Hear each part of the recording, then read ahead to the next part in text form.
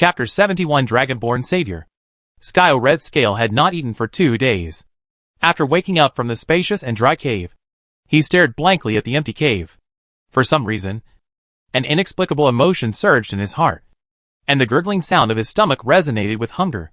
Before he met the sea dragon Best, his wife Fila and son Longjia liked this cave very much. And he liked it too, because it was big enough. It was one of the largest caves in the dog-headed tribe. Except for the patriarch. There were even small caves for storing treasures. Although there were only some worthless gadgets, glass fragments, and shiny small stones. But the Skyo family liked it very much. And the cave was so big. All this was due to Skyo Red Scale Excellent Expert Level Miner Level. The level of miners was linked to the status in the dog-headed tribe. After all, the more such talents there were, the greater the probability that they would become vassals of the real dragon and get the real dragon affirmation. Every swing of the pickaxe in Skyo hand can accurately hit the weakest part of the rock. And the stability of the channel dug out is also extremely solid and tightly sealed. It can also accurately distinguish the amount of, or in which direction of the soil, although it has never been used. It is indeed engraved in memory. The patriarch once commented that it may be the most outstanding miner in the history of the Red Scale clan. And it will definitely serve Lord Kurtamak, the god of kobolds, after death. However, unfortunately, there is no mine in the Kalanda sewer for them to dig as much as they want to show their skills. So most of the time, these dog-headed people can only be bored in their own nests, developing their digging skills. Most of the trap caves at the entrance were made by Shigeo and his wife Fyra when they were bored.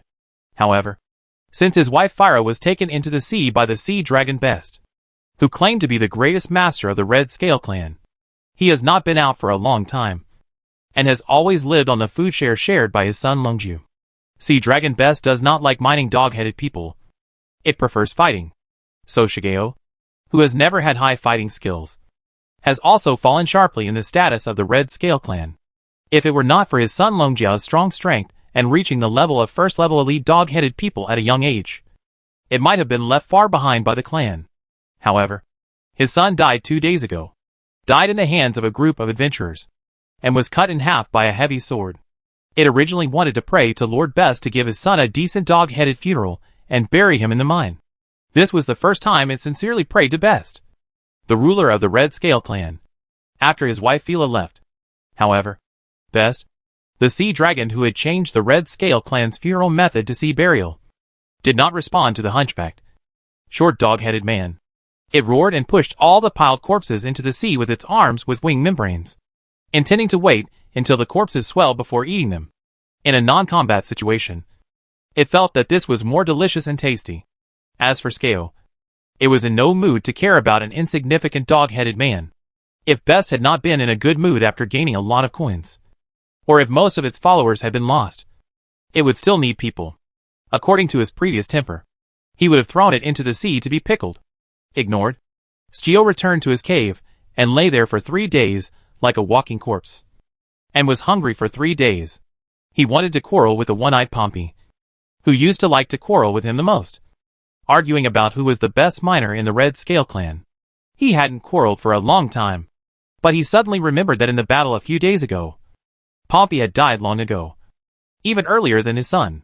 The one-eyed man who once scolded him for not having a dragon face was completely blind this time and died. He cut his eyes and jaws diagonally from top to bottom, leaving only a little skin. If it weren't for the obvious round white spot on the chest of the corpse, Skyo really couldn't believe it. It was him. The memories continued, and he didn't know how long it had been. He heard a sound coming from outside the cave. As if it was Hula? Hula? The voice of the goblins? Do those goblins dare to come to the Red Scale clan? It seems that it is really old. In the past, when they were young, when they went out, the goblins had to unite to resist. Although Skyo's actual age is in the prime of the kobolds. But it looks like an old human woman. It has lost all its energy and spirit. It curled up and closed its eyes in the dry cave, waiting to die. Immediately afterwards, the new kobold leader's scolding and cursing came from the nest. It wanted to send people out to capture those green-skinned cubs who dared to mock the kobolds and sacrifice them to the master of the sea dragon Best. Not long after, the first group of the Red Scale clan went out.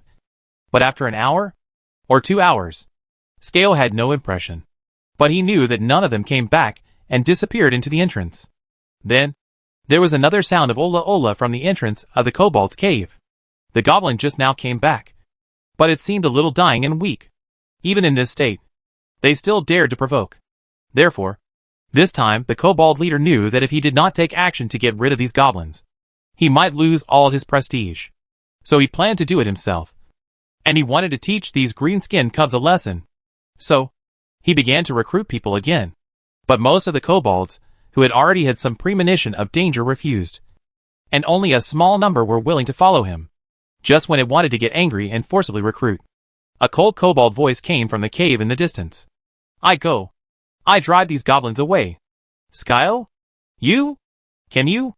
The kobold leader naturally recognized that this man was the father of his companion Longhorn, who was said to be the best miner of the Red Scale clan. But he sneered at this. What's the use of a miner? Power is eternal. Only power is the best shortcut for kobolds to please Lord Best.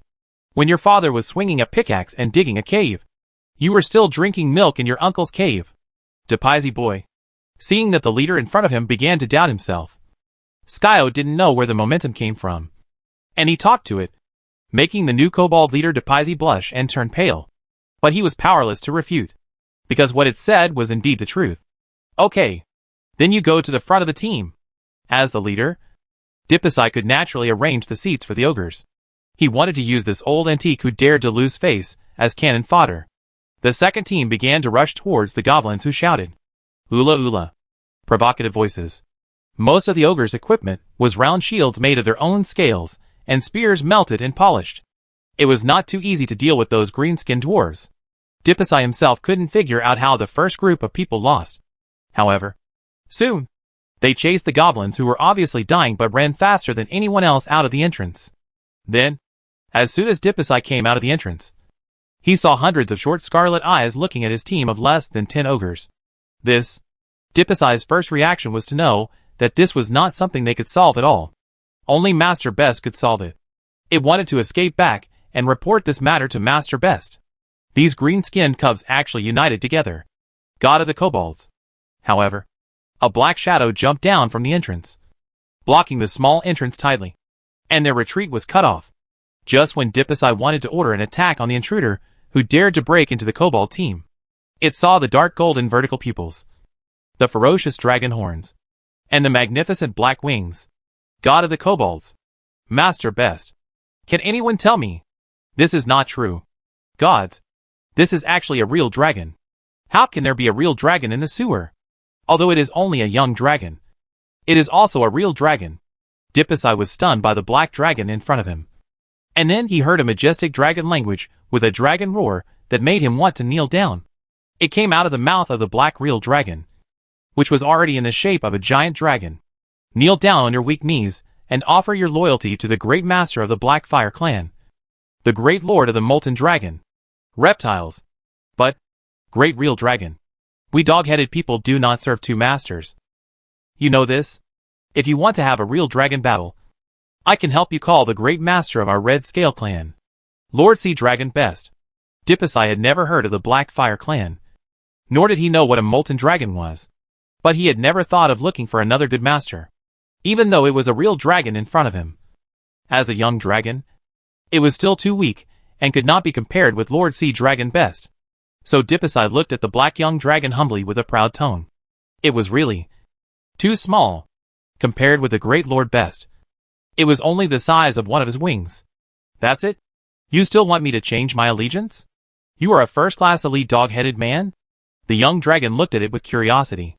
Depisy raised his neck and nodded vigorously. Yes, I am the dog-headed man leader appointed by Lord Best.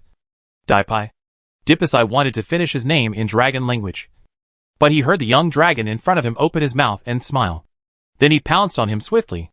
Depisy only had time to raise his shield to block it, but the huge force from the shield still made it press to the ground by the sharp claw owner, unable to move. That's good. This time, it won't be wasted. It wanted to struggle and say something, but it heard the black-scaled young dragon in front of it say something that puzzled it. But this doubt could not be understood until its consciousness disappeared. The sharp claws of the black-scaled young dragon had already pierced its heart. Gordon stepped on the elite dog-headed man. decomposed the white light ball shield mastery, and added it to strongness. It sensed the strengthening of its physique, and then looked around at the remaining dog-headed men who were a little flustered but still determined, and shook its head helplessly. It knew that it seemed that the gap between itself and the sea dragon beast was too big. Even if these dog-headed men knew that it was a real dragon, they still couldn't bow down. There was no way. The size difference was here. No matter how stupid these dog-headed men would not surrender to such a weak master. Just now, it threatened with death. But those dog-headed men still refused to recognize it as their master. Just when Gordon wanted to give up the plan to subdue the dog-headed men, he heard an urgent voice.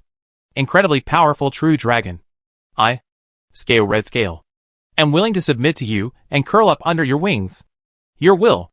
I will use my life to fulfill it. Please accept me as a servant who is good for nothing but loyalty. A hunched figure suddenly walked out of the kobold tribe, knelt on the ground, and prostrated himself at the feet of Godin. Using the most noble kobold etiquette, he touched Godin's claws with his forehead and let his scalp be pierced by the claws. I accept your loyalty. Godin naturally did not despise him, although he was old, weak and disabled. As long as he was willing to submit, his plan would be easier to implement. It had a title column, so he was not afraid that it was pretending to submit. As long as there was movement in the title column, it meant that it was indeed wholeheartedly submitting. Therefore, Godin opened his own panel again as soon as he agreed. Sure enough, the kobold in front of him was truly submitting. Next to the title column Blackfire Overlord, there was a twisted font composed of. It soon solidified into shape. But it was not the title of kobold slave, tyrant, ruler, nemesis, etc. that Godun had thought of. Instead, it was Savior of the Dragonborn. Godun clicked on the information in the title column. Chapter 72. The plan begins. The sewer. The entrance to the kobold's lair. Gordon was staring at the title added to the panel under the gaze of many goblins and the captured kobolds. Title Savior of the Dragonborn. As soon as you appeared, you, who have the blood of a lava dragon and a true dragon, instantly saved and subdued a dragonborn who was in despair. Although it is only the smallest kobold among dragon-like creatures, there is no doubt that you are now a majestic and godlike existence in its mind. You let it see what the dawn of the night is. It now extremely worships you, a true dragon with pure blood, and you have completely become the savior in the eyes of a kobold. Effects: 1. Dragon breath strengthened up. 2. Its loyalty is 100. And it will never drop until it meets the next true dragon stronger than you. 3. Unlocked. There are also small light blue words under the title effect. The same as Blackfire Overlord. Savior of the Dragonborn. 1. 10. The meaning is self-evident. The next unlock needs to wait until the 9 desperate ones surrender. Gordon looked at the title, and then glanced at Scale, who was still kneeling on the ground. It looked at the hunched and thin dog-headed man, and couldn't help but wonder how miserable this dog-headed man must be to pin his hopes on it. It now looks like a young dragon in its growth stage, only 2 or 3 times larger than when it was born. Compared with the old sea dragon beast, the size is very different. But Gordon didn't ask much. He directly put on the title that had been condensed in the title column. After putting on the title, Gordon's body did not seem to have changed at all. But the elemental energy in the blood and the core organ of dragons, the basal blood vessels, quietly began to change violently. In less than 10 seconds, they grew a lot. The proportion of manic elemental energy in the blood increased, and the strengthening of the basal blood vessels made Gordon feel that its ability to transform elemental energy was further strengthened, both in speed and quality. However, it couldn't spray a throat to test the water now, so it could only suppress the desire to experiment. Anyway, there would be a chance later, so there was no rush. As a hunter, the real dragon had the patience. So, it began to explain its plan B to the hunched dog-headed man Shigeo in front of it. That is, if it successfully subdued the dog-headed man, how should its plan be extended until the sea dragon beast entrenched under the cave ocean was completely eliminated? Gordon made a total of 4 plans from A to D, from easy to difficult. Plan A is the simplest. That is, when these dog-headed people see it, they will change their sides and kneel down completely under its claws, leaving the sea dragon beast isolated and helpless in the water. Plan B is that as long as there is a dog-headed person willing to surrender, this plan can be implemented, which is convenient for luring out the dog-headed people who are still in the nest, and catching them all in one fell swoop without alarming the sea dragon beast. As for Plan C and Plan D, they will take the risk of alarming the sea dragon beast and eliminate these dog-headed people one by one. This is also the reason why Gordon brought so many goblin followers. He can't handle so many dog-headed people alone. If he is not careful, he will lose everything. Gordon even made the most extreme retreat plan, including the goblin candidates for sacrifice. And he has already decided which batch to give up. However, Gordon, who had already spent money, did not believe that this would happen. But normally, at that time, success or failure would all depend on luck. If the old sea dragon saw the real dragon shrinking its head and hiding in the water, then Gordon would have no way to deal with it. It could only wait until it could beat the sea dragon beast in the water in the future to see about this escape route. As for communication, it had not thought about it. This cunning and fierce dragon beast might try to communicate with evil creatures of the same strength as it. But it is also easy to betray. In their hearts, the law of the jungle is the law of nature. And there is no such thing as justice and compliance with the spirit of contract. After all, even Tiamat, the mother of evil dragons, is not known for keeping her word. This time, the real dragon and the dog-headed man communicated for 10 minutes. During the communication, Gordon also understood his first new follower, the dog-headed man Schio. No wonder he fell into despair and regarded it as the savior. He is an old unlucky guy. First, his wife was devoured by the sea dragon beast. Then his son died in the battle with the adventurer. And finally, not even his body was left, becoming a meal for others. No wonder it longed for a real dragon to save it, because in its heart, it had thought countless times that if a real dragon ruled them, the result might be completely different. After all, real dragons are not interested in creatures like kobolds. Although they refuse to admit that kobolds, such reptiles, have a blood relationship with them. But they will never eat such things. Only those dragon beasts with no intelligence at all will eat the meat of kobolds. Just like humans will not eat the meat of other humanoid creatures unless they are in desperate situations. Most of the hunting activities of the real dragon are not for physical needs, but to satisfy the appetite. After the conversation, the dog-headed man lowered his eyebrows and eyes, and looked like he was listening to the instructions of the real dragon respectfully. Soon, the indifferent voice of the black real dragon came from above. Did you hear everything I said? Schio. And Schio, whose heart had long been burning with the flame of revenge, nodded heavily, and the blood flowing from the wound on his forehead was thrown onto the gray stone slab. I heard it clearly, Master. Schio's voice was no longer as decayed and withered as before, but with determination and strength. The voice was loud and energetic. Even Gordon looked sideways. When he first saw it just now, this dog-headed man still looked dying and old. Only Schio knew it in his heart. During the conversation, it neither exaggerated nor belittled the strength of Sea Dragon Best, and told Gordon everything. What it didn't expect was that the new owner in front of him had already known about Sea Dragon Best, and the information was no less than that of the dog-headed people who stayed in the nest all day. And it was obvious that they had made preparations. How could Shigeo not be surprised and happy? And how could he not be depressed? In addition, Gordon's preliminary plan was revealed to it, which made it full of confidence in this war called expansion. People are always blind, and dog-headed people are no exception. At this time, Shigeo had imagined that Gordon was sent by the gods to save it. After all, the dog-headed tribe also has the tradition of being saved by real dragons. Right?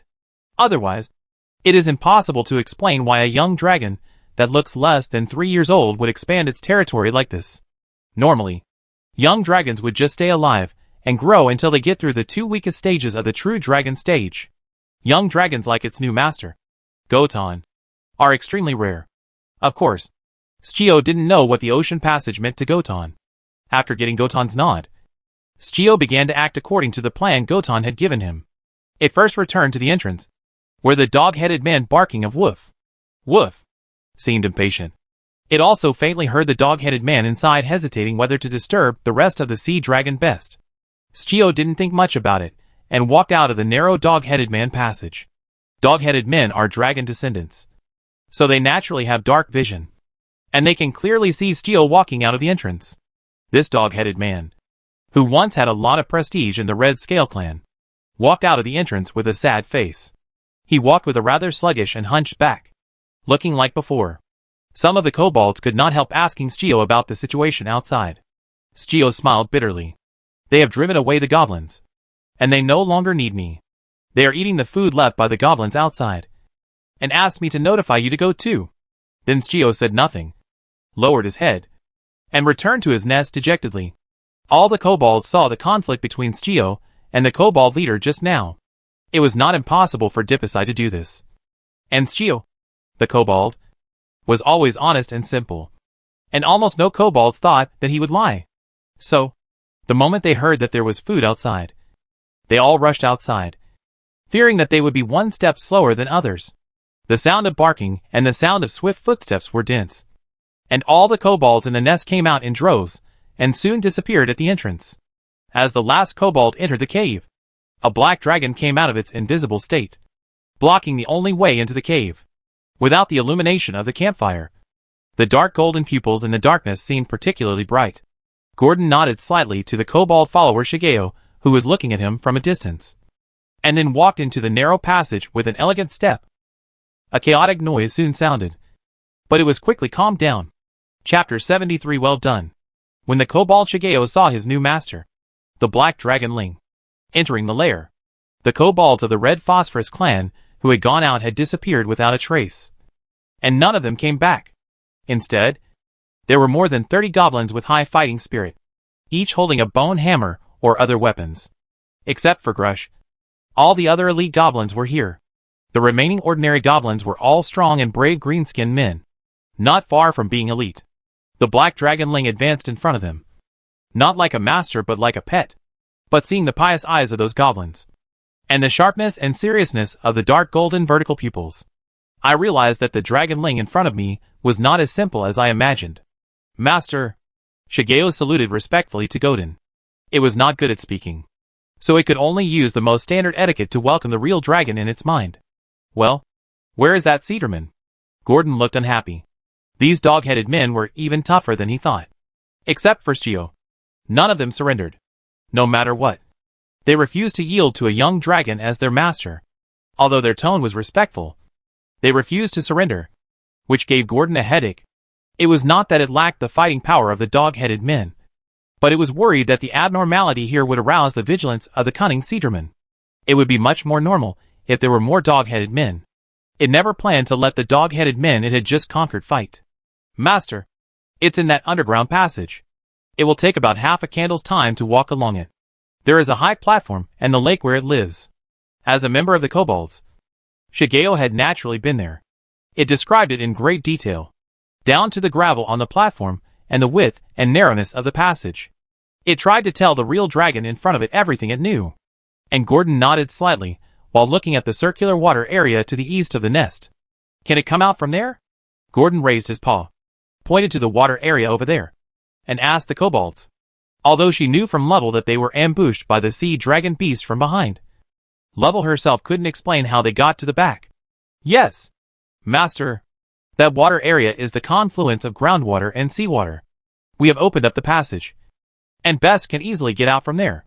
But it hates fresh water. Unless it is necessary. It usually won't take that road. As Shigeo said, he looked at the water area, and his mind had drifted to the past. The beginning of the slavery in the past began with the chief's opening up of the water area. Looking back now, I feel like I dug through hell. Gordon didn't notice the dog-headed man's strangeness, and he nodded slightly. All this was in his plan. Since the sea dragon beast could attack from behind, there must be a secret passage. It's not a mage who can teleport out of thin air. It has already made a targeted method. Master, if you need, I can collapse it. Sceo seemed to see the importance in Gordon's eyes, and he immediately thought of his specialty. Digging. Dog-headed people are good at digging underground. Whether it is mining or building fortifications, it can accurately find the bearing point and know which passage to dig without collapse. But this also means that it can easily find the weak points of the tunnel and destroy it. Oh!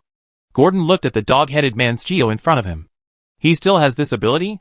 But when Gordon thought about it, it was normal. Isn't digging the best thing for dog-headed people? Otherwise, why do those evil five-colored dragons like to find dog-headed people as their followers? You know, except for the dog-headed warlock. Compared with other races, other dog-headed people are not a little weaker. In normal times, they are only slightly stronger than ordinary goblins. After they advance, they will be directly left behind.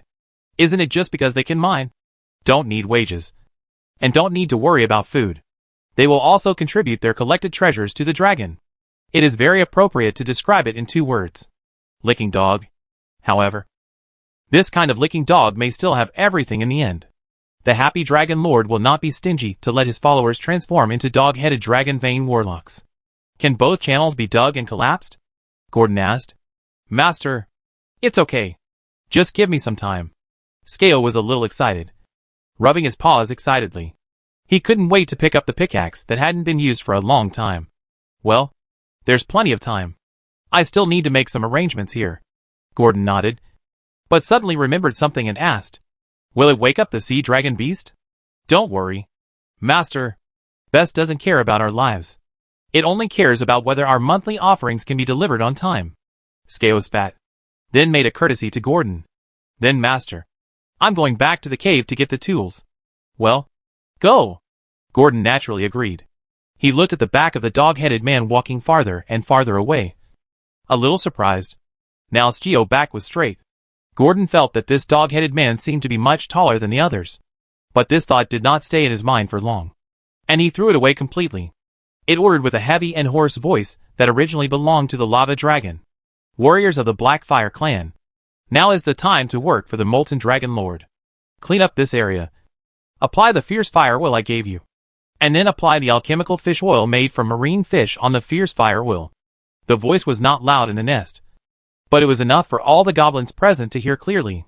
These goblins who had experienced a few days of training naturally agreed to apply the fierce fire oil given by Gordon. This was not the first time they did it. It was just a change of place.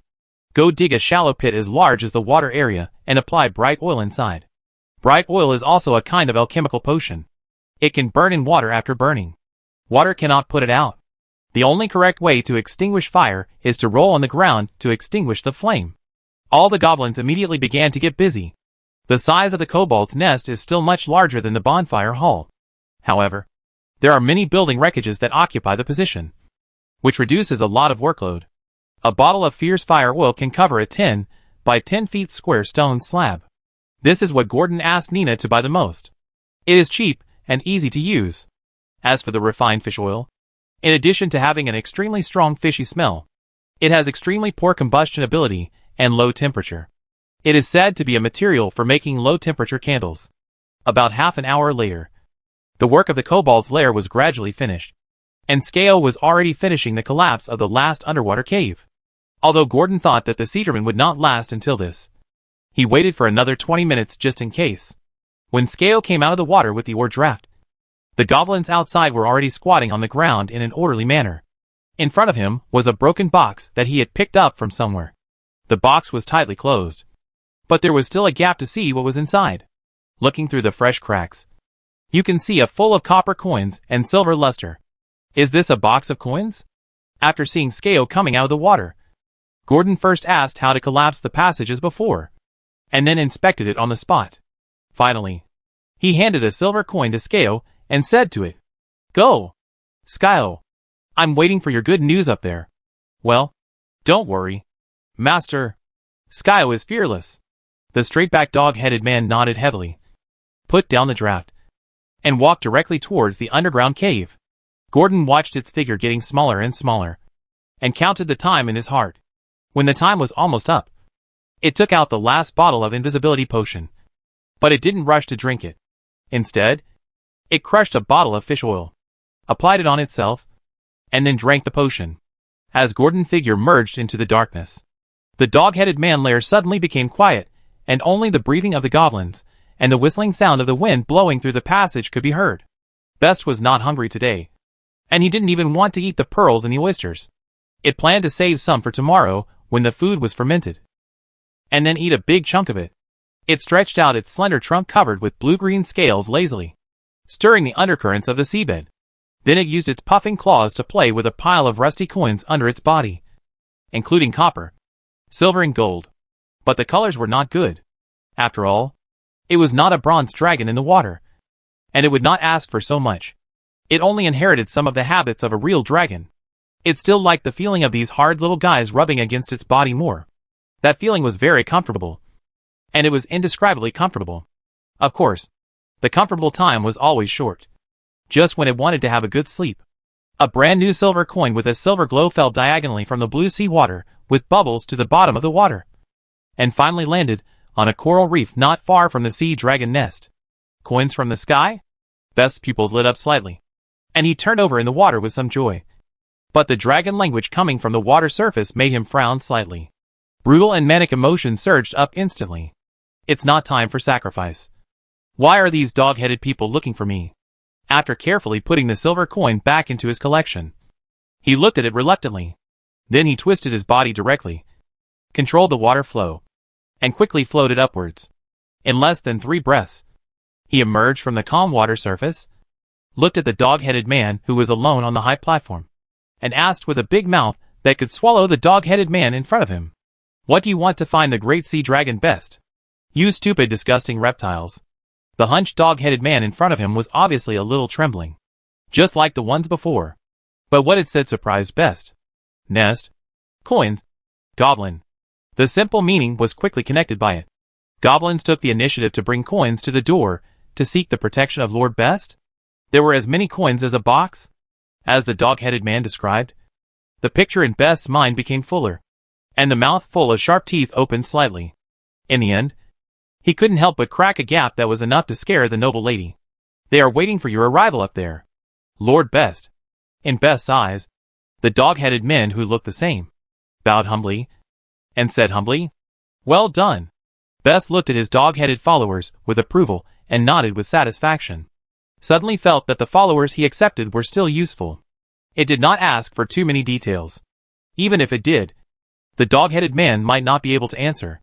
Besides, it did not think that the reptile in front of it would dare to deceive it. So it immediately sank into the water, and went up along the secret passage below. The dog-headed man stood up, waited for 5 or 6 seconds, looked at the water surface where the ripples gradually disappeared, and ran towards the passage. From its agility, it was completely different from its previous hunchbacked appearance. Now, Skaya felt that his whole body was burning, and endless power was flowing in his blood. Chapter 74 Hint. When Best, who was already an old sea dragon beast, swam upstream and emerged from the fresh water that made him feel a little sick. The good mood that was originally about to get a large stack of coins had been completely consumed. It quickly floated to the surface of the water, and its huge body covered with blue-green scales slowly emerged from the empty cave waters one after another, and the purple dorsal fin on its back also stretched out. When it began to look around, Gordon, who was lurking in the corner, was also watching it in stealth. This sea dragon beast, which was a lot bigger than the one in the dragon heritage, was about 20 feet long when its full body was revealed. It formed a sharp contrast with Gordon's full length of 6 feet. No wonder those dog-headed people were unwilling to surrender. Even Gordon himself, if he didn't have a spell scroll, he might be afraid of such a huge monster. Maybe because this sea dragon beast has reached old age. Its blue-green scales are a little glowing black. If it weren't for the strange-shaped dragon wings and claws connected to poo, as well as the somewhat non-mainstream purple dorsal fin of the sea dragon beast, Dark Vision Gordon almost thought it was a different kind of black dragon. But now the script has begun. All Gordon can do is hold his breath and wait quietly for the opportunity. As soon as Best emerged from the water, he looked around and found nothing unusual, then shook off the disgusting fresh water on his body. The feeling of fresh water moisturizing always made it feel like there were seaweed and kelp in its scales, which made it uncomfortable. It greedily breathed in the smell of the sea in the air, which it had never smelled here before. In the past, it was the smell of mold and sewage that made it nauseous. Of course, if someone asked it which one was better, fresh water or mold and sewage, then Best would definitely swallow this person, who was talking nonsense, into his stomach. Becoming food was his only meaning.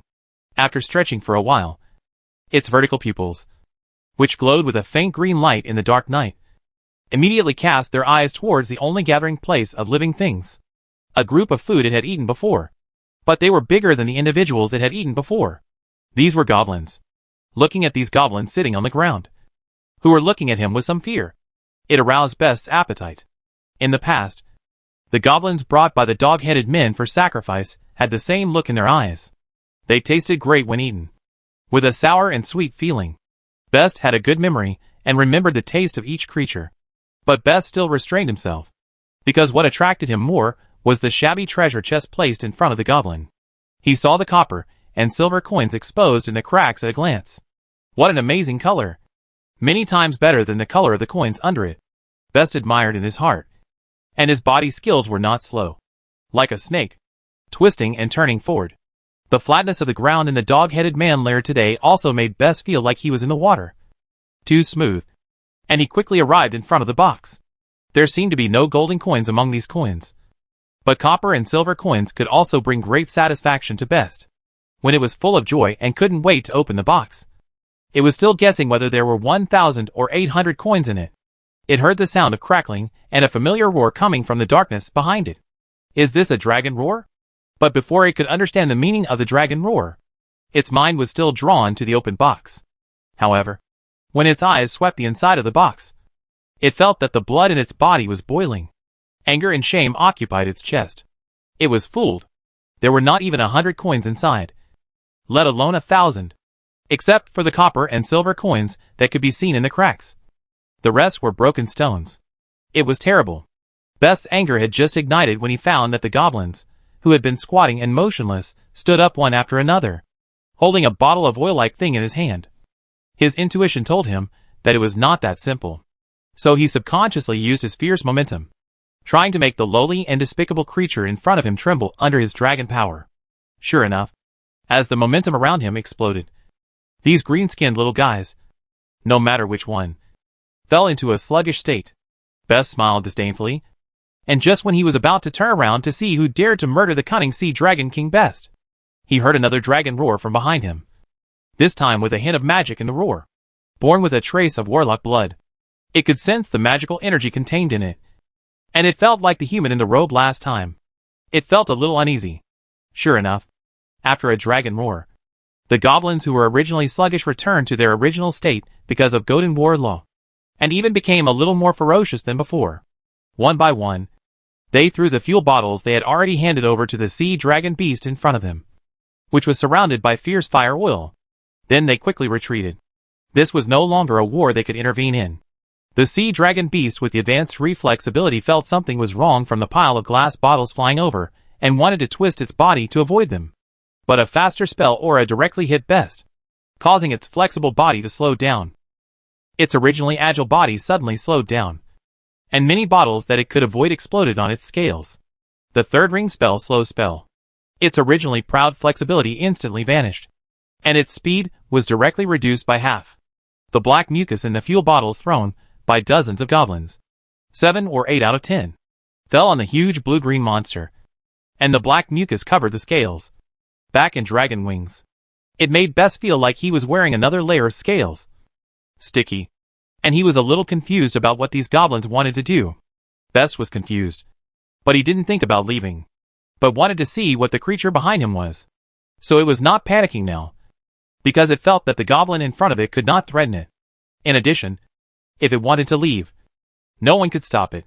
The escape waters were just 100 feet away, and it could reach them in less than 2 seconds at full speed. So when it was covered with mucus, it even turned its head curiously, wanting to see who was so brave to challenge it.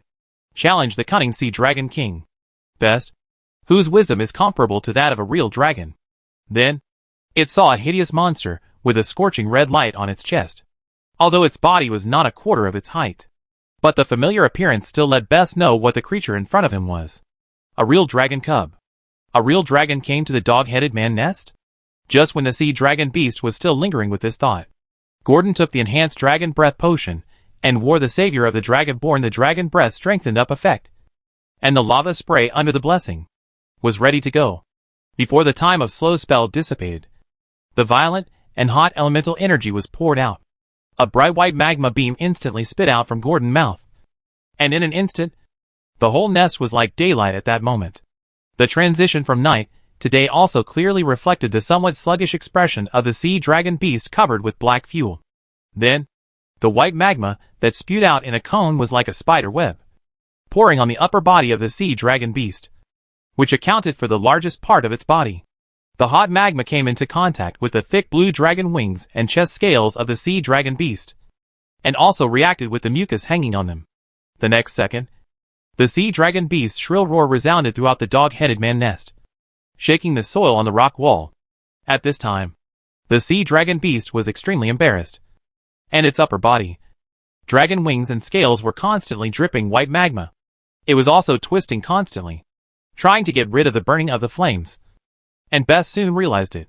The sparks on the ground had already shown a prairie fire surrounding it, ignoring the burning on its body. It looked at the real dragon with dark golden vertical pupils, and the dark green vertical pupils were full of resentment. Bess remembered this grudge. He quickly glanced at Gordon, and then swam towards the waters east of the kobold's lair at a very fast speed. The young dragon could not stop him. Bess was very sure of this. Behind the burning flame, there was another sound of shattering. The scroll shattered in Gordon's mouth, and the blue-white magic aura that overflowed dissipated around his mouth like stars. An invisible spell wave also hit the sea dragon beast that was about to escape at a very fast speed. The third ring spell suggestion.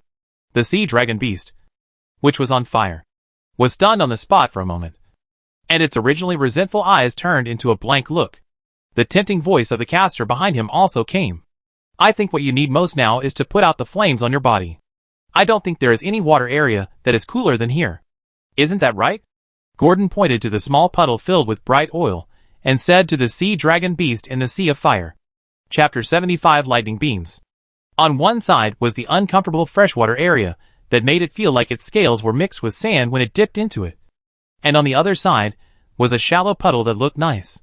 There were not many options for Cedarman. Its mind was blank at this moment, and its cunning and cruelty disappeared without a trace. It began to follow this voice unconsciously, and it felt that what the black dragon in front of it said made sense. Freshwater did not look as comfortable as the puddle over there. Even worse would be better than freshwater. At least the smell over there was better than this freshwater. The effect of suggestion was very useful for Cedarman, which was similar to a wild beast. Its big head would not think too much. It would simply think that Gordon's suggestion was very good, and it was willing to give it a try. Although the suggestion did not last long, it was enough for this Cedarman to roll over in the small pit covered with bright oil.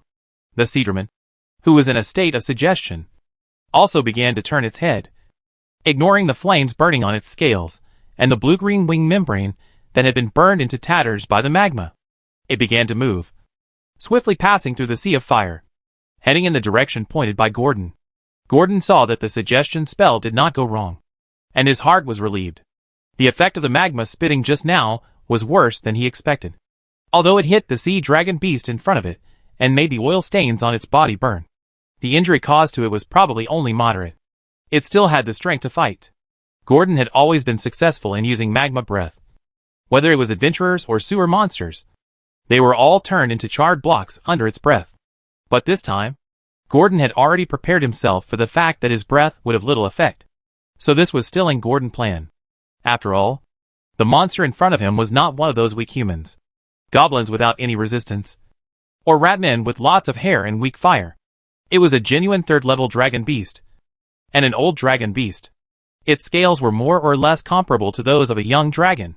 Therefore, it had a certain elemental resistance, and had a certain reduction effect when it was damaged by fire, ice, acid, etc.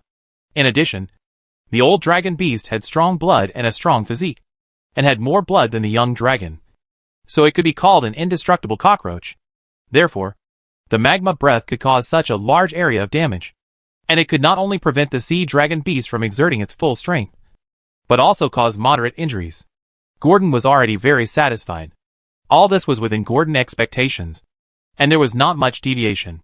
As the saying goes, the curtain opened, and the script was performed as planned. In the blink of an eye, the Cedarman in the field of vision swam on the ground of the burning flame road like a snake at high speed, less than 100 feet away from the puddle. In the world in its eyes at this moment, it was indifferent to the figure of Gordon, the goblins watching, and even the burning flames under its body. Only one sentence echoed in its mind: roll in the cool puddle, and the flames on its body will be extinguished. The pain that made it feel like a maggot on its tarsal bones will also disappear. It is already a little impatient. Looking at the puddle 30 feet away, the corners of the Cedarman's mouth curled up slightly, and its lower body exerted force violently. The whole dragon jumped up like a spring, and its body weighing thousands of pounds was 6 feet off the ground. It quickly approached the rugged shallow puddle that was about 40 feet by 40 feet in size. That place was enough for the whole dragon to lie down. Just when the sea dragon beast touched the cold and shiny puddle, Gordon knew that his time had come. And he no longer hesitated and crushed the spell scroll that had been prepared in his hand. The first level spell, Giant Transformation. It can double the size of a creature that does not exceed the standard size of an ordinary human. Note, even dwarves have the right to pursue happiness. A dwarf wizard, who is determined to experience the customs of the Io continent, declared. Gordon's body suddenly rose a bit. And his body suddenly increased from less than 6 feet to more than 10 feet. As if it was illuminated by a magnifying glass. The effect of the giant transformation made Gordon feel like he had experienced the taste of being a young dragon in advance. But time was limited. And Gordon had no time to sigh. It rushed out like the wind. And as its body moved, its skeleton continued to grow rapidly. Until it was 14 feet long and 5 feet high. And then it stopped slightly. The dark golden vertical pupils turned dark red. And the violent temperament on its body was already revealed. There is no doubt. The violent state has been activated. On the other side, the sea dragon beast has woken up. After contacting the puddle, the flames covering its body were like swallowing some great tonic pills. And it instantly doubled. The entire puddle was also covered with flames. A veritable sea of fire. And the sea dragon beast, who fell into the center of the sea of fire, had not yet woken up. The fact that he had just been hit by the spell of the caster. Just when Cedarman was regretting and wanted to get up and leave the center of the sea of fire, a black shadow over 5 feet high suddenly appeared in the flame wall. The black shadow walked in the flames. And the extremely hot flames in Cedarman's eyes were like a well-behaved cat under it. It seemed to be intimidated by its ferocious face and dark red vertical pupils. Is this the young dragon just now? Cedarman looked at the young dragon with some disbelief, which had more than doubled in size, and was covered with thick scales. This is not a young dragon. It is no less than an adult Cedarman. And judging from the momentum, it is not those ordinary real dragons, but similar to those real dragons that can reach the 3rd level of gold dragons and red dragons when they are young. Great. Just when Cedarman was thinking about how to call the real dragon in front of him, Gordon walked to a certain distance and did not give it any time to speak. Directly bend his limbs slightly. Charge. An invisible gust of wind suddenly burst out from its scales, forming a huge wind column visible to the naked eye, blowing the surrounding flames crooked to one side. And Gordon's huge body also relied on the powerful thrust of the wind to directly hit the stunned sea dragon beast. Bang! The scales collided, and the flesh made a real collision sound. The sea dragon beast, who wanted to beg for mercy in dragon language, was suddenly knocked onto the rock wall with caves behind him. With the sound of rocks sliding down, the words of the sea dragon beast finally came out. Great true dragon. Best is willing to surrender and follow you until death. The dragon language was a little stuttering, but the meaning of begging for mercy was very obvious. Just like a weak sea dragon who wanted the abuser to stop his means. However, there is a saying in the Metal Dragon tribe. Never trust a cunning and evil dragon, whether it is a dragon beast or a real dragon. What they say is even more false than what the goblins, who enjoy playing tricks on people, say. Okay. I accept your surrender. As soon as Cedarman finished speaking, Gordon glanced at the title column on the panel without any movement, and said expressionlessly, "In the flames." Gordon's voice without any emotion was hoarse and powerful, and it was transmitted to the ears of Cedarman Best, just as Best was secretly happy and wanted to say the next sentence, and continued to communicate with the black dragon in front of him, who was as strong as a red dragon. Then he saw the ferocious black young dragon spread its wings from the flames, and flew straight to himself under the wall. The cold blade on its claws showed its attitude. A dragon must die here today. As an amphibious creature, Cedarman's melee ability on land can be said to have dropped to the freezing point. All the superb fighting skills and agility underwater cannot be used on land. This is the only advantage of Gordon. However, he still did not let down his vigilance. He remembered that the sea dragon beast in front of him had the same breath damage as the bronze dragon and the blue dragon. The spell-like ability of lightning breath beam lightning. Sure enough, the sea dragon beast, who claimed to be in a desperate situation, began to fight hard. Its scales began to emit a crackling sound of electric light, which was indescribably in harmony with the sound of the blazing flames. I saw blue lightning flashing in its mouth. This is the strongest killing method of the 3rd level old sea dragon beast. And it is also the core spell-like ability that can wipe out an adventure team. Beam Lightning. At the same time, when Gordon saw this scene, there was a crackling sound under the gap between his teeth. The scroll of the second ring spell Energy Protection worth 150 gold coins shattered. The blue-white magic aura was pulsating in the flames. An invisible circular energy barrier covered the entire body around Gordon. Its dark red vertical pupils looked at the lightning beam in the distance without fear. Chapter 76 Ending. The blue beam lightning in the mouth of the sea dragon beast, which was slightly lighter than the color of its scales, was ejected not long after Gordon released the energy protection scroll. In the dark cave, a thick lightning with a twisted Z shape suddenly shot out from the wall illuminated by the fire, and hit the dragon body covered with black scales of Gordon without reservation. Originally, when Sea Dragon Beast saw that his beam lightning was about to hit the abnormal huge black dragon, he was relieved, thinking that this dragon was arrogant and disdained to dodge its lightning. You know, its beam lightning is a powerful spell that can directly stun even those second-level sea lions such as aquatic monsters with strong physiques. Those adventurers who dare to enter its territory will be directly electrocuted to emit a burnt and scorched smell, whether in the past or now. Its lightning beam had never disappointed him once. And even once was not enough. Just when Best wanted to see the young dragon in front of him getting embarrassed, he saw the lightning beam hit the young dragon accurately. In the air, a purple magic ripple appeared out of thin air 3 feet in front of the young dragon, blocking the lightning attack. Best could only watch the shield completely absorb the lightning before it slowly dissipated in the air. The caster's method? Another spellcaster's method. If Best was a humanoid creature, he would definitely show a gnashing of teeth and a grin. The former expression was because the caster's scroll had put him at a disadvantage many times. The third-level strength could easily crush a young dragon, even though it was a young dragon of a real dragon. But on its side, it felt like it was being beaten by the dragonfly, leaving it with little choice. As for the latter, the flames on its body had not yet been extinguished, and were still burning tenaciously. The fire was getting stronger and stronger, even though Best's scales were comparable to those of a dragonfly. Under such high temperature, he felt that his body was beginning to be extremely dehydrated. The numbness he had originally felt from the burn had now recovered. Even if he was physically strong, he could not stand it. Of course, he was even more angry about how much gold coins the dragonfly had spent to defeat him. Although Best had no idea about treasure, he was still sensitive to magic items, scrolls and other spellcaster items, and knew the price of a spellcaster item. It was worth a fraction of the collection value in its nest. This was a price that an adult sea dragon beast would be afraid of. On his side, Gordon watched indifferently as Bundle Lightning disappeared under the offset of energy protection. Its ferocious head showed no expression, and then it swallowed a potion with a similar effect to stone skin in front of the sea dragon beast. It was about to start a dragon fight, so it would not be stingy with the money for the potion. Since it had bought it, it had to use it. Otherwise would it hide it as a dragon treasure? It didn't have that habit. The gray and white mottled color quickly appeared on the black scales on Gordon's body, and even the brown-yellow abdomen turned pale. The body seemed to have grown a point because of the stone skin potion.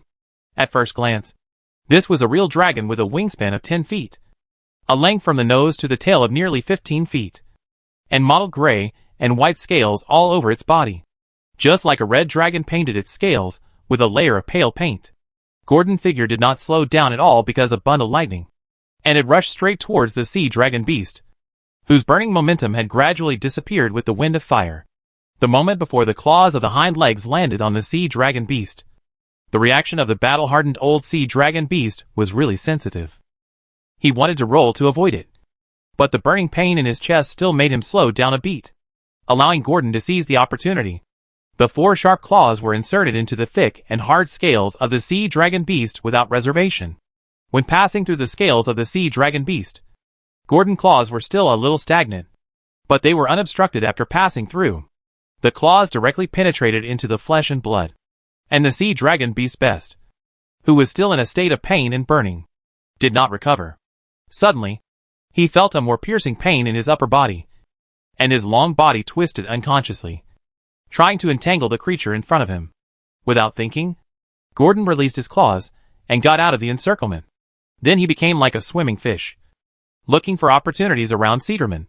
But Cedarman also defended in an orderly manner, preventing Gordon from attacking its weak position, the most fatal throat. Just now, Gordon did aim at that position. But because Cedarman was too vigilant, the attack failed. Time passed by minute, and Best, who was already a little impatient with Gordon's non-stop attacks, a trace of determination flashed in his eyes, and a ray of blue lightning suddenly appeared in his mouth again. The dorsal fins all over his body also burst into blue sparks from the sluggishness. Best knew that if he continued to waste time, the injury on his chest would worsen, and he would surely die with his reduced physical strength. So it decided to use its last trump card. 2 consecutive beams of lightning. This was all thanks to a talent it learned from its bloodline when it was old. Dragon Super Breath Talent. Breath recovery with dragon blood. You can use 2 consecutive breaths in a short period of time. But the price is that the elemental energy in your blood will be drained for a certain period of time. And you cannot use the breath weapon again before the elemental energy is restored. The sudden lightning on the sea dragon beast startled Gordon. But it no longer had energy protection, so it could only try to avoid the lightning. But this close-range beam of lightning is not so easy to avoid, and it is almost impossible to avoid it without advanced reflexes. The lightning hit Gordon without any hindrance this time. The strong high-voltage electric current penetrated the gray-white stone of the stone skin technique without any hindrance.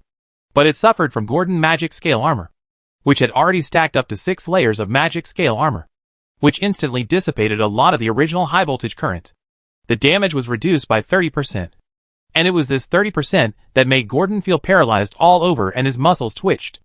However, it was not completely paralyzed by the electricity, and its claws could still move. But it still curled up stiffly and turned its back to Cedarman, secretly groping in the dimensional bag. In order to cover up, it deliberately folded one dragon wing and opened the other. It deliberately drooped on the body to cover the upper limbs and head, making it look like it was electrocuted into a puddle of mud.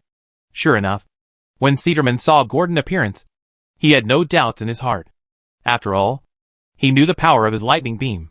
Therefore, Bess was now full of joy, and the state of depression after the exhalation had recovered a lot. It forced itself to swim and crawled in front of Gordon. Hee. You are destined to fall at my feet, young dragon. Just as Best announced the defeat of the dragon in front of him. Crack with a crisp sound. The crescent-colored divine light floated out from under the dragon wings. Worth 80 gold coins. The first-level spell strong healing spell scroll made by the priest of the moon goddess Suluan Temple, and commissioned by Fran Willow to sell exploded under the cover of the dragon wings. Although the price is almost catching up with the price of the second-level ordinary spell scroll. Its effect is really good, and it is just right to use it here. It can not only heal moderate injuries, but also eliminate ordinary negative states in the body. Whether it is paralysis, fear, poisoning, burning, freezing, sleepiness and other effects, it can be removed. Gordon, who was instantly relieved of paralysis by the light of the moon, sighed faintly. Really? This time, the defenseless Cedarman exposed its most vulnerable part to Gordon. The soft throat under its jaw. The gray-white stone coating had been completely removed by beam lightning, and Gordon's scales had become shiny black again. While speaking, it suddenly jumped up and bit Cedarman's throat. Its sharp teeth, like claws, easily broke through the scales that were softer than other parts.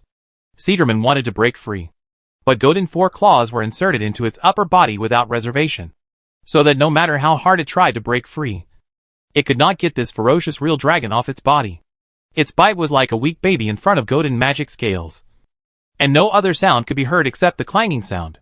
The strength of its struggle became weaker and weaker as Gordon sucked the hot blood, until the end, the cunning and malice in its wide-open dark green vertical pupils had disappeared without a trace. Instead, it was replaced by a gray, hazy, dead light. At this time, in the hall of the kobold's lair, besides the sound of burning flames, there was only the sucking sound of a beast. Chapter 77 Harvest. The afterglow of the flames shone on the 2 entangled dragons, and the firelight reflected by their own scales was amazingly magnificent. What perfect 2 creations of God! Especially the winner of this battle. A 5-meter-long real dragon. The blood of the dragon beast below flowed on its ferocious dragon head and teeth, and its slender neck was constantly swallowing. The shiny black thick scales covering its body were like the most exquisite works of art, shining in the firelight, and the small but majestic back like a mountain range, thick and steady, immovable like a mountain. The dark red vertical pupils were even more chilling. However, this posture did not last long. and it collapsed as the winner let go. As for the reason, of course, it was because Gordon saw a bronze ball of light floating out of the body of the sea dragon beast. So it decisively let go of its mouth. Only after the light ball emerged. It was true death. Gordon rejected all unstable factors. The first thing to do after opening his mouth is to clean up the mess and enjoy the sweeter fruits of victory. The talent fragments. Although the dragon blood of the sea dragon beast does taste like the sea, sweet and sticky, sucking it is like sucking yogurt. But in front of the temptation of higher level talent fragments, it is not worth mentioning. The bronze light ball was absorbed into Gordon's body almost 2 seconds after it appeared. But it was not in a hurry to see it now. The first thing Gordon had to do was to find a more suitable place to recover. After all, it didn't know what else was in the lake and the underground cave in the dog-headed man nest that it didn't know. Although through the personal experience of the girl level and the supplement of the dog-headed man's geo. But Gordon still did not relax his vigilance. What if the sea dragon beast is a twin brother like a certain black dragon? And there are 2 of them. It would be embarrassing. It needs a safe enough distance and a hidden place. Soon, it found a place with burning flames near the exit, covered by the wreckage of a building. It took a step and summoned some goblins to guard the entrance of the cave. It hid in the still burning sea of fire and laid down near the exit, with its head facing the passage. Always alert. After confirming that there was no danger around, Gordon began to remove the frenzy state and began to recover from the weak state. But it did not forget to let a goblin bring in the dog-headed captive outside. After all, although the entrance to the dog-headed man nest is remote, if an adventurer happens to see the dog-headed man being captured, it may cause a wave again. Today, Gordon felt full and didn't want to deal with those adventurers anymore. After it issued a series of orders, the initial giant spell was invalid after the time limit. Its body once again changed back to the length of less than 6 feet. The appearance of a young dragon. But now Gordon didn't have the mind to feel the feeling of his body shrinking. He was now overwhelmed by a heavier feeling of weakness. It can be said that in the face of this weakness, he didn't even want to move his tail. He just wanted to be a salted fish dragon and quietly enjoy the roasting of the surrounding flames. However, Gordon was still able to concentrate on checking this new harvest. The bronze-colored light ball obtained from the sea dragon beast looked different, and it seemed to be a higher level talent. Gordon couldn't wait to use his consciousness to touch the flashing green dots in his retina. The light blue panel, like a corrugated plate on the water's surface, unfolded in his field of vision, and the brief data was refreshed in the list. Gordon took a look and found that the progress of analyzing the talent fragments was still 40%, and it seemed that it would take a while to complete the analysis. However, in addition to the bronze-colored talent light ball, Gordon also found that there were some differences in his panel. In the talent list, several first-level talents have undergone subtle changes. Gordon's memory is not bad, and he saw the difference at a glance. They have all grown. Whether it is endurance, big eater, or strong, dual weapon combat, these first-level talents have automatically increased a little. I don't know if it is the growth brought by the body after the battle, or something else, but there is no doubt that this battle made it grow. The only explanation Gordon can think of is probably the reward obtained after killing monsters above the level. Because even ordinary young dragons without a panel will grow a lot after a difficult hunt. So it makes no sense that it won't grow. Although it's only the first level talent growth. It's free. So Gordon is still very happy. The only regret is that the second level talent still doesn't seem to improve. And the list value remains unchanged. It seems that only talent fragments can be accumulated. Just when Gordon was thinking this, swish! Another line of data refreshed. And the talent progress of the test finally jumped. Detection successful. Detected as the third level talent breath recovery. Do you want to activate the talent? Yes. Just by looking at the name of this talent, Gordon knew that it was a rare and good talent, and confirmed the activation without thinking. Breath recovery just like this. It stood out in Gordon's talent list, and it was very conspicuous. The description of the talent breath recovery was just as Gordon thought. It was indeed possible to spit again in a short period of time. But it would take a longer time for Gordon to recover. But for Gordon, who could only use the breath once a day, these were not a big deal. The previous doubts in his heart were also solved. No wonder the sea dragon beast could use lightning beam twice in a row. It turned out to be because of this. Breath recovery after the talent fragment was integrated into the body. Gordon immediately felt that it was sensitive to the use of the blood vessels of the organs in the body. And it was even more familiar with mobilizing elemental power. It even felt that if it wanted, it could spit out a cone of magma from its mouth like before. Although it was not as fierce as before, it was enough. The lava breath could be used again, giving Gordon some insignificant sense of security.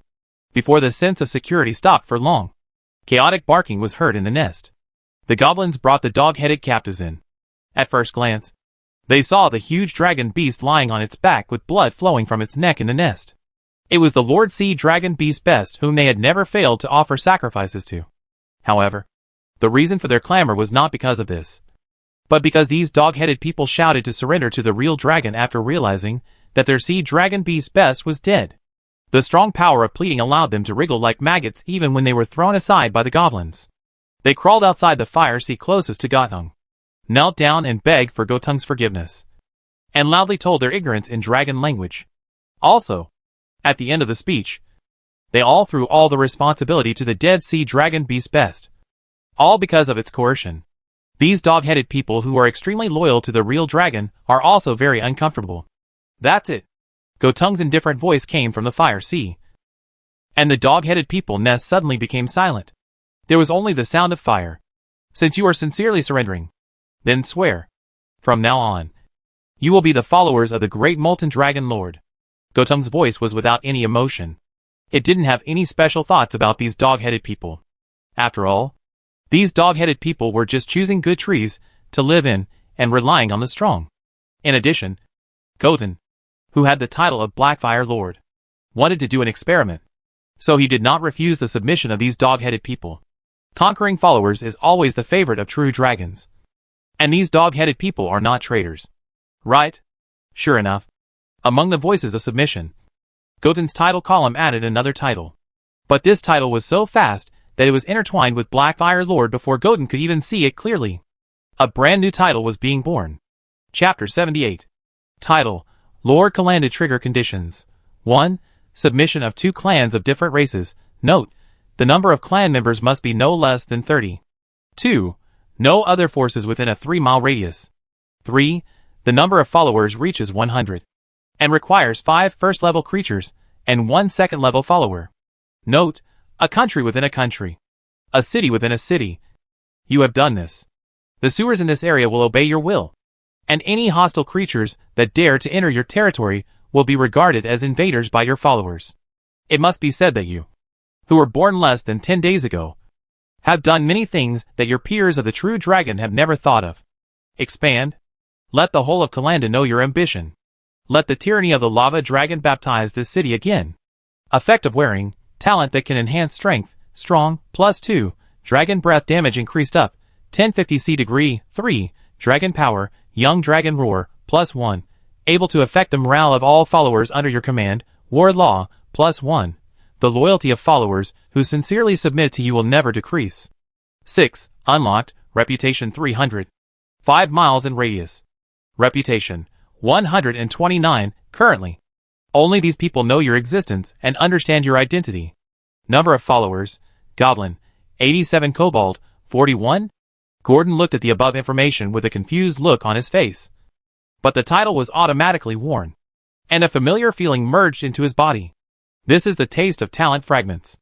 Gordon is already familiar with this feeling. Its talent list also began to change again. This change made it unable to react, and it could only quickly digest it.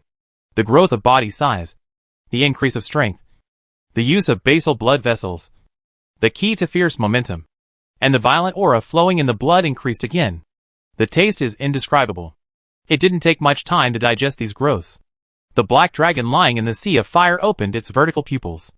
At this time, its body length was already 7 feet. If it stood up, it might be able to look down at Nina. Adding rage, it is estimated that it is not much different from the body after the previous transformation. It began to interpret this new title system word by word. It didn't have any intuitive feeling about the previous power-up, Dragon Breath Up, and Dragon Power Up. Now that the 2 titles have been merged, the effect is completely different from the past. It directly changed its talent list out of thin air. This effect is real. It's not a feeling of improvement, but a real reminder. 2 clans, Goblin and Kobold. This is a pleasant surprise. Gordon looked at the trigger conditions listed on the title and nodded slightly. But when he saw the last suffix, He was a little confused again. Second-level creature? Where did it get a second-level creature?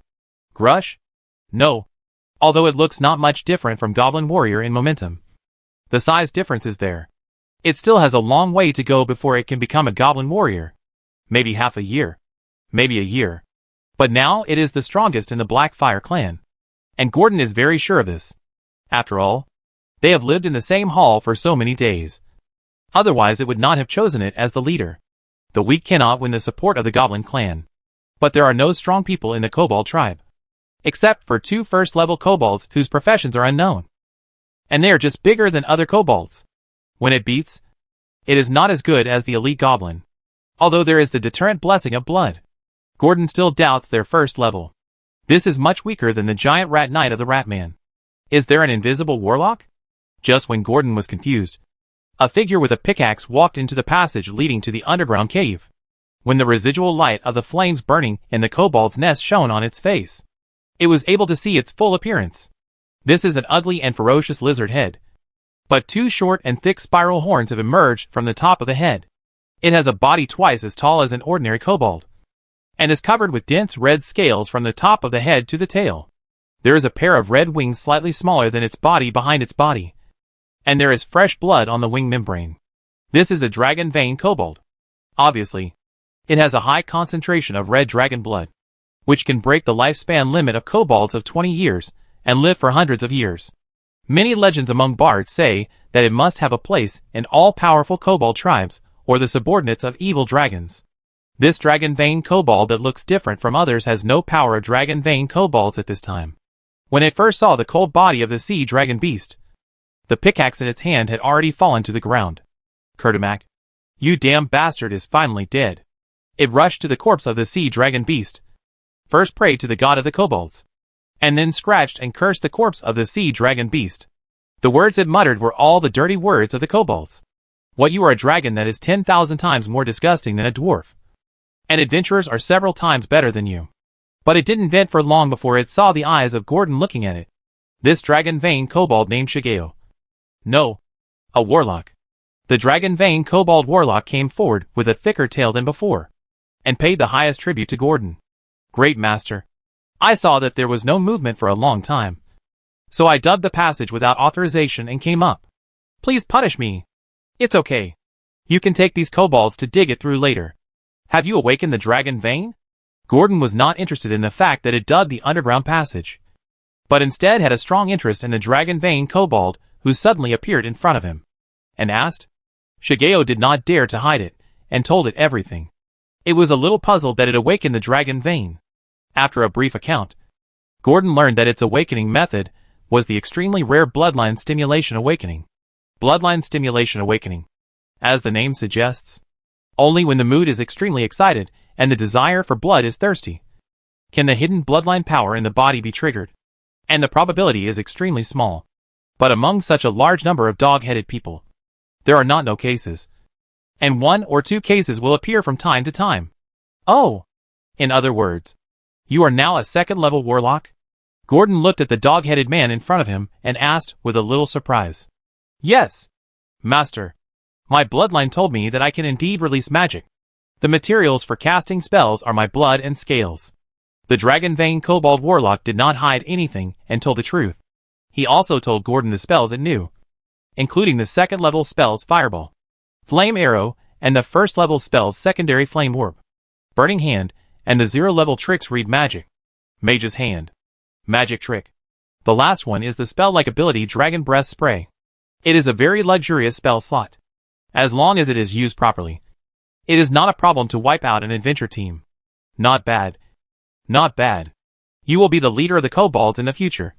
Just like Garrosh. Gordon nodded approvingly, and then gave it the same position as the leader of the Blackfire clan. Now, I need to take a break. You will be responsible for the security here and the placement of the goblins. You will live together in the future. Gordon told Shigeo what he was thinking and closed his eyes. After a big battle, it needs to rest for a while. Just a little while. At the White Horse Inn, the city guards of Kalandua surrounded the inn where the murder occurred. The captain of the city guards is leading a team to investigate the scene. All of them were killed with a dagger. Sir! A middle-aged man with ordinary clothes and ordinary looks, wiped the blood on his hands, and said to the captain of the city guard behind him, "Just a simple dagger?" "Yes.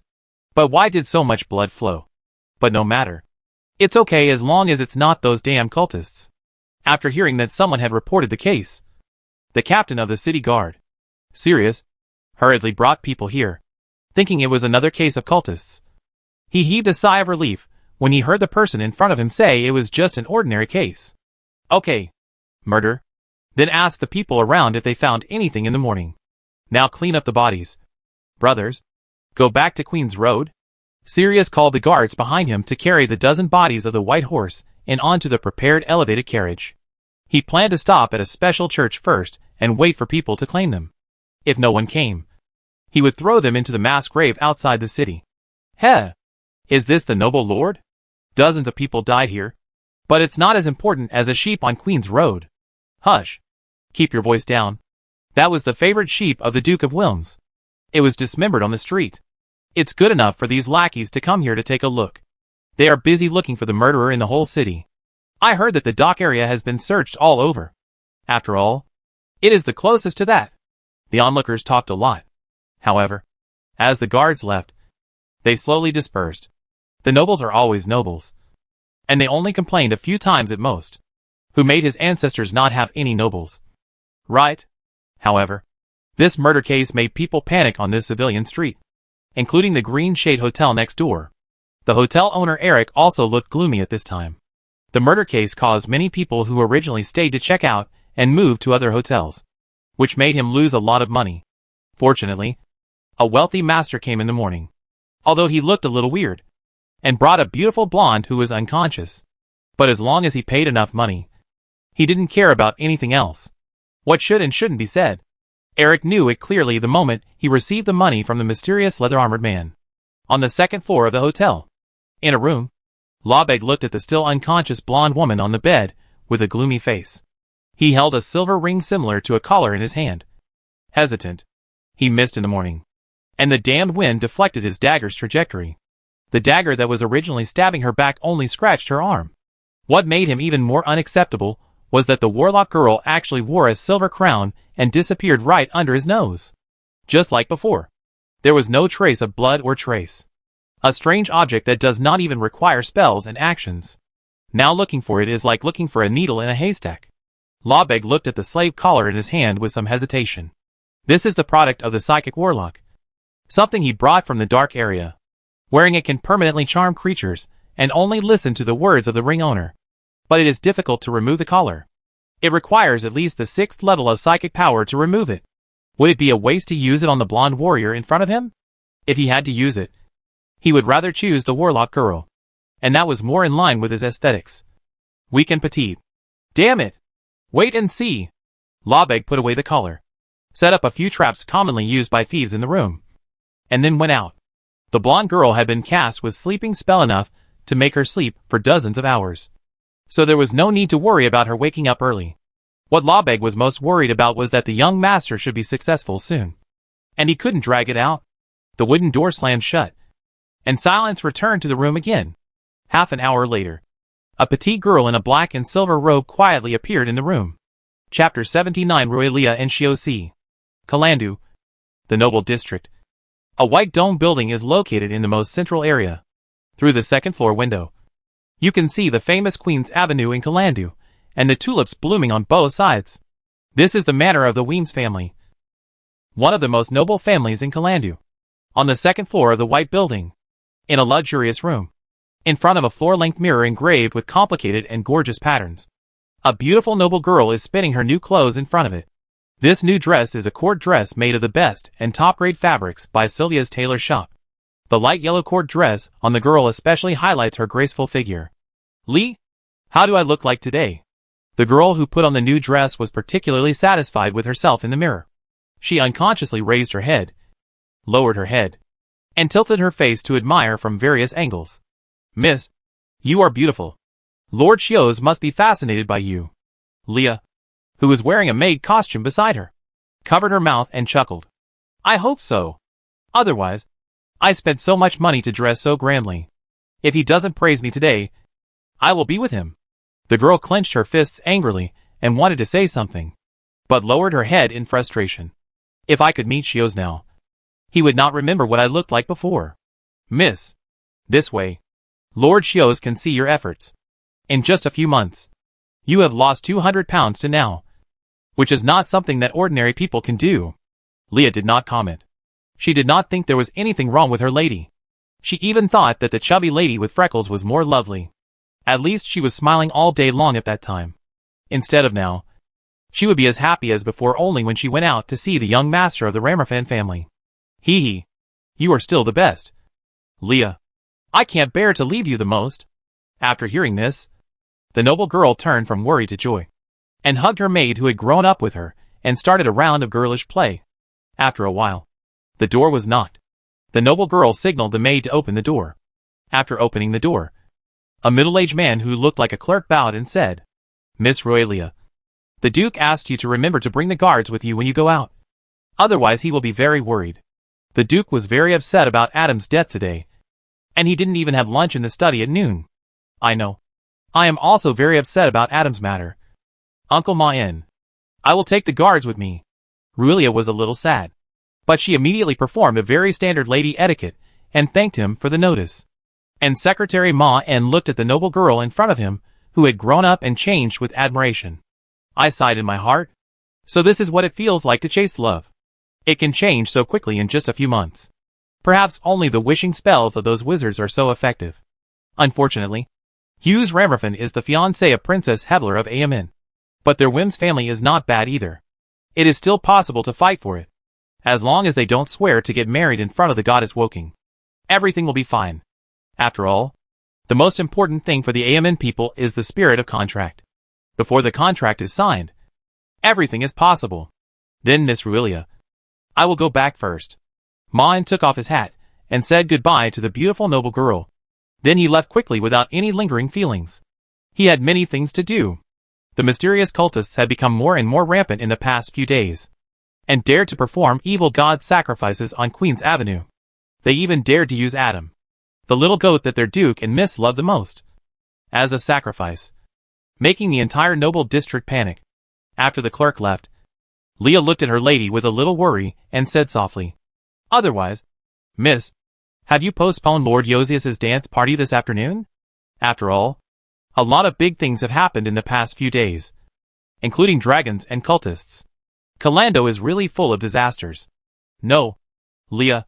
You will prepare a carriage for me later. Bring the guards, by the way.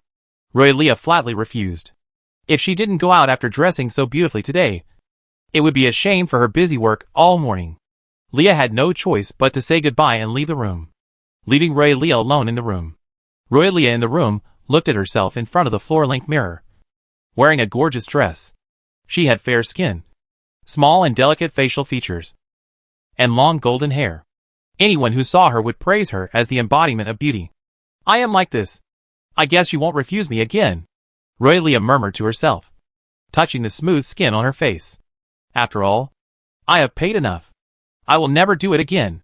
When she said this, her face was a little ferocious, but it soon disappeared and returned to its original appearance.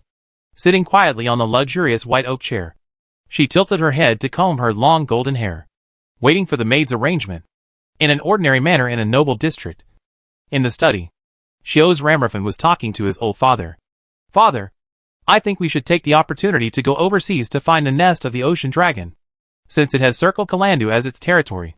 Its nest must not be too far from here. This professional who has reached the level of level 6. Wade Rammerfan looked at his son and nodded slightly, with relief in his eyes. Yes. I feel relieved if you think so. But I sent Sierra and Chui Lina out to sea an hour ago to find the nest of the ocean dragon hidden underwater. Really? Shios couldn't help but stand up when he heard this. He knew that Sierra and Chui Lina were the backbone of his father. Obviously, no one was notified of this move. It is estimated that only his father confidants participated. Well, this legendary ocean dragon was an advanced elemental dragon, not a deified dragon. The treasure it left behind is at least millions of gold coins. Why would those sea elves and fishmen take advantage of it? Wade smiled casually, not hiding his determination to get the treasure. Are there any other people in this action? Shios was a little surprised. Of course. How can I take this kind of thing alone? Even if I am the commander of the city guards. But I should still get tens of thousands of gold coins if I share the profits. There are a total of these families on this trip. The city lord, Wilms, Buffa, and Duluan. Wade Ramorfin proudly reported 7 or 8 famous families in the city to his son. Alas, Shio sighed. He thought he could keep it all for himself. But he didn't expect that he would only share the profits. He was still too whimsical. Let's not talk about this. How do you feel now? Much better. Father. Shio's replied quickly. That's good. Be careful not to hang out on the sea recently. You might be seen by that person. Who? The Shield of Kalandu. Nalan Vilter. Wade's expression was very serious. Obviously, he was not joking. That old bronze dragon? Hasn't it left Jianbei Bay for 10 years? Why did it suddenly come back? Shios had heard of this name from Wade. The Shield of Kalandu had helped AMN repel several attacks by aquatic ogres and aquatic trolls on the sea battlefield, of course. This was paid. Not sure. From the letter the city lord gave me. It is said that a gathering between bronze dragons has ended. A gathering lasted for 10 years. Probably only real dragons can play like this. Okay. Father. I understand. I won't go near the harbor and the dock area recently. And I will be very cautious with the beggar fishermen who seek help. Shios nodded. He understood what his father meant and what he was worried about. That's good. The young lady from the Wims family will come to see you in the afternoon. Go and have fun. Dress up. If you can't become a prince, being a duke is not bad. Right. Seeing that his son was so sensible, Wade didn't persuade him anymore, but changed the topic and joked. Yes. My father. Shios thought about the girl who was gradually changing in his memory and was obsessed with his appearance. He felt helpless and didn't know when he was entangled. Or, he was too handsome. He looked at his appearance in the bronze mirror while tidying up his clothes, thinking silently. Chapter 80 Appraisal Failure. When Shiosi went out, the gorgeous carriage belonging to the Duke of Wilms had already stopped at his door. A blonde noble girl was waving at him with joy from the window of the carriage. It was the Duke's daughter, Roelia. Her expression was a little reserved at first, but after seeing Shiosi get on the carriage, she couldn't hold it anymore and asked happily, Lord Shiosi, what do you think of me today? The noble girl stood up and turned around in the spacious carriage with a flattering smile. Not bad. Shios nodded slightly, but from his expression, it was obviously perfunctory. But Roelia seemed not to notice it, but became even happier, almost smiling like a flower, and asked, Then Lord Shiosi, how about we go for a cup of afternoon tea now? We can also dance then. I know a good place. Shios never thought that the girl would be so direct, almost without any reserve, and clearly expressed her feelings in such words. He was a little overwhelmed. Sorry, Miss Roelia. I have something to do in the afternoon, so I may not have much time. Let's separate after I send you to Sylvia's tailor's shop. Looking at the fair and lovely noble girl in front of him, Shiosi hurriedly declined. He found that if he gave in, the girl might get worse, so his voice began to cool down. If it weren't for the joint persuasion of Duke Wilms and his father Wade, he didn't even want to see this lovely daughter of the Duke. No other reason. Recently, he felt that she had a feeling that he hated and rejected, as if they were born to repel each other. But he didn't dare to tell others. Otherwise the relationship between the two families might be. But it was impossible to make him give in all the time. You know, when they first met at Weems Manor a few months ago, she was supported by 2 maids and walked to him. He would never forget the shrill squeaking sound of the oak floor under his feet that day, and the smile on the face of that pile of flesh. It felt like a nightmare when he recalled it now, and it was even more difficult for him to accept it until he saw the girl in front of him, who seemed like a different person again. Okay, Lord Shios. Then shall we go to the tailor's shop to get clothes now? Roelia was not annoyed when she heard Shios' refusal, but asked softly and tentatively.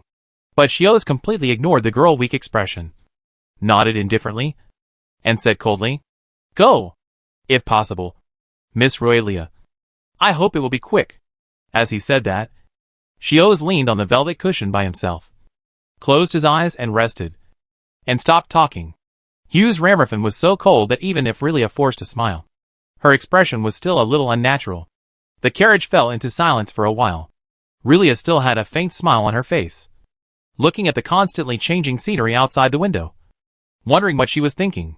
Time passed very slowly, as the gorgeous buildings changed into ordinary and simple buildings, which meant that they came to the civilian area, since the priests of the goddess Woking always need the best clothes to please the goddess. Sylvia's tailor shop is not in the noble area, but in the temple area.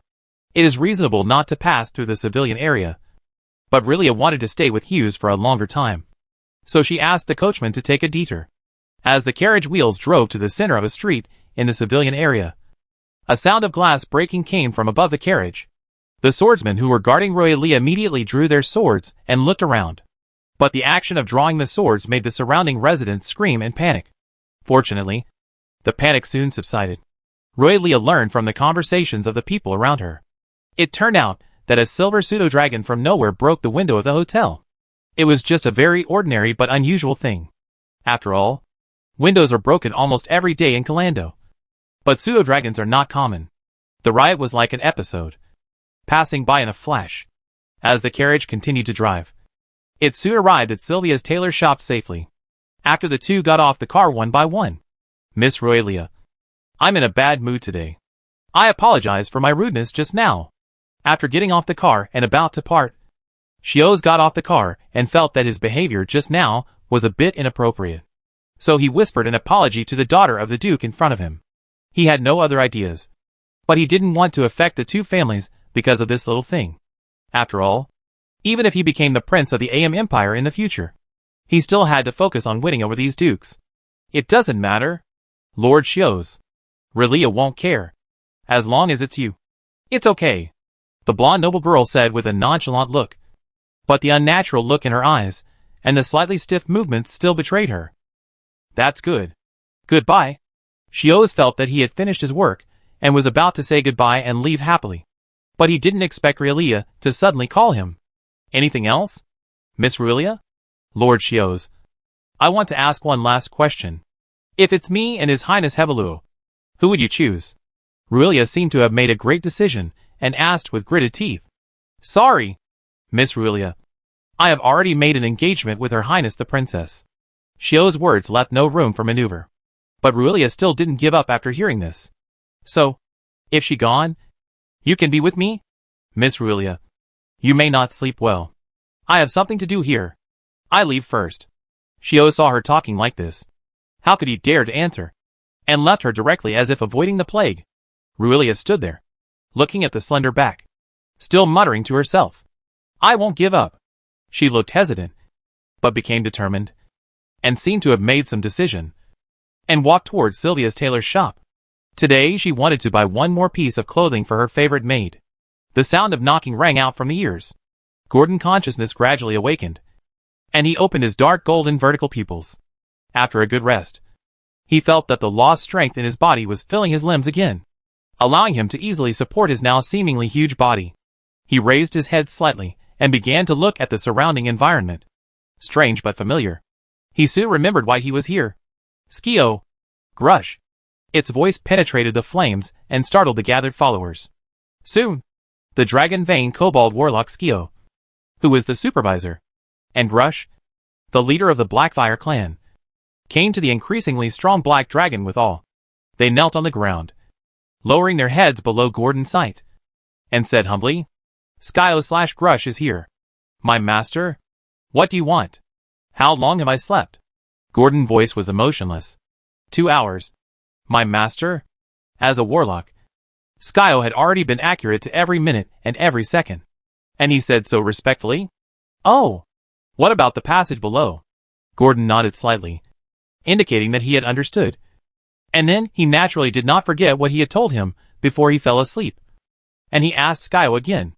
It has been cleared again. And the problem of your family placement is still under construction. About this time tomorrow, they will be able to carve out 20 to 30 spacious caves on the rock wall. Enough for the master family to live in. Although Skio was not very interested in the dog-headed man, this was his master family, so he still worked hard. Well done. Gordon nodded slightly, praising the dog-headed man as if in agreement. Shigeo lowered his head and said humbly, It is my supreme honor to receive your praise. My master, I have prepared your food. Would you like to enjoy it now? Shigeo, who had talked with Grush, the leader of the Blackfire clan, didn't know much about the young dragon in front of him. But it didn't stop him from doing everything well. No hurry. Although Gordon felt a little hungry, he didn't forget that he had left Nina in the bonfire hall. Now that everything was settled, he naturally had to send someone to pick her up. It didn't have to worry about its slumber affecting Nina. Before leaving, it told Nina that it might take half a day or even a day to pass on the news. Now that it has finished sleeping and regained its strength, it doesn't have to worry about other accidents. It turned its head to the half-kneeling Grush. Grush, go and gather those goblins. You will go back to the bonfire hall later and move the stored food and necessary tools. Also, remember to bring Nina with you and protect her. Got it? Grush. Gordon ordered Grush with a serious face. Yes, Master. I will not let Miss Nina get hurt even if I sacrifice my life. Grush's voice was loud and his emotions were quite excited and happy. After all, which goblin of the Blackfire clan didn't know that the closest to the Master was Nina? No one is better than Miss Nina. Protecting her means trusting the Blackfire clan. What else can I say about that status? Thinking of this, Grush's eyes unconsciously glanced at the dragon-veined kobold warlock beside him. The smug look in his eyes was undisguised. Gordon was too lazy to watch the goblins boasting. He didn't send Stio because he was worried that Nina wouldn't recognize him. Besides, Stio had another use. When Grush roared and summoned the goblins to set off, he looked to the other side and said to Stio, "You will go down with me to see the underground cave later. Remember to bring a few good swimmers," Gordon said to Stio while facing the kobold who was digging the cave. It didn't forget that after the death of the sea dragon beast, its nest was still there. It will definitely need manpower to explore the nest later. Gnolls are born swimmers, so it's great to use them to explore the nest. Moreover, this also avoids it from taking risks. You know, in the sea, it's not fighting at home, so it dare not take it lightly. Yes, Master, I will choose the right person. Shigeo understood what Gordon said and immediately set off to arrange the right person. When Shigeo led 7 or 8 gnolls to stand 10 feet in front of him, Gordon stood up slowly and said to them, "Let's go!" As he said that, he stepped on the dying embers of the fire on the ground and walked towards the underground passage not far away. Although this was not the first time that Gordon walked through the underground passage, it was the first time he walked to the end and saw the underground cave described by Lovely. The top of the cave was arched, and Gordon with dark vision could clearly see the sharp inverted stone pillars on it. On one side of the rock wall in front of him was a narrow path leading to the sacrificial platform, where the gnolls used to perform sacrifices. On the other side, the sea water was blue under the torchlight. Go down. Gordon did not approach, but ordered the dog-headed men. Yes, Master. The dog-headed men jumped into the sea water without hesitation and in awe. After a while, the human figure covered with red scales disappeared under the blue waves.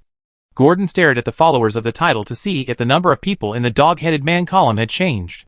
About 10 minutes later, all the dog-headed men's followers came ashore safely.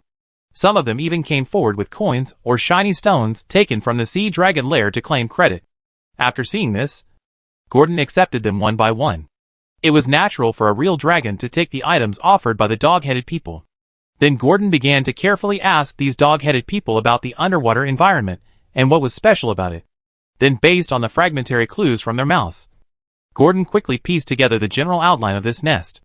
After confirming it, Gordon jumped into the sea with the dragon-veined dog-headed warlock Shigeo behind him, diving into the sea like a swimming fish. No matter what kind of dragon it is, breathing underwater is the most basic ability. Gordon reached a depth of 20 meters effortlessly, and also saw the bottom of the sea covered with corals, reefs, seaweed, and fine sand beaches. The underwater area is much larger than the area on the shore, about 2 or 3 times. It is covered by rock walls all around, and there is only a circular hole with seaweed piled up opposite the rock wall, dancing in the water. If nothing goes wrong, there is the exit of the sea dragon beast's nest. But Gordon didn't rush out to see it. He wandered around in the sea dragon beast's nest. After all, the feeling of being in someone else's home is a little more novel. However, as Gordon continued to scan, the small sea dragon beast's nest was soon seen by him. Just when he judged that the treasure in this nest was worth about 200 to 300 gold coins, he heard Shigeo's exclamation. It seemed to have stepped on something. It also has the ability to breathe in water, and can talk freely in the water.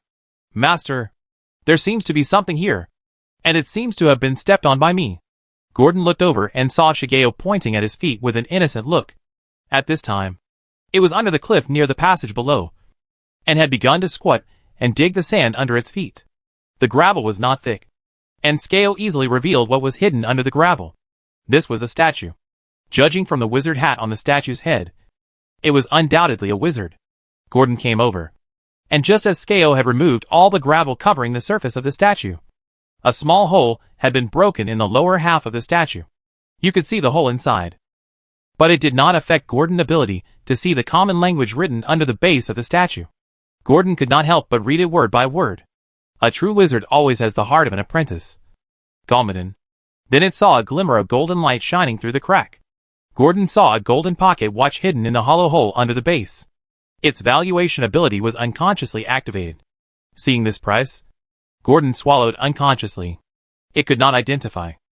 Chapter 81. Skip it, and it won't affect your viewing experience. Chapter 82. Fragrance.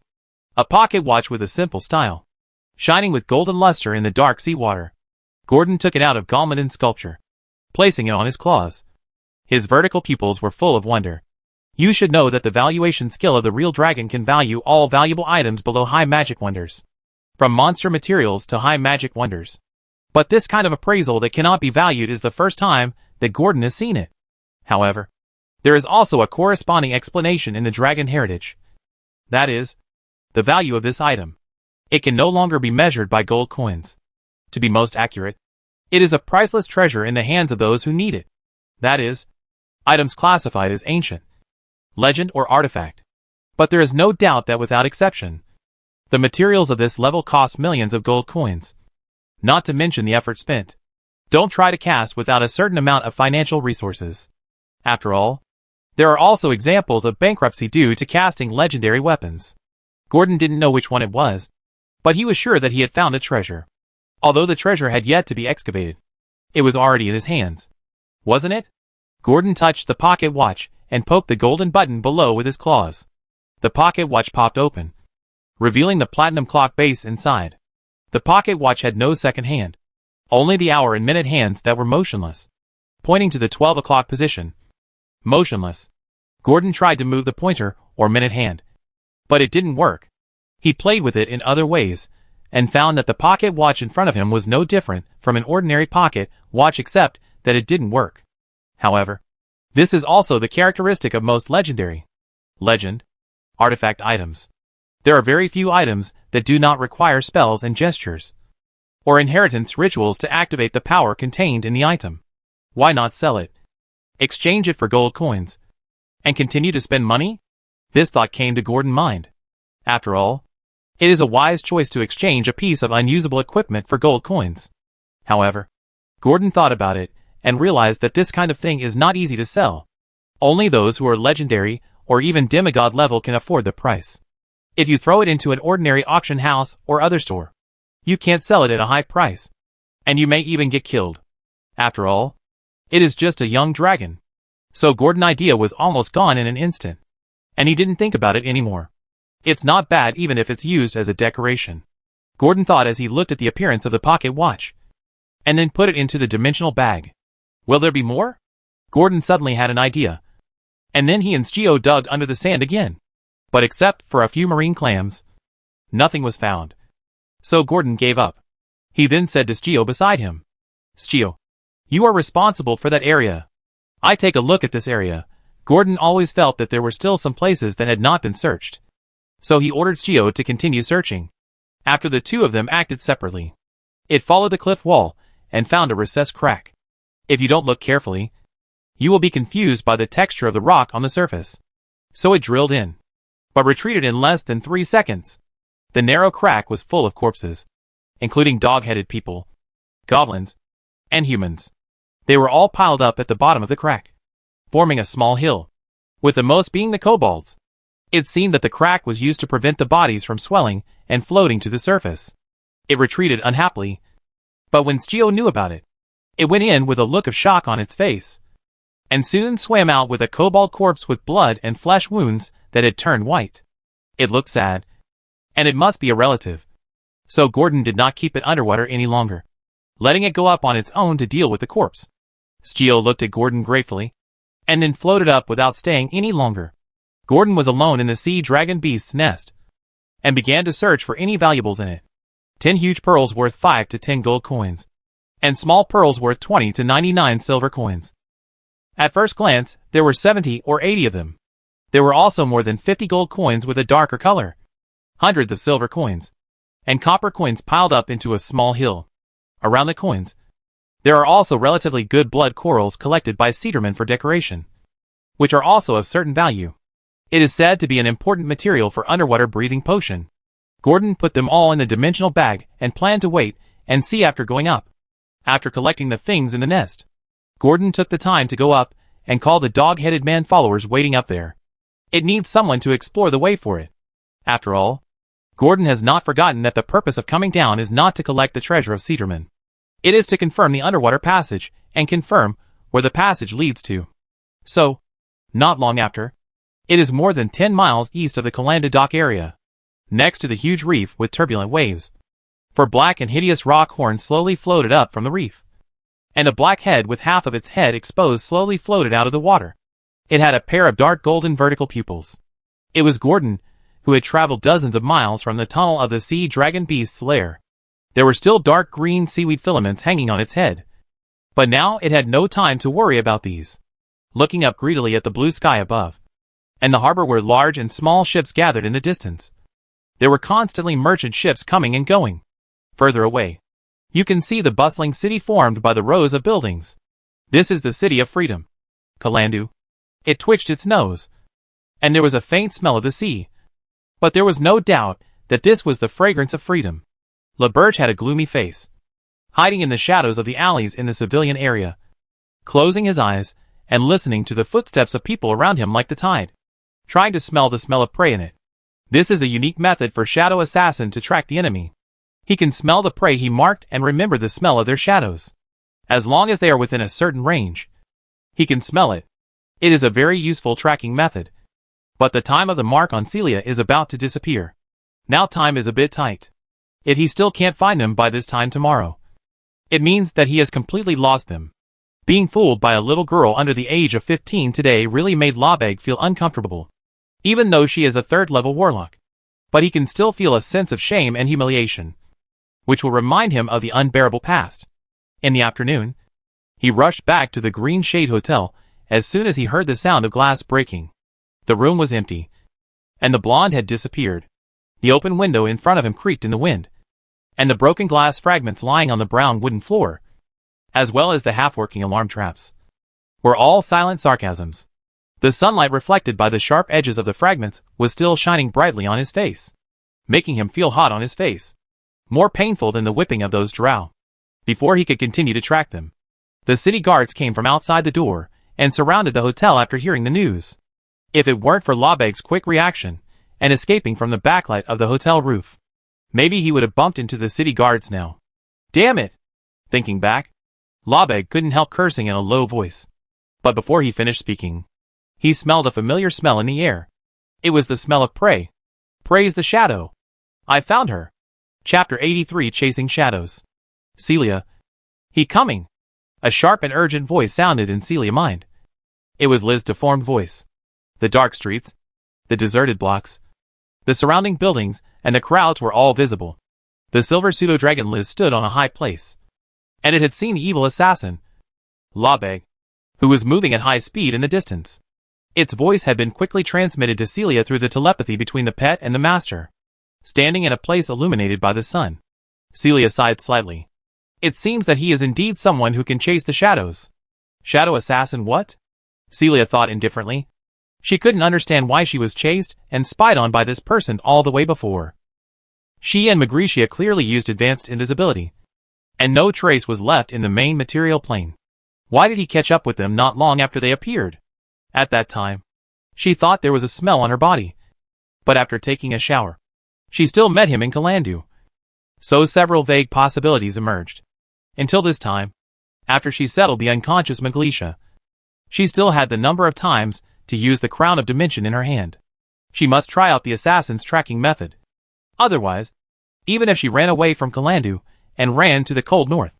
I'm afraid that what awaits them is still an assassination that is hard to defend against. The enemy is in the dark, and she is in the light. How can she play? So, today she planned to solve it once and for all. And sure enough, she tried out the tracking method of the killer in front of her. Shadow Chaser, also called Shadow Assassin.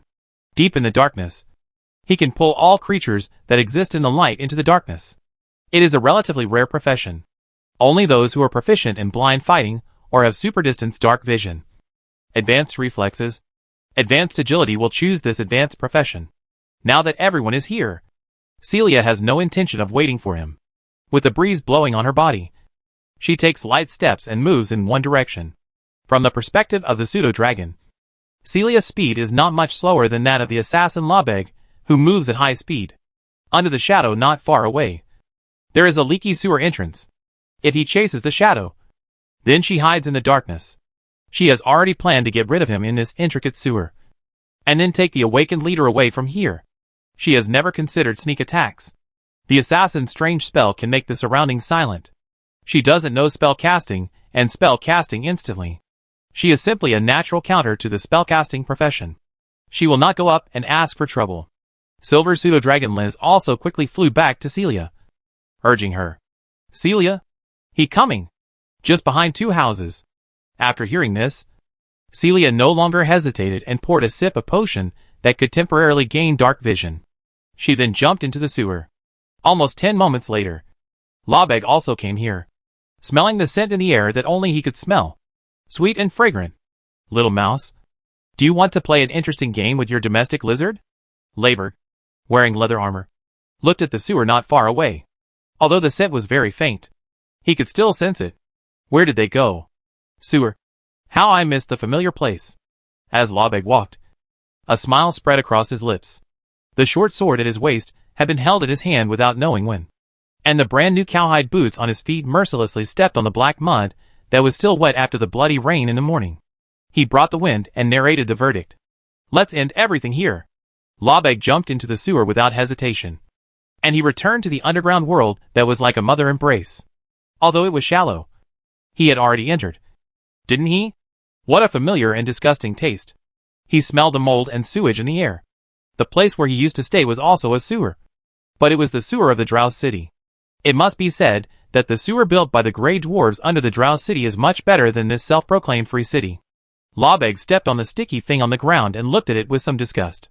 I change it when I get back, he thought, and then walked in one direction along the long corridor of the canal, and turned a corner very familiarly.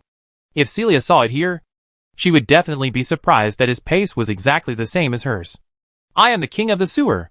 Little mouse, playing hide-and-seek with me here. Isn't it a bit naive? Labeg muttered something in his mouth that only he understood. As his steps became faster and faster, his face showed a crazy look. Celia? Someone is approaching. Hurry up. Liz, who was flying behind, urged the warlock girl in front to hurry up. But the warlock girl, who used the second-level spell Lightness of Wind to bless her speed, had already reached her limit. So fast? He caught up? Celia's voice trembled a little, as if she had made a mistake in her choice. It's even faster than on Kalando. Just like a phantom horse. It's here in the blink of an eye. I doubt he human. Liz flapped her dragon wings, flew beside Celia, and communicated with her telepathically. This is not a solution. He seems to be very familiar with this sewer. We can't play straight with him anymore. We can't beat him. Liz glanced behind her and started to urge her again. Celia didn't have time to look back. She tried to speed up the wind force again, but she almost lost her balance. If it weren't for her good agility, she might have fallen flat on her face. After regaining her balance again, Celia heard the creepy laughter of the man behind her. Little mouse. Come on. Come into my arms. Labeg's voice was like the mud in the sewer, staining Celia's ears like a maggot on the tarsal bone. Stop struggling. In a quarter of an hour at most. My dagger. No. You will be in my arms. Come on. Baby. I will let you experience what happiness is. Speak. Why don't you speak? Can't you hear? Labeg's voice became more and more distorted, and Celia's footsteps became a little chaotic, which made Liz a little scared. If Celia hadn't told it not to attack by surprise, It might have wanted to rush up and stop him. If it goes on like this, it will really be caught up. Just when Liz was very entangled. Dark vision, it was already 90 feet away, and saw a long team of green goblins on the other side of the river in front of it, who seemed to be carrying things. Celia, go over there and use monsters to stop him. Liz, who could see farther, gave Celia advice without hesitation. Celia didn't think much about it. After all, she had lightness of wind and coat of wind. Among the monsters, she was definitely much better than the assassin behind her. Maybe she could get rid of it? Anyway, it was a dead end to continue forward. Celia paused slightly and ran to the nearest log across the river on the left. But Labeg behind her froze slightly. A large tribe of goblins? Will there be warlocks or priests? Thinking of this, Labeg slowed down his pace and wanted to see how Celia got through. He was not a reckless person, so he was naturally happy to let Celia take the lead. Celia looked at the goblins in front of her, who gathered in a long dragon with big and small bags. She felt a little scalp tingling. But with the pursuers behind her, she could only bite the bullet and go ahead. Then, just when she thought she was about to be attacked, she heard a familiar voice coming from the goblin team. Sister Celia? Nina! Chapter 84, Change. Celia looked at a little silver-haired girl in shock, nimbly moving among the goblins. The white, delicate and familiar facial features, coupled with the bright vertical pupils, were her good friend from the orphanage, the dragonborn girl Nina. Both of them looked very surprised. Sister Celia, why are you here? Nina, why are you here? They said almost in unison. Celia wanted to say something, but she felt the gaze from Labeg behind her, so she quickly hunched over and hid in the shadows blocked by the elite goblins. Liz's voice suddenly came to her mind, and she suggested, Celia, don't go. You can go with these goblins. The assassin is scared and hesitant. I saw it. You are a third-level warlock. You are protected by goblins.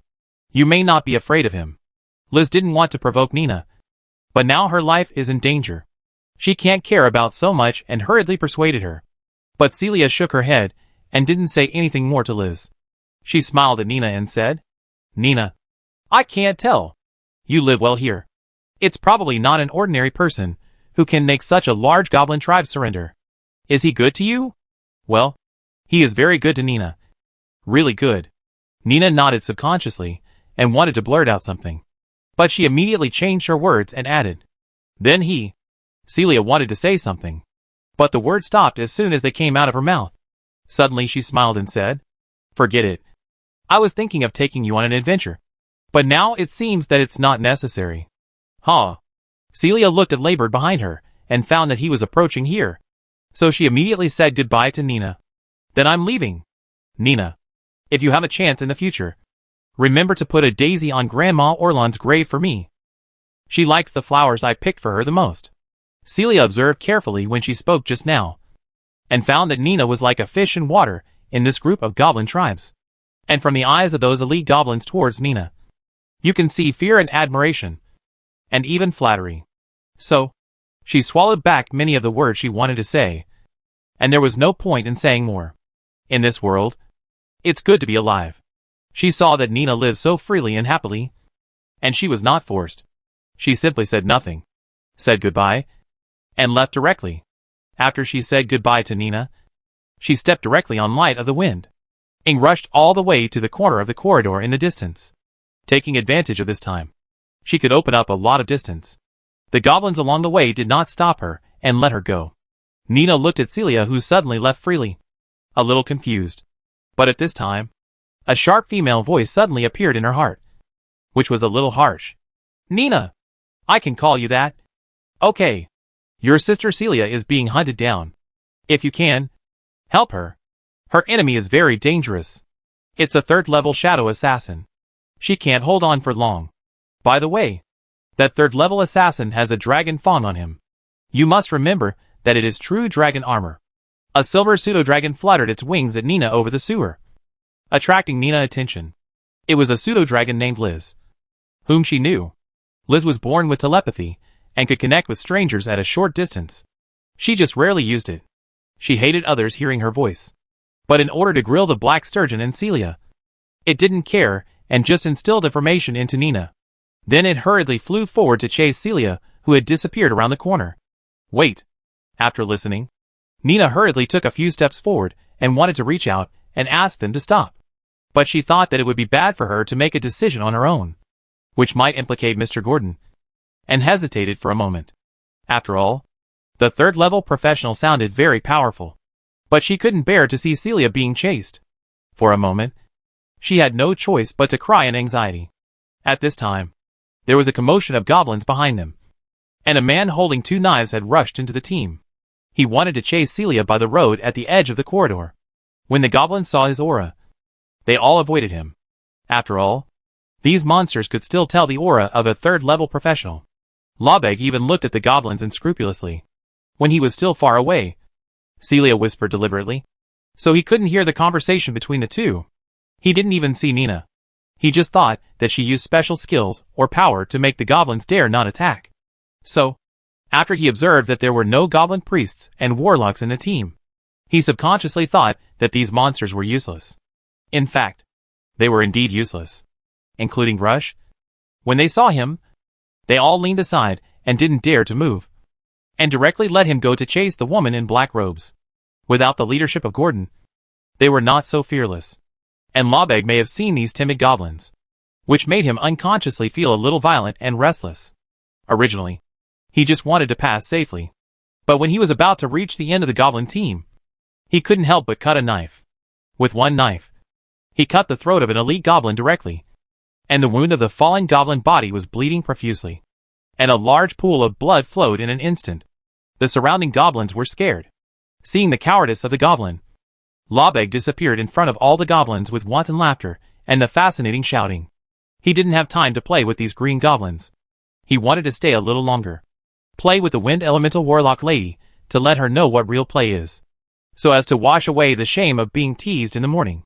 Miss Nina, do you want to tell the master? Grush looked at the brutal man and swallowed his saliva. If he went up, he would probably just have to cut him with one blow. Luckily, he didn't try to be a hero and went forward to stop him. He looked at Nina with some lingering fear and asked. Nina didn't know how to answer, but just looked at the corner worriedly, with tears in the corners of her eyes, put her hands together, and prayed silently in her heart. God bless you. But Gaduin didn't need them to tell him. He already knew it. In the sea dragon beast's lair, Gaduin, who had just returned from the tunnel, was looking at Gaduin, whose title column suddenly changed. Discovering his title Lord Kalandu, the number of goblins' followers suddenly decreased by 1. Its slightly narrowed vertical pupils suddenly widened their eyes. Suddenly, a thought flashed through its mind. Is there something wrong with the goblin team? A goblin died? Whatever it was, it meant one thing. Something happened to Nina. Gordon didn't even have time to land on the seabed, and he jumped out of the water. If something happened to Nina, it might be exposed. It didn't want to use up the seabed passage it had just secured so soon. Gordon quickly shook off the water droplets on his wings, and then shook his half-open black scales like a cat, shaking out the seawater. Then, relying on the rapidly rising heat in his body, he instantly evaporated the seawater, and his whole body quickly dried up. He then swiftly drilled into the cave. It wasn't long before he heard its roar. Skio, bring the dog-headed man and weapons. Follow me.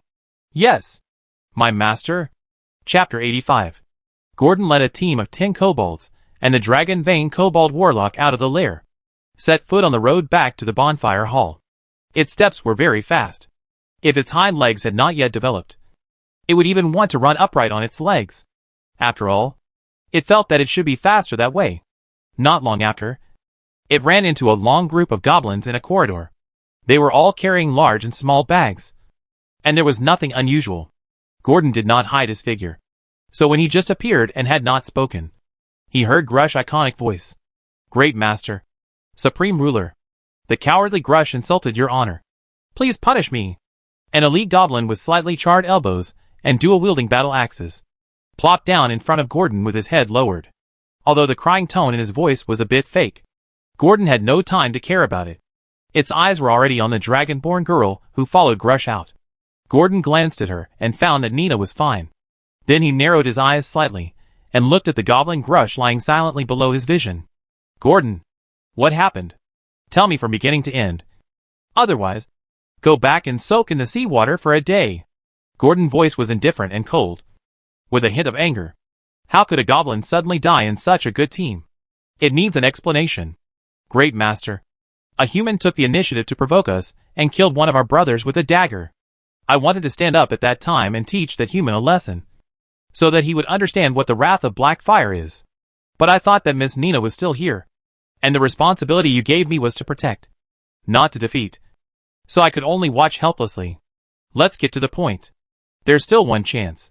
Gordon interrupted it and tried to change the subject, and asked for credit, and scolded it without any emotion. Grush immediately felt something was wrong, and quickly lay down even lower, with his twisted green face almost touching the ground. And he said tremblingly, "There was a human with a dagger. Very powerful. We were no match for him. So when we gave in, he killed one of our brothers. It's my incompetence. Great master. I am willing to be punished." Gorish was ready to be punished. But Gordon didn't get angry, but looked down at the goblin who had been terrified by him, and said indifferently, "Gorish, just tell the truth next time. Don't add those long and boring lines. It will make me feel that after finding so many excuses, you are still a waste. Why not just admit that you are a waste? Just be straightforward. Do you understand?" Gordon's dark golden vertical pupils stared at Grush without a trace of ripples. "I understand, master." Gordon felt that his heart was about to be seen through by the real dragon in front of him. Whispered, "Are you scared?" Louder, "Yes, master." This time Gordon's voice was enough to shake the whole corridor, and its echo could be heard. Gordon nodded with satisfaction, looked at Gordon and asked, "Then tell me now. Who dares to challenge the majesty of the Molten Dragon Lord? I will tear him apart." Gordon's voice immediately rose several degrees. If that person was in front of him, it didn't mind letting him taste the taste of magma. "Master, he is a professional who is probably stronger than the previous goblin warrior. He is holding a dagger and his attack speed is very fast." Grush couldn't find an adjective for a while, so he could only use the goblin warrior as a comparison. That's not borrowing. Just as Gordon was about to speak, he heard Nina whispering beside him. "Mr. Gordon is a third-level shadow assassin, and is said to be very powerful." Gordon's voice stopped abruptly, coughed a few times, and said to Grush seriously, "In this matter, you did a good job. You fulfilled your duties. When facing a strong person, you really need to protect yourself first. After all, your life is also my wealth. Without my permission, how can you die easily?" The voice of the real dragon dropped a few degrees, but it was enough for the entire goblin team and the dog-headed man behind him to hear. It was still deafening in their ears. They are actually the wealth of the dragon? What an honor. So, they all knelt down involuntarily. Their eyes were filled with fanaticism and admiration, and they all said humbly, "Yes, great master."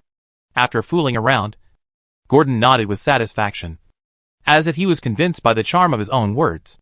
But he did not forget, and turned to look at the dragon girl who had walked in front of his dragon wings at some point, and asked, "Nina, do you seem to know the person who killed the goblin?" "I don't know. But Mr. Gordon, I know the person he is chasing. It's Sister Celia. I told you last time. She is being chased by someone now. My heart is very uncomfortable. I don't know what to do." Looking at the helpless Nina, Gordon also wanted to put on a sympathetic expression to show that he was also distressed and helpless. After all, it was just a young dragon that was born less than 10 days ago, when it was about to comfort him. Then Nina continued with a sobbing voice. "The previous information was told to me by Liz. It also said that the man had a true dragon armor, named Dragon Fawn." Gordon was slightly startled after hearing this. True dragon armor is a magical item that can maximize the strengthening of true dragons. It is naturally introduced in its dragon heritage. It is said that the giant dragons with true dragon armor are all the best among all kinds of dragons. However, this still did not attract Gordon. Its general policy did not change, and it persuaded Nina step by step. Perhaps this is the fate of adventurers. "Nina, you don't have to worry too much. Who knows? Your sister Celia, with the goddess's blessing, will turn danger into safety? Well, I hope so. May the gods bless you." Nina also understands Gordon. After all, Nina is reluctant to let Gordon go to fight with professionals for Celia. It was just a kind of helpless sadness. However, some things were not something that Gordon could avoid just because he wanted to. just as Gordon took light steps. He had left the dog-headed man behind him, far behind. Just as he passed through an aisle, a round object rolled out and happened to roll to his feet. This was a rusty crown. Then in the aisle, a jiao-jiao sound was heard. This was the cry of a pseudo-dragon. However, what Gordon was more curious about now was that the identification of the object in front of him was a string of symbols. He fell into deep thought. Chapter 86 Lava. In the sewer passage, the sound of wild laughter was like a tide. One wave after another. Ha! Look what I caught! This is a little mouse that can't escape doom. Now, Miss Warlock, who is embraced by the shadow, may I ask, how can you escape this time? Labored triangular eyes smiled wantonly, looking at the girl who was lying on the ground unable to move with her hands and feet tightly tied by the tentacles of the shadow. He wanted to appreciate the girl's desperate expression. But what he didn't expect was that Celia's expression was indifferent. Like an iceberg. As if it was not her who was tied. She didn't seem to be afraid of this emotion on her face. But from her slightly trembling body, it was obvious that she still had a reaction. However, she turned a blind eye to labored words. And her face was still relieved. And she closed her eyes and said nothing. This made Labored, who originally wanted to continue the joking chat, a little agitated and violent. And he found the memory of the past from the face of this girl again. Damn it! So much so that he heard the voice of the pseudo-dragon above his head. He was a little excited at first. But now he became a little annoyed. Shoo-hoo! Shoo-hoo! The silver pseudo-dragon Liz was still hovering on the top of the sewer cave, looking down anxiously, and it anxiously called Celia, its owner, the one who could bring it roasted black pine sturgeon. However, Celia just told it to keep leaving and return to the Northland Forest in the mental connection. But Liz didn't want to leave at all. It flapped its silver dragon wings, and the flapping sound and wailing were very desolate in the corridor. Shut up. The angry Lawbeg directly activated the talent of silence contained in his own blood. 30 feet away, silence fell. No creature could make a sound. The air in the sewer suddenly became quiet. Even the sound of water flowing in the canal became quieter. However, within a second, the damn pseudo-dragon voice came again. TSK! TSK! Liz flew 30 feet away, near the corner of the aisle, and it continued to circle and wail. It made Lawbeg have the urge to cut the pseudo-dragon throat. But what made him even more angry was the girl's unchanging face.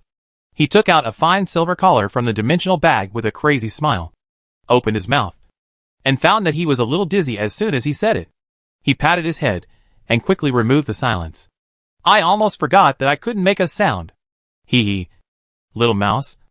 I hope you can keep this expression later. He shook the delicate collar in his right hand and the emerald ring on his middle finger, and approached Celia with a weird smile. Trembling. Do you know what this is? Slavery collar. The creation of those psychics underground. It can control people's thoughts. I heard that even the most unruly drow bitches will be as docile as domestic lizards when they see the owner of this ring. Let it do whatever it wants. Originally, I wanted to leave it to those bitches underground. But seeing you, I really can't bear to cut your throat with a knife. Although your blood must be very fragrant and sweet. But I want to see you kneeling in front of me and begging me to kill you. Raberg had a sick smile on his face and acted like a clown, standing in front of Celia, who was lying prone. He walked back and forth, mumbling. Celia shuddered when she heard his words, opened her eyes, looked up at the tall and thin man in front of her, and said the first sentence to him. Kill me! Cold and pleading. Hee. You are afraid? You are afraid? You are finally afraid? I thought you would not be afraid. Like a madman. Lawbeg licked his lips, which were a little dry because of talking too much, and stared at the girl under him. How can I bear to kill you now? I am more looking forward to you kneeling and begging me later, twisting your body, begging me to eat you. Then I would rather die. Celia's voice was also trembling. She couldn't imagine how she would face herself if she became like that. Hee. This is not up to you. Like a hungry wolf smelling blood. Lawbeg stared greedily at the girl body outlined by a black robe. He found that many of his memories in the Underdark were brought back by the girl in front of him. Perhaps he could inflict on her the suffering he had endured in those years. It must be said that after dealing with the Drow Elves, his knowledge has broadened a lot. Thinking about it, Lawbeg became more and more excited. He also felt that something was wrong with him. His tyranny and wanton laughter did not belong to a profession called an assassin. He should be calm and composed. But when he saw the warlock girl in front of him, how could he calm down? When she closed her eyes, she was the nightmare of the Underdark. He wanted this girl who dared to tease him to pay compensation with the rest of her life. But then again, Labeg felt that he should be able to convert. He became so violent and excited to see others suffer. He was no longer suitable for the teachings of Lady Shar of the Dark Knight. Perhaps he was more suitable for the arms of Lady Lovita of Pain, and his agile hands could use any weapon. And a whip was also a good choice. He looked at the slender figure under his feet and was already impatient. His whole mentality was approaching the threshold. That is, he was about to reach the critical point of climax. So he didn't see or hear the girl under him. The change in her expression, and the voice of the pseudo-dragon that had disappeared for a long time. His mind was now full of the pain he had suffered in the dark region, and he was replicating it in front of the delicate girl in front of him. So when Celia opened her mouth to delay some time, she heard Labeg's urgent voice. Submit. Kneel down before the master of your life. Pray for his grace and mercy. Then Celia felt a shackle on her neck, cold and heavy. It made her look a little dazed, and her vision began to blur. She could only see the assassin's figure gradually disappearing. There was only a touch of emerald light, and a strange voice lingering in her ears. Submit. Master. Grace. Mercy. The voice repeated, like a devil low moan. Celia's expression changed from struggling at the beginning to twisting later, then gradually softened, and finally became submissive. Master. The warlock girl who broke free from the shadows stood up, kneeling on the ground. She piously chanted to the figure with the emerald ring. Hee. Where is your companion? In order to test the effect of the slave collar, Labeg asked directly. Master. Magratia is under the bed on the second floor of the Green Shade Hotel. I didn't take her away. I just used the invisibility orb to hide her. Celia's face showed struggle, but she said obediently. Hee. What a cunning little mouse. Labeg looked at the girl who had become his dependent and nodded with satisfaction. The cunning that originally made him crazy now sounded very comfortable. Let's go! I've had enough of this sewer full of mold and sewage. Don't worry. I'm not like those drow bitches who are always thinking about sex. I will give you an unforgettable experience. He looked at the girl who had stood up and was 5 feet behind him with a burning gaze. Thank you for your mercy. Master. Tears fell down Celia's slightly pale cheeks, but her words were extremely humble. Labeg smiled and said that she would just adapt. Maybe she would enjoy it more than him in the future. He was full of energy and took the lead in stepping out of the aisle. Suddenly, he felt the air was a little hot, as if there was a big stove in front of him. He looked around. Nothing was there. Is it an illusion? Shouldn't the sewer be cool? Just when Labeg was confused, he felt an invisible pair of thick arms in front of him, hugging him with unparalleled strength, making him unable to move. Labeg subconsciously resisted and struggled, and found that a large black-scaled young dragon suddenly appeared in front of him, standing taller than him. It was also holding itself. It was like a hugging bear, and there was a rusty crown hanging on the sharp horns of the black dragon. It looked very funny, but Labeg couldn't laugh, because he felt the unbearable heat flowing through his chest. He looked down. Is this magma? You are? Labeg looked up and wanted to say something, but he saw the black dragon big mouth full of sharp teeth roaring and grinning. You slaughtered my followers, and you actually asked me who I am? Labeg was stunned on the spot. Goblin? Are you the lord of the goblins? He muttered to himself. But Gordon was too lazy to continue communicating with him. Of course, because the dragon breath was ready to go, and the hot stream rushed towards him. This is magma. The burning and scorching pain only lasted for a moment, accompanied by the black dragon grin. Those who provoke the lava will be swallowed up by the lava and annihilated. Then his consciousness returned to nothingness. Chapter 87 Domination. The bronze light ball merged into its chest flowing with red magma, and Gordon let go of the assassin's body that had been half melted by the magma. After a while, the data on the light blue panel scrolled smoothly in the field of vision. Detecting talent fragments. Detection successful. Detected as the 3rd level talent Ring of Silence. Do you want to activate the talent? Talent Ring of Silence in this field.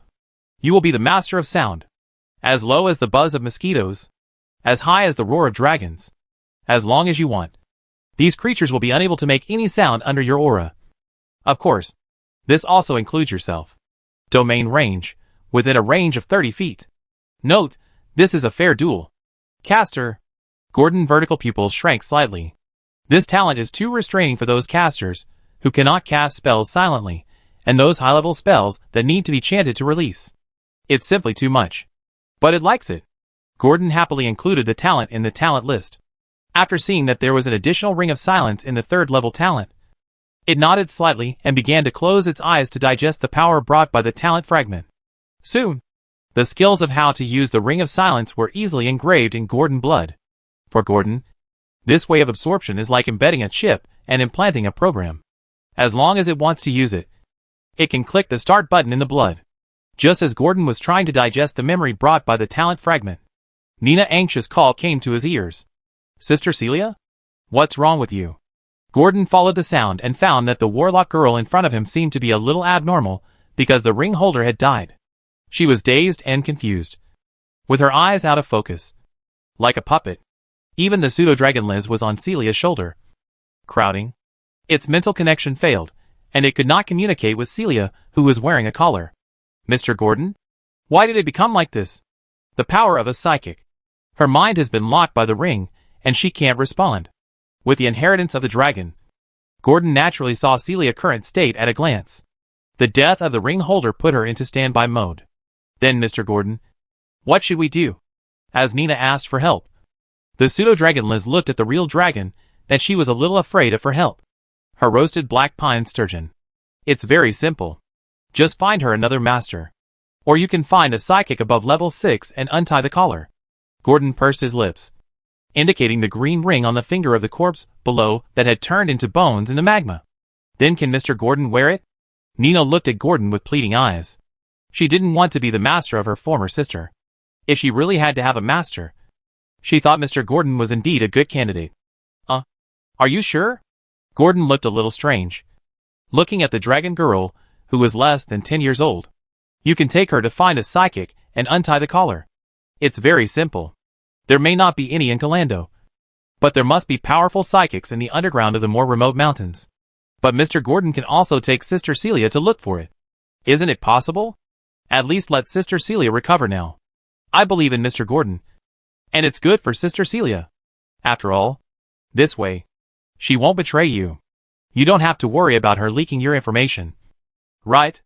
Although Nina is young, she has seen many things very thoroughly. From the previous adventurers to level, she already knows that the real dragon in front of her will never give up any hidden danger that may expose it. However, she grew up watching Gordon. She is still very relieved about Mr. Gordon's character. At least Sister Celia is better in his hands than in that hateful thief. Nina said this, and Liz did not object, but looked at herself with hope.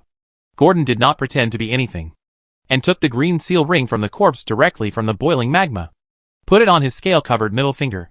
Is this the ring that can enslave people's minds? Gordon stared at the emerald inlaid on the seal ring, and his consciousness moved slightly. With the infusion of soul energy, the remnants of the previous owner on the ring were immediately cleared. Then, as the soul completely occupied the green seal ring, Gordon's vertical pupils shrank slightly. It looked at Celia, who was as dull as a puppet. It suddenly felt that there was a mysterious thread between itself and the warlock girl in front of it, connecting it to her. A sense of domination arose spontaneously, as if it only had to give orders. The human female with the psychic's creation in front of it will be what it thinks. Become a puppet, and even change its mind. Wake up! It issued the first command. And almost at the same time, the dazed black-robed girl came back to her senses. And immediately, she made a courtesy to the hideous and terrifying black dragon in front of her with the most humble posture. Greetings, great master, she hummed with thin lips, without any emotion in her voice. Then she returned to her previous indifferent expression. But her eyes were struggling. It was obvious that her consciousness had recovered, and she could not control her body. Gordon could only helplessly think that the designer of this collar had too much bad taste. Cancel the restriction of body control and move freely. Gordon deleted some of the commands stored in the ring, and then replaced them with the simplest and most effective verbal commands. Be obedient and follow it completely. Celia's tense face relaxed immediately. She looked at her hand that could move again in disbelief, and then looked at the young dragon in the distance. Her eyes filled with panic and shock. She could hear the outside world when she was in a daze just now, so had listened to all of Gotan's words. So it was it that took Nina in? What a kind dragon. Sister Celia. Nina threw herself into the arms of the girl, who had regained consciousness, and her tears soaked her black robe. Apparently, the words the thief said just now scared the dragon girl. If it wasn't for Mr. Goton, she didn't know what to do. Nina cried for a while, and then she got up from Celia's lap with sobs, wiped her tears, pointed at Goton who was looting equipment, and introduced him to Celia. This is Mr. Gordon. It has always been protecting me from harm. It is a lava dragon, but it is not irritable at all. Don't be deceived by its ferocious appearance. Master Song? Celia wanted to read out Gordon's name, but found that she was facing the real dragon, who was greedily holding the dragon-toothed dagger. The only name she called it. Only Master. Chapter 88 Clues. Sizzle. The magma on the mossy stone steps was pushed into the sewage by Gordon's claws like a plow, making a pleasant sound. A cloud of white water vapor floated up on the sewage, emitting a foul smell. The body of the shadow assassin had been completely melted, leaving only charred bones and scattered cooked flesh on the bones. Gordon did not throw the body into the river, but handed it to Grush behind him and asked him to take the body back. It planned to throw the body into the sea through the underwater passage, so that even if there was a way to find the body, it would not be thought that the first crime scene was in the sewer of Kalandu. Although the cover-up of the traces was not thorough enough, Gordon could only do this as much as possible. After all, as long as there is action, the traces cannot be eliminated. It is still possible to prey. After collecting the spoils, Gordon began to look at his new slave, the warlock girl. It walked over, pulled the assassin's dimensional bag from its chest, handed it to Nina, and asked Celia. Celia, right? Tell me what happened these days. How did you get involved with him? Gordon's meaning was obvious. It needed information. Otherwise it would be foolishly approached by someone later without knowing it. Although one was solved now, it is very likely that a bunch of them will come next time. By then, the unprepared Gordon might really either run away or die in this dirty and smelly sewer. Celia looked at the young dragon in front of her, who completely controlled her own destiny both nominally and psychologically. He whispered in an unnatural voice. Master, these are the subordinates of the evil wizard. He used the commission to trick our adventure group into entering the demi-plane of a legendary wizard to search for treasures for him. In the end, the leader and I were lucky enough to escape with the help of the Crown of Dimension. In front of Gordon, who held the Ring of Servitude, Celia told the master in front of her all her adventures without reservation. Galmadin? After hearing this message, Gordon suddenly thought of something. Yes! Isn't the human wizard sculpture under the sea dragon beast's nest Galmadin? The legendary pocket watch that was used for unknown reasons was also obtained from under his sculpture. Could there be a connection? However, Celia didn't know much about Galmadin deeds.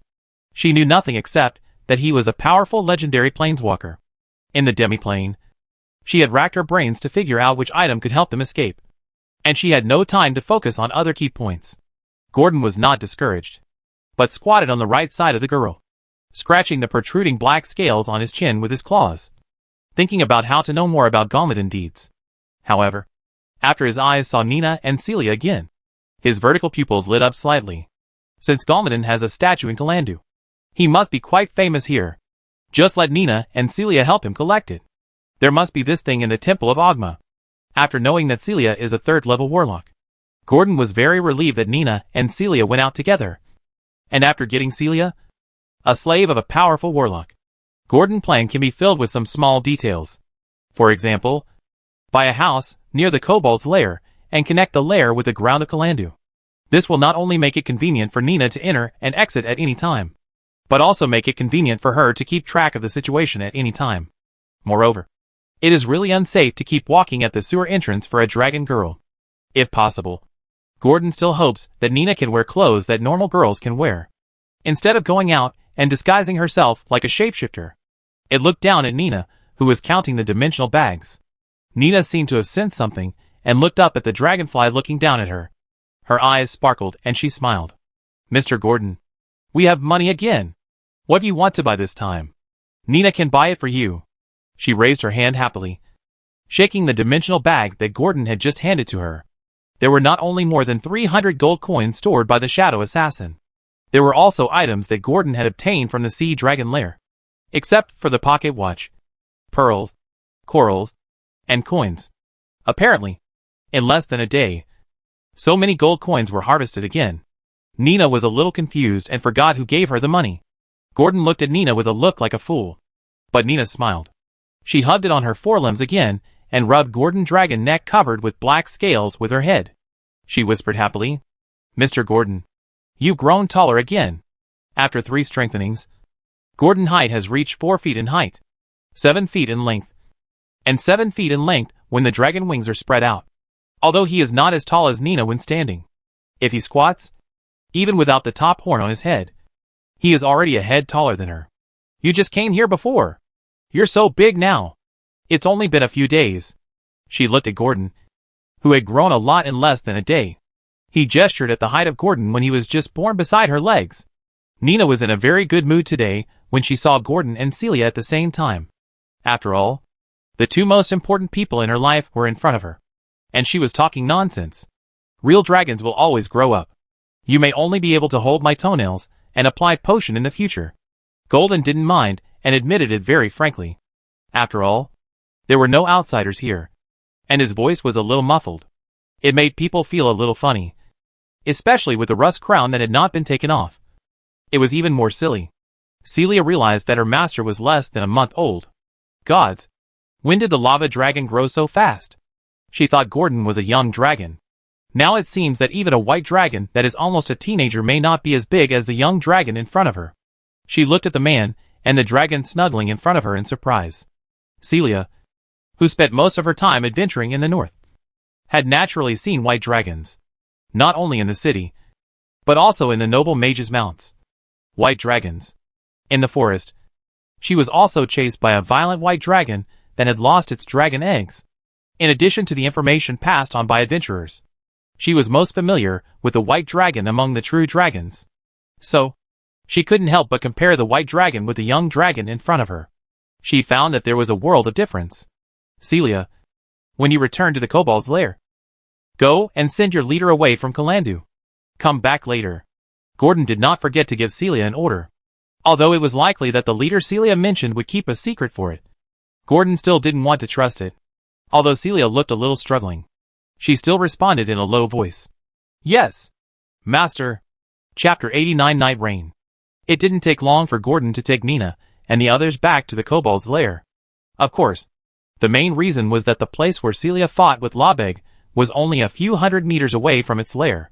Nina, Celia and I entered the kobold's lair for the first time, and we were stunned when we saw the huge and ferocious dead dragon beast corpse still there. From the wound on the neck of the sea dragon beast, it was definitely a young dragon twice the size of Gordon that bit it. But the 2 of them tacitly didn't ask and ignored it directly.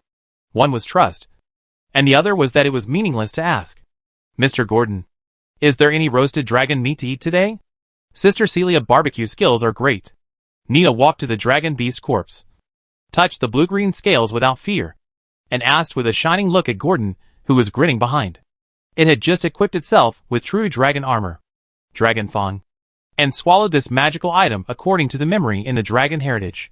Now it felt a little itchy on the sharp teeth of the upper and lower jaws, and it kept opening and closing its mouth, breathing in and out, emitting a strong smell of sulfur. No way. I was just roasting it casually.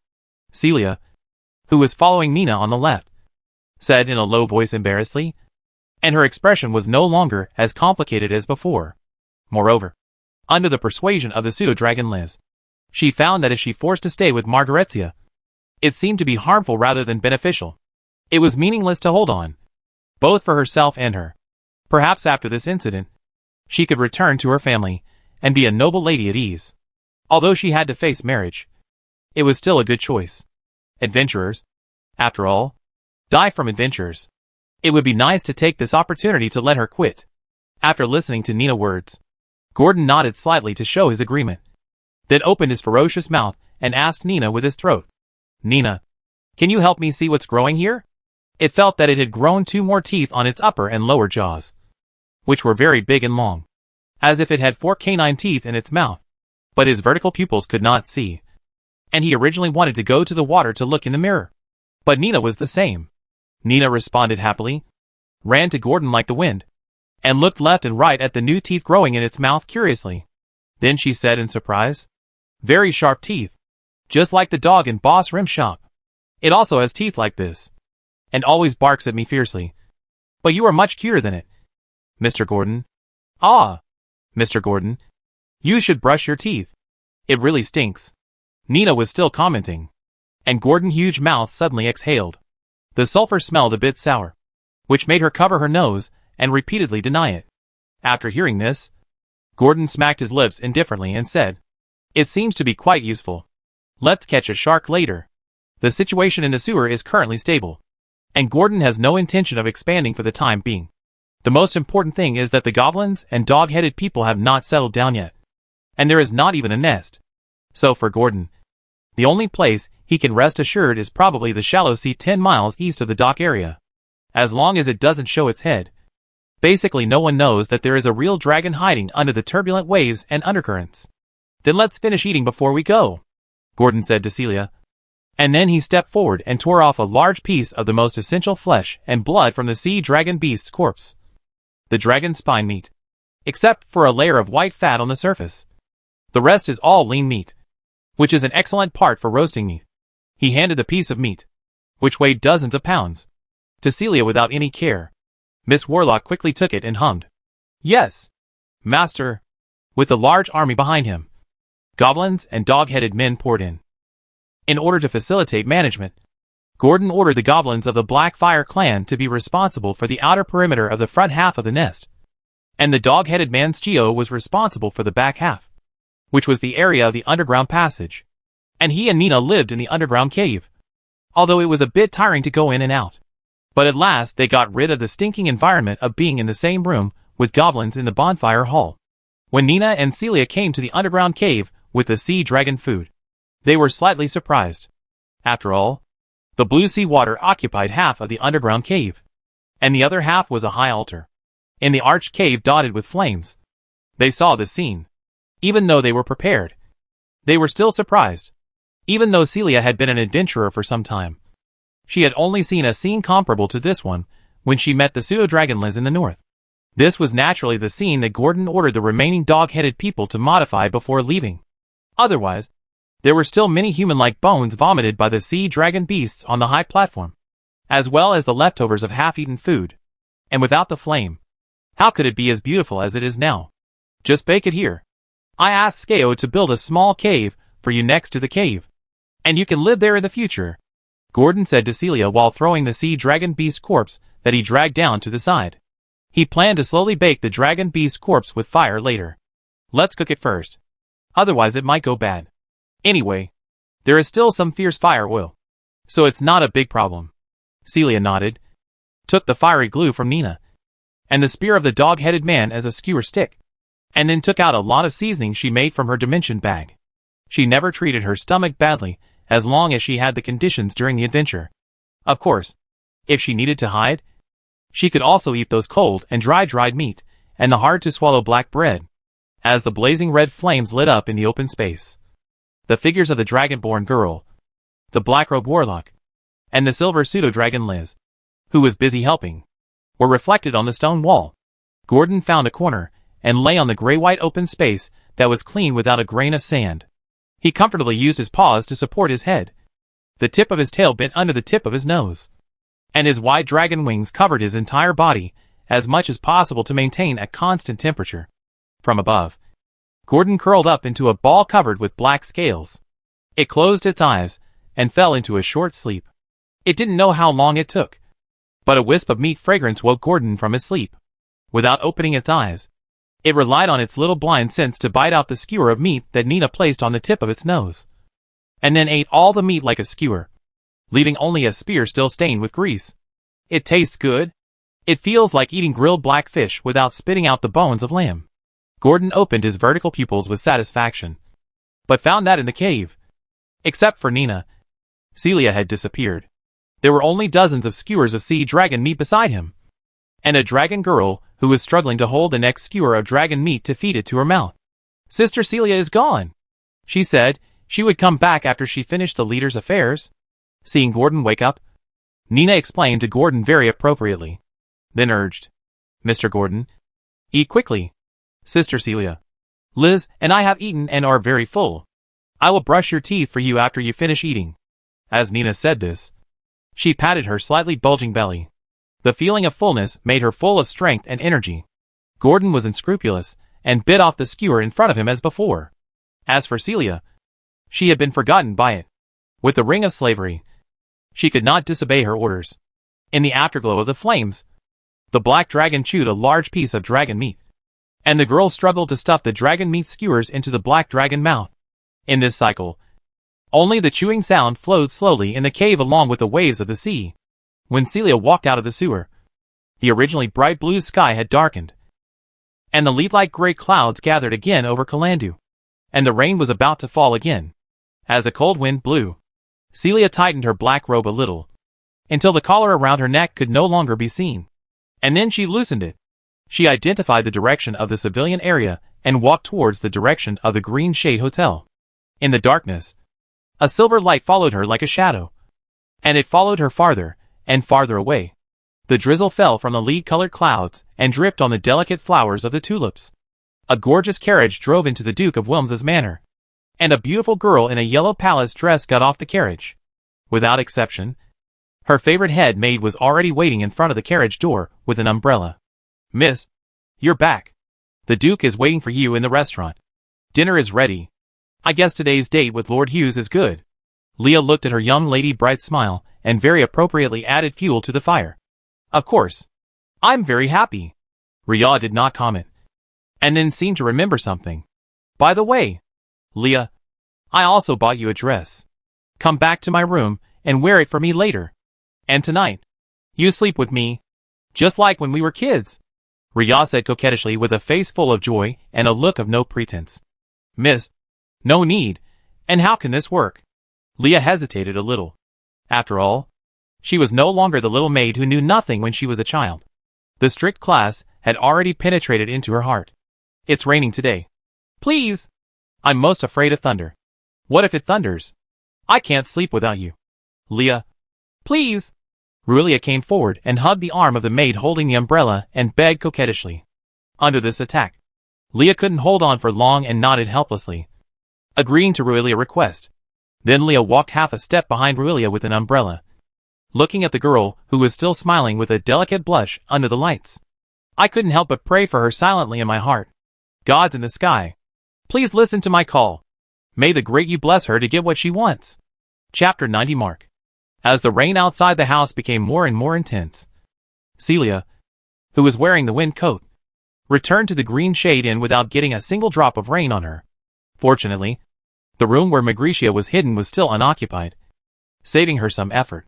Of course, the reason for this was that since the city guards had come to this street twice in a row, many residents were in a panic, not to mention outsiders or adventurers, who would rather choose the more expensive Thorn Inn on the next street than come here. However, Celia still paid 2 silver coins for the room and asked the innkeeper to give her the key to the room. She walked up to the second floor with dignity and creaked open the somewhat worn wooden door. It was still the same as in the morning, but the glass that was broken by Liz had been replaced. She touched under the bed and felt the soft touch, and she knew that Magricia was still sleeping soundly. She stood up and walked to the window and opened it. Liz in the air folded her wings and landed on Celia's shoulder. It said to the girl who had taken off her hood, revealing her smooth gray hair and delicate features, "Celia, have you thought about how to tell the leader? She is not someone who is so easy to convince." "No, but I will persuade her to leave. Like you said, if she stays, she will only be a second-level warrior, which is not good enough in Kalando. Besides, the master will not believe her unless she wears this too." Celia stroked the slender collar on her neck, her gray eyes full of complexity. This day passed particularly slowly, making her feel like a long time had passed. A few days ago, she was still an adventurer who wanted to travel the entire Io continent with her adventure team members. Now she is controlled by someone, and I don't know when she can be free. Fortunately, this master doesn't seem to be very interested in her, and if it weren't for Nina, she might not be as easy to talk to as she is today. Okay then, but it seems that I may not be able to go back today. She won't wake up so soon. I want to go back and eat another string of dragon beast meat. Liz looked under the bed, then looked at the gloomy sky outside the window, folded her wings, changed her posture, and lay on Celia's shoulder. and said weakly. Celia, who had long seen through Liz's foodie nature, shook her head helplessly. You have eaten 3 skewers of meat that are bigger than your body. And you still eat? Is your cooking delicious? Besides, I am still growing up now. Isn't it normal to eat more? The 30-year-old Liz looked at Celia innocently. The conversation between the dragon and the other did not last long before it was interrupted by the noise coming from behind. The invisibility ball was removed, and Magresia, who was lying on the bed and waking up, murmured something in her mouth, which was not clear, and her eyelashes above her closed eyes trembled slightly. When she shouted, "No!" and woke up with a start, she saw the gloomy ceiling of the hotel. Not the one of the White Horse Hotel. She suddenly jumped up 90 degrees from the bed. And then she heard a familiar voice. Captain, you are awake. Celia? Magresia woke up as if from a dream. But she remembered that she was knocked unconscious by the assassin who was chasing her. And Celia being here, does that mean she has suffered the same fate?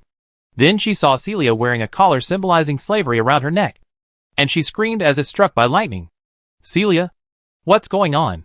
What's wrong with you? Captain, I'm fine. As for this, can you let me tell you slowly? Celia gently stroked the collar with a smile on her lips, without a trace of unnaturalness. She told a white lie to the captain, who took good care of her. Boom!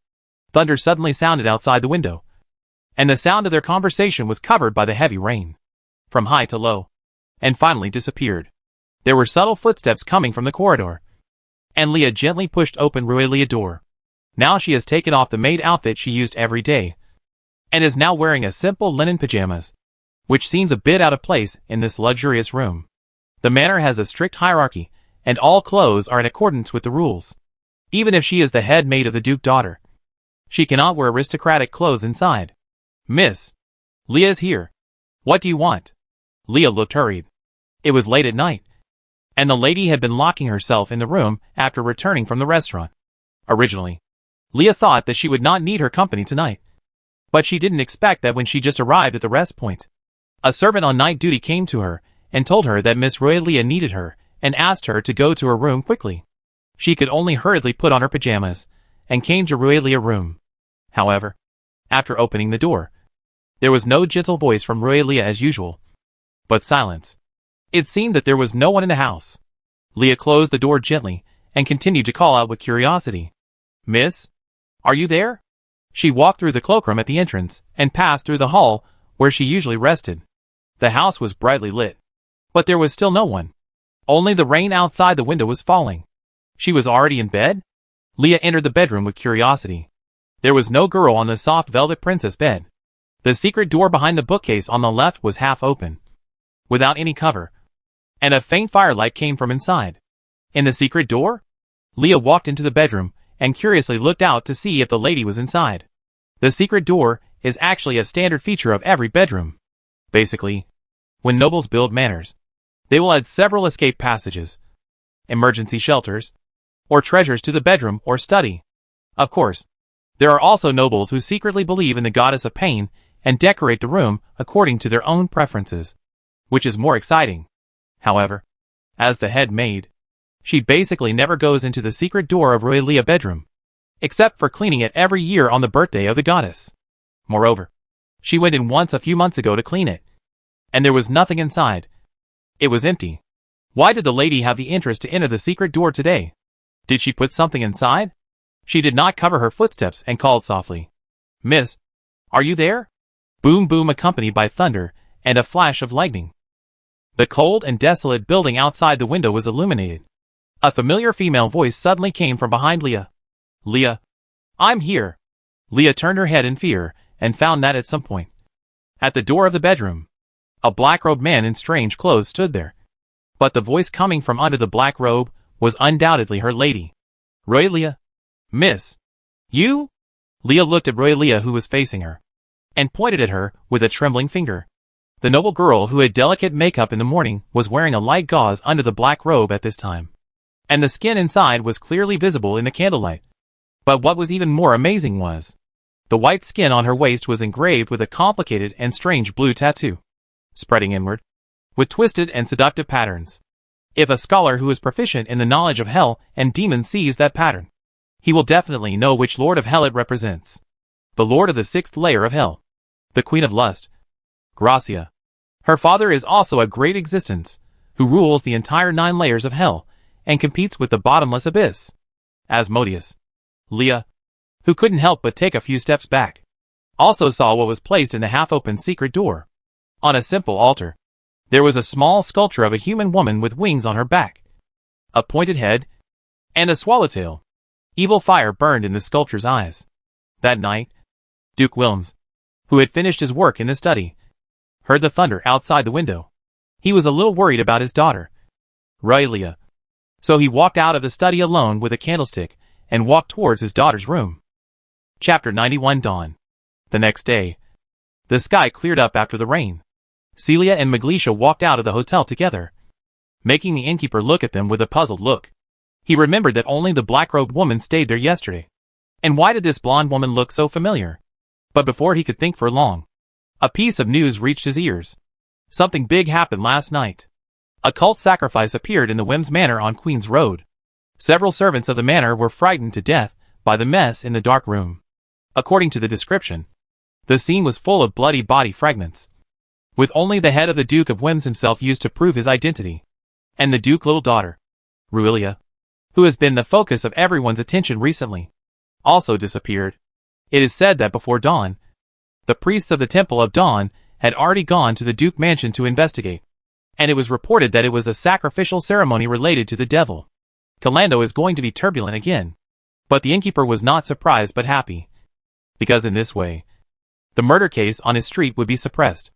After all, it is believed that it will not be long before this news will spread like wildfire and be known to the whole city.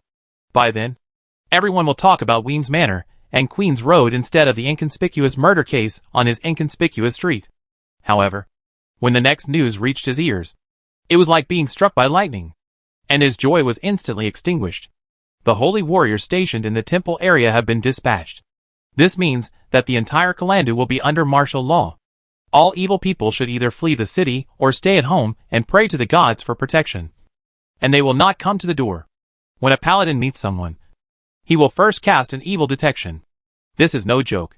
This also means that all adventurers or merchants who want to enter the city recently will think twice, whether their camp has shifted or whether they have done anything evil. Otherwise, they may be judged before entering the free city. This will also cause the originally prosperous civilian area, this free trade city, to fall into a cold and depressed state. Eric's dream of normal business will also disappear again because of this paladin dispatch. When Celia and Magrecia left the inn, they also heard this rumor among the residents when they met 2 paladins stationed. Devil ritual? Selling your soul to the devil? It's been so many years. In the past, only remote villages or small towns had devil rituals. Now, even the Duke Mansion has one. What's wrong with this world? Who is the main priest of the devil ritual? Is it the missing Duke daughter? Or is it someone else? The residents were talking about it, making Celia and Magrecia look at each other. But they were still able to enter and exit the city gates safely. After a night of conversation, Magrecia seemed to be persuaded by Celia. But she did not choose to go home, but chose to comfort the families of the dead teammates and bring their death news back to their hometown. Captain, thank you for your trouble. Under the black robe with gold thread, the gray-haired girl looked at Magrecia, who was about to get on a carriage team heading to the White Tower. Magrecia said indifferently, "Don't worry. I will bring your condolences to the families of Galiot and his family. Since you can't leave here, I will do it for you. However, is that lady really as unkind as you said? I still want to visit her and thank her for saving you." Magrecia believed most of Celia's words under her white lie, but she was still a little puzzled about this. After all, if a powerful spellcaster had a strange temperament, how could he save Celia? Maybe there was a conspiracy. But looking at Celia's current appearance, except for the collar, she was as good as it could be. So Magrecia could only believe her. Well, it is indeed more weird. Celia carefully recalled the appearance and demeanor of Gordon and found that this young dragon seemed to be different from other real dragons. Whether in battle or life, it has extraordinary patience and will not show the tyranny and cruelty that dragons often have. More like a metal dragon that has experienced a lot in the world. Then Celia, don't make that gentleman angry. It's normal for high-level professionals to have strange tempers. Just be patient, Magratia hurriedly suggested. No. I respect it so much. How dare I provoke it? I won't say anything more. The carriage is about to start. Captain, go and report. Celia's face flushed a few times when she said this. Thinking of the name for Gordon, she felt ashamed now. Okay. Then I leave first. Take care of yourself. Magratia looked at the front of the long line of carriages. The leader was counting the number of people. As a second-level warrior, she was a temporary guard. So she must be present. Goodbye, Captain. Celia waved her hand as a farewell. And Magratia also smiled. Turning around, she raised her right hand above her head and waved it. Then walked towards the front of the long line of carriages without looking back. Perhaps because of the holy warriors, many caravans left Calanda much earlier, trying to leave the city before the holy warriors completely took over the city gate. However, it is said that the main reason is that the temple has placed people in the noble area, which has been sealed off, and not even a fly can fly out. The devil invasion of the main material plane is not a big deal, but it is not a small deal. But the fact that it can quietly infiltrate the Duke Mansion is enough to show that it is definitely not accidental. It is enough to arouse the anger of the people in the temple, and directly eliminate the evil hidden in the free city with the power of thunder. When Celia stepped into the Black Street again, she found that the Black Street thugs, who had just been roaming the streets for a few days, had disappeared without a trace. All the doors were closed, and even the taverns that used to be open all night were closed. Apparently, they heard the news and disappeared like rats in the Black Street. It is said that Finch of the Dragon Hunters even took the core members to the sea early in the morning to avoid the limelight. It was really a panic. However, just as Celia was about to step into the sewer entrance and return to the kobolds. No, it should be called the Dragon Lair now. A team of holy warriors wearing red and silver interwoven sun armor, holding sun shields and long swords, came to the Black Street. There was also a priest wearing a sun robe as his companion. And the priest was the leader, judging from the sunrise emblems made of red, rose, and yellow gems on their chests or shields. They were followers of Losander. The leading priest first looked at the silent Black Street and sneered slightly. Then he said to the holy warriors behind him, "The Dawn Priest ordered us to eliminate the evil of the Black Street and completely remove the evil in the sewers, until nothingness. Let the light of the Lord of Dawn completely illuminate this filthy shadow land." Yes, Lord Dawn Greeter. The holy warriors, with an average level of up to level 3, said in unison to the priest Dawn Greeter, who had arrived in front of him, and had been transferred from the priest of Losander for the second time and reached the level of a 5th level professional. Praise the Lord of the Dawn. May the light of the Lord of the Dawn protect you forever. The leading priest nodded with satisfaction, then cast a magic spell to boost the morale of these holy warriors, and then strode into this quiet and deserted Black Street. On this day, the light of dawn will rise from the sea level and illuminate all the shadows of this huge white city. Chapter 92 Detection. Master, that's probably it. In the underground cave. Celia, who had passed through 2 layers of monster encirclement, reported what she heard this morning to Gordon. Nina was still resting and sleeping, and had not woken up. She was lying in the crook of Gordon's upper arm, holding the black dragon like an octopus. And Gordon was originally lying on the ground and grinding his teeth unconsciously. The changes that had taken place in his mouth, dragon fang and true dragon armor still made him a little uncomfortable. It felt uncomfortable to have these vampire-like teeth growing in his mouth, as if he had turned into a vampire dragon. But after hearing Celia's message, he immediately shuddered, his head slightly raised, floating a few feet in the air, looking at Celia in front of him, and asked solemnly, "Celia, before you come back, have you seen any holy warriors in the Black Street?" "No, Master."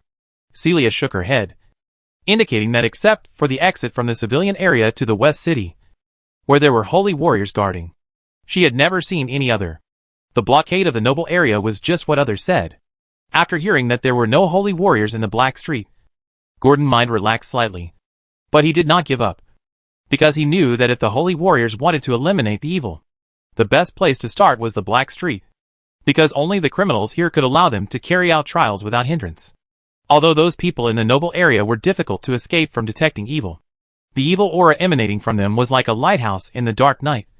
But the size of the light was different. But it was far from necessary to go to this step just for the devil ritual. This is one of the reasons why the nobles agreed to let the paladins come out to judge. Otherwise, before the devil creations could release fear in Kalandu, they would have been chopped to death by the paladin's evil-breaking slash. Are you sure? Gordon asked again. And after getting a positive answer, he still looked worried. But he didn't worry for long. So he asked Celia to call Grush and Scale, the leaders of the two clans, to him to worry together. There is strength in numbers. And we can still listen to other people's opinions to find out the shortcomings and make up for the gaps. However, Grush, the goblin with a brain full of muscles, only knew to say, whatever the great master tells me to do, I will do it. As for suggestions, that's what the master tells me to do. I will do it. He was so stupid that Gordon couldn't help but hold his forehead. Scale was better. The dragon-veined dog-headed warlock suggested that Gordon send some people to guard several main roads in the sewer area. If there is any situation, it can be notified in time, which is better than waiting in the nest. However, it also suggested that Gordon could take refuge under the sea now. After all, there is an underwater passage, so it is safe for Gordon to escape. Nina beside Gordon was also awakened by their discussion, but no one cared about it at this time. After waking up, Nina first listened to the discussion for a while, and then looked at Mr. Gordon's expression, and she also became nervous. Refuge and escape again. Nina was really shocked. She never thought that she would have such a drastic change after just sleeping. It hasn't been a day of peace yet. Fortunately, after Celia gave her a reassuring look, her panic calmed down, and she began to look up at the black real dragon steadily. Huh? It's Mr. Gordon. There must be no problem. She exhaled and cheered herself up secretly. And Gordon didn't have time to pay attention to Nina's little expressions. What should he think about now? What if the holy warriors came and cleared out the nests of the dog-headed men and goblins? Wouldn't it be a commander without troops again? Could it let these goblins hide in the sea with it? But the auras of so many creatures gathered together. If they were seen by the evil detection, then it couldn't guarantee that these goblins and dog-headed men hadn't done evil things before. It's normal for these chaotic creatures to shift their camps to evil. Or divide the troops. Let some goblins return to the bonfire hall, so that they can still be saved even if they are wiped out at once. But it was so nervous before the paladin arrived. Wasn't it a bit too much? Gordon began to question his own caution. He didn't look like a lava dragon at all, but more like a green dragon. Gather the power of his followers, and give a heavy blow to those outsiders who dared to invade the territory of the Molten Dragon Lord, so that they would not dare to do it again. That's the style of a lava dragon. However, Gordon knew about the paladins from the Kalanda Temple from Celia. The lowest professional level was also the second level, and most of them reached the third level. There were even fifth-level paladins or fifth-level priests accompanying them. Gordon suddenly felt that there was nothing wrong with being a green dragon. It's not bad to make a living by brain. Just as Gordon was in a dilemma and thinking carefully about the bugs in his plan, his eyes shifted to Miss Warlock and Nina, who were looking at him without blinking. A bold idea suddenly emerged in his mind. God said, "You are guilty. Let me go." "Sir, I really didn't do anything unscrupulous." "Sir, let me go." Small evil is also evil. It must be eliminated. The paladin looked at the Blackstreet resident, who was holding his legs and begging in front of him. In his eyes, the slightly strong blood-colored aura of this person obviously killed people for profit. But it was not as strong as the aura of the villain who had been beheaded. As for letting you go, that matter is up to God. I am not qualified to forgive others. After saying that, the paladin pierced the person under his feet with a sword.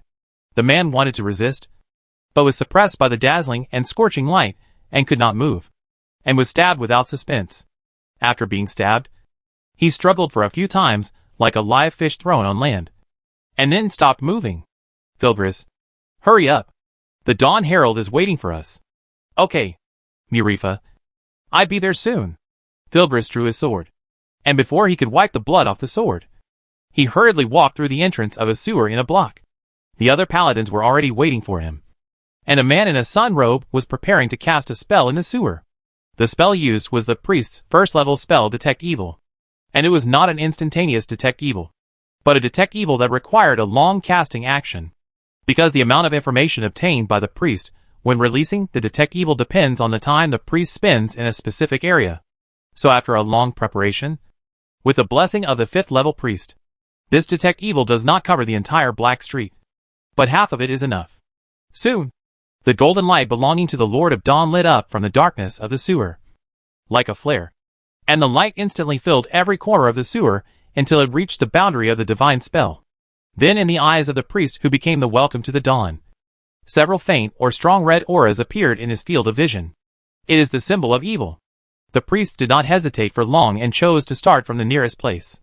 That is, they walked towards a relatively weak evil aura compared to others. When they walked near the aura, the holy warriors knew where the destination of this trip was. Look at the dragon-shaped sacrificial patterns engraved on the surrounding rock walls, and the totem standing at the door. This is a dog-headed man nest. Chapter 93. Leaving the appearance of the kobold's lair in the sewer is no different from that in the wild. The only difference is that there are too many entrances here, and their arrival seemed to have alarmed other creatures. But they had no ill will towards them, and left after a few flaps.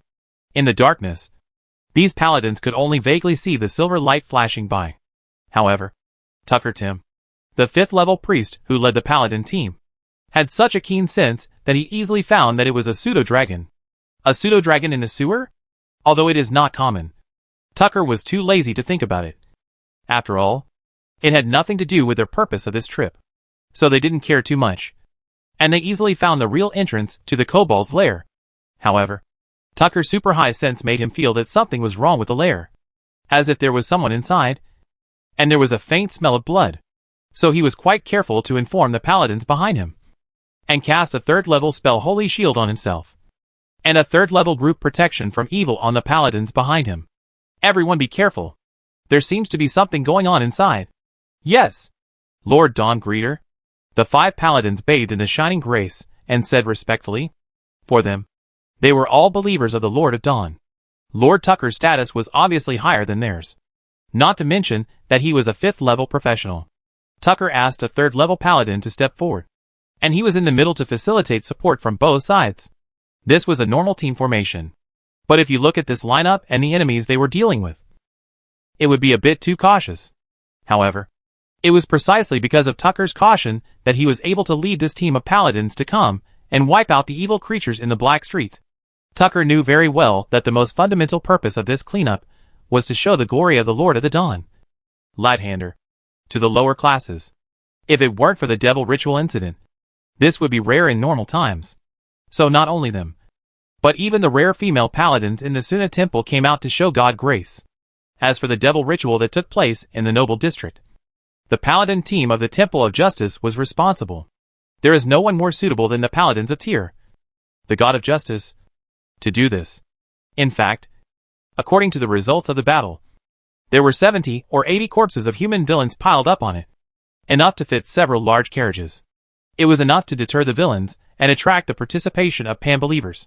However, clearing the evil creatures in the sewers, by the way, could still show more fruitful results, which was much better than the pure corpses of villains. Moreover, with their combat efficiency and travel speed, plus the detection of evil by the priests, it would not be too troublesome to clear these sewer creatures. As the paladin in front held a shield and bent over to enter the entrance of the dog-headed man lair, the sound, movement, and smell became louder as the speed of advancement increased. It seemed to be the sound of the wind, or the sound of a woman in different spell, and there was an inhuman bloody smell. There was someone. Tucker touched the flail at his waist, ready to fight at any time. Although this was a sewer, some vigilance was still necessary. Be careful in what you say and do. This is what the Lord of Dawn told him. Don't be impulsive. Don't be reckless. As long as it is evil, it will be revealed in the sun one day. However, after the holy warrior in front entered the nest, he was somewhat dazed, as if the scene in front of him shocked him. Tucker followed behind, and also saw the scene that shocked him. In the cave with bright torches, a girl in black robe and gray hair, with a little girl younger than her, was fighting with goblins. No, it was not so much a fight as a one-sided bullying and crushing. These goblins, who were at most level 1, shrank in front of the seemingly weak black-robed girl, and could not even swing the bone sticks in their hands. A few of them finally mustered up the courage to attack, but were deflected by the invisible gust of wind around the black-robed girl body, and then were blown back by the girl clean and neat gust of wind, rolling and crawling in the corner and shivering. There were also goblins lying motionless in the distance of the cave. Although they had breath, they had no fighting power. Obviously, this was the fate of the rebels. This is a warlock. A level 3. Tucker, a priest, took a look and determined the girl profession and level, and felt that the scene was reasonable. You know, the 3rd level is not considered a cabbage in Kalandu, as can be seen from the fact that the leader of the dragon hunting gang in the Black Street is a 3rd level. It is easy for a spellcaster to kill these goblins. However, the warlock in front of him seemed to be teaching the little girl behind him. He was not in a hurry to kill these goblins, but tortured them slowly. And after each attack, he told the girl behind him in his cold voice, such as, 100 ways to kill goblins, in the Goblin Killing Guide, and the weaknesses of the goblins. What is most likely to happen when you encounter goblins during your adventure? From which aspect can you identify the status of goblins? And so on. Anyway, after Tucker came out, he heard from the girl at least 3 ways to easily kill a team of goblins using traps. Mentor and apprentice. This is the impression that Tucker subconsciously came to his mind. Although this mentor is a little young, from her familiar words, it seems that she has been through a lot of adventures. The entry of the paladin team and him naturally attracted the attention of the 2 people who were imparting their experience. However, when the 2 saw that it was a paladin, their expressions were slightly relaxed. Although they were a little wary, they were mostly restrained. This Tucker also understood why. If you encounter an adventure team with a paladin in the wild, you don't have to worry about him stabbing you in the back. After all, if you violate the doctrine, you are not a paladin, but a dark paladin. Good morning, ladies. I am Tucker, a priest serving the Lord of Dawn. Tucker gave a not too rude greeting. Good morning, Lord Dawn Greeter. I am Celia, and this is my sister Nina. May I ask what can I do for you? The black-robed girl nodded slightly, obviously recognizing the identity of the priest in front of her, and both her tone and attitude were quite respectful. After all, the Temple of the Lord of Dawn has helped adventurers a lot, and its reputation among adventurers is still good. Nothing. I was just ordered to eliminate evil, but I didn't expect you to be here, practicing. We are presumptuous. May the Lord of Dawn bless you. Tucker's perception did not detect any signs of lying in the girl in front of him, nor did he ask her if she needed the help of the paladin. So, he had no doubts. Although he had detected the evil here before, it was very weak, but it was obviously from these goblins. Only goblins would have such a weak evil aura. Let's go! Go to the next location. After Tucker simply stated his purpose, he immediately ordered that there was nothing for them to do here. The paladin behind him also turned around and left quickly. Since there were already people, there was no need for them to stay here. Going to the next destination was the right thing to do. However, what Tucker didn't know was, not long after they left, a silver light followed them from a distance in the shadows, and the gray-haired girl, not long after, came to the deeper part of the nest and threw a golden coin into the sea. Not long after, the ripples on the water's surface spread slightly. A ferocious dragon head emerged from the bottom of the water. It was Gordon, who was ready to escape at any time at the intersection of the underwater tunnel. Its dark golden vertical pupils stared at the girl in front of it, quietly waiting for her information. Master. They left and went to the north of the sewer. Liz followed. Well done. Gordon's satisfied voice echoed in the cave for a long time. Chapter 94 Target, Overseas. After confirming that the paladins had left, Gordon came out of the sea. It must be said, having stayed in the sea for too long, Gordon was somewhat disgusted with the seawater. I don't know if it's the nature of a lava dragon, but this is normal. After all, its favorite environment is in a volcano with magma, preferably very high, so high that their caves can overlook the entire territory. As for why Gordon asked Celia and Nina to pretend to clear out the goblins in order to deceive these paladins, it was also after careful consideration.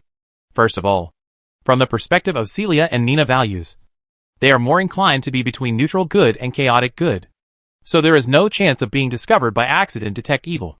Secondly, Celia only needs to restore her original appearance, and she doesn't need to act or deceive at all.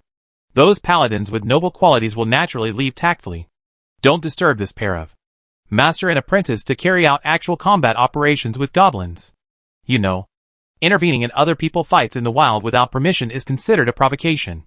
This kind of behavior is something that the followers of the Lord of Dawn cannot do, unless the person really needs their help. Otherwise, it is basically impossible to intervene. This is the most fundamental part of Gordon's plan. You can't knock me down if you just fall to the ground first. One step ahead of him. So that the holy warriors can't use the banner of eradicating evil to launch a devastating attack on these goblins.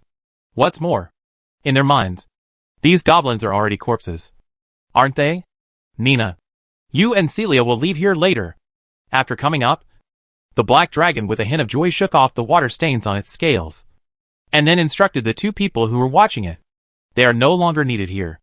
Not to mention that Gordon has more important things to tell them to do. It is useless to stay in the underground cave. Not to mention that Gordon is already considering going out to sea. It now has a series of self-protection capabilities. As long as it does not encounter any powerful monsters and adventurers in the wild, it is safe. But this does not mean that Gordon will abandon the sewer. On the contrary, it will work hard to establish its own power in the sewer.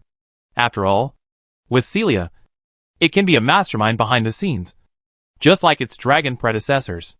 Then, Mr. Gordon, what do you want us to do? And Nina, who was standing aside, took a white rag that she had brought from nowhere after Gordon came up, and wiped the water stains that had not been shaken off its scales diligently, while asking, very diligently, although Gordon has its own evaporation, since someone is willing to wipe it dry, it doesn't mind, right? So, with a comfortable look, he described the tasks they needed to do one by one. First, Celia, you investigate the legendary wizard Galmadon in the city, mainly to investigate what significant powerful magic items he has, as well as his life and deeds. The more detailed the better. Although Celia didn't know why Gordon wanted to investigate something that had nothing to do with it, but was related to her. She nodded quickly. After all, this was what she wanted to know. Also, help Nina to exchange the things in the dimensional bag I gave her for gold coins, all collected from the sea dragon beast's nest. But don't leave in a hurry later. There are also scales on its body, and some valuable organs in its body that can be used to make potions. Gordon continued to give instructions to Celia. Compared to Nina, Gordon preferred the warlock lady who had experienced adventures in front of him, who could handle these things more properly. After all, Gordon always felt embarrassed to bother Nina with everything. What about Mr. Gordon? What about me? What about me? Nina also wanted Gordon to assign her tasks, and asked tentatively, slowing down the wiping of her hands. You? First change the clothes you have worn for who knows how many days, and then eat something you have never eaten before. Let your sister Celia take you to visit the free city, and enjoy the happiness you should enjoy at your age. This is my task for you. Gordon's voice slowed down slightly. It was very dissatisfied with Nina's previous life, but it could not change it, because it did not allow Nina to buy new clothes, because she was indeed too conspicuous when she went out, and it was useless to buy them. Her own weakness was the original sin in the Black Street. Staying in the sewer with it was the best choice. But now it was different. With Celia, a warlock, by her side, I guess there was no one so blind as to dare to provoke a powerful warlock for a dragonborn. Oh! Nina was a little unwilling and said disappointedly. She secretly complained that Mr. Gordon really didn't want her anymore after he had sister Celia. She didn't want to enjoy the happy life at all.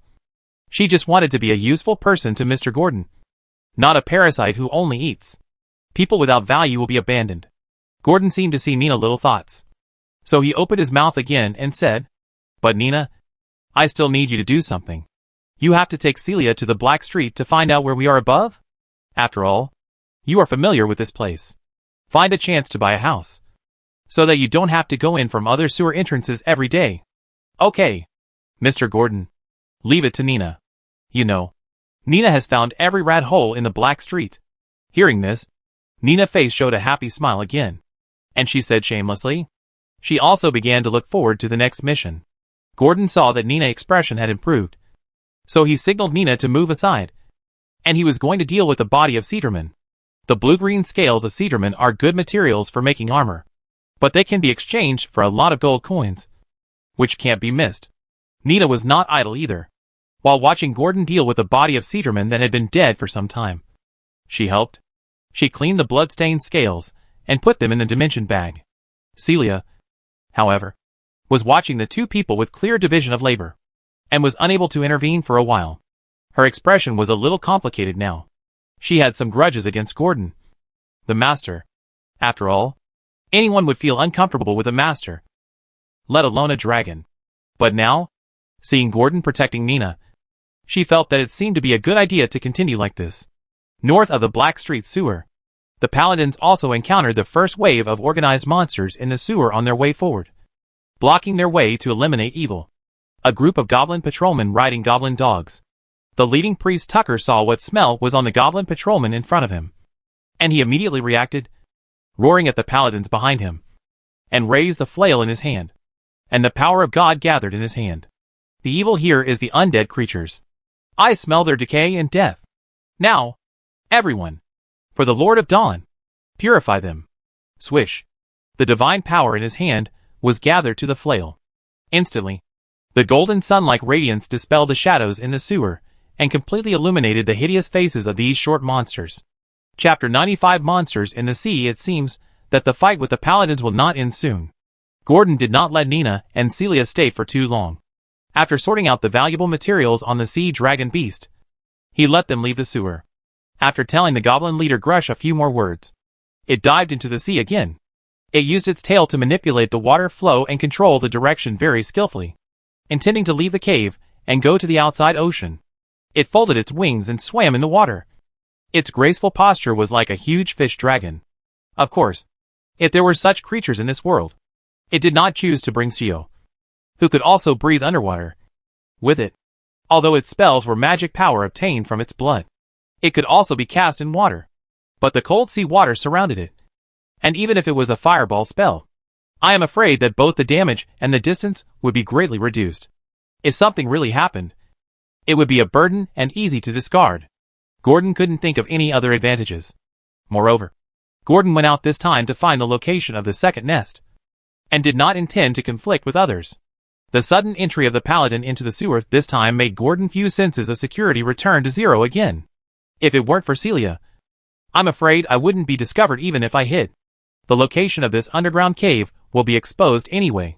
Maybe these stubborn paladins will jump into the water to investigate. By then, will Gordon's self-proclaimed secret nest still be secret? Maybe for the safety of Kalandu. The paladin will ask a spellcaster to block the entrance of this cave with a spell that changes the terrain. Anyway, the task of finding the nest outside the sewer is extremely important in its mind, and the sense of security does not allow it to hesitate for a moment. However, when it emerged from the deep and hidden underwater tunnel, it suddenly found that the sea surface was dark and there were countless iron chains sinking to the bottom of the water. A closer look revealed that they were triangular anchors. Gordon looked up and realized that these shadows were actually the bottom area of the ship, blocking the sunlight projected into the sea. But, park here? Gordon counted and found that there were no less than 30 or 40 ships, all anchored here. Compared with other shallow seas, this place is deeper. In addition to some reefs, it is also a natural shelter. But in front of the deep-water port of Kalandu, it is naturally a bit inferior. Gordon probably guessed that these ships might be related to the holy warriors in the city. But it has nothing to do with it, and it is too lazy to think about it. Originally, its plan was not to find an island near here. Otherwise, it would be in trouble if the adventurers on those ships passed by. At least it should be more than 20 miles away from Kalandu, so as not to intersect too closely with the routes of those merchant ships returning to Kalandu. Swimming 10 miles is not a big effort for Gordon underwater, and it doesn't take much time. As a young dragon, its underwater speed is not much slower than that of an adult dragon. After all, everyone knows the agility of a real dragon. However, if it is a water dragon, such as an ocean dragon or a bronze dragon, then it is not a problem to double its underwater speed. After thinking it through, Gordon ignored the ships anchored above his head and bypassed the anchor. He searched in a direction far away from the coastline of Kalandu. Only there could there be a deserted island community ruled by monsters. After swimming for 5 miles, and no longer seeing the shadow of ships on the sea, Gordon dared to stick his head out of the water and look around. Then he found a direction and sneaked away. This journey was quite comfortable. But what puzzled Gordon was a little bit. In this distance of several miles, he did not encounter any evil marine creatures. They were all sharks and sea eels that ran away when they saw him. He did not see any evil human-like creatures, such as sea witches, sea goblins, and sawajin. He did not even see common creatures such as solo fishmen. It was just as ordinary as the ocean in the previous life. If he looked back on the sea, Gordon could still see the shadow of the huge free city. He even thought he almost went back to the original world. However, when he advanced to about 30 miles from Kalandu, Gordon finally saw the island. No! To be precise, something blocked the way in front of him. So he stuck his head out and found the island. The island is medium-sized, but the surrounding underwater reefs block Gordon's vision, and you can't see the end at a glance. It is impossible for ships to pass through, and it is easy to run aground. The reef community in Gordon Underwater Cave is nothing compared to this. Gordon is not sure whether the reefs of this island are in a closed ring, but at least from Gordon's perspective, the reefs below are densely intertwined, leaving only small gaps for creatures to pass through, like a twisted forest in the sea. But it is precisely because of this that Gordon is interested in that island. Isn't this natural barrier the most suitable place for it to build a nest? That is to say, it is unknown whether there are powerful creatures on the island, so Gordon is still relatively cautious. It chooses to approach slowly from underwater to observe. However, after entering the reef cluster for about a few dozen meters, the dense reef area has disappeared, and Gordon can see the full picture of this underwater place. This is a submarine plain terrain with underwater gullies. The gullies are dark and deep, which makes people feel numb at a glance. And beside the gullies, there are some stone pillars and broken buildings on the plain, which look a bit like ancient ruins. And there are also many remains of ships. But Gordon didn't want to go down to sea, and he even wanted to leave. This weird place is very risky and unusual at first glance. Gordon chose to follow his heart. However, just when Gordon turned around and planned to leave and change places, dozens of shadows suddenly appeared in the reef cluster that was originally uninhabited. These underwater creatures all hold spears and harpoons. They are like old women, all hunched over. It has green skin like a goblin, a frog-like head, and a multi-toothed mouth like a ferocious fish. The combination makes people feel sick at a glance. Undoubtedly, this is a fishman, exactly the same as the fishman in the memory of the dragon heritage. Gordon looked at the first-level fishman warriors who besieged him and roared, "Corrupted monsters! You are seeking your own death. Make me angry. The shadow of death will follow you." But Gordon found that young dragon roar has a limited transmission range in the water. These fishmen only recovered after a moment of stagnation. However, this period of time was enough for Gordon to rush to the sea surface for a distance. It didn't know how many fishmen were hiding here. Anyway, it must be crazy to fight with these monsters in the water. So, Gordon, who had just roared in the sea, Chapter 96 Sewer, cleared. But just when Gordon was about to leave, a fishman came to stop the black dragon with his super high speed in the water. In their eyes, this dragon was a natural prey, weak and helpless. However, Gordon's reaction to the attacking harpoons and spears surprised them, and he didn't even try to dodge. He just tore at the nearest fishman with his claws. The sea water was accompanied by puffs and clinks. As a result, the fishman was stunned, and the sharp spears and harpoons that were originally enough to pierce the dragon's scales were ineffective. And Gordon ignored the weapons of these fishmen with his defense far superior to that of the dragon. He directly used his sharp claws to open the chest of a nearby fishman warrior, and blood instantly filled the blue sea. But Gordon did not stop, and added another knife. After absorbing the light ball on the corpse, he rushed towards the sea again. There were other fish-transformed people blocking the way, and Gordon could only rely on his claws and sharp teeth to kill 5 or 6 first-level fish-transformed people. It did not rush to use its skills, but looked to see if there were any stronger ones. However, it barely returned to the surface of the water, and the blood dyed the sea red, and the strong ones had not appeared yet. But just as Gordon was about to emerge from the water, it looked back at the place that was not polluted by blood. It could already see no less than hundreds of green fish-transformed warriors rushing towards it. Very quickly, this made Gordon suddenly not want to turn back and fight again. Although the levels of these fish-transformed warriors did not seem high, Gordon did not doubt that there would be a fish-transformed spellcaster among them. So, Gordon jumped onto the water without hesitation, but found that the long underwater voyage and fighting made its wings tremble slightly, and it could barely fly at low altitude, which was a bit shaky. It was a bit embarrassing. But fortunately, the island in the distance was not far from Gordon, and a stone cliff was close at hand. In order not to be surrounded by the fish-like people, Gordon went to the stone cliff without hesitation. He planned to stop there for a while, and then leave the sea area, which was really scary. A few seconds later, Gordon used his sharp claws to pierce the bottom of a stone cliff, left the sea, and then climbed up to the top of the stone cliff. Just after it climbed to the top of the stone cliff flexibly, the feeling of being down to earth made Gordon feel great. It turned its head with a relaxed look and cursed the fish-like people with hideous heads under the scarlet sea surface with a common language. You bastards! If you have the ability, come up! However, fearing that he would alarm the unknown creatures on the island, Gordon did not roar. After shaking off the fishman, Goton looked very happy and turned his head easily, intending to take a rest and leave. However, the scene in front of him made his dragon face freeze, because he saw that 10 meters behind him, there was a rough stone platform that looked like an altar.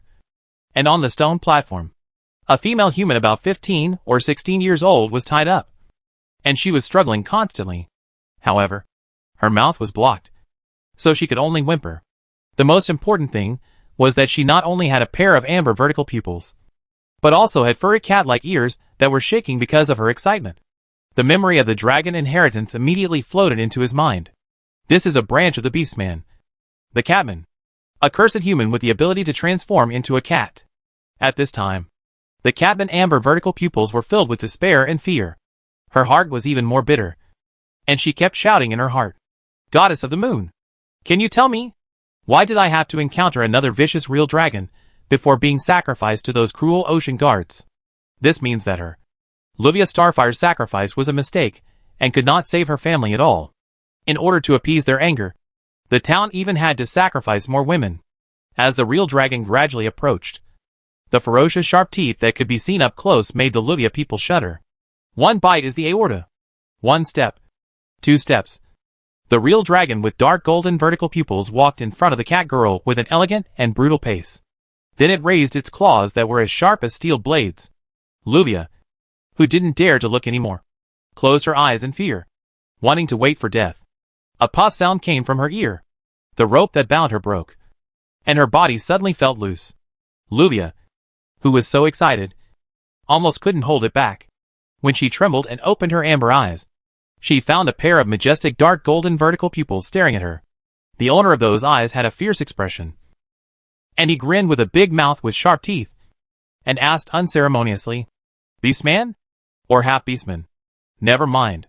Tell me, where is this place? Otherwise, the next claw will not cut the rope." As it said that, it waved the claws on its hands, making a deep sound on the stone platform. The stone platform was scratched with several deep scratches by its claws. Faced with such a deterrent, Luvia was also a little scared by the fierce eyes, and replied without thinking, "This is Rila Island, a place where cat people cannot leave." Luvia was about to pause for a moment, but found that the eyes were devouring people. So she continued to speak in fear. "We are the only residents on the entire island. There are no outsiders here. The outsiders are dead, and they died at the hands of those god servants we call Luca." The cat girl did not dare to stop at all, and said a series of information about the island and the fish-turn man. And Gordon began to slowly understand the ecology of the island and the sea from the cat girl in front of him. A bright sunbeam, moving with the sea of clouds, shone on the cliffs. A dragon and a man, all reflected in it. Damn the sunbeam!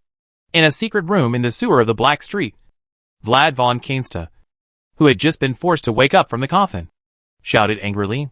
The young vampire, with some disgust, used darkness to block the faint light coming out of the crack above. Then, he was interested in listening to the message brought to him by the blood servant transformed from a human. A group of paladins broke into the sewer, and no one was their opponent, including his most powerful third-level corpse demon and dozens of vampire derivatives, who were cut in half in front of them like butter being cut by a hot blade. And the original undead characteristics were vulnerable in front of him. After hearing that it was a paladin, Flanders had no other thoughts in his mind, especially after hearing that there was a priest inside.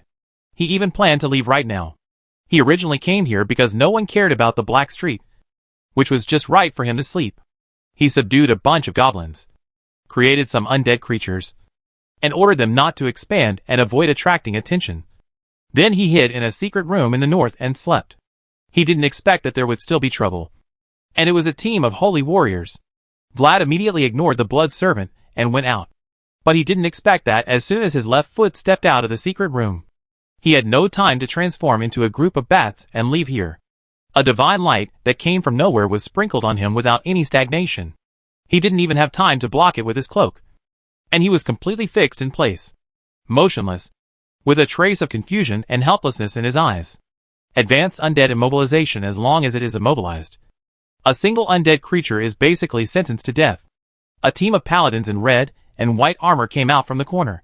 And the divine light of the magic weapon in the hands of the spellcaster had just faded. And one of the paladins took a step forward with a sword. Then Vlad found that his vision was as he gently waved the golden long sword with the magic weapon. The world was completely spinning. And its head fell to the ground. With a look of unwillingness. He was not even shocked why these paladins came so quickly. And he had lost consciousness and fell into eternal darkness. He only heard the last two words of human conversation. Master Tucker. The undead creatures in the sewer have been cleared. The sewers of the Black Street will be free of evil in a short time. Chapter 97 now. Is that enough? Rika Island. On the cliff. Gordon's voice was mixed with the sound of the waves. And it slowly sounded. In other words, you came here because of a shipwreck caused by a storm not long ago? Then you, 100 beastmen, were raised on this isolated island by those fish-like monsters? They asked you to pay tribute to females for reproduction? And you are the tribute chosen to sacrifice to the sea creatures? At night, you will be caught by them in the sea? Gordon adjusted his lying position. The sunlight was a little dazzling, causing his vertical pupils to narrow slightly. It looked at the girl in front of it, who had returned to a normal human appearance, and asked with a thoughtful tone. These are all the information it integrated from Livia's mouth. Yes, Lord Gordon, Livia said timidly, and nodded vigorously. Although she found that the real dragon in front of her was not unable to communicate. But the fear in her heart had not yet dissipated. And she was still on edge, fearing that if she gave an unsatisfactory answer, she would die under the claws of the dragon. She couldn't die now. So the god you mentioned is really a god? Gordon asked again. No. Luca is a creature with countless octopus-like tentacles. It was it that brought us here in the storm. We were about to sink. But with its help, none of us died. When Livia said this, she waved her hands quickly. But her expression was extremely complicated. And she didn't know whether she was grateful or resentful. She continued to add, so we called it Luca, which means guardian god in the language of the beastmen. But not long after that, we found that we couldn't leave here. Those fish-like creatures claimed to be Luca's servants and didn't allow us to leave. We once tried to light a bonfire and use black smoke to attract other ships to come to rescue. But there are many reefs here. And those merchant ships will not choose this route at all. Even if there are ships that see it, they will bypass it from a distance. And we built our own rafts and wanted to drive the boat away from here. But without exception, we were destroyed by the monsters in the sea. People can't return to the shore anymore. One speaking of this, Livia's expression was a little gloomy. Obviously, among the beastmen buried in the sea, there were some familiar ones to her. In other words, this is your first sacrifice? Gordon looked at the cat-like girl in front of him, whose clothes and attire were similar to those of human society, and asked curiously, No, it's the third time this month. Livia shook her head, looking a little miserable. Then you can't resist? Even if you can't resist, at least you can hide. Those fish-like people can't be as sensitive as you on land. Gordon continued to ask. We naturally refused at first. But they have a powerful spellcaster. After chanting the spell, not only can those fish-shaped people walk freely on land, but they can also release powerful and terrifying spells. Uncle Rom, whom I know, was directly petrified into a sculpture. After that, no one dared to resist anymore. Livia's eyes were filled with fear, and her voice was a little distorted. Obviously, the spellcaster caused her a big nightmare. But Gordon did understand that those fish-shaped people could actually go ashore. Isn't that true? Gordon turned his head to look at the sea surface, where the blood had not yet dissipated.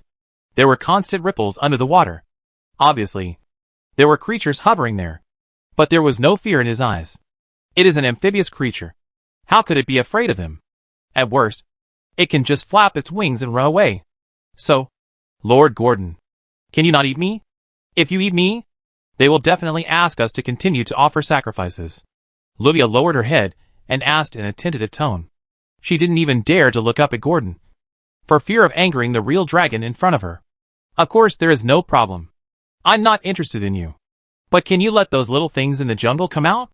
They should come out after eavesdropping for so long. Gordon showed a harmless smile. And even his ferocious fangs were retracted. It had long discovered that there were several prying eyes in the forest behind the stone cliff.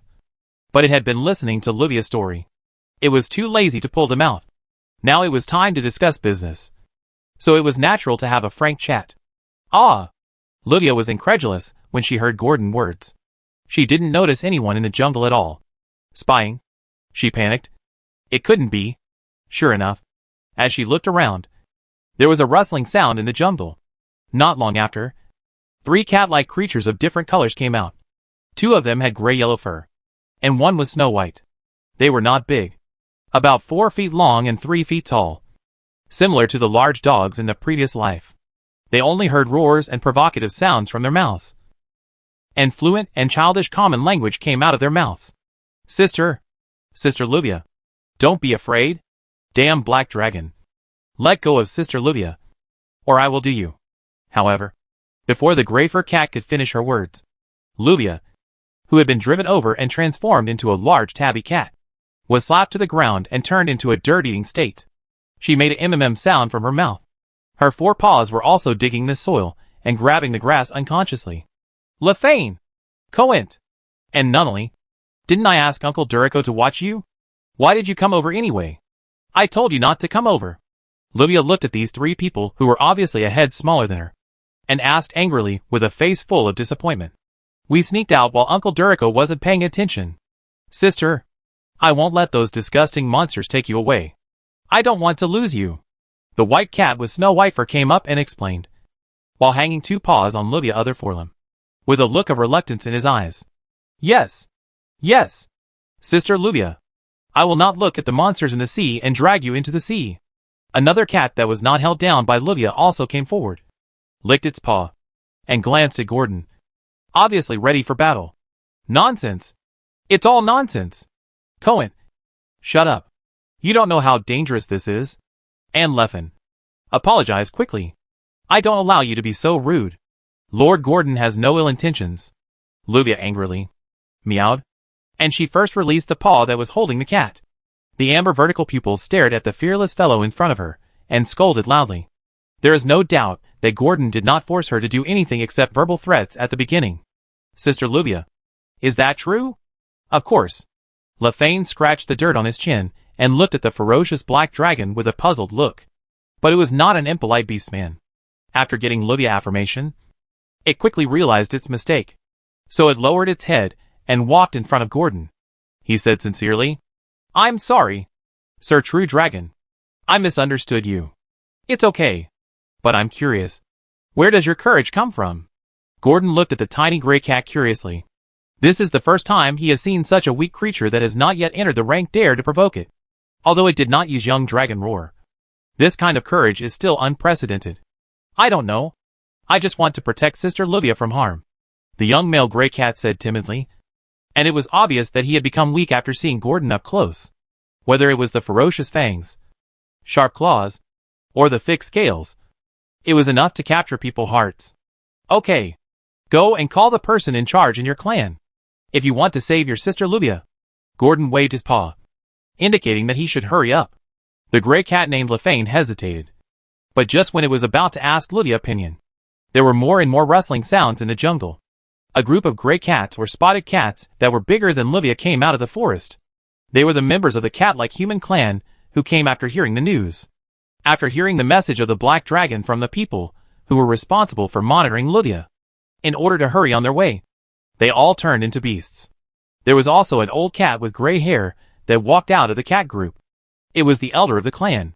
However, it looked puzzled. Why would a dragon come to Rika Island? It was a young dragon.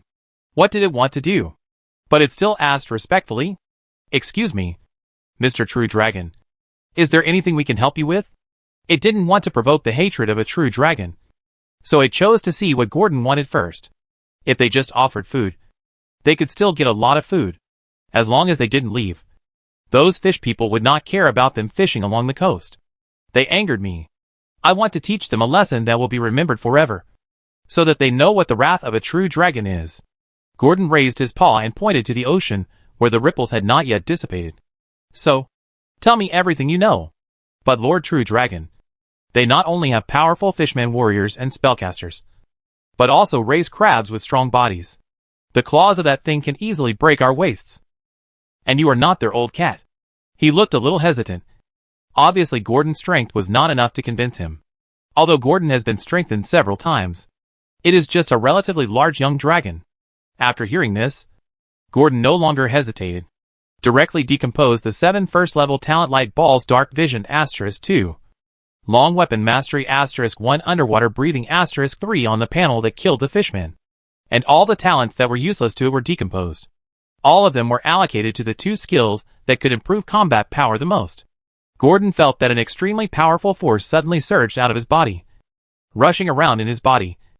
Not painful but swollen. The muscles under his scales also changed accordingly, and his bones made a crackling sound. As the deeper memory fragments of the 2-weapon battle shattered in his mind, Gordon was completely immersed in the pleasure of increasing strength. Then when he opened his eyes again, he found that his vision had widened a bit. And these cats were much smaller. To be precise, he was much taller. From the original 7 feet to more than 10 feet. The muscles under his black scales were ready to burst out. He stood up, using his now strong legs to support himself, and spread his wings on both sides. The figure standing 8 feet tall, with the wings on both sides, blocked most of the sunlight in front of the cat-like man. Gordon's dark golden vertical pupils looked down at the stunned cat-like man below, and said indifferently, "Now, is that enough?" On the cliff, there was silence. Chapter 98 Volcano. The cat-like leader swallowed his saliva when he saw the changes in Gordon. Although this was the first time he saw a real dragon, it did not prevent him from knowing some information about real dragons. This kind of thing that made the body bigger and the breath stronger without using magic or talent was the first time he saw it. Perhaps it could really make them get rid of the control of the fish-like people? The cat-like leader was instantly moved. After all, as long as there was a choice, they certainly did not want to rely on using their tribesmen for sacrifice to please those fish-like people in order to survive. So, it lowered its head in front of Gordon. "Enough. It's enough. I am afraid of your strength, Great Lord True Dragon. You just need to ask. Zinglet will tell you everything he knows." Its tone was extremely respectful, and it had a desperate feeling. Really? Gordon did not believe it, and his attitude changed too quickly. "Yes, my lord. I want the Spark clan to no longer be raised by those evil fish-transformed people. I also don't want those people to be sacrificed on the altar to please those dirty sea monsters." Sinlet Spark, this old cat-transformed person who has reached the age of 63, looking at the 2 sisters, one white and one gray, snuggling behind him. His words slowed down a little, but his tone became more firm. "If you don't believe it, I, Sinlet, can swear by the great moon god. That's not necessary. You just need to submit to me." Gordon stopped it from making an oath and directly tested their loyalty in a more concise way. Gordon felt something was wrong when he saw the cat-like people suddenly bowing down. After all, it seemed a bit too much to put the chips on a real dragon that had just reached the juvenile stage so easily. But on second thought, the cat-like people were like rootless duckweed, being plundered by others and raised like pets. I'm afraid anyone would want to fight hard. Besides, its identity is the top creature in Io, a real dragon, so it is normal for these cat-like people to surrender. "Okay, sir." Since it has been decided, Zinglet is not a hesitant person. It decisively called the tribesmen to kneel down and be loyal to the real dragon in front of it. In fact, in their hearts, as long as the new master is better than this one, it is enough. No matter what kind of dragon it is, it will be fine. Of course, except for the notorious dragon like the red dragon. After all, they like to eat the flesh of young human women when they are not transformed into beast forms. They are no different from humans. Joining the red dragon is just jumping from one pit to the next. And Gordon nodded with satisfaction as he watched the reputation of Lord Kalandu and the number of his followers increase in the title column under their sincere submission. It looked at these cat people, and there were inexplicable spots of light in its vertical pupils. Going to sea is indeed beneficial. No, to be precise, it is beneficial to go to sea after the strength increases. If you go to sea in the weak state at the beginning, you may not be able to run in the water. The fragile scales are really vulnerable to the sharp tridents in the hands of those fish warriors. After Gordon was sure that the cat people had become his followers, he did not take too many detours and began to ask about the matters of the fish casters. In the past, it might not dare to provoke, but now it has the ring of silence in its hand, and it is no longer as powerless as before when facing the caster. When it learned that the fishman caster only brought a team of 6 fishmen and 3 crabs ashore at most, Gordon's heart, which was in turmoil, finally settled down. There were only 10 people, not a large number of soldiers, and it was still within its tolerance range, so it was not a big problem. Gordon did not stop when asking the Catman leader. During this period, it followed the Catman patriarch in cat form, and accompanied by it, it almost inspected this medium-sized island. It also became more and more certain that this island was born to fit it, because in the island of Rila, there is an active volcano in the center of the dense forest surrounding the island. Although the volcano is not big and not high, most of the mountain is hidden in the tall bushes. But the white steam coming out of the ground, the familiar smell of sulfur, and the black volcanic rocks that creaked when stepped on, could not be faked. These familiar environments made Gordon feel close to them from the inside out, and he felt comfortable as if he was back home. Especially after Gordon took a bath in the magma of the crater. He was even more energetic, and even the plan that was still in its infancy in his mind became clearer. Maybe it can be done this way. The black young dragon, whose tail was swinging unconsciously in the magma, supported his chin and half leaned on a piece of exposed volcanic rock, thinking. So, not long after, the fish-like man who was still under the sea was startled by the stones the size of a human head and floated to the surface. He saw the following scene. The black dragon that disappeared in the island was dodging the parabolic stones and arrows at a height of about 20 feet above the sea. Although this black dragon was a bit bigger, in the eyes of the fish-turned people, this flying creature with sharp fangs, ferocious upside-down dragon horns, iconic black wings, and large yellow scales on its abdomen. It was indeed the black dragon that had just wreaked havoc in the sea and killed the fish-turned people. And the one who launched the stones and arrows was the catman they raised on the island. Not long after, they heard the deafening and familiar dragon roar on the sea again. The sea area of several hundred meters near the island was shaken by ripples, although it might be the wind blowing. You lowly reptiles, dare to reject the real dragon? I will tear you apart and swallow your flesh and blood like before. The black dragon left a cruel word, flapped its wings, left the island, and disappeared into the white clouds. It was obvious that the cat-like people seemed to be at odds with the black dragon, and the latter seemed to have done something that was outrageous to both humans and gods on the island. Sure enough, not long after, the leader of the cat-like people clan brought a message. The message simply told what the black young dragon had done today. Not only did it eat the sacrifices they offered to the Luca guards, but it also devoured a lot of its people. Now the cat-like people clan needs to reselect the sacrifices. And at the end of the message, the leader of the beastmen, Sinlet, hoped that the priest could meet him in person. It had something important to discuss with the black dragon. So, the fish-like warriors, who received the message hurriedly dived into a ruined temple on the seabed plain. The second highest ranking priest in their tribe was inside.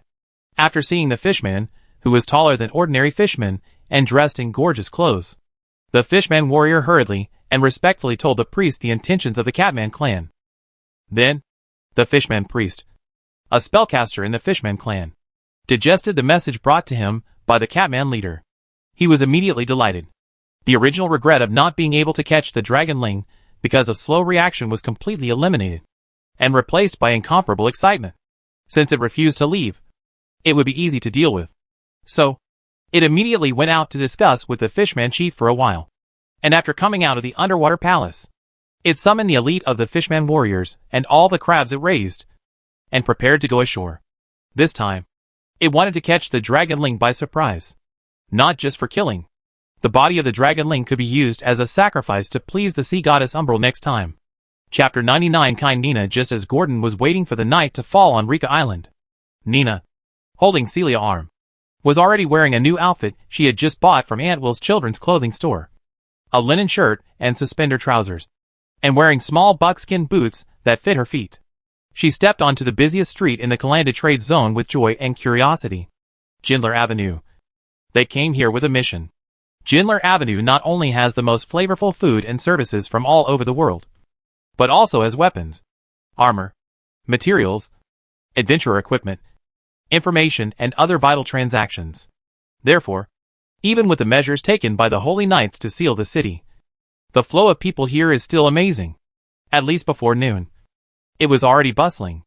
Nina's clothes are very simple and inconspicuous in the crowd.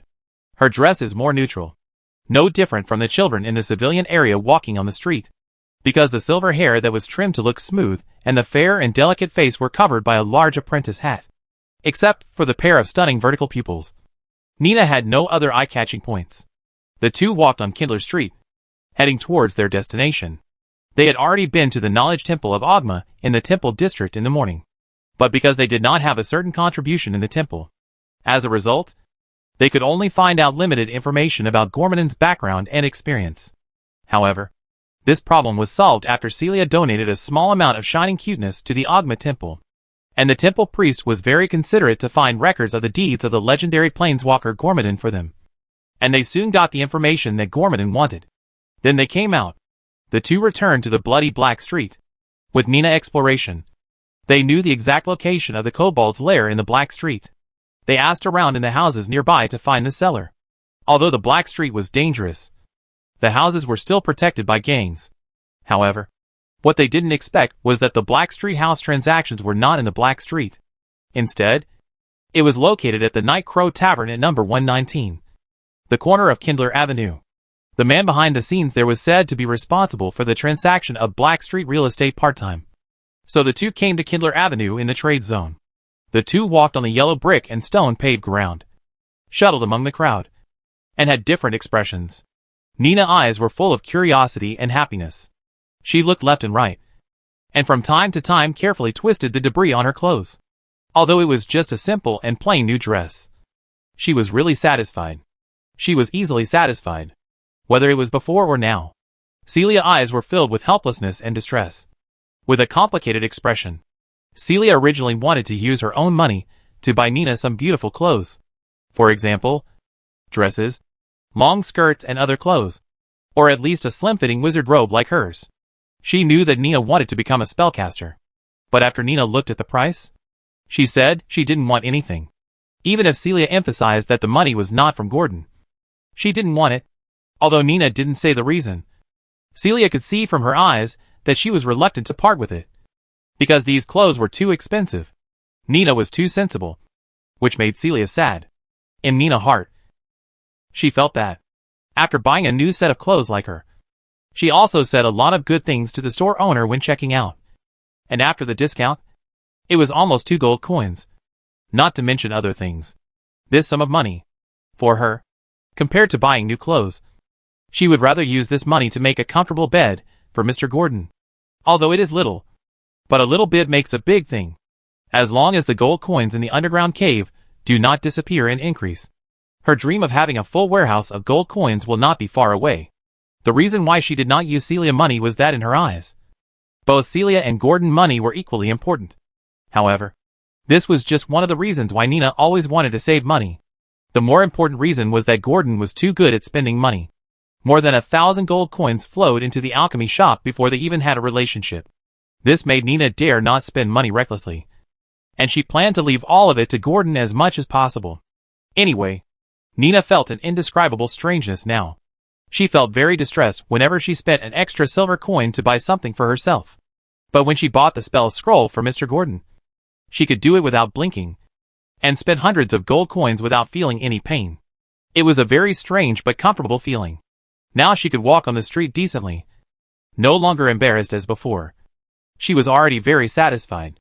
She could look at all the novel things on Kindler Street with curiosity in her pupils, without worrying about being driven away.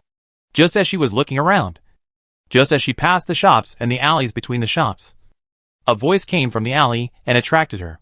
"Can anyone help me? The gods will protect you. Can you give me some money? I'm hungry. I'm penniless."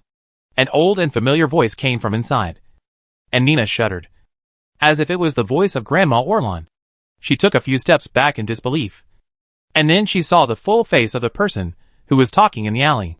But the disappointment on her face could not be suppressed. This was an old beggar in ragged clothes, lying on the ground, moaning at Nina. The The black dirt on her face almost covered her wrinkled face.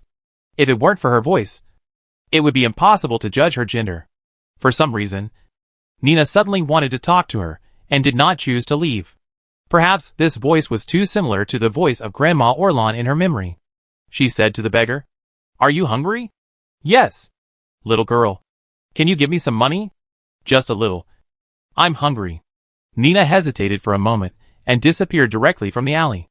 Just when the old beggar thought that this little girl was as indifferent as the previous person, Nina came back with a pile of rolls. Although rolls are not as fragrant and delicious as white bread, they are cheap and taste good. They are the staple food of many civilians in Kalandu. She put the small bread in front of the beggar, and said with a distressed look, "Yes, I give it all to you. This is the small bread I bought with all my money. It's delicious. I give it all to you. I can only help you so much. May the gods bless you." "Old woman." The beggar seemed to be stunned by Nina's operation and murmured, "But I don't like eating small bread the most." But the voice was so soft that Nina couldn't hear it clearly. So she asked another question. "Old woman, what did you say?" "I said the small bread is delicious. I like it very much." The beggar seemed to realize that he had said something wrong, and hurriedly said, "As long as you like it, I used to like eating this too. Goodbye, old lady." Hearing the beggar's words, Nina smiled brightly, but she didn't plan to continue the conversation, as Sister Celia was still waiting for her outside. So, after she put down the bread, she ran away without waiting for the old beggar to continue talking. That was indeed Nina's own silver coin, which she exchanged when collecting materials in the sewer. She had kept it all and originally wanted to use it as a reserve fund for Gordon. But today she spent it all in one go. She didn't have much regret on her face. She looked at the alley, then took Celia's hand, and said to her, with a hint of melancholy on her face, "Sister, let's go." Celia smiled helplessly, knowing that she was thinking of the time in the orphanage again. She nodded and held Nina's hand tightly. The two figures gradually walked away, and soon disappeared in the crowd. In the alley, the beggar's voice gradually disappeared with the crowd, and his figure also disappeared in the alley, as did the large bag of bread rolls. Gindler Avenue is very long, and the beggar incident just now was just a small episode. When she was halfway there, Nina returned to her original appearance and looked around curiously. On the Gindler Street in Kalandu, you can see traders, adventurers, and even plain merchants from all races coming here to trade. Nina saw several dragon-born adventurers, but they were all half-dragons 2 or 3 meters tall. These half-dragons wearing sophisticated armor and weapons scanned the surroundings with cold vertical pupils on Gindler Street. The surrounding adventurers would more or less keep a distance from these half-dragons. Nina already knew what this kind of differential treatment meant. It was off for the strong. So, this was why she studied magic day and night. Only by becoming stronger could one gain the respect of those people, especially in this dangerous continent of Io. In the hearts of the residents, a strong adventurer had a status comparable to that of a city lord or even a king. Just as Nina was immersed in the strange people and things in the Kalandu trade zone, Celia's reminder came from her ears and palms. "Nina, we're almost there. Go left, not forward." Nina woke up from her dream and hurried to the left, but her head still looked to the left unconsciously. Just now, she saw a wingless, thick hind limbs, short forelimbs, and a big head of a khaki dragon beast in front of her.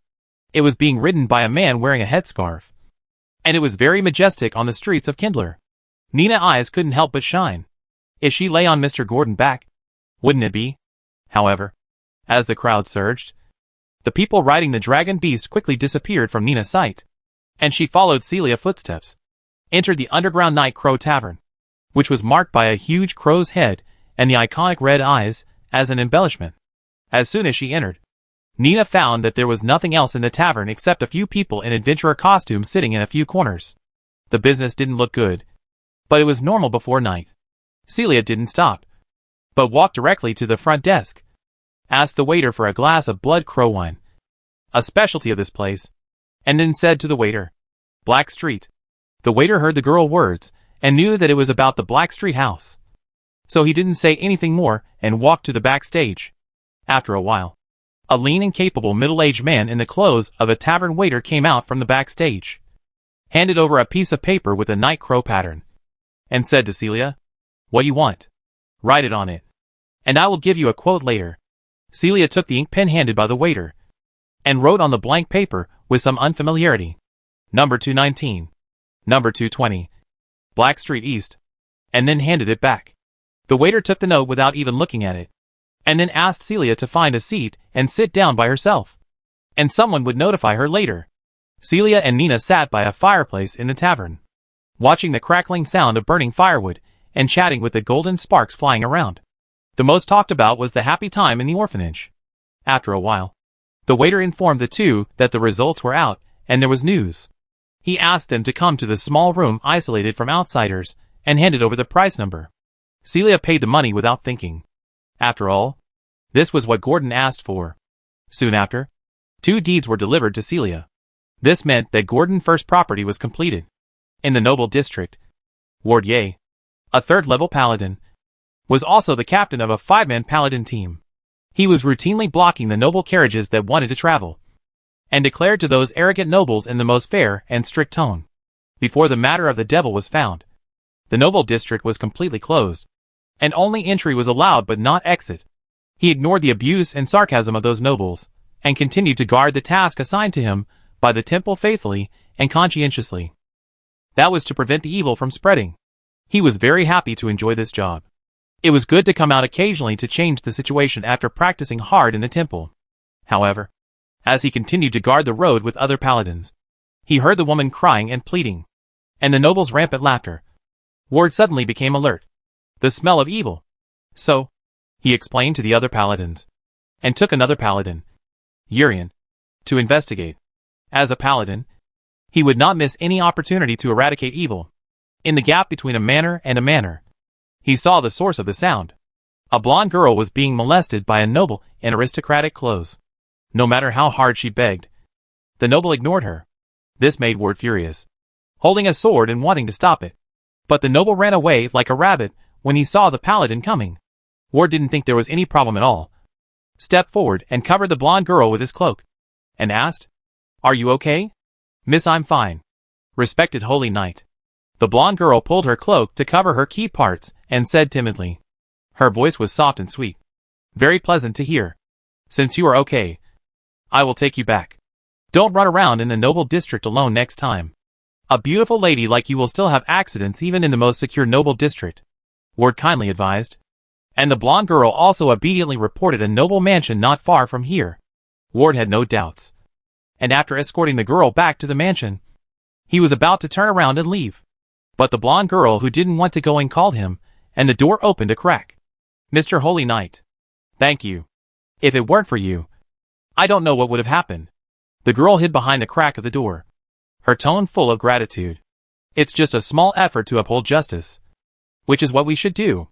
Ward waved his hand nonchalantly, indicating that it was okay. "Then you haven't told me your name yet. I want to repay you." "My name is Ward Ye. What's yours?" Ward replied casually. "My name is Leah." "Thank you, Sir Paladin." The girl in the crack of the door smiled brightly, and that smile made Ward, a paladin who had been practicing hard for many years and was calm and composed, feel a little ripple in his heart. Ward chewed the name in his mouth. Leah. It's really a nice name. Chapter 100 Silent Killing. As the last ray of twilight disappeared at the sea level, the sky, which changed from light blue to dark blue, also enveloped the world. Night has fallen. However, there are a lot of gray clouds today, which obscured the cold light of the moon goddess Suluan.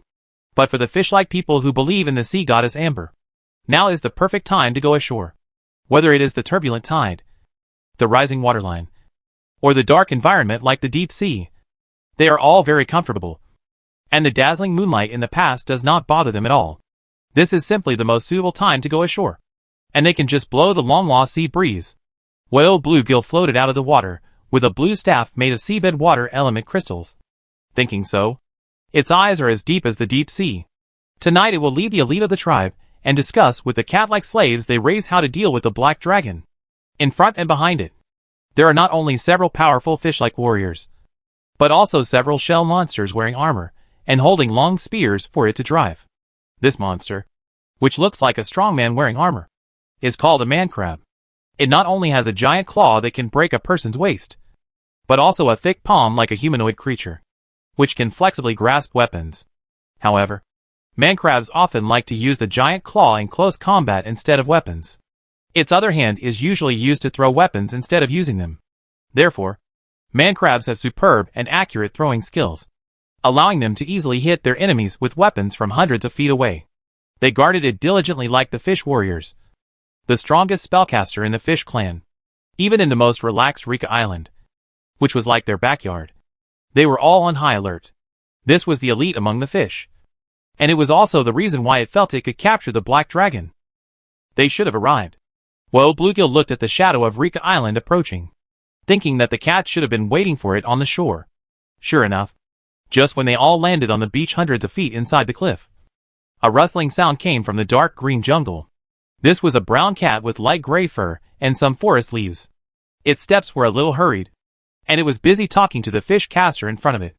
"Lord Woe, you are here. The chief ordered me to wait for you here," it said respectfully to the fish priest, who had just come out of the sea. "Are you Fakan? Why are you the only one here? Where's Sinlet? It used to be him who came to greet me in person." Well, Bluegill recognized at a glance that this was the representative of the younger generation of the cat-like clan, except for Sinlet, and one of the future powerful candidates for the clan leader of the cat-like clan. Well, Bluegill stared at the cat-like human with his deep eyes, waiting for its reply. Fakan replied slowly, "Lord Woe, I'm so sorry. The clan leader was injured by that damn black dragon, and it can't come to greet you. And the other clansmen are guarding against the black dragon, so there are no extra people to greet you.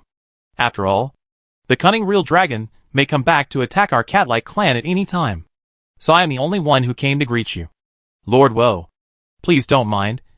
Lord Woe. But don't worry. Lord Sinret has told me everything you want to know. Just ask." "Okay then." After hearing Fakan's explanation, Woe Bluegill nodded slightly. After all, what the cat-like person said made sense. The cunning of the real dragon has long been well known in the Ao continent.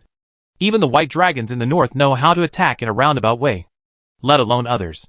Another sneak attack at night is not an impossible thing, and it is normal for the cat-like clan to lack manpower. What's more, for it, the cat-like person is just a tool, and it doesn't matter who it is. Of course, the premise is that the tool must be useful.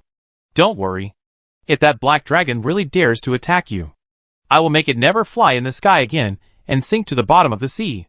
Well, Bluegill said to the cat-like person in front of him without fear. "Then I would like to thank you on behalf of my people.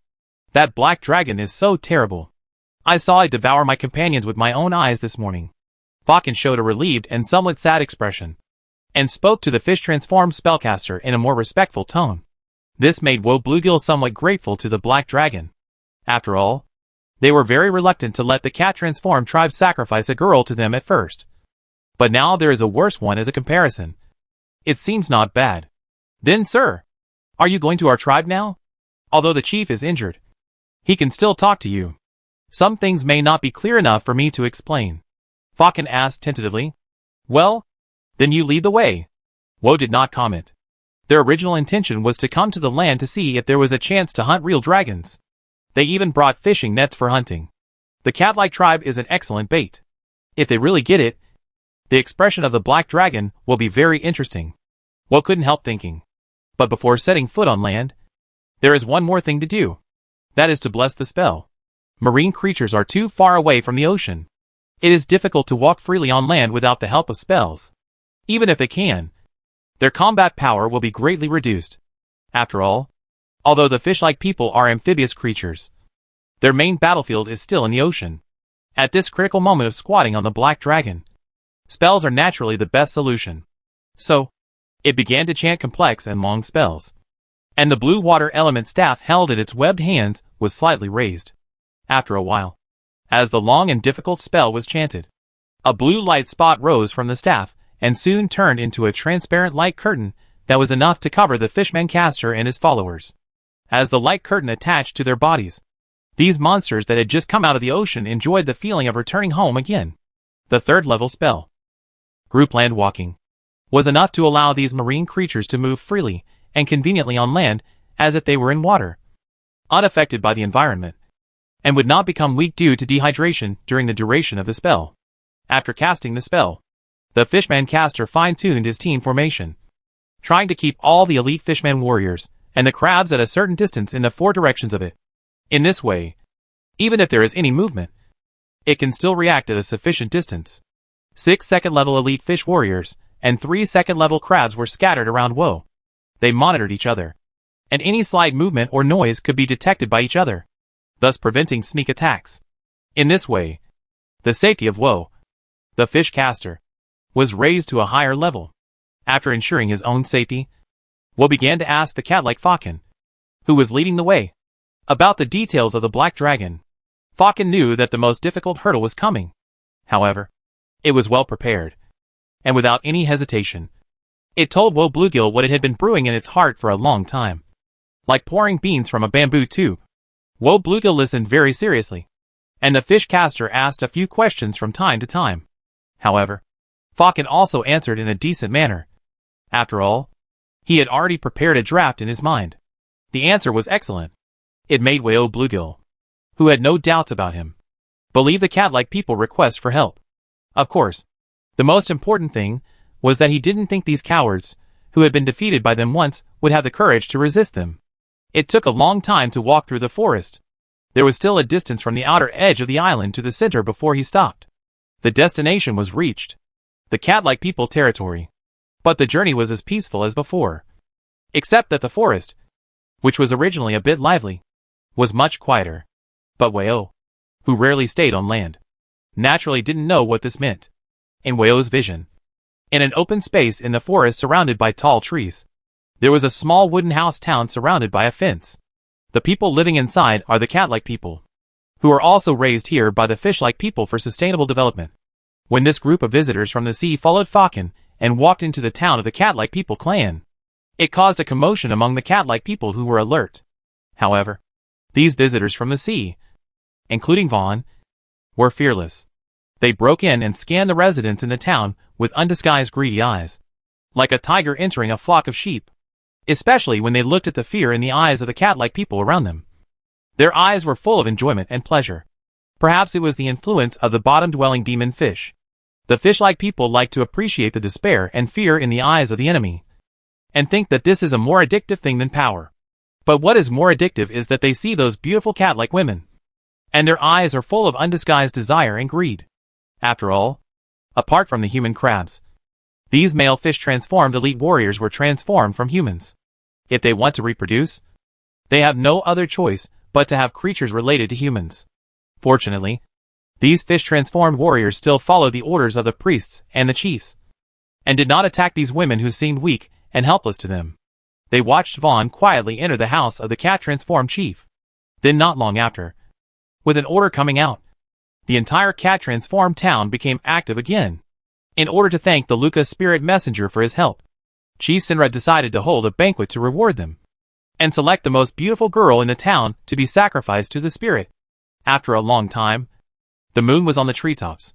The cat town was already brightly lit, and the cat people were singing and dancing in the open space of the town. Sitting on the platform in the open space was the fish caster Vaughn, who came to discuss matters related to the Black Dragon. At this time, one of its hands was gnawing on the tender lamb chops that had been cooked in its hand, chewing with its sharp teeth, and the blood splash from chewing remained on its green skin, making it look particularly hideous. The other hand was hugging a girl from the cat tribe. Vaughn would glance at her from time to time, and then find a trace of pleasure from her expression, which went very well with fruit wine and lamb chops. Now, except for the human crab protection around Vaughn, the other fish warriors were let go to enjoy the feast together. This meal was still more in line with its appetite, and those elite warriors of the fish tribe were naturally qualified to enjoy it. However, when the banquet reached its climax, there were some subtle details in the selection of the sacrificial girl that no one cared about. For example, a cat-like girl and a fish-like warrior went into the jungle behind the town one after the other. Ben Borba is a second-level elite fish-like warrior. He is very excited now. Whether it is above or below, he feels that he seems to be favored by the moon goddess, because now he doesn't hate the half-hidden hazy moonlight. Now his mind is full of the whispers of the girl in front of him. "My lord, can you help me? I want to see Flando." "Okay. I am willing to give everything for this." Flando bin Borba knows that she is a cat-like woman who was sacrificed last time. She is now imprisoned in the chief's underwater palace to prepare for pregnancy. According to its level, it cannot touch it. But it will not miss this cat-turned-human girl who came to its door. So it told her directly, "You can help. But you must promise it one thing. That is to help it fulfill a small dream." After hearing bin Borba's dream, the girl hesitated again and again, but still agreed. But not in the house. Only in the jungle. But this is more exciting for bin Borba. As the trees on both sides quickly retreated, bin Borba couldn't help but speak out. "Miss Livia. Right here." It looked at the girl in a linen dress in front of it with lustful eyes, greedily staring at her exposed white skin and neck. Thinking of it, it couldn't help licking the corner of its mouth and hurriedly called out. The girl also stopped and looked around, as if she was really confirming the environment. And then bin Borba heard a puzzling sentence. "Lord Gordon. Here we are." Just when bin Borba was wondering who Gordon was, he was suddenly knocked to the ground by a figure that jumped down from a tree. It wanted to struggle, but it couldn't move at all in the face of the huge force from the claws. But it saw the face of the monster that overwhelmed it, and was completely stunned. It was the Black Dragon. It didn't leave. The second-level fishman warrior felt a chill on his back and roared subconsciously, trying to alert Vaughn outside the forest. But it was horrified to find that no matter how it made a sound, or how its limbs stepped on the ground, the sound of rubbing against the soil and stones, all disappeared without a trace. It was extremely quiet, with only the gradually hot atmosphere outside the forest. Its voice seemed to be swallowed. Bin Borba fell into despair. But the despair did not last for a few seconds. Its neck and head felt sharp at the same time, accompanied by a tingling sensation. Its consciousness returned to the darkness. The gray clouds were blown away by the wind, and the moonlight was scattered in this quiet forest. Gordon watched the girl in the linen dress leave, retracted his vision, and began to deal with the aftermath. It stood on the fish-transformed corpse, and with some disgust, threw some ground potion on the corpse to cover the bloody smell, and then wiped the blood stains on its claws. Then it looked at the second-level black iron talent light ball absorbed from the fish-transformed warrior. Test completed. Detected as a second-level talent underwater combat. Talent underwater combat. When you and your enemy fall into the water together, it will find out how stupid it is to fight with you underwater if it lives on land. You can clearly know where the attack comes from by judging the water flow. And you can also use extremely delicate skills when attacking underwater to prevent your opponent from detecting the direction of the attack. Perhaps the only people who can match your fighting skills are those experienced pirates and skilled sailors wandering in the sea. Its dark golden vertical pupils looked at the brightly lit banquet in the distance, and fluttered back to the treetops again. It looked at this talent without much hesitation and decomposed it directly. Although this talent is really good and it can be used, it is indeed temporarily unusable now. After all, he still has a few battles to fight. And Gordon's choice is self-evident. In the shadows, as Gordon added the fragments to the unchanging scale armor demonization, the dark scales on his body, that originally glowed in the moonlight, suddenly lost some of their luster and faded a lot. The thickness increased by several centimeters again, making Gordon's whole body sink. The treetops as thick as his thighs creaked under his feet. However, in Gordon's ring of silence, he could only vaguely see the swaying shadows above, without any sound. At some point, the gray clouds once again covered the crescent moon, and Gordon saw the girl again. He also looked at the fish-shaped warrior behind the girl with lustful eyes, silently holding his breath, waiting for the opportunity to come. This night, the killing continued. Chapter 101A Sneak Attack Under the Moonlight Puff. Gordon used his sharp claws to pierce the fragile fish-like body. Warm blood gushed out from the broken throat of the fish-like warrior, dyeing his claws red. But the strange thing is that the forest was as quiet as before under the moonlight. But for Gordon, who had killed 5 fish-like corpses, he was already accustomed to the effect of Ring of Silence, and was very familiar with it. Soon, a ball of black iron-colored light floated from the corpse. The black-scaled dragon, which was 14 feet long from the tip of its tail to the tip of its nose, stood up from the fish-like warrior, who had died, and whose body was gradually cooling down with confidence. He nodded slightly to the cat-like girl, who was standing under an oak tree and looking at him without blinking. Livia, good job. All the fishmen had died, and it removed the Ring of Silence, and praised the Catman girl with confidence. Tonight, 6 elite fishmen warriors were eliminated without anyone noticing. which was far beyond Gordon's expectations. The first credit was naturally the temptation of the Catman girl. This is all Lord Gordon credit. Livia dare not take credit. However, Lord Gordon, I can also try to lure the fishman spellcaster here. Livia was overjoyed when she heard Gordon praise her, but she clearly understood that all this was taught to her by Gordon, including the words of temptation. She began to blindly believe in the molten dragon lord in front of her. However, Livia was not satisfied with being the bait, and she wanted to try to challenge a higher level. But Gordon's words made her stop this unrealistic fantasy.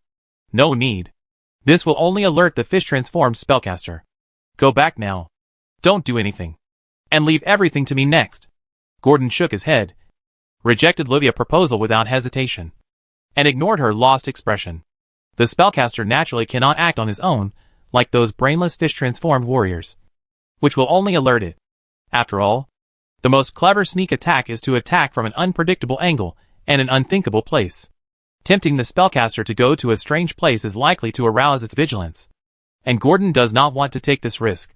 And the human crab is always guarding the spellcaster, so it is naturally impossible to lure it over like the fish-transformed man. So, now, there is only one choice. That is to take the initiative to attack. This means that the decisive battle is coming. But this is better. It doesn't need to wait any longer. There is no fear in Gordon dark gold vertical pupils. However, before the decisive battle, there is still one thing to do. That is to digest the talent fragments obtained from the fish-transformed people. The 5 elite fish-transformed warriors brought it 2 second-level talent fragments. They are underwater combat and higher robustness. Naturally, these two were not discussed, but they were decomposed by it without exception, and used to strengthen scale armor demonization and higher robustness respectively. This is why it is so big now. A body of 14 feet, nearly 15 feet, is also a behemoth in the forest. If it hadn't added scale armor magic, it would have been 17 or 18 feet long now. However, Gordon was slightly startled when he looked at the data information on the panel. The talent light ball obtained from this fish-like warrior was different from the previous one. It was not one of the previous two, but a brand new talent. Test completed. Detected as a second-level talent fragment multiple attacks. Do you want to activate the talent fragment talent multiple attacks? Effect 1, 2, 3. After a long period of hard training, your attack direction and residual force can always attack other enemies just right. Fighting one against many is commonplace for you. No matter how chaotic the battlefield is, you can always rely on your familiar skills to find the attack method that can cause the greatest damage to the enemy. If you don't die on the battlefield, you will always be called a meat grinder, butcher, or executioner after the war. Gordon originally wanted to habitually click no and decompose, but he thought of the dense crowd of fish-like people in the sea water of the island. Without further hesitation, he directly used his consciousness to touch yes. And then the fragments of multiple attacks were quickly integrated into its body, and the training memory of multiple attacks appeared in his mind in time. In the talent list, a new talent also appeared, squeezed into the last column. Multiple attacks when Gordon finished digesting it and opened his dark golden vertical pupils. The cat-like girl had already walked away according to his instructions. Gordon knew that he should take action. Now, his combat power has reached the peak. Delaying further would only add to the risk. A battle always has to end. So, it activated the Ring of Silence to eliminate all the sounds of its actions, flapping its 12-foot-wide dragon wings, and began to take off silently until it broke through the quiet forest and came under the gray clouds. It was like the most experienced hunter in the shadows. Without making a sound, only the slightly trembling treetops and leaves in the forest proved its traces. Flying under the gray clouds, Gordon above the forest also saw the noisy lights in front of the forest. Not far away, that was the town of cat-like people, and the fish-like spellcaster was in it. But Gordon did not choose to approach, but raised his altitude again and flew above the gray clouds. Although the dark gray clouds obscured the moonlight in the night sky, its black scales were the most natural protective color. But if you fly at low altitude, you may still be discovered by the caster before you get close. Gordon doesn't want to take this risk either. A sneak attack. It has to do it to the extreme. Von Bluegill, the fish-transformed caster, looked a little irritable, or a little depressed. It looked at the lively and noisy banquet, and had an indescribable feeling. Even when the cat-transformed woman lay in its arms, it didn't have any sexual interest. but drove her off the platform. It began to think alone. It knew what the reason for its uneasiness was. That was the disappearance of the fish-transformed warriors off the field. No, it wasn't missing. It left. It noticed it when the first fish-transformed warrior left the banquet and left the town. However, after seeing that it entered the forest with a cat-like girl, it did not care much. After all, they finally came ashore once. And if the cat-like people, and they were willing, it would not be considered a violation of the chief's order. But what it did not expect was that it was just slightly immersed in the cat-like people wonderful dinner performance. After coming to its senses, the 6 elite fish-like warriors under its command had all disappeared. Fortunately, it summoned Falcon, the cat-like person, to ask in time, and then found out that its fish-like warriors followed the cat-like girl into the forest to play. As for what to play, from the sad expression on Falcon's face, and the behavior of keeping silent, Von Bluegill naturally knew what his fish-like warriors were doing. But as time passed, his irritability arose spontaneously. There was a question lingering in his mind. Are they all so persistent? Why hasn't it ended yet? Finally, just when Von Bluegill couldn't help but want the Catman to call his men back from the forest, a gust of wind came from above. Yes, it was in the open air, and couldn't help but feel the strong wind coming from above its head. A feeling like the eve of a storm. But the strange thing was that this strong wind pressure didn't even make the sound of a howling wind. It subconsciously raised its head, and then its fish-like pupils shrank sharply, because it saw a huge monster with dark gray scales under the gray clouds that blocked the moonlight in front of it. Using its huge body and wings to poke a hole in the gray clouds, the moonlight shone through the hole in the clouds onto its body, and the cold moonlight wrapped its whole body, coating it with a layer of silver light, and also reflected its hideous appearance enough for Von Bluegill to see the monster expose sharp fangs. The monster let out a deafening roar, and the storm was wrapped behind its dragon wings, waving its sharp claws to choose people to bite. The strong wind was brought by the swooping attack on it. But this also means, this is a close distance. It is very close to the monster. Otherwise it would not be able to find it at all. Dragon. Is this a black dragon? A black dragon attacked it from the sky? Von Bluegill's thought just came to his mind, and his body subconsciously wanted to leave the place and take a few steps back. But the black dragon's sudden descent speed was extremely fast, especially after folding its wings, with the momentum of a comet hitting the earth.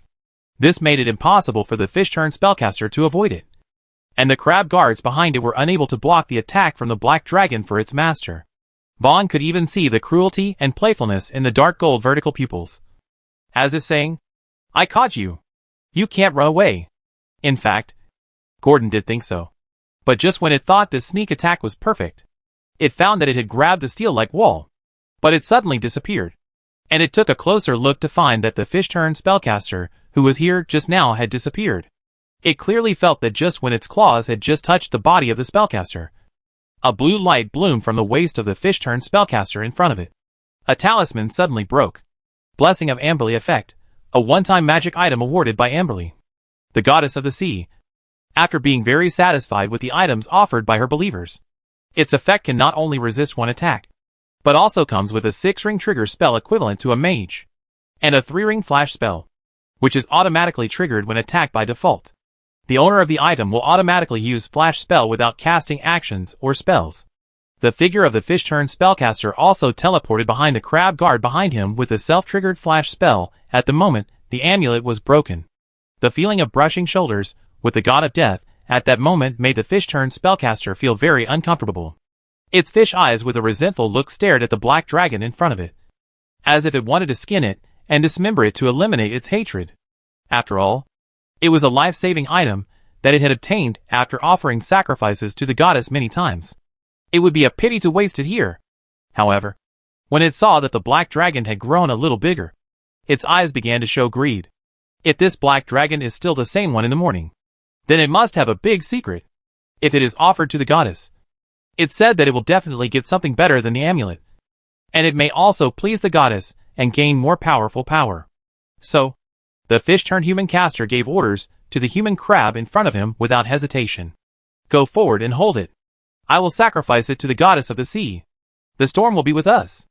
It shouted at the human crab guards beside it. Of course, it did not forget to give orders to the cat-turned-human slaves. After all, at this time, The number still had a little advantage. As long as they can hold it off for a while, and let its spells be ready, the battle should be over. After all, no matter how powerful this black dragon is, it is just a black dragon that has not yet reached adulthood. Its scales have not yet completely transformed, and it cannot be completely immune to its spells. Cat transformed people, hurry up and attack this black dragon. I will report your bravery to the god Luca. The fish transformed spellcaster held the aqua blue staff in his hand and began to chant the spell. Today, it will let this black dragon see what the human wave tactics are. It has made up its mind to drag this black dragon to death. Otherwise, if the black dragon runs away, it will lose a lot. However, when the crab guards responded and rushed to Godin, the latter's cat-transformed attitude made the fish-transformed spellcaster, who worshipped Amber, slightly startled. And then it was unbelievable. Because it found out, at some point, all the residents of this cat-like town have turned into cats. And their momentum is even more ferocious than before.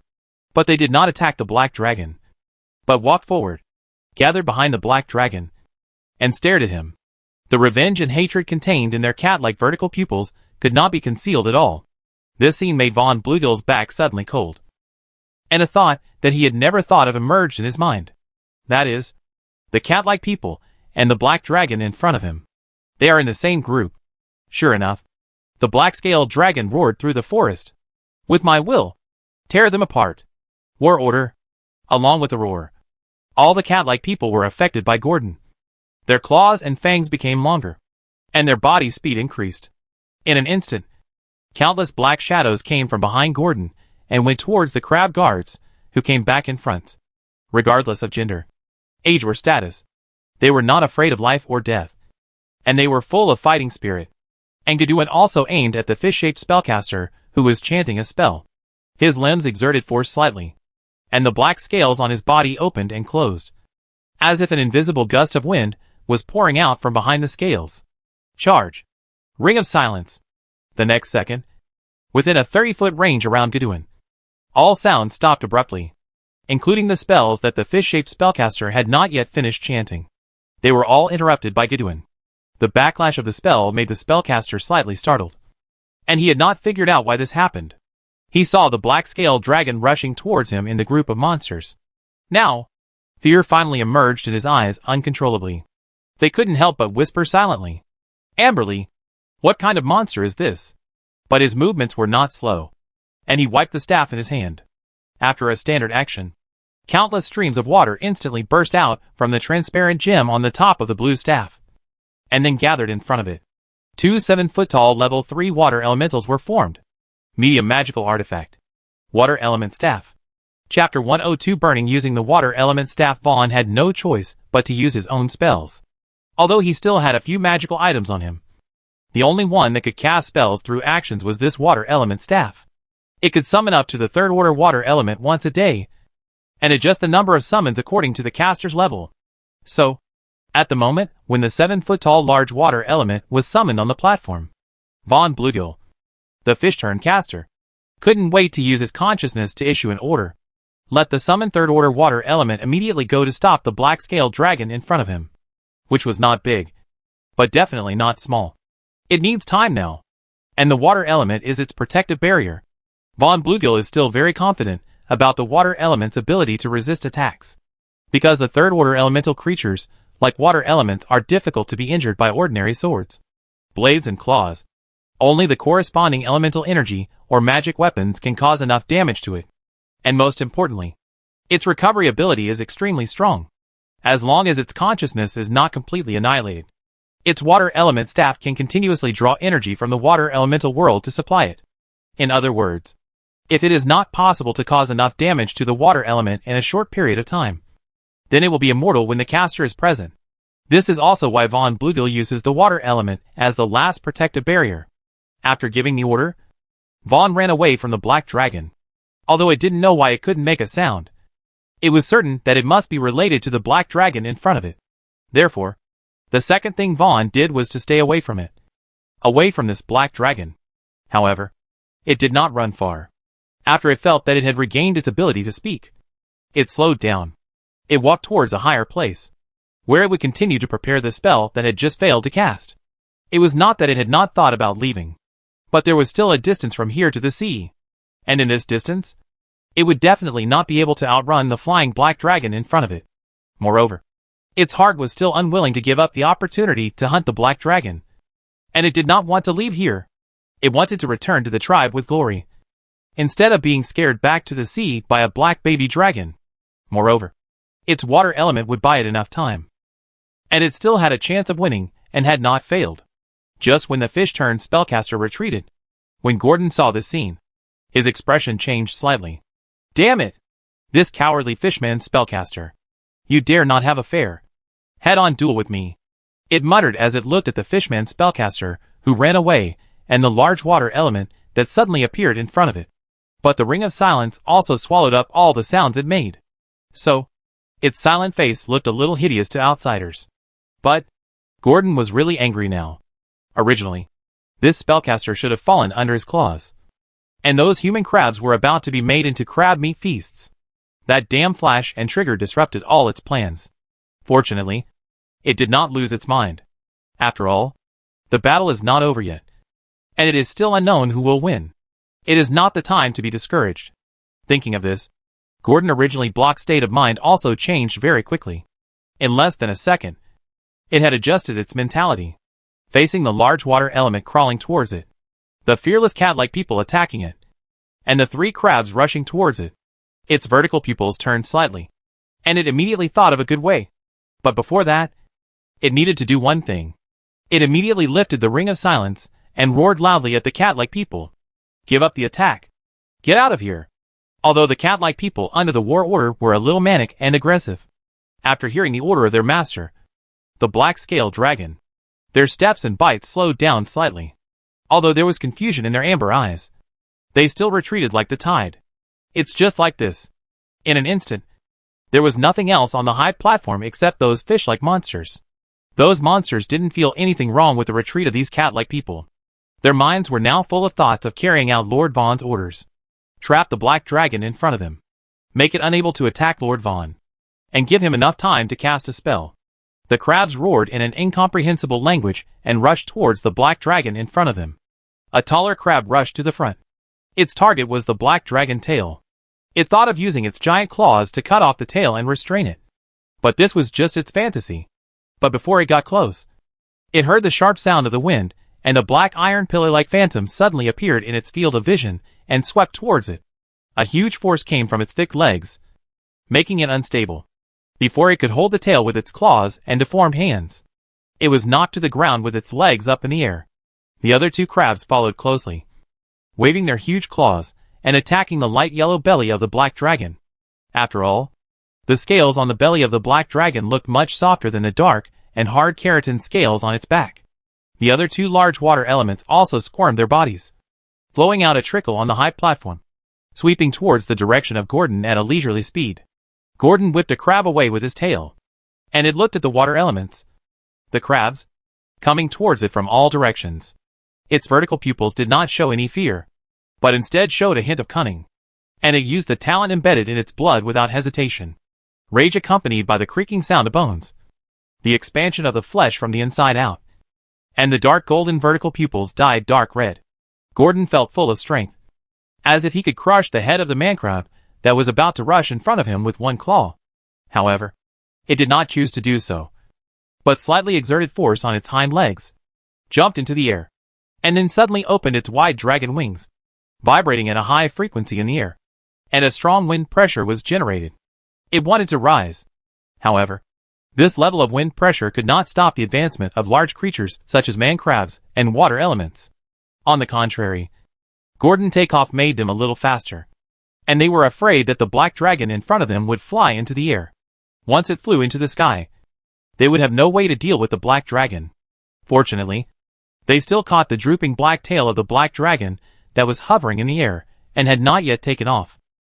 Whether it was the human crab or the water element, they all swarmed around the tail, treating it as the last straw, trying to use their strength to drag the 16-foot-long black dragon down from the air.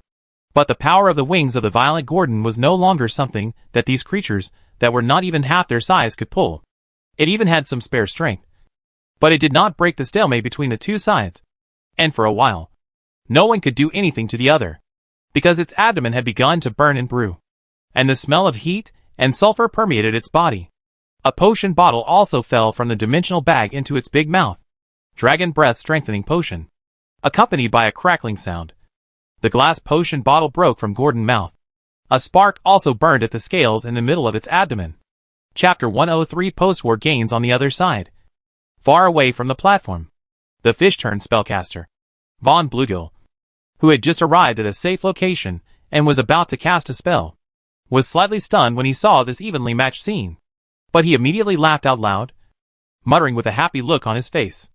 This black dragon is just as stupid as the white dragon. It actually thought of taking off at such a close distance. Ha ha. It will definitely be dragged down by the water element and my crab guards. It's so stupid. The fish-turned spellcaster was ecstatic at this time. He originally thought that there would be a hard battle, but he didn't expect it to end so anticlimactic. However, his joy had not yet disappeared.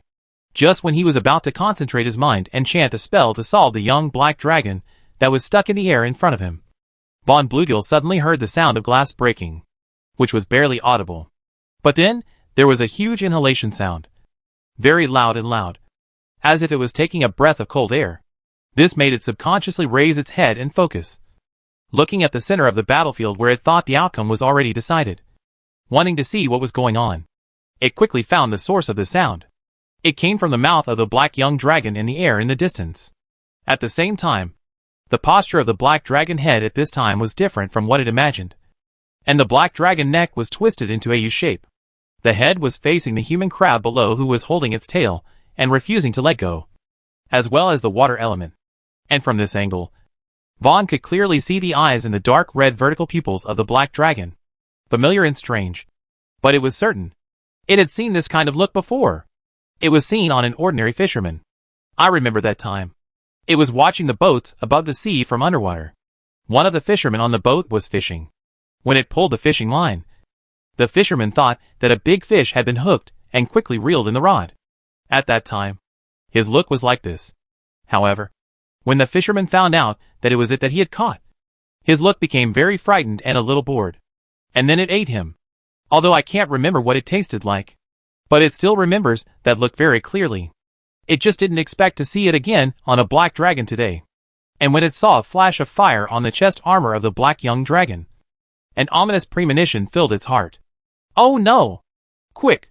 Then the fish-turned human caster recited the spell of the group fire protection spell at the fastest speed in his life, almost when the reddish circular light enveloped the body of the water element, the crabman. Then, the inconspicuous spark under the scales on the black dragon abdomen ignited its abdomen in almost an instant. At the same time, the black dragon wide mouth also revealed a red light. And this red light changed from red to golden yellow, and then from golden yellow to blazing white in less than a second, which was so bright that it frightened people. The sun-like brilliance instantly spewed out from the black dragon mouth. It showered the 5 monsters that gathered at the black dragon tail. Dragon breath strengthening potion.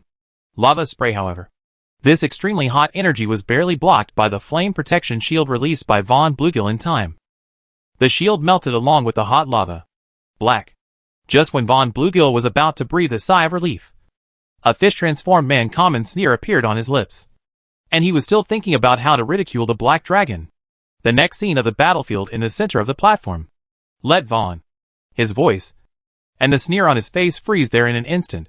In the air above the platform, a red glow appeared in the mouth of the ferocious black dragon again. And then it was like before. The only difference was that this time it was not white, but golden. But this is enough. The conical hot flowing magma spewed out of the black dragon mouth again mercilessly, like turning on a tap, pouring on the target without reservation. And this time, its target no longer had flame protection to offset its dragon breath, and the hot and high temperature magma wrapped their appearance tightly. The robust growth of its body allowed it to spit out much more in a single battle than before. This time, its tail was finally released. The wailing of the crab and the sizzling sound almost instantly detonated the entire platform. Accompanying it was the white steam that filled the entire platform. The reaction after the collision between magma and water elements. The reaction of the fish-turned man caster was equally intense. Dragon! How is it possible? How is it possible so fast? So short. Von Bluegill had just resumed his words, and his grim smile had not yet subsided, replaced by a head full of disbelief in all the knowledge it had learned, seen, and heard. It had never seen or heard that a young dragon could spit out dragon breath twice in a row, which was beyond its knowledge. Watching the wailing, the hard armor around the crab was burned through by the magma, and the crab rolled on the ground in the heat. There was also a water element that had turned into a puddle of water and evaporated back to the water element plane by the hot magma. Von Bluegill. His heart was already wrapped in a dead silence. Despair suddenly filled his entire chest, and two characters lingered in his mind. It's over. It's over.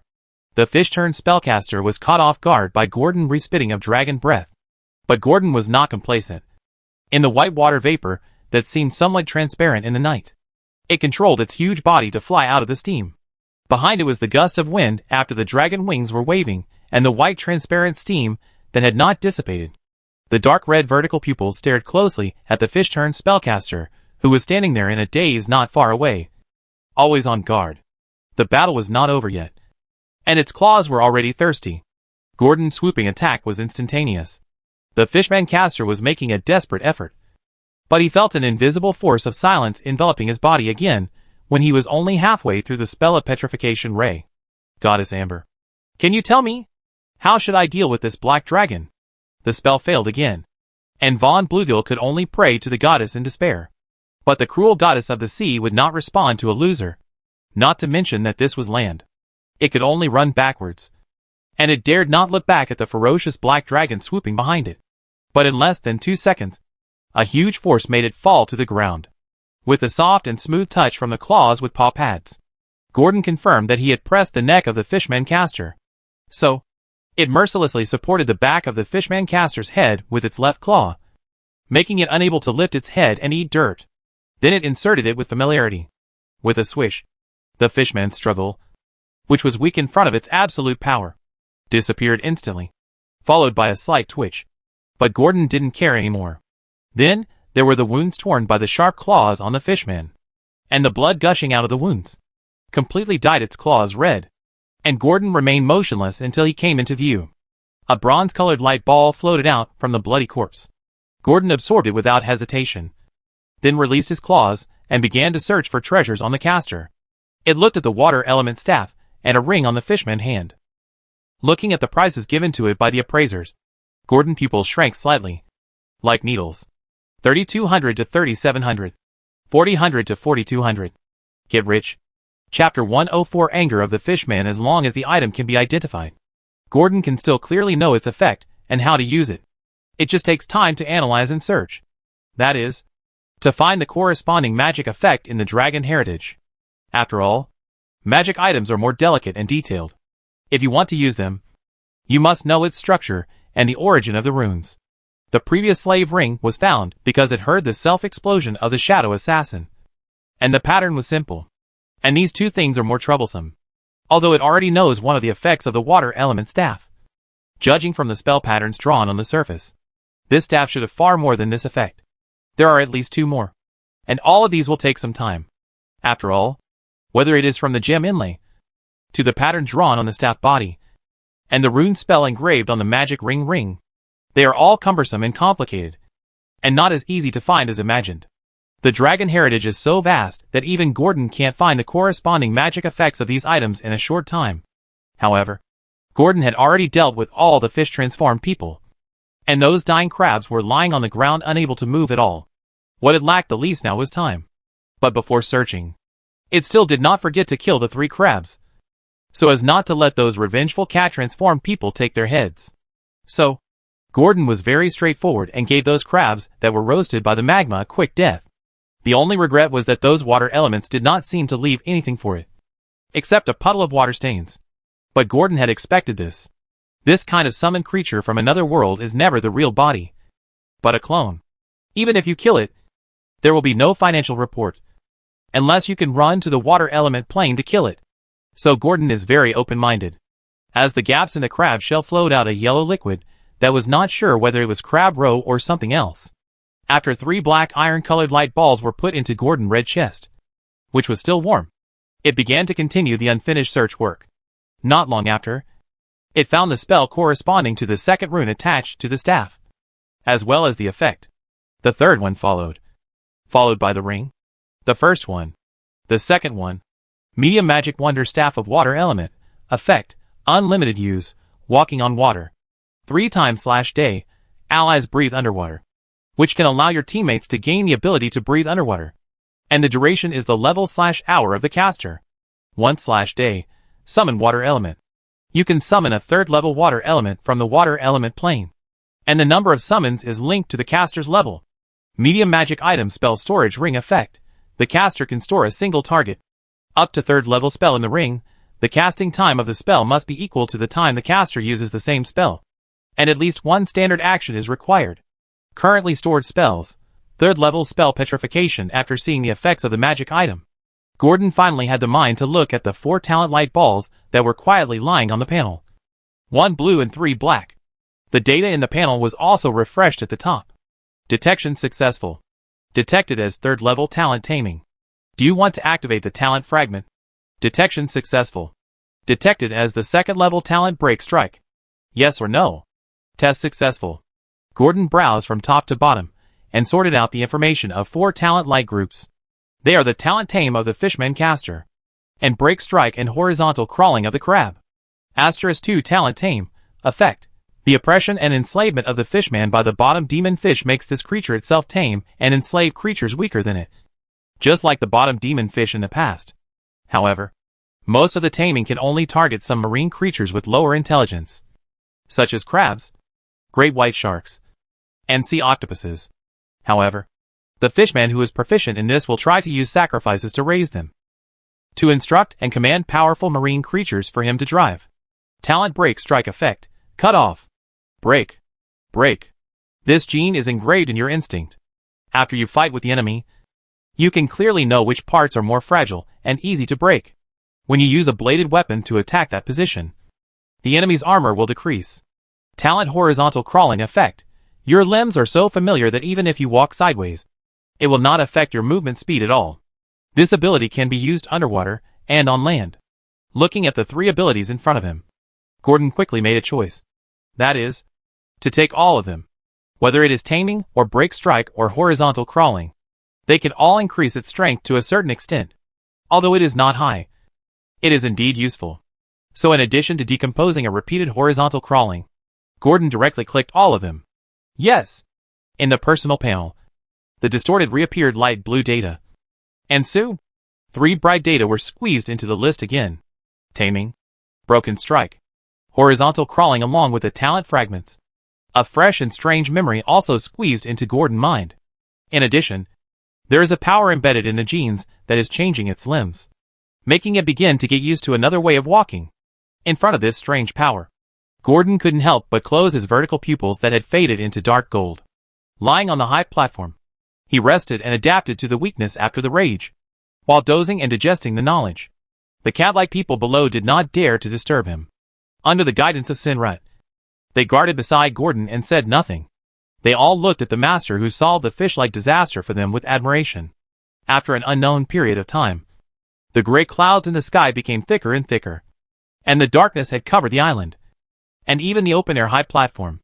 The owner of the huge body guarded by the cat-like man also slowly opened his dark gold vertical pupils in this stormy atmosphere.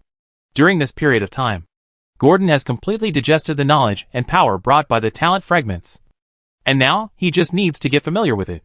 In response, a glimmer of joy and satisfaction flashed in his vertical pupils. Even the somewhat oppressive and suffocating atmosphere felt unobstructed. For this harvest, Gordon can only describe it with the 4 words very satisfied. In less than a day, whether it is its own strength or wealth, it is much higher than a day ago. Just relying on this body of more than 15 feet, it has already grown by half. 5 feet a day is really shocking.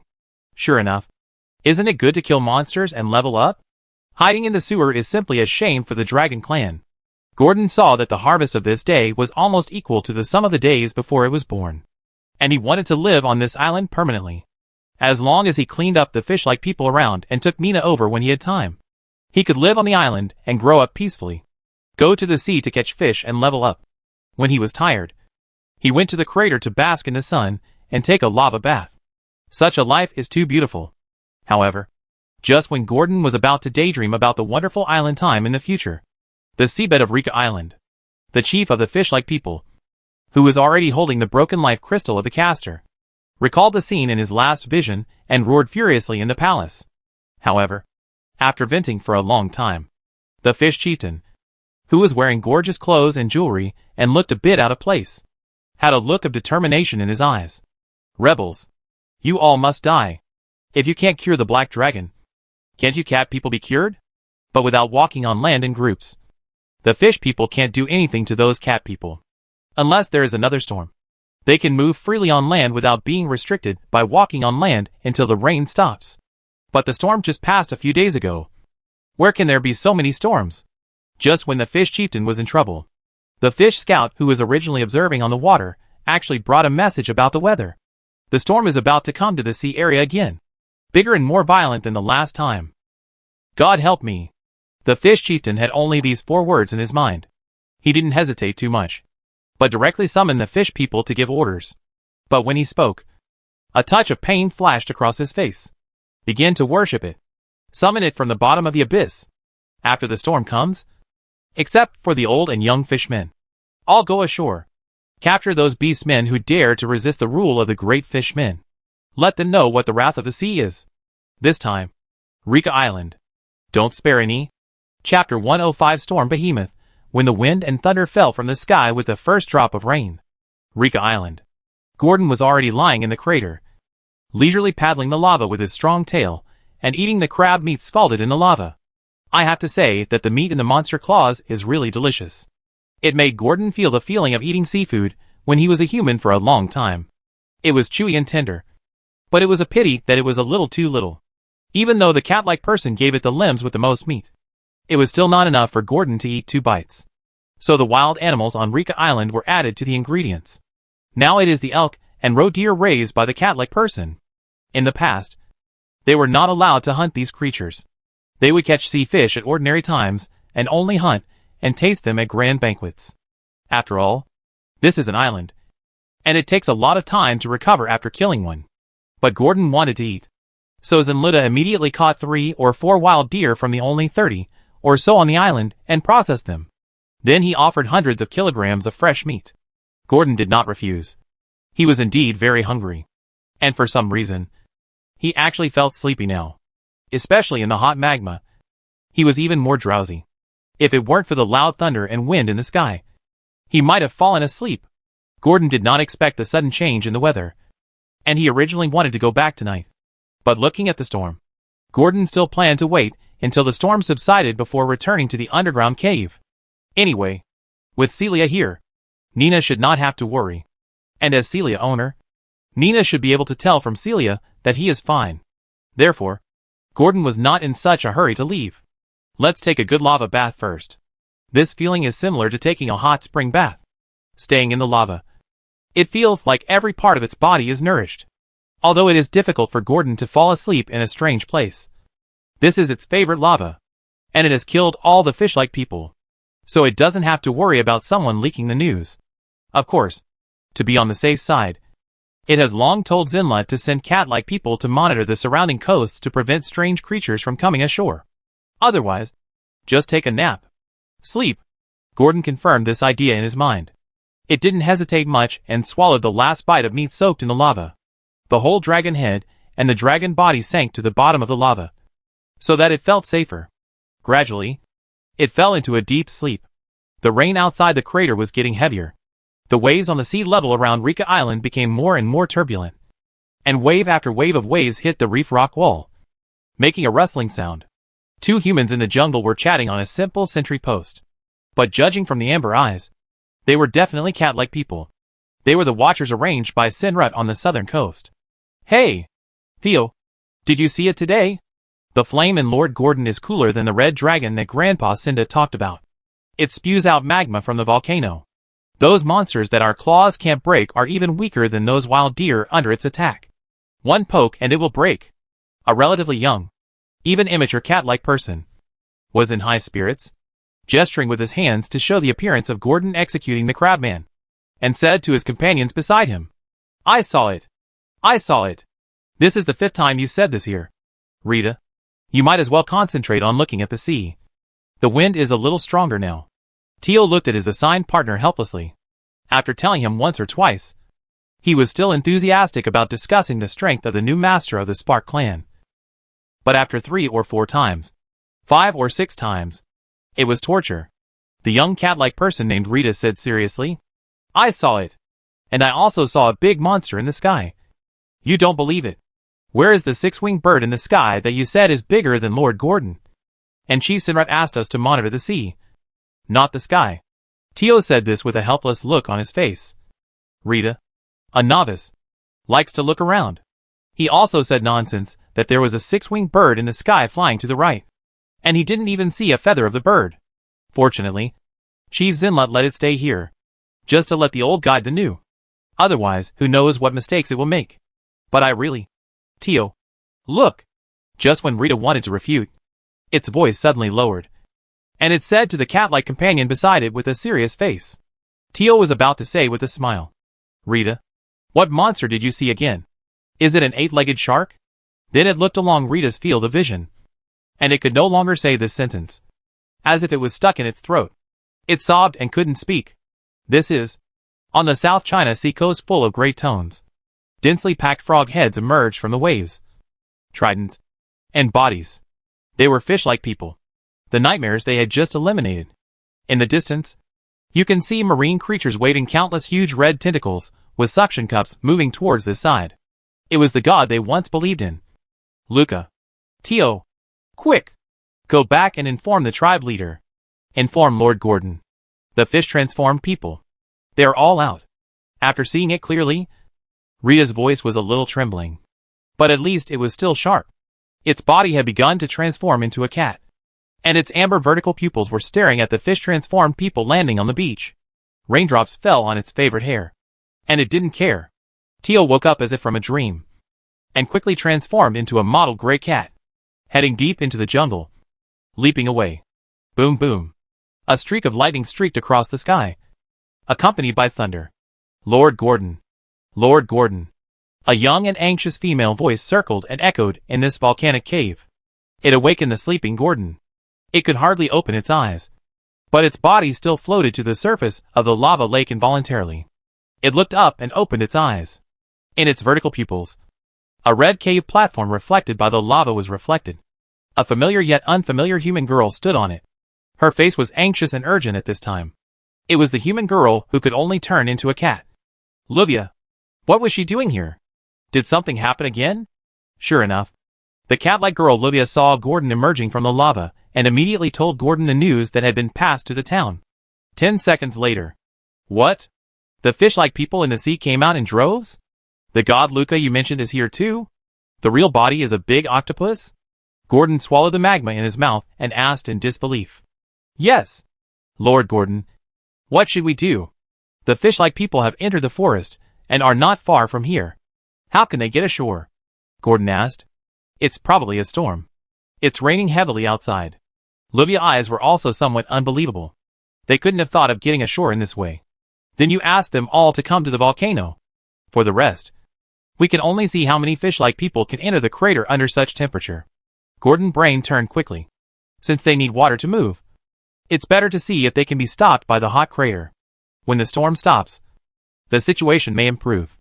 And it seems that this is the only way. You can't fight. Gordon rushed into the cave, and his 15-foot body occupied the few spaces on the platform. It let the lava from its scales drip onto the ground, and said to Luvia, who was still standing there stupidly, Go! Let them come. Don't bring anything. At this time, the girl stumbled out of the cave, turned into a big cat with wet fur, and ran quickly towards the town at the foot of the mountain in the rain. Every second counts, and there is no time to lose. Gordon was not idle either, and began to perform a processing ritual on the volcanic cave. After all, its trap mastery has not been forgotten. If you can trap one, you can trap one. At this time, the storm descended on Kalandu. This time, the force of the strong wind was surprisingly strong, and the roofs of many houses in the Black Street were almost blown off. The brightly lit dock area was already crowded with ships. When the storm came, even the paladins were still searching in the city. Many people still risked entering Kalandu, hoping to be protected under the storm. After all, it is basically difficult for ships to survive a storm at sea. In the temple area, many priests looked at the low clouds above the sea level with worry, chanting something. Their hearts were covered with a layer of haze, because the bishop just said that there was a strong evil breath coming towards Kalandu, and would arrive soon. Although Kalandu could resist it with its current strength, it would definitely suffer some losses. They tried to pray to the gods, but the gods did not respond. Whether it was Vol'jin, Tyr, or the gods of Lathander, they had been silent for a long time. But even so, in the temple illuminated by countless candles, many believers had already knelt down. They began to pray silently to the gods they believed in, praying that his eyes could look at the world. Just as they were praying, 3 waterspouts suddenly blew up on the sea surface thousands of meters away from the dock area, supporting the sky. This kind of waterspout is enough to overturn all ships, and even magic ships cannot escape from it. Behind the tornado, above the dark clouds, a giant bird with 6 wings was flapping its wings and soaring under the deep blue night. Its sharp eyes looked at the prosperous city in the distance, and its eyes were full of cruelty. If there were adventurers who were proficient in monster knowledge here, they would be able to recognize it. This strange bird is the legendary storm behemoth, which can destroy everything and destroy everything, and is itself a divine punishment. It is also called the storm bird and the legendary creature of Stormpung. At the same time, in a cave on an unknown island overseas, there is an underground altar. Dozens of priests in black robes were chanting something silently. They wanted to get a response from the gods through this action of destroying Kalandu. God, look at your believers. Otana, the priestess of the goddess of darkness, who had once met Celia, held the emblem of God and prayed. Chapter 106. Coward, damn it. I should have sent these beast men to the sea witch. In the rainstorm, when the fish chieftain led hundreds of fish warriors of the tribe and looked at the volcanic area shrouded in clouds and mist in front of him, he couldn't help but curse the curse commonly used by the fish race. It followed the trail, and all the footprints of the beast men in the town were heading towards the volcano. It was in a dilemma for a while, and was very irritable. It was not that it could not get close to the volcanic area, but it suspected that the black dragon was in this volcano. At that time, even if they had 100 fish warriors, it would be useless. In the volcano, it had no advantage in any of the 3 aspects of time, place and people. But, should it just give up? The fish chieftain couldn't help but ask himself. He was a little unwilling. After all, he suffered such a big loss. Even the sea beast for sacrifice was invited out by him. If it really wants to go back, it will have to offer a large amount of sacrifice to appease it.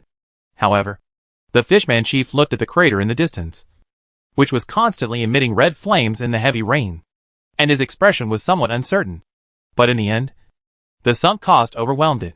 After it went ashore, it was unwilling to not catch a catman.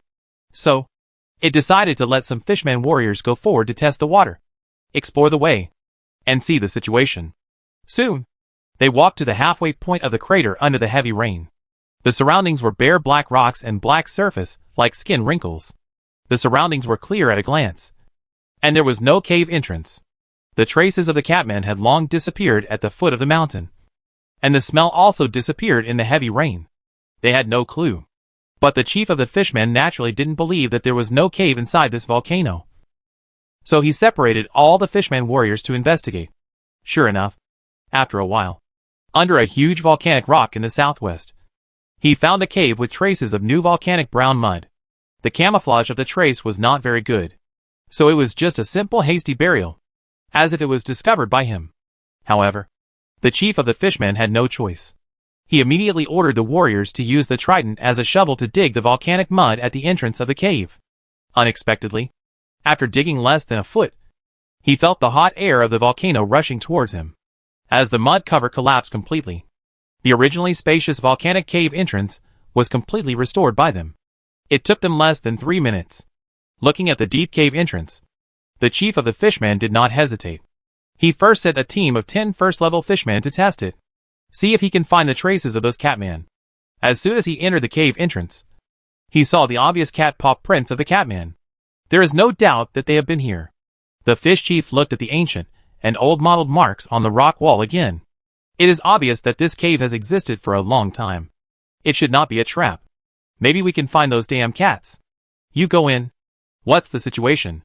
Come out and report. Don't fight. The fish chief gave an order to a team of fish warriors. This team is the weakest in their clan, and they are not afraid of losing them. Anyway, it does not expect them to make any contributions, but only hopes that they can test for them. However, before they went in, as a chief and a warlock, it did not forget to use the second-level spell group Endurance Environment on all the fish warriors. It can make the recipient immune to the effects of extreme cold or heat. Otherwise, the fish-like people who live in the sea all year round cannot tolerate the erosion of fire, which is why they dare to come to the volcano. The bodies of those fish-like people are also wrapped with a layer of magic shield that can isolate heat waves. Although it cannot resist any damage, it can still keep the heat temperature around the fish-like people within an acceptable range. As a team of fish-like warriors entered to explore, the chieftain, or the sorcerer, had time to look behind him. At the foot of the volcano, the octopus sea beast with a suction cup tentacles that were 40 feet long was boldly breaking the trees in the surrounding forest. It was difficult to get off the horse, and the fish-like chieftain regretted it a little. He was a little overwhelmed by the death of the caster. He even forgot the most important part of the volcano on Rika Island. But who would want to stay in it? Only the weird black dragon. Although its knowledge could not identify what kind of dragon Gordon was, it was clear that it was even more powerful than those tyrannical red dragons. Never mind. At worst, let this 5th-level octopus sea beast fight the black dragon. Anyway, no matter who dies, it will not lose. The fishman chief thought somewhat self-destructively. In fact, it was right. If the octopus sea beast died, it would just get rid of the trouble of sacrificial offerings. And if the black dragon died, everyone would be happy. At worst, taking down the catman would also allow it to achieve its purpose of this trip. However, before that, it still had to find out their location in the mountain before it could use the octopus sea beast behind it. Otherwise, if the sea monster physical strength was consumed for too long, it might not obey the command and retreat back to the sea. At that time, it was the worst ending for the fish turn man. Not only did the cat turn man fail to take revenge in the end, it also sacrificed a lot of money to the sea beast. This is not beautiful. Just when the fish turn man sacrificer was anxiously waiting for news outside, the fish turn man warriors in a team of 10 were also walking fearfully in the passage with volcanic rocks around the walls, looking for the traces of the cat turn man. The passage was not as direct as imagined, except for the straight section at the beginning. The rest were regular passages at right angles, so much so that they felt that they had walked enough to reach the center of the crater. But in fact, they were still strolling around the periphery of the volcano. Boss, why don't we go back? I always feel something is wrong. One of the fish turn man warriors, who was relatively thin compared to the others, said to the captain of the leading team in front. No, coward. The chief asked us to find those damn cat-like people. If we go back now, we will be punished. The fish-like captain flatly refused.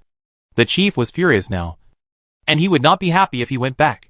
But there is said to be a dragon inside.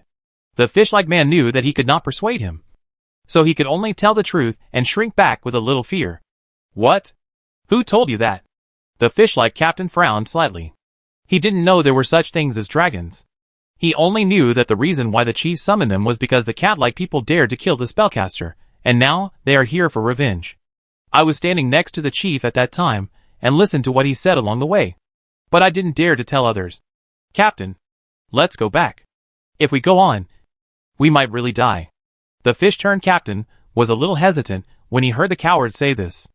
At this moment, there was a faint sound coming from the corner ahead, and there was some commotion, but it was very small. The fish-turned captain hurriedly stepped forward with his webbed feet, leaned forward and looked, and a look of surprise suddenly appeared on his face. We found them.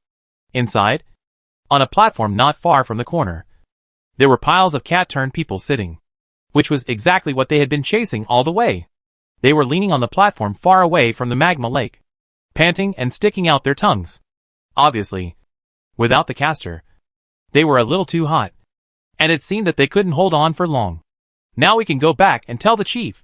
This passage can indeed find cat-turned people. That's it. Our mission is completed. Coward, are you happy? The fish-turned captain said happily to his subordinates behind him, and also teased the cowardly fish-turned warrior, who was in a hurry to go back just now. But just after it finished saying this, It saw that the teammates' joyful expressions that it had imagined did not appear, including the coward. They all looked at the corner behind it with fear and dullness. Especially the coward. Its sharp teeth like fish were trembling up and down. The trident with a broken fork in its hand could not be held, and fell on the volcanic rock, making a silent crisp sound. At this time, the fishman captain turned his head quickly, and saw the corner.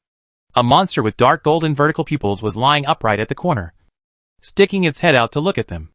And its white fangs were particularly eye-catching in the dark cave. However, its vertical pupils seemed to be disappointed. Why is it disappointment? But the fishman captain no longer has the heart to think about these things.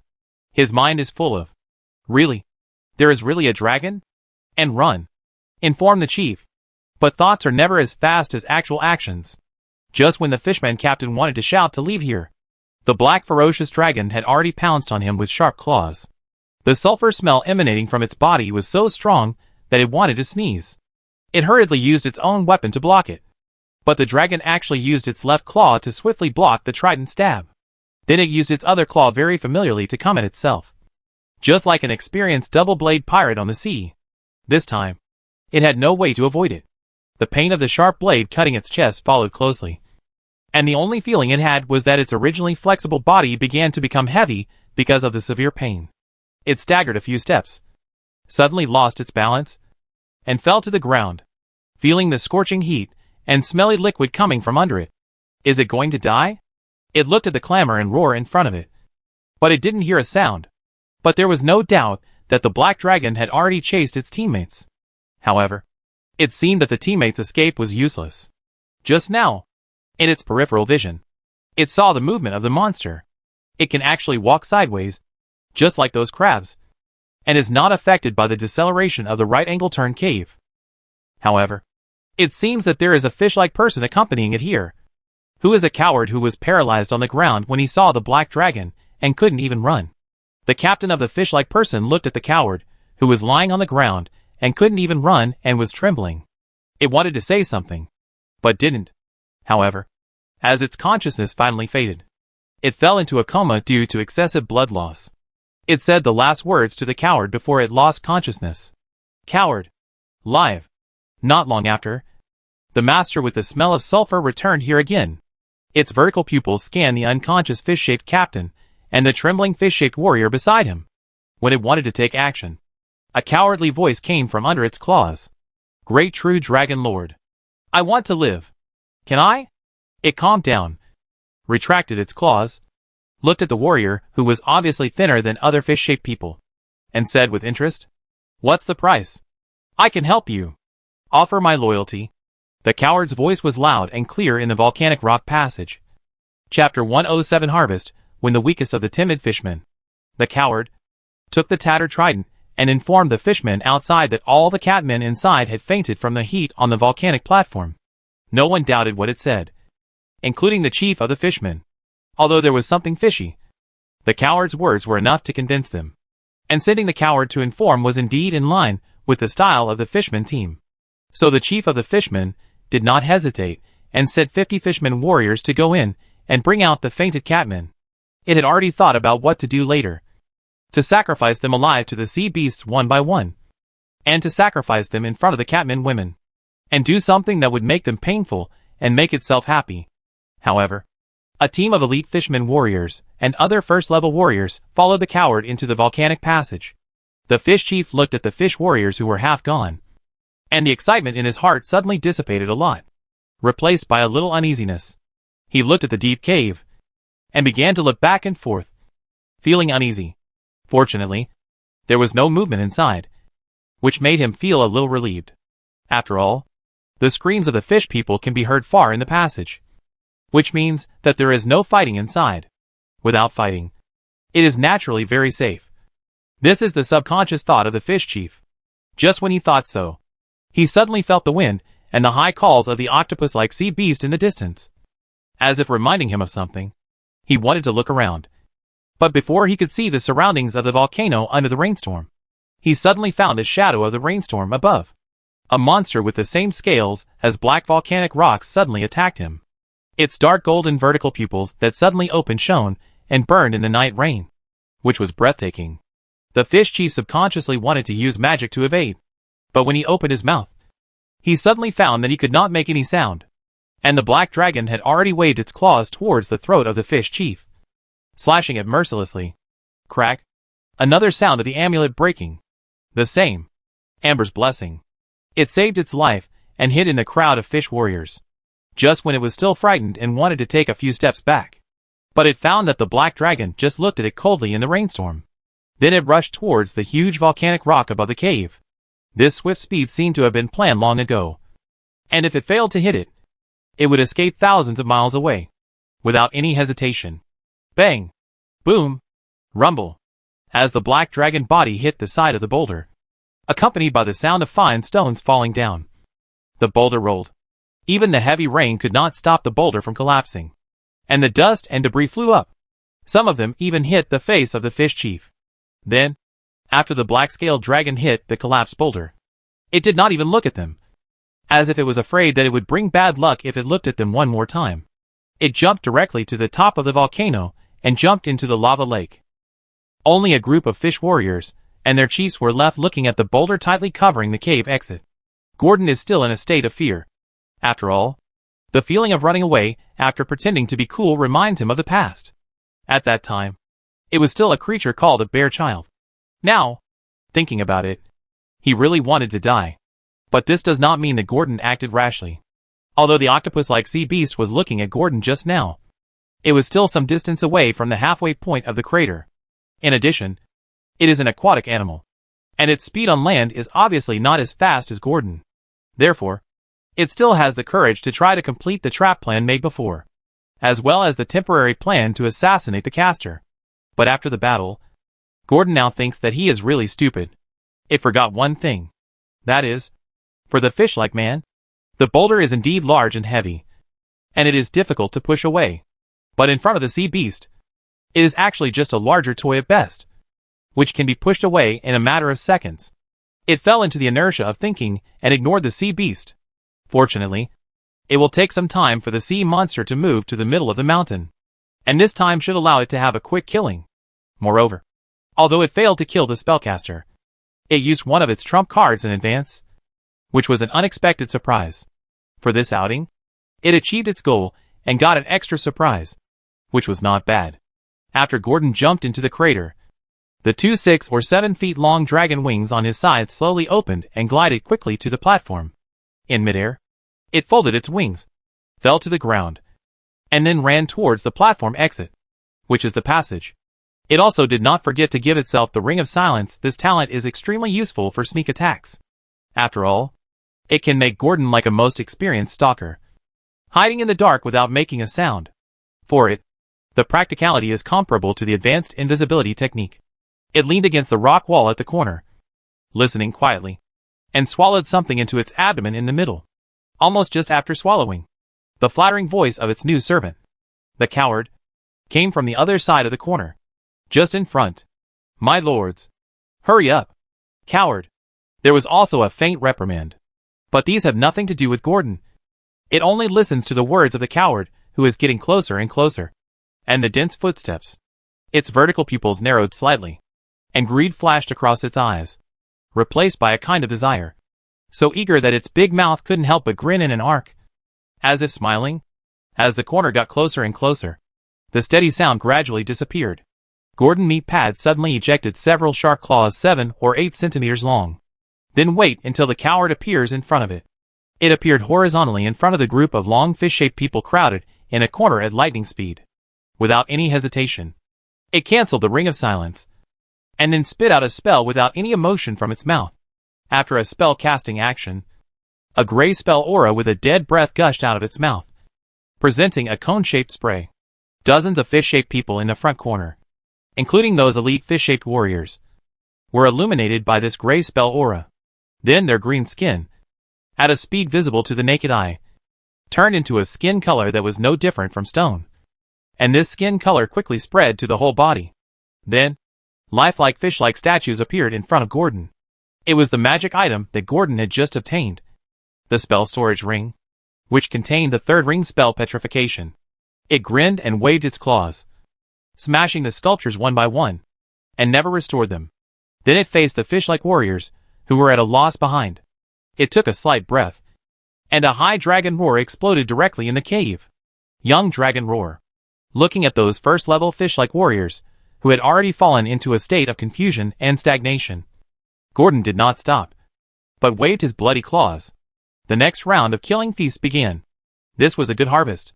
When the huge rocks were moved away by the sea beasts that were driven up with their tentacles, and then the caves were dug, and pieces of fish-like body parts were pulled out. The fish-like chieftain looked embarrassed. He had not expected such a heavy loss this time. However, at this point, it could only bite the bullet and let the sea beast dig and attack the volcanic cave. It was like a gambler who had lost all his money and was eager to win back a game. However, after the harvest, Gordon and the cat-like man were already walking towards another inconspicuous passage. They were preparing to leave the volcano from another passage. It knew that even if it had obtained 10 second-level talent fragments now, it could not make up for the gap between the second and fifth levels. Therefore, the moment the news of the sea beast appeared, it had already thought of a countermeasure in its mind. Among the 36 strategies, running away is the best strategy. Chapter 108 Drama 10 minutes before Gordon considered leaving the volcano, a howling storm at sea came from the east, and both tsunamis and hurricanes came together, with the dock area of Kalandu bearing the brunt. The heavy rain brought by the storm formed a huge and wide rain curtain, covering this coastal city, the capital of freedom. In its shadow, countless residents who were sleeping were also awakened by the howling of the wind that could shatter the glass. And they hurriedly looked out the window. The deep, nightmare-like gray sky, the crackling raindrops and the howling wind fell on the windows, and the ping-pong sound filled these people with doubts. It was fine today. Why did the rainstorm come so quickly? There are many old fishermen who have been at sea for many years who have such doubts. However, when they saw the huge giant bird swooping down from the shadow of the seaside sky, all doubts and curiosity disappeared, replaced by panic and fear, especially after the giant bird made a cry louder than thunder. Many residents who were close to it covered their ears in pain, wailing and rolling on the ground. Any fragile items in the room, pots, pans, plates, windows, and ceramics were shattered. Fortunately, in less than a second, a vast curtain of holy light appeared in the temple area. After illuminating the gray sky, the howling brought by the storm behemoth was isolated. All residents looked at this holy light across the sky and knew that it was a powerful professional from the temple who took action, especially those adventurers who felt it more deeply. They guessed that it might be the chief priest of a temple, or a role like the high priest. Anyway, this pure holy light that can cover the entire Kalandu is not something that an ordinary legend can release. In fact, this is indeed the case. Temple area. Temple square. Under the majestic rain curtain, a white light round shield covered a group of people from the impact of the storm. Men wearing the most gorgeous clothes. Burly men wearing red and white armor. Or white-bearded old men in plain robes. And women with graceful figures and beautiful faces, etc. They all gathered around a temporary altar, each standing in a direction. Although they wore different clothes and had different divine emblems, they all had a common identity. That is the person in charge of each temple in Kalandu. The bishops, high priests, and high priests, who were responsible for Kalandu's missionary work and church affairs. Although their status and position were not as good as those of the chosen people of God and the bishops of the archbishop, they were also a small group of people who were very close to the gods. You know, if it weren't for the devil ritual, it's estimated that so many high-ranking professionals would not return to Kalandu for consultation. There are actually not many bishops stationed in Kalandu for a long time. Most of them have their own tasks and affairs, which are much busier than ordinary believers, especially during this period when the gods have lost their response. After all, if they are divided according to the professional level of adventurers, the lowest level is the 7th level supernatural, and they can't be viewed with common sense because they rely on the gods behind them. After all, they can not only pray for miracles, but also use the artifacts enshrined in the temple to borrow the power of the gods. The strength is basically far beyond that of ordinary professionals.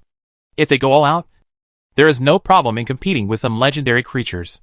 If it is normal, if Storm Behemoth dares to attack Kalandu, then there is naturally no problem. Maybe the followers of the Lord of Dawn can take on this job alone. But now is different from the past. Today, The gods in the sky no longer respond to the prayers of believers.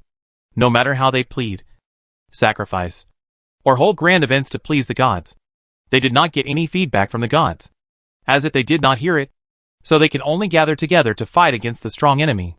Moreover, they can also see that this storm behemoth is not targeting Kalandu, but the temple in the temple area of Kalandu. Among them, the believer of the moon goddess Suluan, the high priest named Michens. Her perception is more sensitive, and she actually sensed the smell of darkness and shadow from behind this storm behemoth. That is the power of Shar. So when the bishops and priests gathered together, they suspected that all this might be done by the priests who believed in Shar. They held a ceremony to summon the storm behemoth in the other plane, in order to destroy their temples and cities to please their goddess, Shar. At that time, some people did not believe it. After all, although the priests of Shar were crazy, they would not do such a thing. However, when they thought about it, now that the gods in heaven no longer respond to the prayers of believers, maybe the priests of Shar are also experiencing something. And in order to please the gods, those crazy people who worship destruction will definitely not accept the loss of contact with the goddess. Therefore, it is not impossible to do these things. In the past, they could obtain divine power by praying to the gods every day. But now the divine power of the gods themselves has not increased at all. On the contrary, there are some signs of regression. Even Pastor Shar is probably anxious. After all, if this continues, they may all experience a decline in their professional level and be unable to cast high-level divine spells. At that time, it will not be a simple matter. Therefore, even if there is no such thing as Storm Behemoth today, these bishops may gather together spontaneously, discuss this thing that has not happened in nearly 1,000 years. The gods have lost feedback, which is an ominous sign, especially in recent days of unrest. First, the blue dragon in the Shural desert was in turmoil. And then, according to the information brought back by the hired adventurers, the temple of Tiamat was found there. Then the devil ritual appeared in the noble district the day before yesterday, and a duke was sacrificed on the spot, causing the paladins to search the city for the past few days and find nothing. Then, there was the sudden storm behemoth tonight, which brought the storm to Kalandu, and the free city was in danger. One by one, all of them proved something. Even the bishop of Shuna, who usually had a smile on her face. Now, looking at the darkness outside the city, she couldn't help but hang a worry on the corner of her mouth. The mirror in her hand was shining brightly, reaching the sky. The holy light curtain that just expelled the noise of the storm behemoth and the storm hurricane came from this mirror. This is a divine artifact given to them by Shuna, called Mirror of Love and Beauty. It is said that Shuna wants to use this mirror to dress up. The divine power contained in the mirror can easily enable any priest who believes in it to perform the divine arts on the artifact. This is one of them. The divine art holy aura of the 8th ring priest. It can create a shield to expel and protect against evil. All evil will be annihilated in front of this holy light curtain. Looking at the storm behemoth that was blocked outside, the bishop of the Wajin temple first took out a gold coin enshrined under the shrine and looked at the other temple priests seriously. Let's start. Everyone. Now that it is impossible to call on the gods, it is also possible to borrow the divine power of the artifact left by the gods to expel the storm behemoth. Their expressions were not very panicked. At most they were just worried. The howling wind outside would only make their hearts calmer. Upon hearing this, the other bishops also took out the objects containing divine power in the temple. This is one of the necessary parts of the ceremony to prepare the altar. Use objects containing divine power to replace the loss of gold coins, etc., so as to show the divine power. This is a more luxurious behavior. After all, every object containing divine power requires the response of the gods. As the objects containing divine power are thrown into the center of the temporary altar, the engraved magic patterns on the altar began to light up, and the inlaid gems also emitted colorful light. As the altar rotated, twisted, at the moment when the holy light curtain was shattered, the threat of the storm swept Kalandu again. A colorful column of light with holiness was lit up from the temple area in an instant, and the colorful column of light penetrated the sky and the earth. The entire Kalandu was illuminated as if it were daytime, and the surfaces of all buildings were bathed in the holy grace of God. Standing firm under the storm, the 9-ring divine spell miracle, which was on par with the legendary spell, appeared, and those priests, bishops, and priests also expressed their wishes to the colorful light column. Pray to the gods. Protect Kalandu from being destroyed by Storm Behemoth. And drive it away from here. And never come back until it disappears. This was their wish to prevent the divine power required for Miracle from being too huge. They did not make Storm Behemoth disappear on the spot, but expelled it. After all, this alien creature always has a time limit in the main material plane. When their wishes were spoken, different vast divine sounds rang in their minds at the same time, which made them all happy. This means that their wishes have been responded to by the gods. And they agreed. Praise my Lord. Praise the gods. All the temple staff knelt on the ground, enjoying the long-awaited response from the gods, and said without hesitation, at this moment, the colorful light column changed like dough, and instantly split into two. One light turned into a holy light shield hundreds of meters high, and the other turned into a golden light spear dozens of meters long. The holy light shield then flashed and appeared in front of Kalandu out of thin air, and directly inserted into the sea outlet of the dock area. All tsunamis and hurricanes were intercepted at sea, not allowing them to move forward at all. As a result, the following scene appeared. The waves outside were surging, and hundreds of meters of waves hit the shield one after another. But the densely packed ships docked at the dock area did not move at all. Only the fine rain curtain fell on the sea surface of the dock area.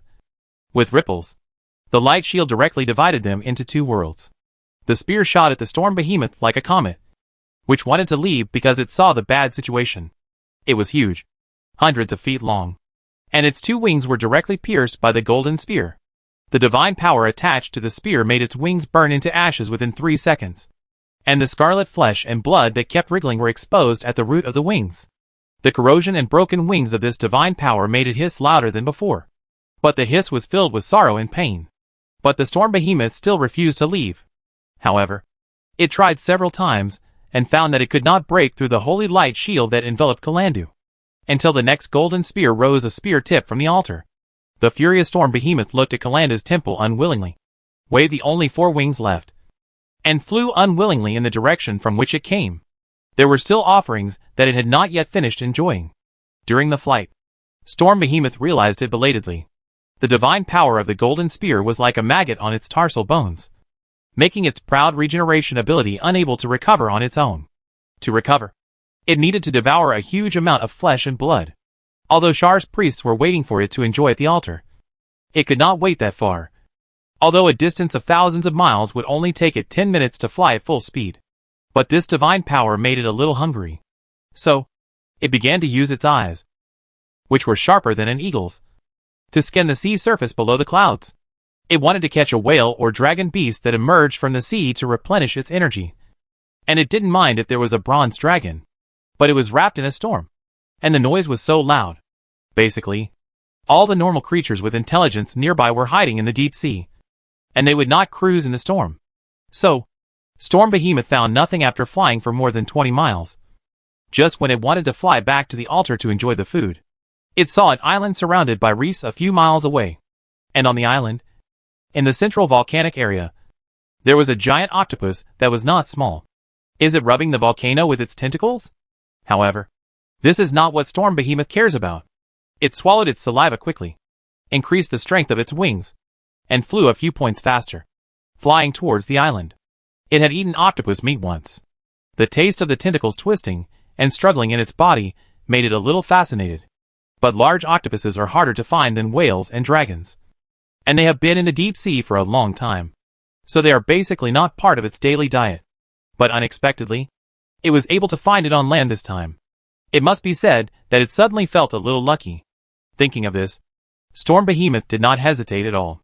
When it was less than a mile away from the island, it turned its head and dived towards the giant octopus that was slowly crawling on the volcano and waving its tentacles. A huge shadow, with a storm, fell from the dark clouds. When the cat-like scout sent by Gordon to investigate the situation outside the volcano came back to report to it, Gordon felt that he had heard the biggest joke of his life. What? You said that the giant octopus just now was flying in the sky and was taken away by a strange bird? Do you know how big that octopus is? Tentacles 40 feet long. How big must that bird be? Do you think I can still see it if I go out now?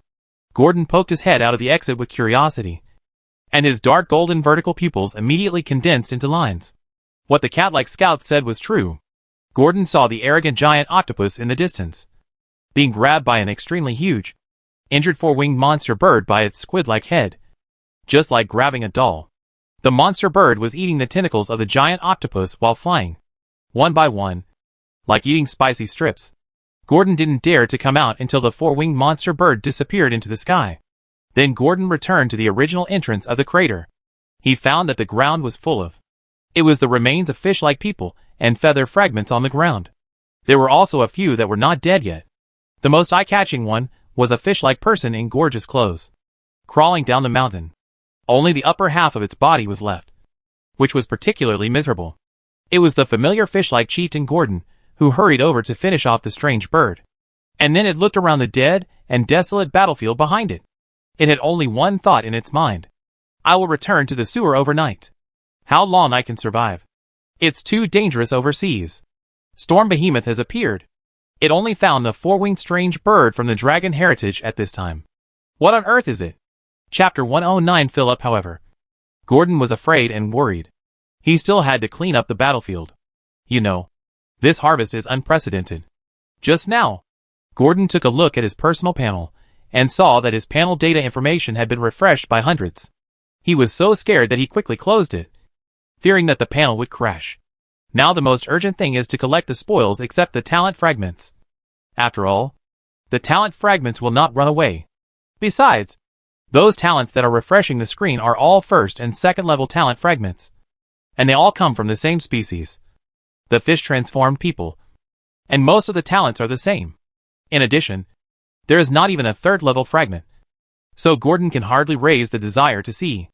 Its dark gold vertical pupil began to look at the body of the fish-transformed chieftain, who was just killed by it. Gordon first absorbed the bronze light ball that came out of it, and then cast his vision to its side, where there was a magical object. The fish chieftain's webbed hands were tightly grasping a silver-white scepter, which was in sharp contrast to his green skin. The aquamarine on the top of the scepter was emitting a faint blue light in the rainstorm. It looked like another magic wand of a spellcaster. The estimated price given by Gordon in his field of vision was 2,500 to 5,000, and the difference reached 2,500 gold coins. Gordon, who had already appraised many magical artifacts, knew that this scepter might have certain requirements for the user, or there might be some restrictions on the profession. Otherwise, the difference in the valuation would not have reached such a huge level, almost equal to a medium-sized magical artifact. Soon, the scepter was identified, and Gordon understood why the difference in the estimated value of this scepter was so large. He also understood why this fish-like chieftain could raise such a giant octopus that was far superior to the tribe's strength. Let it drive like this, and you won't be afraid of letting a wolf into the house. Medium magic wonder. Son of the sea restrictions, marine creatures, or warlocks with marine blood. Mages and priests who worship the goddess of the sea. Effect, unlimited use. Animal talk limited to fish once/day. Concealment mist. The caster can create a war fog around with a radius size linked to the level, and the vision of creatures in the fog is reduced by 1/4. The caster and the caster's allies are not affected by the fog, and the fog can be blown away. Once/week. Sea Tribe Covenant. The caster can sign an alliance contract with a marine creature that is far stronger than himself. After signing the contract, you can summon the marine creature at the seaside at any time and let it fight for you, provided that you can afford the sacrifice it needs. Note, the Covenant of the Sea Tribe can only be signed with one marine creature at most, but the caster can unilaterally cancel the covenant. Gordon was satisfied and put the Son of the Sea into the dimensional bag, letting it accompany the Staff of Water element. In addition to the scepter, the clothes on the fish chieftain were also a magical artifact, but the robe had been broken into 2 pieces, which seemed to be caused by the storm behemoth. Gordon estimated that the value of the gorgeous broken robe was just less than 200 gold coins, which was probably the cost of the material of the robe itself. After all, this was a wizard robe made of silk. Gordon could only take a slightly regretful look at it, and then put it and the 2 pieces of the robe into the dimensional bag and put it aside. The spoils obtained from the fishman could still be sold. After touching the corpse, it swept the fishman chieftain, who could no longer squeeze out a drop of oil, aside, continued to walk to the killing field in front of the carcasses, where there are still a pile of broken limbs. With estimation, Gordon can accurately find good materials or equipment among the fishman corpses, just like in the passage before. But unfortunately, Gordon searched from the east of the battlefield to the west of the battlefield.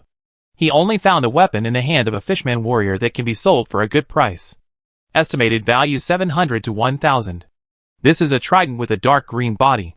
It is a magic weapon. Although it is only the lowest magic weapon. But this weapon has another alias. Dragon slaying weapon. Because only this kind of weapon can penetrate the defense of dragon scales, and cause damage to real dragons with mature scales. There are also some other miscellaneous materials and equipment, which add up to about 10 gold. But Gordon's dimensional bag was almost full. So he didn't put any more. Let the cat-like people collect them. And put the ones that are not needed in its volcanic nest. And come back to get them next time. After cleaning up the battlefield, Gordon was about to slowly return to the volcanic nest to digest the fragments, when he saw the fish-like servant standing aside. Suddenly remembering that there seemed to be another nest. Its vertical pupils suddenly lit up again, and a greedy look flashed across its face. But it did not act rashly, but called the fish-like person, who surrendered to it, to come over and ask questions. Begin to ask it about the remaining strength of the nest. If there is another fish-like spellcaster stationed at the bottom of the sea, it can only make long-term plans. Fortunately, what Gordon thought did not happen. The fishman's servant happily told Gordon the truth about the seabed. The chief had taken out all the strength of their seabed nest, and the underwater defense was basically gone, leaving only the old, weak, sick and disabled, as well as some captured female slaves. The fishman also volunteered to lead the way to the fishman nest.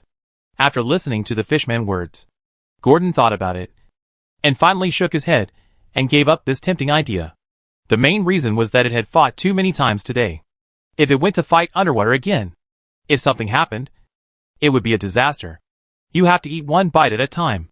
However, it did not give up, and it chose to let the fishman return to the seabed first, responsible for monitoring the movements of the group of fishmen and deceiving the fishman on the seabed. Anyway, Gordon thought it had a talent for acting, so it should not be a problem to do these little things. The fish-turned man named Coward could only bow and respond. And then after making contact with Gordon, he walked towards the bottom of the mountain and the ocean. He dared not disobey his master order. And Gordon had already returned to the crater he loved most when his figure disappeared at the bottom of the mountain. He began to take a nap and digest those talent fragments. All the trivial matters were over, and it was time for a hearty addition of points. Gordon looked at the data information that almost overflowed from his retina and began to summarize and organize it. Soon, as the information of each talent fragment was cleared, understood, and divided, in Gordon's talent column, the following talents appeared. First level talent, sturdiness, water breathing, trident mastery, dark vision. Second level talent, underwater combat, breaking waves, trident expertise, advanced sturdiness, multiple attacks. Third level talent, iron will. Finally, after decomposing and activating them one by one, Gordon free talent column has the largest harvest so far. Free talent fragments, first level talent fragments *47, second level talent fragments *13. And the following new types of talents have also been added to the specialty list. Gordon looked at the fragments of the free talent column, and then looked at the specialty list, which was waiting to be fed, and swallowed his saliva. It was still a little unsatisfied lying on the platform, so it stretched its head into the magma lake and drank a mouthful of magma to calm down. Then, after calming down, it no longer hesitated, looking at the plus sign behind the specialty on the light blue panel. Fill up. Chapter 1 10-second sleep. Advanced trap mastery. Super big eater. Super long vision. Advanced endurance. Aquatic. Gordon found that it only took 26 first-level talent fragments to upgrade all these first-level talents to the second level, and there were 21 fragments left with nowhere to go. It really has money but no place to spend it, and there is no option to merge these first-level talent fragments, so Gordon can only put them aside temporarily. Then it cast its sights on advanced robustness and scale armor magic, and began to hesitate. But Gordon's mind flashed the figure of Storm Behemoth he had seen before, and the sewer that seemed a bit narrow now. So Gordon no longer hesitated and gave up the idea of adding points to advanced robustness. Pour everything into scale armor magic and stack one talent to the third level first. Then advanced robustness after squandering all the 13 second level talent fragments. Gordon's body and brain could no longer suppress the surge. The power of those talents jumped out directly in the blood, bones, internal organs, and even the spiritual level of consciousness. It was like a floodgate was released, and all of it rushed in. Gordon's consciousness and body seemed to be divided into two areas, suffering from the double torture of mind and body. But it must be said that when Gordon's body finally digested it after enduring for a long time, the pleasure was indescribable. Whether it was the evolution of internal organs and bones, the endless power contained in the blood, or the thick black scales on his body that had already turned matte, from the inside to the outside, Gordon has been sublimated. The same is true for consciousness. The traps that were once complicated and tedious, which the eyes could use, but the hands could not, are now easy to use with just a thought. And those magic traps that shine in the hands of wanderers, rangers, and rangers are also available. Of course, the change in vision is also significant. Just like a student who has always had 800-degree vision without glasses, and suddenly puts on suitable glasses. Now the whole world is extremely clear in its vision. Even if it is a dark night with drizzling rain outside, Gordon can still see the silver raindrops hanging down from the sky without the help of light. Water breathing. After the advanced aquatic, Gordon didn't feel any substantial changes. However, a bright light flashed in Gordon's mind. There's a magma lake next to it. Can it be tried? After all, the magma lake is also a lake. Thinking of this, Gordon no longer hesitated, turned over and entered the lake, and with a splash, his whole body dived into the magma. After the ripples on the surface dissipated, the boiling magma lake surface quickly calmed down. However, a minute later, the calm magma lake surface gurgled. Several magma bubbles emerged. Soon, a black and ferocious dragon head bathed in golden magma rose from the lake. It held its head high, and it was unknown what it was mumbling in its mouth. Only vaguely heard such words as, "Sure enough, this is discrimination against magma. Why is it that they are both liquids? It can be used, but mine can't." And so on. For a while, the volcanic cave was filled with a happy atmosphere. It just felt at the bottom of the magma lake for a minute, and found that the magma had not changed at all except for making it feel comfortable. It seems that if you want to experience it, you have to go to the sea. Thinking of this, Gordon looked a little indignant. But this emotion soon calmed down.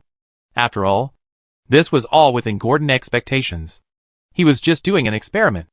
After all, trying it out wouldn't do anything. It was normal for this situation to happen. After Gordon returned to the platform, he planned to try out several other talents, such as poking his scales with a magic weapon to see how thick the third-level scales were and whether he could withstand it. But just as Gordon was thinking about this, he suddenly felt an irresistible sleepiness coming up.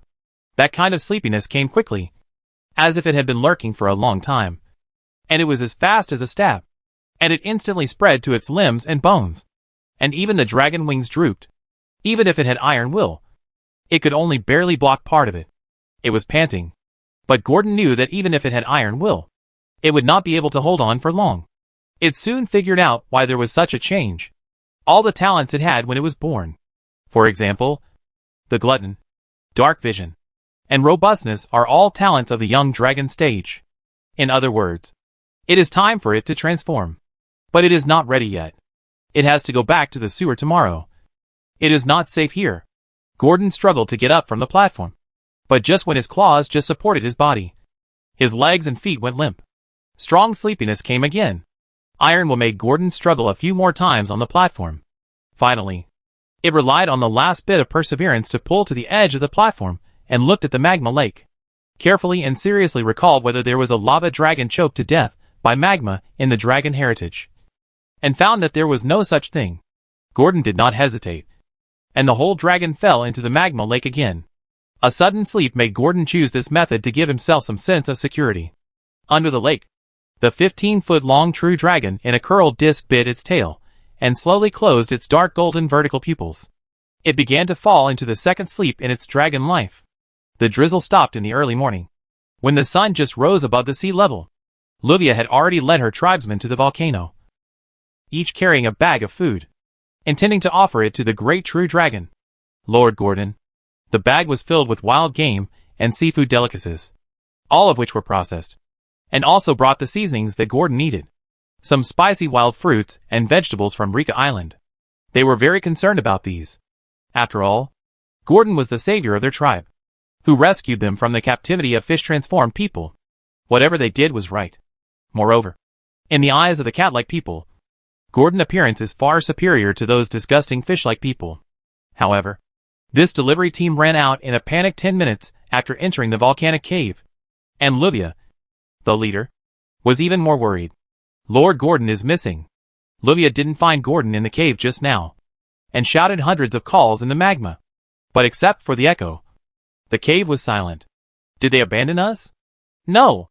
Livia shook her head, threw away the bad thoughts in her mind, and continued to run towards the town in the forest. This news must be told to Chief Sinrut in time. In the volcanic cave farther and farther behind her, in a certain area of the magma lake, a string of hot bubbles floated up from the bottom of the water, and then burst silently. On the other side, Calando, sewer, underground cave.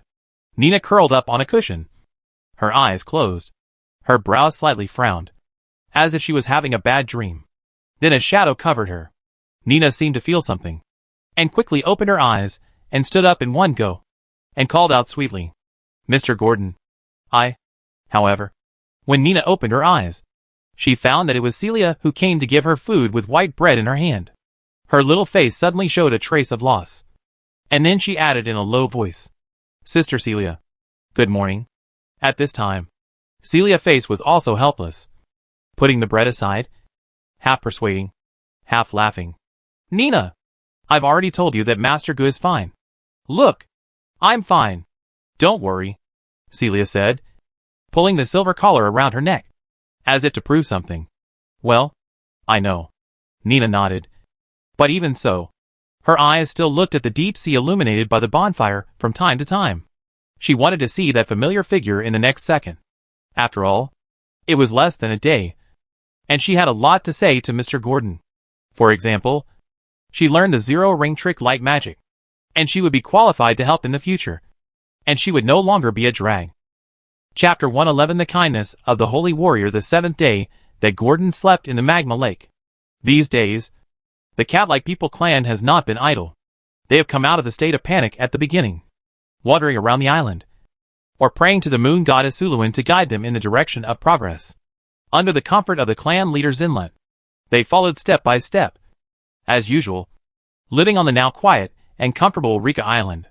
They did not try to leave here, although the fish-like people in the sea are no longer a force to be reckoned with. The only thing that can stop them from leaving the island is the reefs. But the neutral and kind cat-like people clan will not break their promise. Since they promised to become the followers of the real dragon, then their identity will not change until something major changes them. So they decided to wait for Gordon's return on this island. However, there is also a certain factor because of the loss of the threat and coercion of the fish-like people. Rika Island is really a place suitable for cat-like people to live. After all, even in the free Kalandu, the cat-like race may not be as comfortable as in Rika Island. Every piece of land there is owned by someone. And if the cat-like people want to gain a foothold in Kalandu, they must either be strong or have deep connections. And they do not have both. So, even if they go to Kalandu, the only outcome is to become a leak at the mercy of others, which is not much better, and is far worse than here. It is no wonder that Sinrut does not plan to leave this island for the time being. Of course, the most important and core problem is that they are too weak. After experiencing a massacre of cat-like people by a fish-like caster, there are not many strong ones among them. Among hundreds of cat-like people, there are only a few second-level professionals, who can be called sharp after beast transformation. Most of them are barely first level, or even less than first level after beast transformation. They are not as good as those goblins and dog-headed people. Therefore, after settling down this week, the wise and far-sighted cat-like Chief Sinrut has begun to prepare a professional training plan for the younger generation of cat-like people. They are natural jungle assassins and rangers. As long as they are trained and learned a little, and equipped with weapons, they are qualified and not inferior to ordinary adventurers in combat power.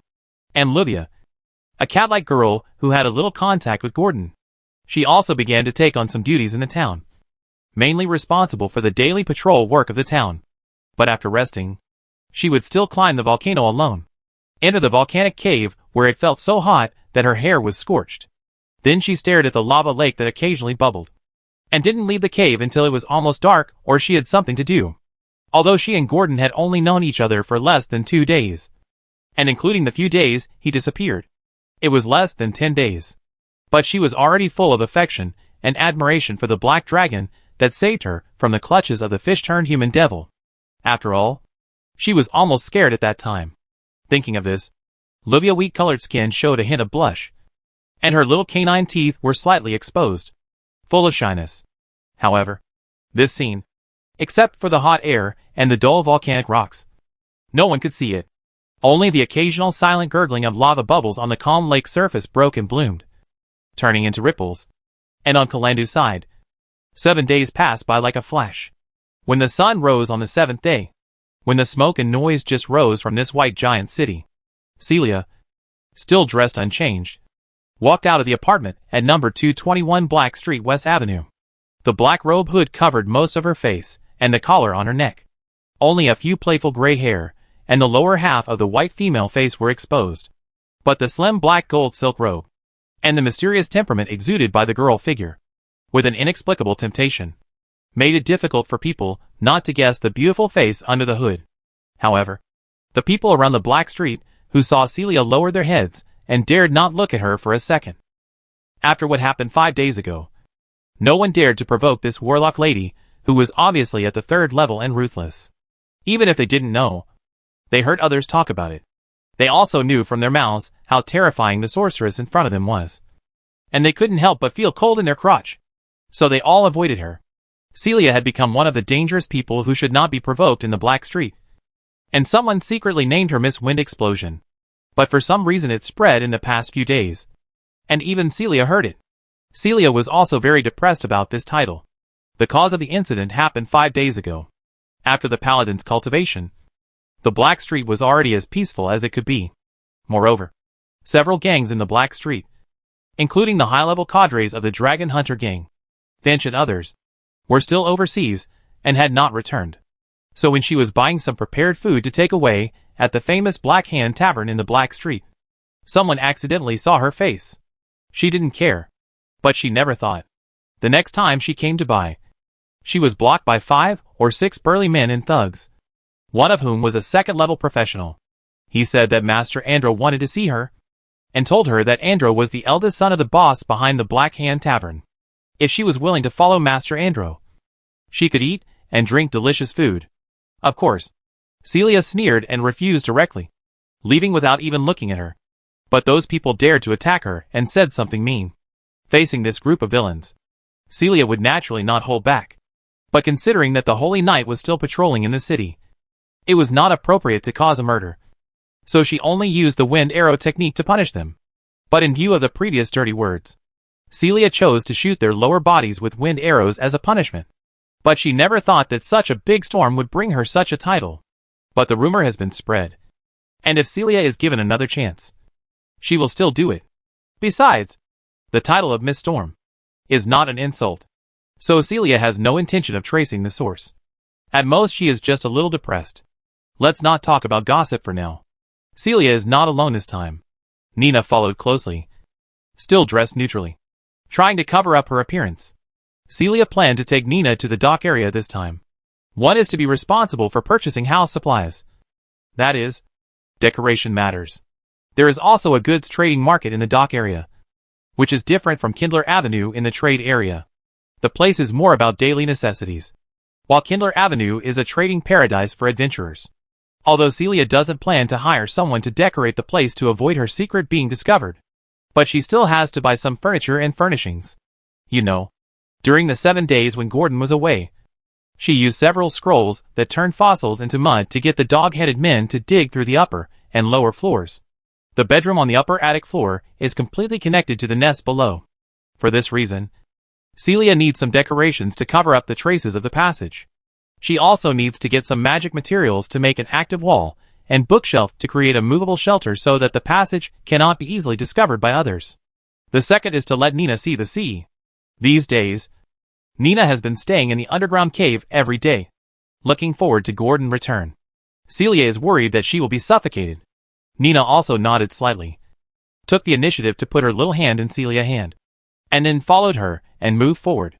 She really wanted to go to the dock area to see the sea, but it was not for relaxation, but to see if they could find traces of Gordon in the sea. It has been almost a week. If Celia had not been able to move normally, Nina would have been restless. After the two left, the dark streets that had been silent for a while became lively again, as if there was nothing unusual. Celia and Nina walked through the civilian area and headed for the dock area. They also saw the Paladin squad stationed at the intersection of the noble area next door, taking turns to change guard. The noble area was still closed, as if the priest of the devil ritual had not found the two and did not stay there for long. But Nina still looked up with a little curiosity and headed towards the trade square in the dock area. For them, the attraction there is much greater than here. There are ornaments and small commodities from all over the world there. It is said that porcelain and silk from the east can be seen there. But the price is really expensive. Only wizards and nobles are willing to spend money to buy those things. As the two figures went away, they disappeared under the buildings in the dock area. The Paladin, Wardier, retracted his doubtful eyes. He originally wanted to use Detect Evil to try the two residents wearing strange clothes. But when he saw the little eyes of the dragon girl looking at him, he hesitated and believed that the two people in front of him should have nothing to do with the devil. After all, what a pure look. He quickly put the matter behind him. Wardier quickly focused all his attention on the intersection and patrolled the surroundings of the noble area. He had to fulfill his duties and not let anyone go out. However, not long after Wardier took over, the previous paladin who took over came over and said embarrassedly, "Ward, I forgot to give you something just now. Here, your cloak." The paladin's companion handed the cloak to Ward. Ward immediately found that this cloak was undoubtedly the one he had given to the girl named Leah to wrap herself in. "This is," Ward murmured. He almost forgot. After all, the paladin did have many cloaks. Unlike armor, which only had one. A girl from the noble district sent it back. She didn't find you when she came, so she asked me to pass it on to you. The paladin's companion told Ward very straightforwardly. "Oh, then she didn't say anything?" Ward hesitated for a moment, recalling the scene of that day. Thinking of Leah's delicate appearance and charming style, he asked what he thought in his heart. However, when it came to this, the paladin's companion couldn't help but look embarrassed. But the paladin never lied, so he still told Ward everything that happened last night very frankly. "She came here in the middle of the night, wearing only one shoe. I originally thought she was a noble who wanted to escape from the noble district, and I used Detect Evil on her. But Detect Evil did not find any evil aura on her. Then I saw the cloak in her hand. When I asked, I knew that she came to give you the cloak. She didn't say anything. After she found out that you were not there, she just cried for a while here that night, and then left the cloak and went back. Before she left, she told me not to say anything. I agreed. So Ward, forgive me for not saying it at first. I originally thought you wouldn't ask." The paladin's companion's words directly confused Ward, especially when he heard Leah crying. His heart was even more tightened. "Is she your lover?" The paladin's companion looked at Ward's somewhat nervous face and asked curiously. "No." Ward shook his head. He was a little uneasy about his companion's words, and his mind was full of thoughts. Why is she crying? Why is she leaving? Why doesn't she say anything? Just as Ward was thinking, his paladin companion was also busy, and his voice came to his ears. "Oh, then Ward, you know her, right? My good brother. Do you have her home address? I want to pursue her. She is the most beautiful and kind girl I have ever seen. I used Detect Evil on her, and she said to me, 'Trouble, Lord Paladin.'" The voice was more pleasant and gentle than a bird, compared with those muddy nobles who also live in the noble district. "She is like an angel on earth." The paladin's companion suddenly became energetic. After hearing Ward's denial, he openly admitted his affection for Leah and wanted to fight for her. At this time, Ward suddenly woke up and rejected it flatly. "No, Marcus. It's my fault that she is like this. I met Leah first. You can't do this." Ward looked at his paladin companion vigilantly. Even a paladin would not give up an inch in front of the reproduction of the opposite sex. Ward's. The sound was loud enough to make some passers-by stop and watch. However, there was only misunderstanding among the paladins, not jealousy. So, after hearing what Ward said, the paladin Marcus Geary knew that he had not asked clearly. His expression quickly changed to an apology. "I'm sorry, Ward, my good brother. I made a mistake." After hearing what Marcus said, Ward realized that he was a little too nervous, and scratched his head and apologized embarrassedly. "It's okay. Actually, I was too excited. Sorry, Marcus.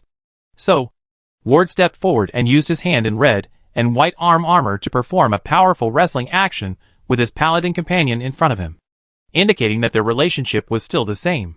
Marcus also properly hooked Ward's outstretched arm, patted his shoulder armor hard, and said, "It's okay. But why is she crying? Did you offend her?" "I don't know." Ward shook his head. He also wanted to know. "Okay then. Good luck to you, brother." So, after saying goodbye to Marcus, Ward continued to guard until the next shift change. He didn't even have time to take off his armor. He came to the place where he parted with Leah last time. He stood in front of the door, full of hesitation. But before he made up his mind to knock on the door opened with a click. It was Leah. But her face was very haggard now, not as moist as before. When she saw Ward, she immediately threw herself into Ward's arms and cried. Her gentle and sad words made people feel a little heartbroken. Ward had never experienced this before. So he quickly opened the door and took Leah in. She was embarrassed to be hugged outside. After Leah cried for about 10 minutes and her tears dried up, he told her what had happened in the past few days with sobs. After hearing this, Ward was furious. "What? Your father wants to marry you to the person who almost forced you last time? Ridiculous. It's ridiculous," he murmured with a hint of disbelief in his eyes. "But our family is bankrupt. Just like a week ago, many merchant ships suffered heavy losses in that storm, and my father was one of them. That's not a reason to send you to marriage. Usually crushed. If I don't agree, the noble blood will disappear in our generation. This may be the fate of the nobles." Leah's voice drooped, and she had obviously accepted her fate. Hearing what Leah said, Ward knew that he didn't need to say anything more. As a holy warrior, although he felt sorry, these were all reasonable and legal, and he couldn't interrupt at all. He could only sigh heavily and plan to leave here. But he didn't expect his arm to be grabbed by a soft hand that was a little cold. His steps paused slightly, and he turned his head. Then he found a soft, sweet, and a little violent lips kissing him. He was caught off guard, and could only stare at the noble girl who suddenly pounced on him with wide eyes. When he wanted to struggle, he heard Leah's gentle whisper in his ear. "But I don't belong to him yet. So, Lord Ward, you can use me as much as you want." Ward wanted to refuse and push away, but a slender hand had already reached over. So he didn't dare to act rashly. He looked at the rebelliousness and determination in the eyes of the noble girl. Ward didn't dare to imagine how much courage she mustered to say these words. Thinking of this, Ward's hands and feet froze, and he was taken upstairs by the girl and entered the room. Like a harmless sheep, the weak girl in front of him suddenly turned into a female leopard with a desire for revenge. The bedroom door on the second floor slammed shut as the two entered. Armor, long skirt, jingle, rustle. In the room, accompanied by joy, a high-pitched symphony was played, until dusk fell. Night fell. Ward Ye, with his legs a little weak, wore armor and walked out of the noble area in a somewhat listless manner, heading towards the temple.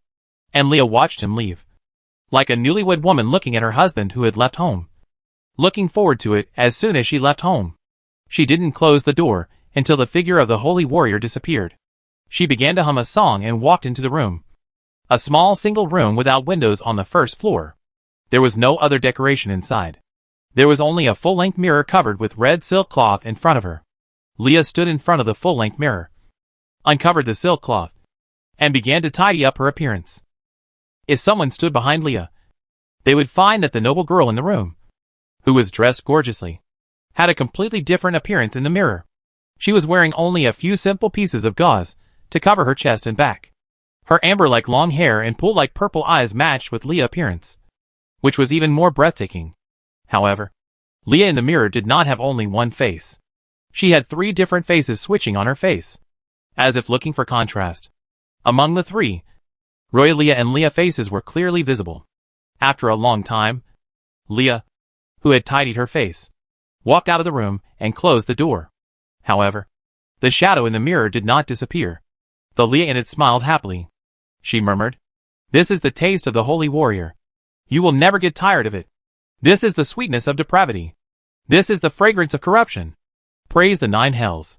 The raging laughter sounded silently in the mirror. Soon, a gust of wind blew by. The red silk cloth covered the mirror again, It was as if nothing had happened. Chapter 112 Monster in the Lava Lake Rika Island. At the bottom of the lava lake of the volcano, a huge black dragon is sleeping at the bottom of the lava. Its breathing is slow and long, and occasionally a wisp of bubbles floats up to prove that it is still alive. Now its posture is like an insecure cat, curled up into an ellipse. The tail covered with black scales is firmly protected in front of the body, and the sharp tip of the tail with thorns can touch the tip of the nose that occasionally spits out bubbles. Its dragon wings are also slightly opened, covering the torso that can be wrapped, including the limbs that are already hidden under the body. It has maintained this posture for a long time. If you want to count the number of days, it should be the 50th day of sleep. 50 days is a short time for mortals, let alone a real dragon, which can be said to pass in a blink of an eye. But earth-shaking changes have taken place in it. If there is a projection crystal next to its body that can record video, then the changes in its body now are enough to amaze those human wizards and scholars who have spent their lives studying the structure of true dragons, and they praised it as a valuable material in the wizard laboratory, worthy of vigorous research and analysis. There is no other reason. The current black dragon has grown much faster than its dragon heritage counterparts in less than 2 months. It was about 15 feet long before it fell asleep, and now after a short period of 50 days, it has become a real dragon with a body length of 25 feet from the tip of its nose to the tip of its tail. It lies at the bottom of the magma lake like a huge hill. This is far beyond the size of a young real dragon, and has reached the size of other real dragons in their juvenile stage. Although it is not as good as the young red dragon, it is more than enough to compare with the young white dragon. Moreover, its limbs and head are not like those of ordinary young dragons. Its head and feet are big, and the proportions with its body and wings are completely inconsistent. Now Gordon is more like an adult lava dragon that has shrunk several times. However, in some details, it seems to have made some fine-tuning. I don't know whether it is the influence of the soul or the talent embedded in the blood later. Its lower limb bones are obviously thicker, harder and longer than its upper limbs, and can easily support its huge body of 4 or 5 meters high. The originally powerful and strong upper limbs have become thicker, and the claws have changed from the original sharp to completely eagle-like curved claws, as if they were cast from fine iron.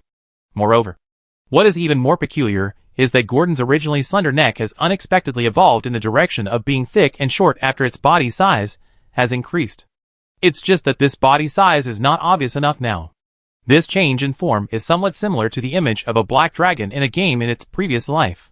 However, it must be said that according to incomplete statistics by board scholars, the short and thick neck is conducive to the battle between real dragons, and it is easier to gain the upper hand. There is not much change in the scales. It's just that at the bottom of the magma lake, whether it is the fine scales on the back or the wide scales on the abdomen, they are all under the magma, shining red. From a distance, it looks like a huge black rock that can emit red light inside. The brightness of the red light fluctuates, as if it is beating with its heart pulse, dim and bright. 2 by 2 cycles. The 4 thick horns on the top of the head are becoming sharper and sharper, even showing a metallic color in the magma, with a kind of momentum that real gold is not afraid of fire. There are also dense small sharp black bone spurs under the 4 horns, attached to the side, which is daunting. There is no doubt that Gordon's appearance is ferocious and terrifying, enough to scare children to stop crying. It is already very close to the image of the evil dragon in the mouths of those bards. In fact, although the change in Gordon's body size in 50 days is much larger than that of his peers, it is still within an acceptable range. After all, in the history of dragon inheritance, the legendary dragon is a ceiling. It can make other real dragons no matter how strange the changes are. They will not be so strange. And whether it is a 5-color dragon, a metal dragon, or a primitive dragon, they always have a few alien dragons that grow much faster than their peers, both in size and strength. This is not an exception. So Gordon's body size in childhood is not worth praising. At most it is amazing. But there is one problem that stands out about Gordon. That is, he grows too fast. He was born less than 2 months ago, and his growth rate far exceeds that of his peers. If he had not looked exactly like a lava dragon cub when he was born, it would be easy for people not to doubt his bloodline, whether it contains the blood of legendary dragon. Otherwise, it would be difficult to explain the changes in him. You know, he has almost doubled his body length in less than 2 months of sleep. The sleep period of ordinary dragons can be as long as 5 or 6 years, or even 7 or 8 years. If he continues to grow like this, after waking up, I am afraid that the size of an adult real dragon will not be comparable to it. However, this speed seems to have its limits. On the 60th day, it was only 26 feet long. On the 65th day, 2 days away from 2 months and 1 week, Livia came to the lava cave, as usual, and began daily cave maintenance and calling. After cleaning the gravel that fell from the rock wall, she wiped the sweat from her forehead. I don't know why recently. The hot summer is almost over, and the autumn with cold air in the north is about to come. The volcanic cave here is getting hotter and hotter. If it continues like this, she is considering whether to take off her clothes outside the cave and come in to make it cooler. After all, there is no one here. But after all, Livia didn't stay for long after cleaning. She ran out of the cave again and brought a small bucket in to prepare for the calling ceremony.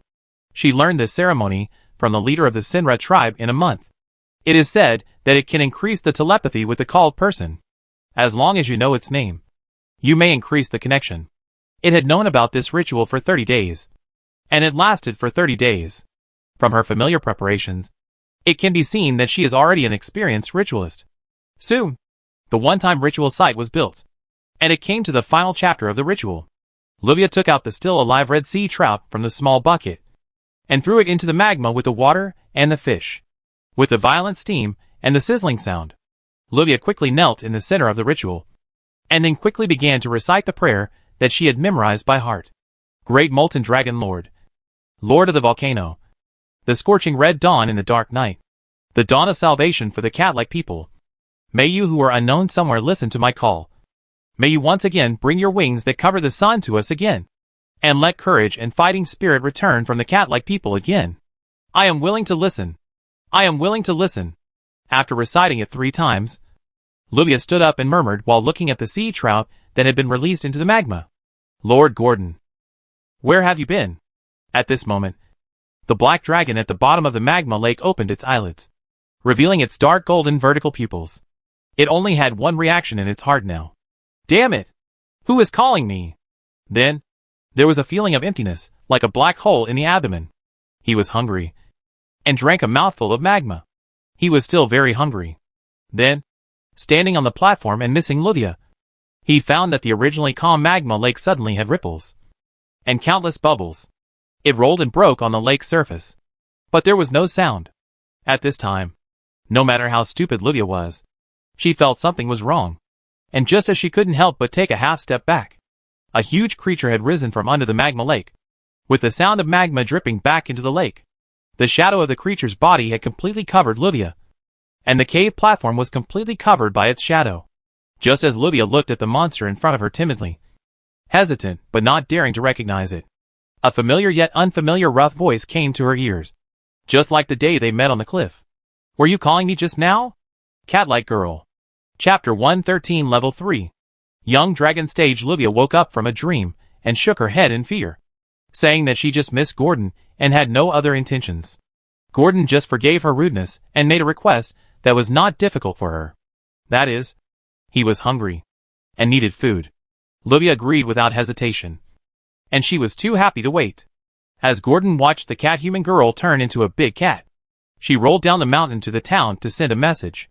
It retracted its gaze, and the hunger in its stomach left it with few choices, and it couldn't wait that long. So, this alone was not enough. The hunger was imminent. Even though Livia had already prepared food to send up the mountain, Gordon couldn't help but stuff the volcanic rocks on the rock wall into his mouth while drinking the hot magma to soothe his throat, with a large amount of stones and magma in his stomach wriggling and digesting. It felt better and a little full. It only had time to start looking at this body that had undergone a huge change. It doesn't know other information now, mainly because its head is still like a ball of paste. The information is as complicated as a knotted ball of wool, and it is impossible to sort it out. In the dragon heritage, this phenomenon is attributed to. It is mainly because it is too hungry and doesn't want to think about anything. Only after eating, the information will be sorted out. But this does not affect Gordon's sigh about himself. This body size, claws, scales, and teeth. Awesome. It can probably beat several of my previous self. I don't know what the panel looks like, Thinking of this, Gordon clicked on the flashing green dot in the retina, and a light blue light screen appeared in Gordon's field of vision. Gordon, who already had a rough idea in his mind, was still slightly startled after seeing the personal panel. The first thing he paid attention to was the talent list, because that was where the biggest changes were. Not to mention the other second-level talents that had increased a lot. There were also several new talents in the talent list. This was something he had never seen before, and he thought it should be the talent that a third-level young dragon had. Molten core, furnace fire, and scorching heat. The knowledge about lava dragons and dragon heritage was also popularized to him in a timely manner. Faster than the panel. Talent, molten core talent, furnace fire talent, scorching heat the first talent. Gordon understood as a skill similar to rage. As for how to use it, Gordon pretended to be angry, and did not feel the boiling heart in his body as Dragon Heritage said. So it should be triggered when he was injured or extremely angry. The second one is easy to understand. After all, other true dragons have similar talents. Whether it is the corrosion aura of the black dragon, the corrupted forest of the green dragon, or the incineration aura of the red dragon, they are all the same talent of changing the place where they live. This talent is subtle, and not achieved overnight. Moreover, for ordinary young dragons, it can only affect a few feet around its body. Only when the true dragon reaches the legendary level can the energy emitted by its body affect the range of tens of miles. It is said that there is even an ancient green dragon that corrupted a forest into a territory suitable for its residence, and adventurers can hardly move in it. The third one, Gordon, took a look and probably thought that its teeth and claws would become teppanyaki in the future. After reading the talents, Gordon looked at the extra item in the panel. It only now discovered that there was an extra profession under race. But think about it. No matter which real dragon in the dragon heritage, even the most stupid white dragon, will awaken the ability of magic when it is a young dragon. And except for the white dragon with low intelligence, other young real dragons will automatically become a warlock who casts spells by blood because of their natural dragon blood and high intelligence at this stage. For example, if the silver dragon, which is the best at magic, reaches the ancient period, then its warlock level will reach the level of a 9th level legendary professional. That is to say, as long as she lives for more than 1,000 years, she can easily reach a level that others can hardly reach in their lifetime. Becoming a legend while lying down is something that adventurers can't envy. And the ancient white dragon at this age is probably only a 6th level professional level of warlock. Dragons are compared, and dragons are angry. It can be said that there is a world of difference. But these are all innate, which does not mean that white dragons cannot work hard. The lower limit is determined by the innate, and the upper limit is determined by the acquired efforts. There is no shortage of true dragons on the Io continent that have a 5th or 6th level of spellcaster level when they grow up, which completely goes against the self-growth of warlocks. However, this kind of true dragon is often an outlier among the dragon clan, both in terms of habits and personality.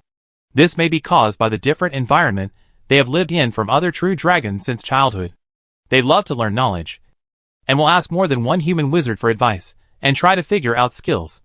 Thus, they are more powerful than true dragons of the same age. Gordon also saw the warlock skills he awakened from his skill column.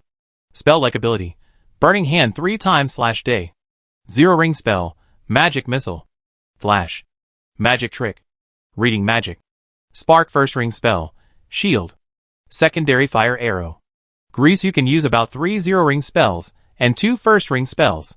That is to say, it can only use 2 of the 3 first-level spells per day. Shield, Lesser Fire Arrow, and Grease. Choose 2. Only after reaching the next level or improving its own charm. It may be possible to have more spell slots. But the best thing about warlocks is that they don't need to memorize in advance, and can be used whenever they want.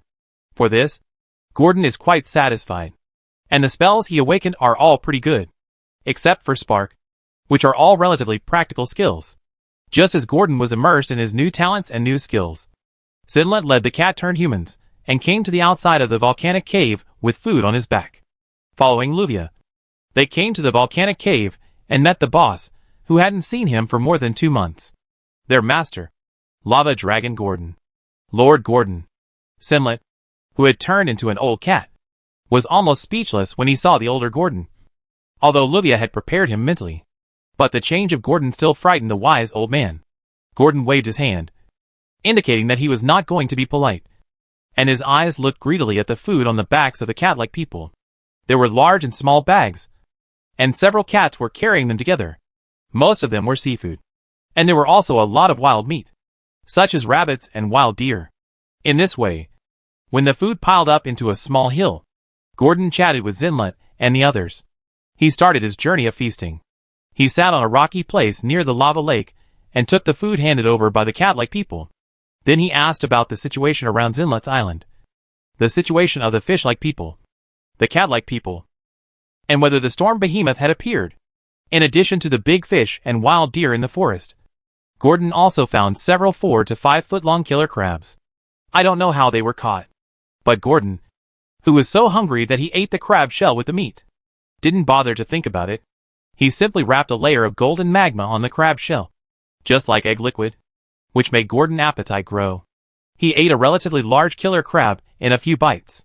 It felt a little full at this time, and then said to Zinlet, "I may have to go out. You stay here to guard this island for me. If there are outsiders landing, you can wait until I come back." Gordon began to explain. After all, he had to leave after eating and drinking. After seeing Zinlet nodded in agreement, Gordon stopped caring about it. At this moment, it was a little eager to go home and missed the underground cave, the smell of decay and sewage. By the way, it missed the dragon girl who accompanied it and watched it grow up. This time, she will definitely be shocked, thinking of how Nina couldn't touch its head even when she stood on tiptoe. Gordon couldn't help but laugh. Hee. Chapter 114. The return of Gordon. After Gordon had eaten and drunk his fill, he did not stay in the volcanic cave for long. After all, there was nothing here for him to remember. Although it was warm and comfortable here, Gordon still wanted to stretch his muscles. After saying goodbye to the Catman, Gordon came to a relatively flat coastline on Rika Island. This is a relatively flat golden coast paved with countless golden gravels. It's a pity that there is no gold. Gordon looked at the sea. Before leaving, it remembered that there was one more thing to do. That is, the affairs of the fishman. It seemed that it had also planted spies. Originally, it wanted to go to the bottom of the sea to search for the treasures of the dead fishman chieftain. But the sleep came too suddenly, and more than 2 months passed in a flash. I'm afraid that things have already gone in an unpredictable direction, like a wild horse that has broken free from its reins. I don't know if that fishman is still there, Gordon thought, and then began to summon the water in the way agreed upon at the beginning. What surprised Gordon was that within 5 minutes, the ugly fish-like follower timidly poked his head out. When he saw the black dragon squatting on the beach, he was startled and made a big noise on the sea. It swam towards Gordon in the water like a fish. When it got close, Gordon heard the timid fish-like man speak. "Master, great master, you are finally back. What's going on down there now?" Gordon wanted to call its name, but suddenly remembered that he seemed to have never asked its name before. It was eager to go home and chose to skip it and began to ask about the changes in the fish-like tribe during this period. "Master, woo." When the fishman heard Gordon question, his 2 frog-like legs began to shake unconsciously, and he only heard it trembling. "When I first went down, I lied to them, saying that the chief was just having a party on the island, and the banquet had not ended yet, and might be later. Then I also sent the captive Catman back to Rika Island in the name of the chief, and they believed it without a doubt." The fishman was still a little stuttering, but after seeing Gordon's terrifying eyes, he quickly began to tell about the changes in Gordon after he fell asleep, and Gordon nodded slightly when he listened to the fishman's story. It heard all this from Zinlet. It seems that the fishman in front of it still has some brains, but what it cares more about now is not this, but the wealth originally under it. "So what did they find?" Gordon asked. "Yes, great master. As you expected, on the 3rd day, they found something wrong, and the fish-transformed people who were sent to inspect the area later never came back. They were in a commotion and began to suspect me." The fish-transformed person flattered the black dragon in front of him, and after seeing that Gordon's expression was normal, he continued to explain quickly. "And I could only pretend that I didn't know and suggested that they search the island. After all, I'm a coward, and they never doubt me." "Then what?" Gordon asked, looking at the mumbling fish-transformed person in front of him, and began to interrupt impatiently. "Then on the 7th day after they found something wrong, they left here, the home where the fish-transformed people depended on for survival. because they suspected that the island was cursed. They wanted to leave this cursed place. Master, no matter how I persuade them, they will leave. It's none of my business. The fishman had already tried his best to show his best in front of Gordon. However, when he heard Gordon's cold and emotionless questioning voice, he felt like he was falling into an ice cave, and his back was cold. So, the wealth is gone? Gordon's vertical pupils narrowed slightly, and he squinted his eyes, and asked the fishman whose head was buried in the sand in front of him. The reason why he called the fishman before leaving was that he was concerned about this issue. Otherwise, he would not be in the mood to waste precious time here to listen to a fishman talking nonsense. No! No! Master, there is still wealth. I still have it. When I entered last time, I secretly hid one. No one found it. The fishman kept defending himself, and his voice was a little distorted, as if he would be beaten to death by Gordon without mercy if he spoke a word slower. Where is that thing? The coldness in Gordon's vertical pupils eased, and he looked at the green-skinned creature with a fish head and a frog body and asked, Master, I go get it now. I hide it in a crack of the rock wall. It will be quick. The fishman hurriedly told Gordon to wait for 5 minutes, and he would present it to Gordon. Gordon naturally had no objection and nodded slightly. Yes. It was not worried that the fishman would escape. After all, if it wanted to run away, it would have run away long ago. 5 minutes later, the fishman came to the beach again from the waves on the sea, carefully holding a long transparent glass bottle in both hands, and handed it to Gordon. The glass bottle still contained an object. This is the most carefully placed thing in the chief's palace. It is very delicate, and was taken from an ancient shipwreck treasure. The fishman explained to Gordon carefully, but before he finished, he felt his hand lighten, and the glass bottle was already on Gordon's hook-like claws. The claws carefully twisted the glass bottle, and put it in front of the vertical pupil to look at it. Its expression was full of greed and curiosity, but the satisfied look could no longer be concealed.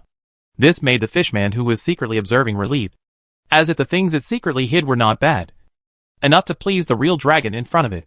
Just when the fishman was in intense psychological activities, Gordon was still immersed in appreciating the strange scene in the glass bottle. In the transparent glass bottle, a miniature black and red three-masted sailboat was floating in the blue sea water in the bottle. The style of this three-masted sailboat is completely different from the current human sailing style, whether it is the bow or the mast, as well as the patterns painted on the deck. They all look like the products of the elf era, and even the cables are like vines, with green leaves embellished. The two bright numbers in Gordon valuation also showed that the ship in the glass bottle was definitely not as simple as it looked. This is why Gordon took it from the fish-transformed man at first sight. Glass bottle 500 to 700. Three-masted sailing ship 1700 to 1800. This is comparable to the price of high-level magic items, and is also equivalent to the value of an ocean-going sailing ship that can carry hundreds of people. Soon, Gordon also found out in the Dragon Heritage that this kind of glass bottle hiding ship is a very ancient way of transporting ships. Special people use this method to bring the finished ships from the distant inland to the seaside. The method of using the glass bottle is also very simple. Pour out the blue sea water in the glass bottle. Then the ship will break the glass bottle and appear in front of you in its complete form. Where did this come from? Gordon put away the glass bottle and asked the fish-like man. Logically speaking, this kind of product should have nothing to do with creatures like fish-like men. I took it from the chief's room. The cat-like woman told me. Although the fish-like man was puzzled, he still answered honestly. But Gordon didn't mean this. What he wanted to ask was where the ship was found before the chief. He repeated it again patiently, and the fish-like man finally understood what Gordon meant and shook his head. Master, I don't know. I only know that the chief went out with 3 priests before the last sacrifice to the goddess of the sea, and took the elite of the tribe with him. Then only the chief and priest Vaughn came back, and the elite of the tribe was reduced by half. However, when they came back, they had brought enough sacrifices to the goddess and to feed the sea beasts. Seeing the fishman say this, Gordon could only ask for the general direction, and after secretly remembering it in his heart, he let it go. The matter was over, and Gordon no longer wanted to stay in Rika Island.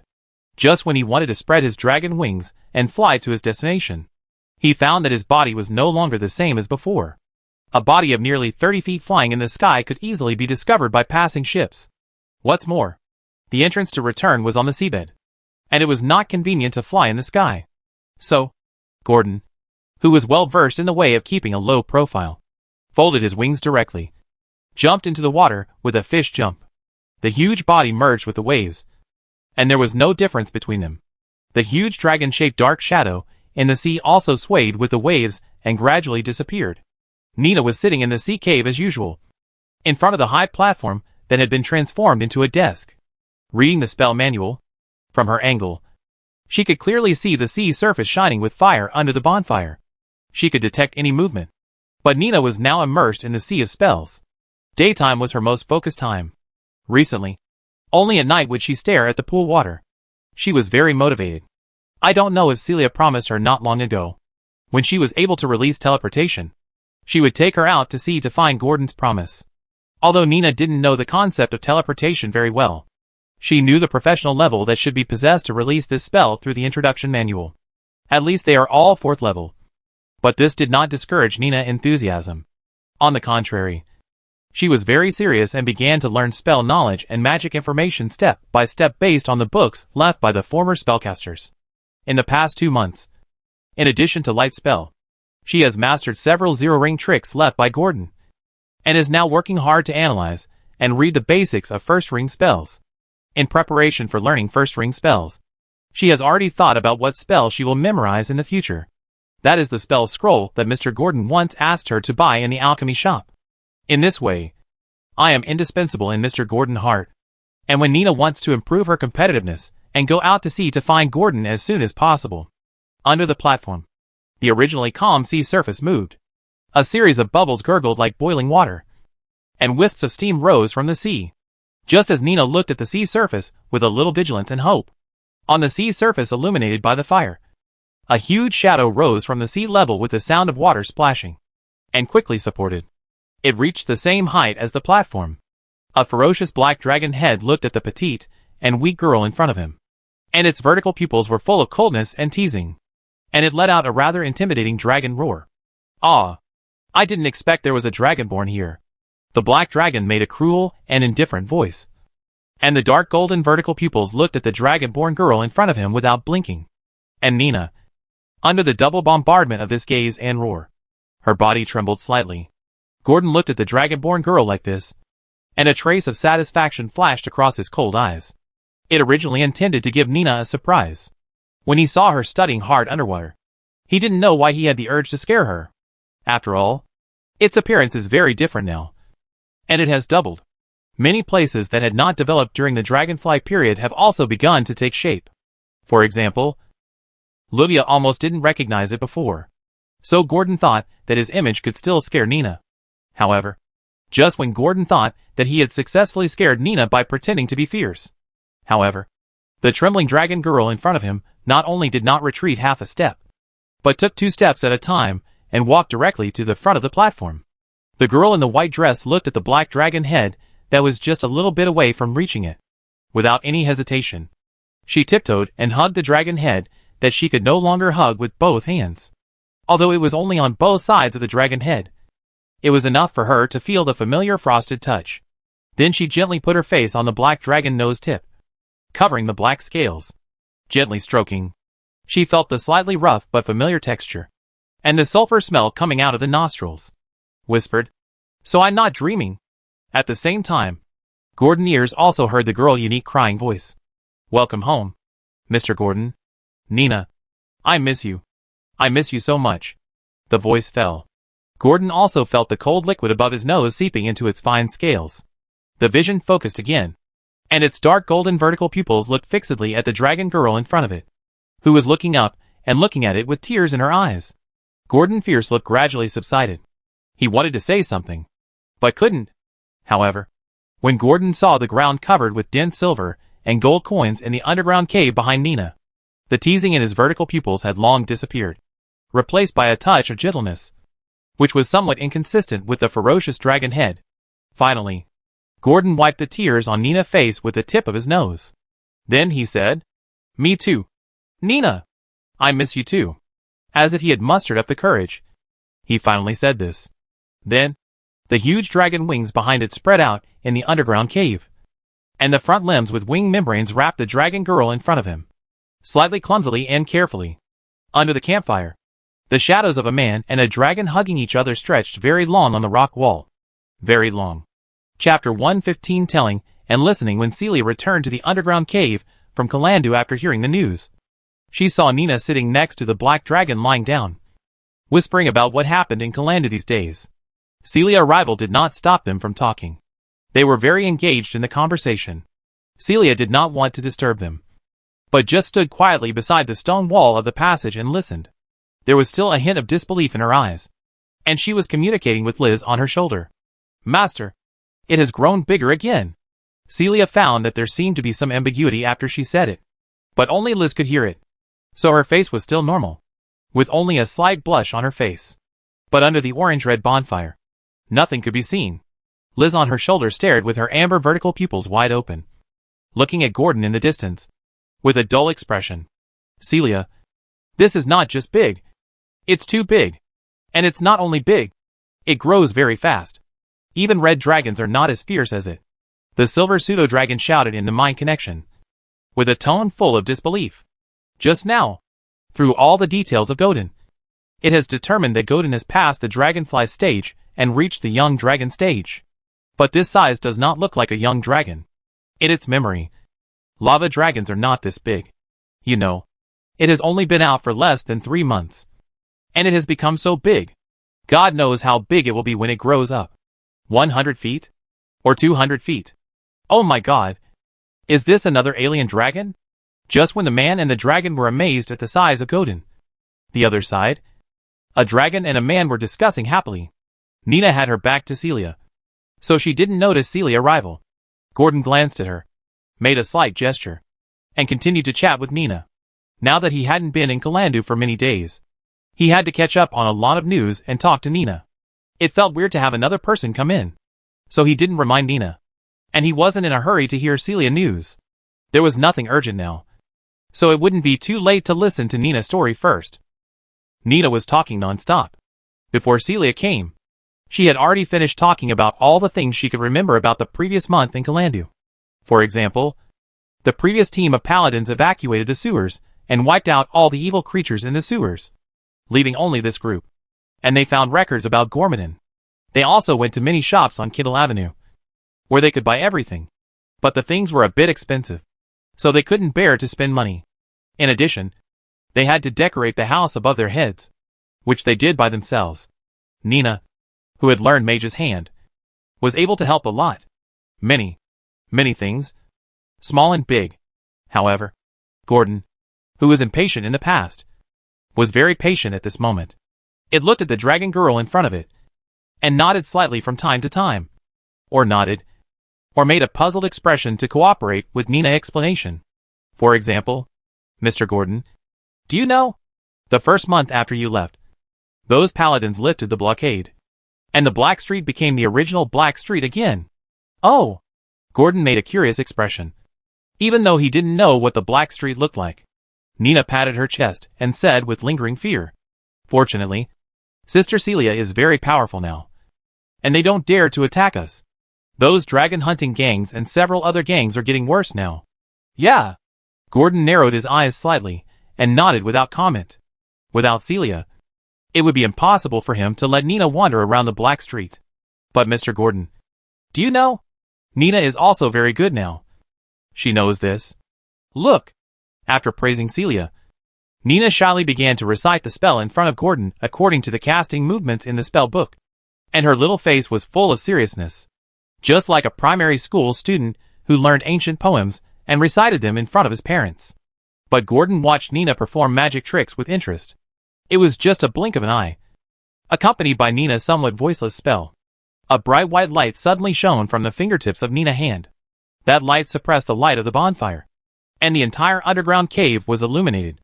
But it only lasted for a moment, and then it returned to its original state. Failed. Light spell. It must last at least one standard action to be considered successful. "I'm sorry, Mr. Gordon. I failed." Nina, who failed in the performance, lowered her head with a look of disappointment and dared not look at Gordon, preparing to apologize in a weak voice. And Gordon's reaction caught her off guard. The huge black dragon stood up from its lying position, squatted down, and covered the vertical pupils on both sides with its claws. He was still shouting witty words like blind. Blind in his mouth. Nina, who was embarrassed, gently hit Gordon's scaled chest. After the interlude, one dragon continued to talk, and the other dragon listened. From Celia title, to the struggle between Black Street forces, to the gang Celia was attached to, and the recent major events in Kalandu. All were clearly described, especially after Kalandu lifted the ban. The stories were endless. First, the paladin of the Lord of Dawn insisted on being with a noble girl who was engaged, and also beat the noble girl fiancée seriously, which made the whole city eat enough melons. The next day, the paladin was expelled from the temple of the Lord of Dawn. He had already done something that deviated from the camp, which was completely unlike the lawful good. Another thing worth exploring in depth was that Gordon had asked Nina about the blood rain in Kalandu that day. Nina also did her homework outside, just to wait for Gordon to come back and tell it well. The origin of the bloody rain, the ocean dragon, the fallen dragon head, the ocean dragon nest on the sea, the treasure, and the return of the explorer. Nina sorted out everything for Gordon according to the timeline, but her explanation was relatively superficial, and it was obvious that she didn't know much. However, Gordon was already very satisfied. After all, most of the legend battles were groundless, and Nina's collection of these was enough to show her intentions. And Nina was still telling the story. Mr. Gordon, do you know? Many treasures in the ocean dragon nest have been put on the auction house. And there are dragon eggs in it. I also saw it. The egg is different from the egg when you were born, Mr. Gordon, except for the color. It is also smaller. Oh, you went to the auction? Gordon asked curiously. Yeah. Sister Celia took me there to make up the numbers. Their gang's mission was to help gather some people at the auction and raise the price. Gordon nodded slightly. He was just a shill. He knew everything. Nina had just told him what Celia had done in the past 2 months. So he was not surprised. It also knew the gang it was attached to. It had a very vulgar name. Something like the Ouroboros gang. It was a new gang on the Black Street, and was competing with the Dragon Hunter gang. The leader seemed to be a woman. She took the initiative to invite Celia to join. After all, Celia title of Miss Windblast, and a 3rd-level warlock at that time made her a relatively powerful professional. I made 50 silver coins at that auction, but I soon used it to buy bread for an old beggar. She was very pitiful. But every time I met her, I bought her a lot of bread. Enough for her to eat for a long time, if she was not robbed. Nina shook the little cutie, and said with some regret, just when Gordon was digesting the information, a real dragon with a slender body, and covered with light bronze scales was playing on the waves in a sea area southeast of Kalandu. To be precise, it was eating several sharks with only half of their bodies floating in the water. Blood spread, but no shark dared to smell the fishy smell, and all avoided it. This bronze dragon, which was 30 feet long and in its teenage stage, was eating while paddling the water with its tail in boredom. It has been in Kalandu for almost 3 months, and it feels that the human society that its uncle talked about is not as interesting as it thought. It didn't see any bad people, but many people helped it, especially a dragon girl who came to it with bread when she met it. Thinking of this, Jelen felt a little jealous. It claims to be righteous, and will properly arrange the kindness of any creature. So it did not discard or pass on the bread, but ate it all without leaving any. I give up that image next time, Jelen thought, and continued to paddle in boredom. Then not long after, an ordinary-looking sloop passed through its territory and entered its perception. Under Jelen's careful observation, it suddenly shuddered and almost cried with joy. This is a slave ship. Dragon God. Finally, justice can be enforced. Chapter 116 Justice of the Bronze Dragon. The sky was blue. The waves were gentle, and the sky was cloudless. The captain of the Black Shark, Jeff Stephen, stood at the bow, feeling the long-lost sea breeze, with a comfortable look on his face. He turned his head to look at the boundless ocean behind the ship, and he couldn't help but breathe a sigh of relief. They had already walked out of the most difficult dead zone, and this voyage also meant that they had completed 9/10 of the journey. And now, even if they closed their eyes, without the help of the wind singer, they could ride the sea breeze and sail the ship to the designated location, then unload the cargo and complete the transaction. After that, it was the sailor's daily routine with him to have a good drink in the tavern in the city dock area, in the Crooked Hook Tavern in Carlando. Jeff hadn't tasted the special rum there for a long time, and this time he was going to have a good rest for a while.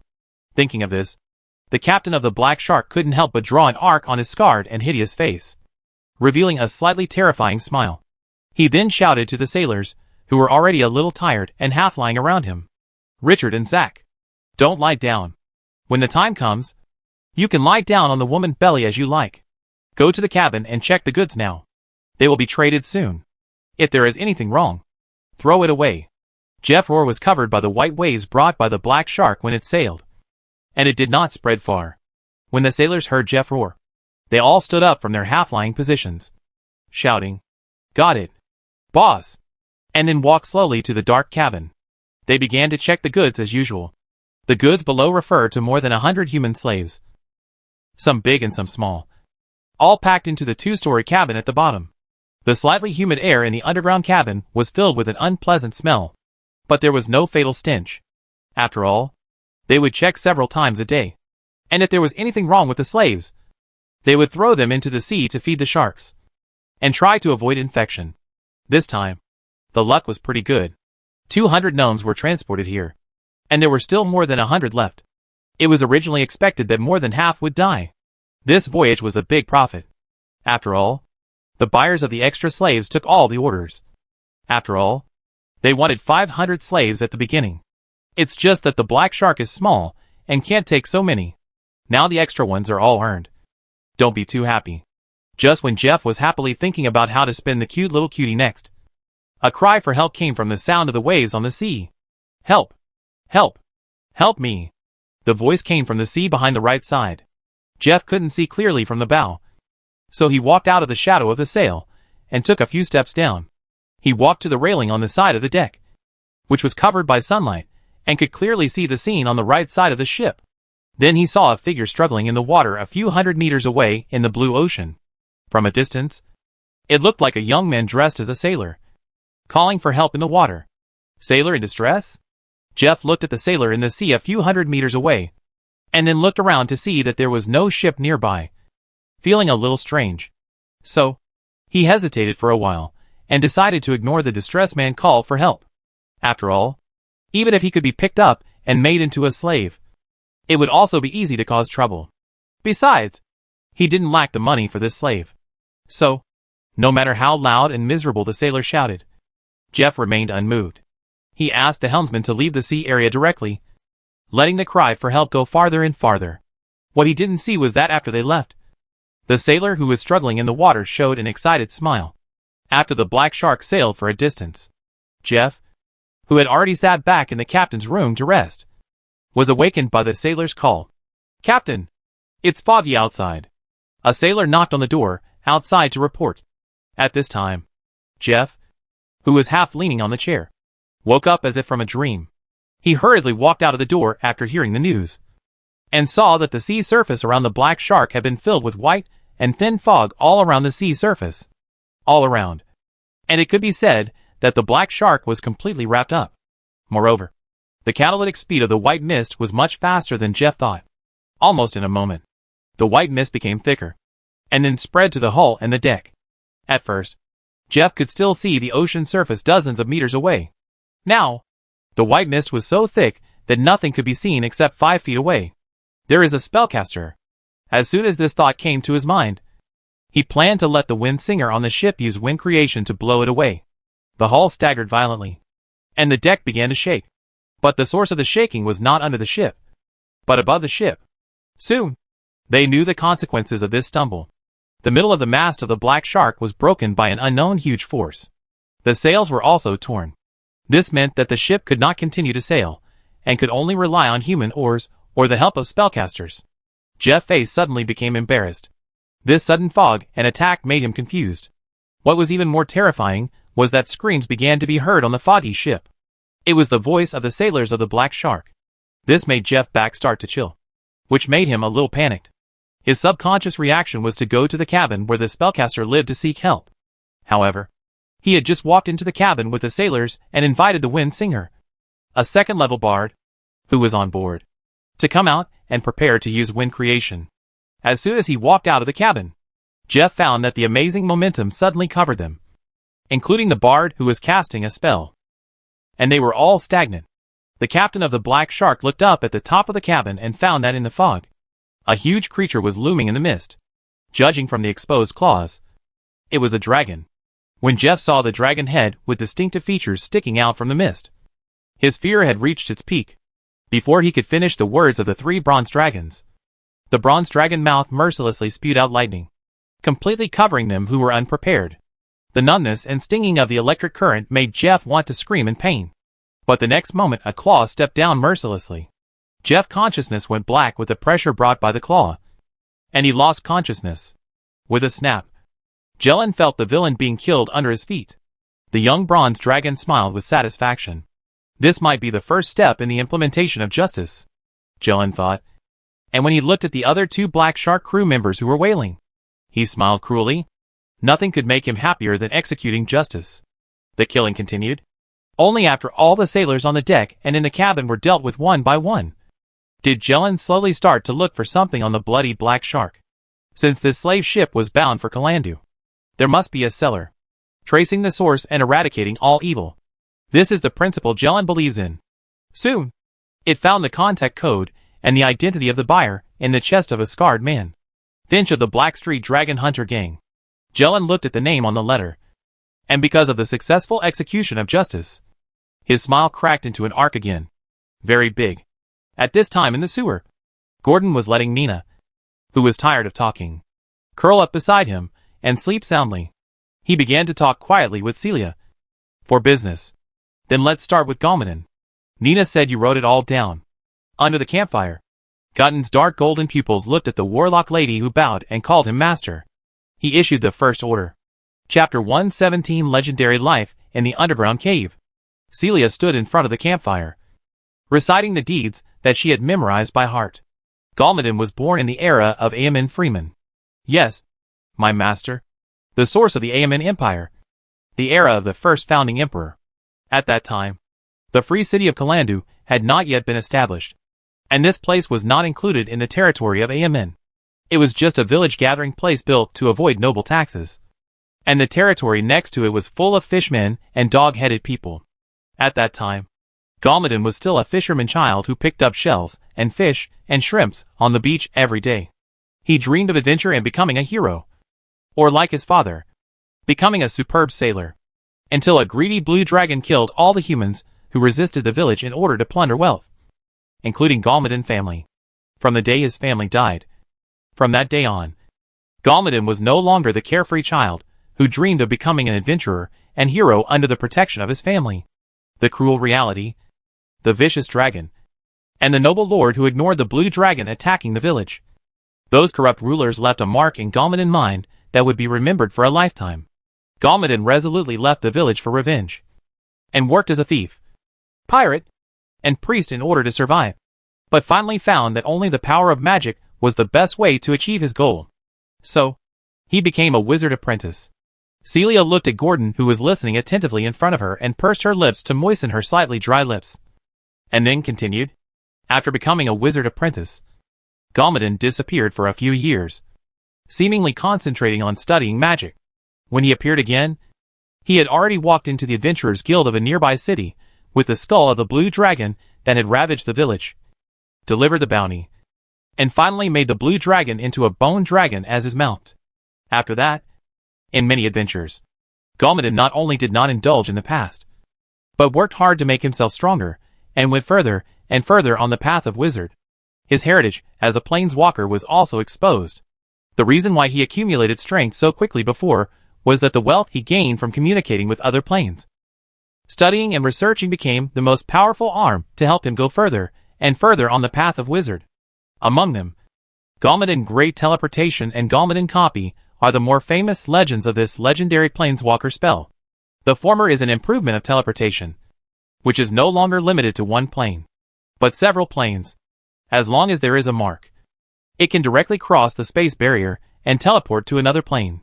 It is said that even the Dimension Anchor, a spell that blocks space, cannot stop him from leaving. However, the price of engraving this mark is so high that even the most wealthy treasure house of the ancient dragons would be deterred by the price. That price is enough to empty their treasures, which is no different from killing them. The latter is his own legend spell. which can copy the spells or spell-like abilities he has seen. It is very concise and clear. Afterwards, Galmadon embarked on a journey across the plains, looking for the power to reverse time and space in the vast universe. He prayed for the help of Mystra, the magic goddess who controls time. But Mystra did not respond. After that, Galmadon refused to give up. He began to look for the legendary dragon named Time Dragon that lived in various planes. He wanted to study it and use it to master the power of time, so as to go back to the past and try to stop the disaster before it happened. This became his long-cherished wish and pursuit. Whether Galmadon found Time Dragon is unknown, but the news of his death is known to everyone. When the news of Galmadon's death was truly confirmed in 662 of the AM calendar, the 8th year after the end of the Red Dragon disaster, the Grand Speaker of the Red Tower Mage Association, legendary Archmage Lockrid, personally mourned him, calling him a great pioneer, forerunner, and the continuation of the mage spirit. However, his planeswalker heritage has since disappeared and is unknown. Some people say that in his half-plane, the Azure City, you can find the basis that once made him a planeswalker. In the underground cave, Celia's voice sounded like a clear spring, gently lingering in Gordon's ears. Suddenly, Celia seemed to have thought of something and added quickly, "Oh, Master, I have seen the image of Galmadon in the classics. He looks like a bohemian sailor, not a wizard who always wears wizard robes. However, he always has a magic pet with a beautiful girl face to prove his identity.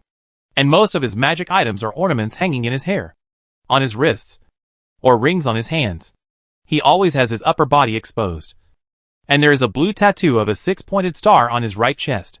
Most importantly, he has a string of golden objects similar to pocket watches hanging around his neck, which are more like the pocket watches you mentioned last time, Master. And according to the suspicion of some people, the pocket watch is the reliance of the planeswalker. When he traveled through the plains in front of everyone in Galmadon many times, or opened the door to the other world, he relied on the magical aura of the golden pocket watch. Master, this is all I saw in the Temple of Ogma. There are no more detailed records about other things. The priest of the temple only suggested that I might be able to find more records about him in the Red Tower Mage Association. But those are all about plane travel and the spell notes of the mage. And that kind of information is basically out of reach for a third-level warlock like me." Gordon frowned slightly after hearing this. What Celia said was right. But this information was basically nothing to him. After all, he didn't even have the inheritance of a planeswalker. So how could he use it? It seemed that he could only treat it as a collection, Gordon thought to himself. Then he looked at Nina, who was sleeping beside him, and continued to talk to the warlock lady in front of him. Then, what about those holy warriors? Nina's explanation is a little unclear. And there are really no other monsters in this sewer? Gordon and Nina were just chatting. But when they really wanted to know the information, they preferred to ask Celia again to be safer. And Celia calmed down, licked the dry corners of her mouth again, and began to brew words. Master, it's like this. When Celia left the underground cave and walked through the secret passage to the bedroom on the black street above, it was dusk outside the window. Now she was a little dazed both mentally and physically. After all, she had been talking for several hours without stopping. It was really a bit overwhelming for her, resulting in many mistakes and omissions. Fortunately, Liz helped her fill in the blanks.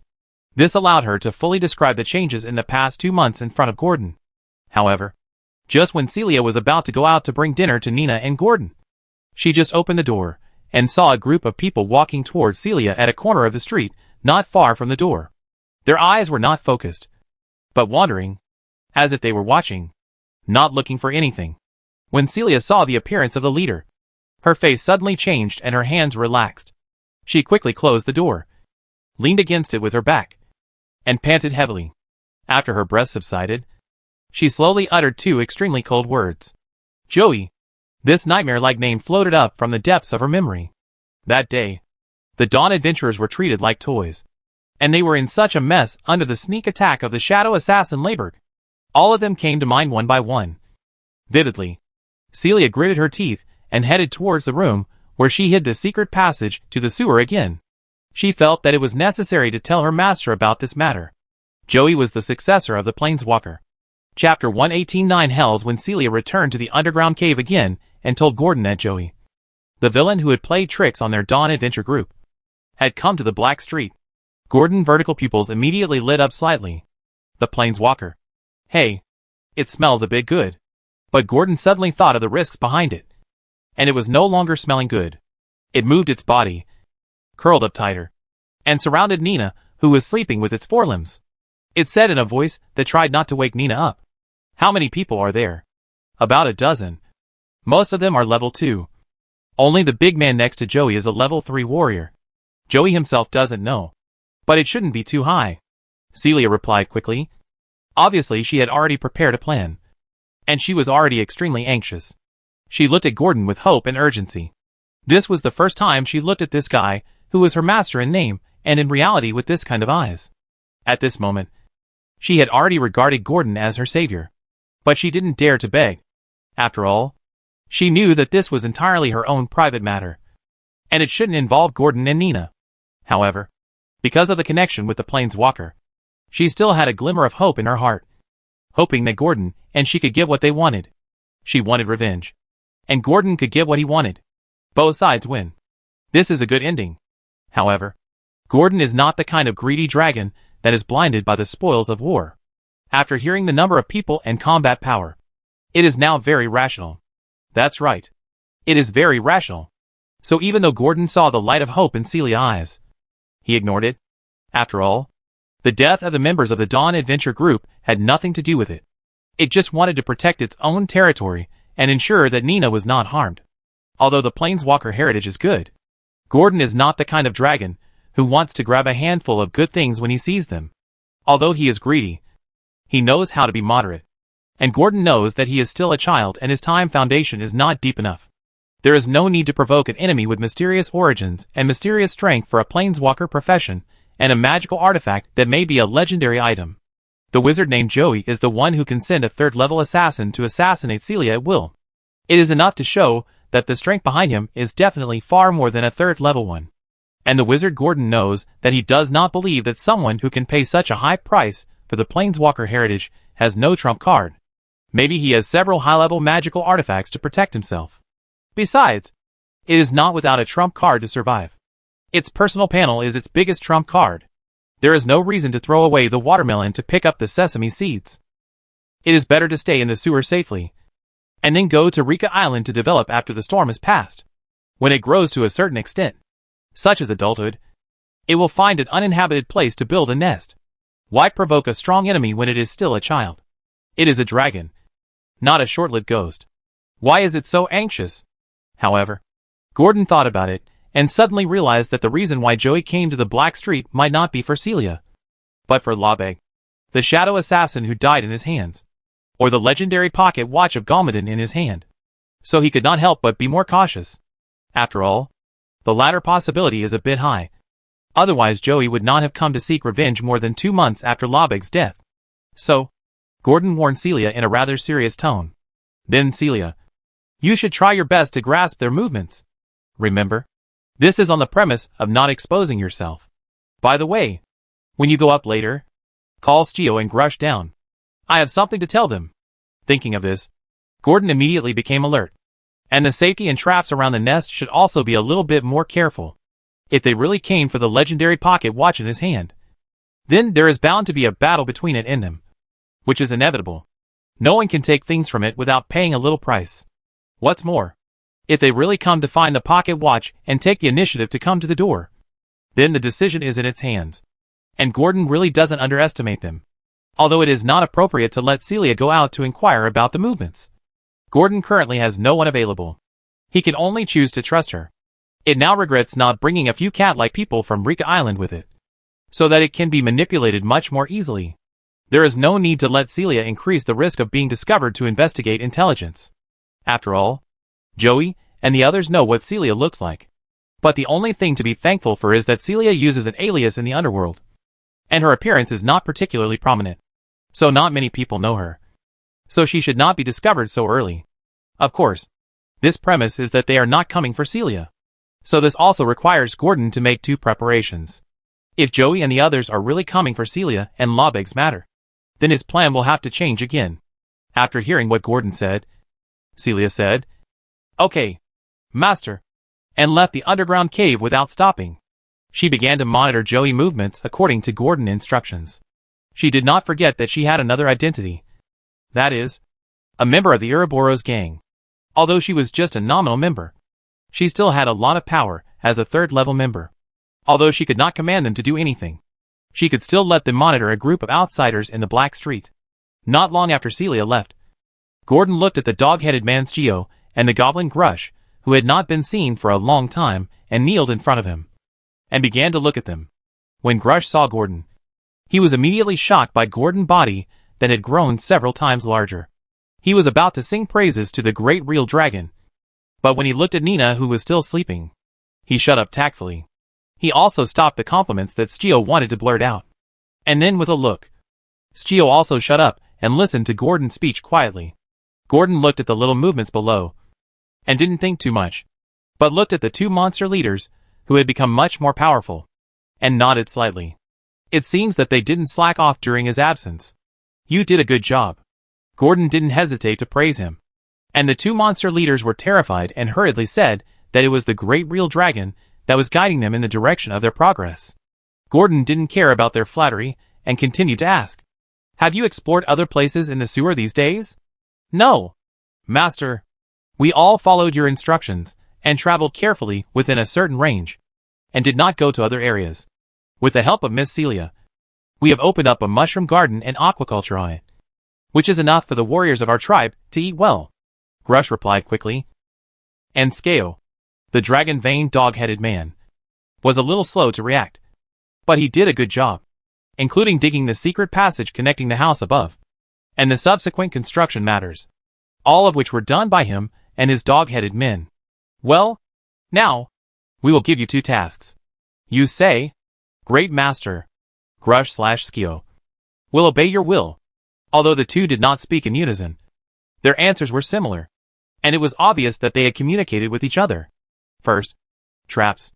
In the recent arrangements for the guards of the nest, whether it is a landslide trap, a falling rock, or a bridge, you must make a trap that is enough to prevent outsiders from sneaking in easily, Gordon began to emphasize. And it planned to personally arrange the traps from the underground cave to the kobold's nest, and the rest would be left to the goblins and kobolds.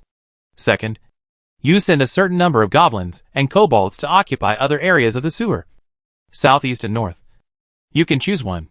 This is naturally for the sake of the title in its panel. After conquering those cat-like people, plus the natural reproduction of these kobolds and goblins in the past 2 months, its reputation has barely broken the 300 mark. Now it only lacks territory. So occupying the territory was part of Gordon's plan. It also wanted to see what kind of changes would happen in the 5th stage, or what kind of additional functions would be added. Watching the two monster leaders leave with a heroic spirit, Gordon closed his eyes and began to recuperate. On the other side, in an abandoned hall somewhere in the sewer of Black Street, a man and a woman were smelling the moldy odor coming from the passage, checking a pile of materials and a large sack of unknown things in the open space full of rituals. Ward, the paladin who was expelled and deprived of the power of holy light, looked at the strange and evil materials on the ground with some hesitation. The eyeballs of petrified lizards, the horns of black goats, the stone statues of Medusa, the wings of violent bats. There were about 15 or 16 kinds of things, especially the sack on the ground. And the human-shaped outline of the sack made Ward even more imaginative. He couldn't help but ask the girl next to him, "Leah, what are we going to do?" "Oh, dear Ward, we are going to make a gargoyle now." Leah Amber eyes turned red at some point, but Wardier didn't feel anything wrong. He looked at the girl in front of him, pursed his lips, and nodded. Then Leah, "Do you need me to do anything?" Ward didn't feel anything wrong with the girl and continued to ask, "I do need your help with something. I don't know if you are willing." Leah covered her mouth with one hand, sneered, and then with the other hand, she took out a dagger from her waist and handed it to Ward, saying seductively, "Ward, untie the bag and kill the devil. Her heart can be used to make the core." It's wonderful. Although Ward was expelled from the temple of the Lord of Dawn, he was not yet depraved. When he heard about the devil, his subconscious reaction was impossible. He hurried forward and opened the sack.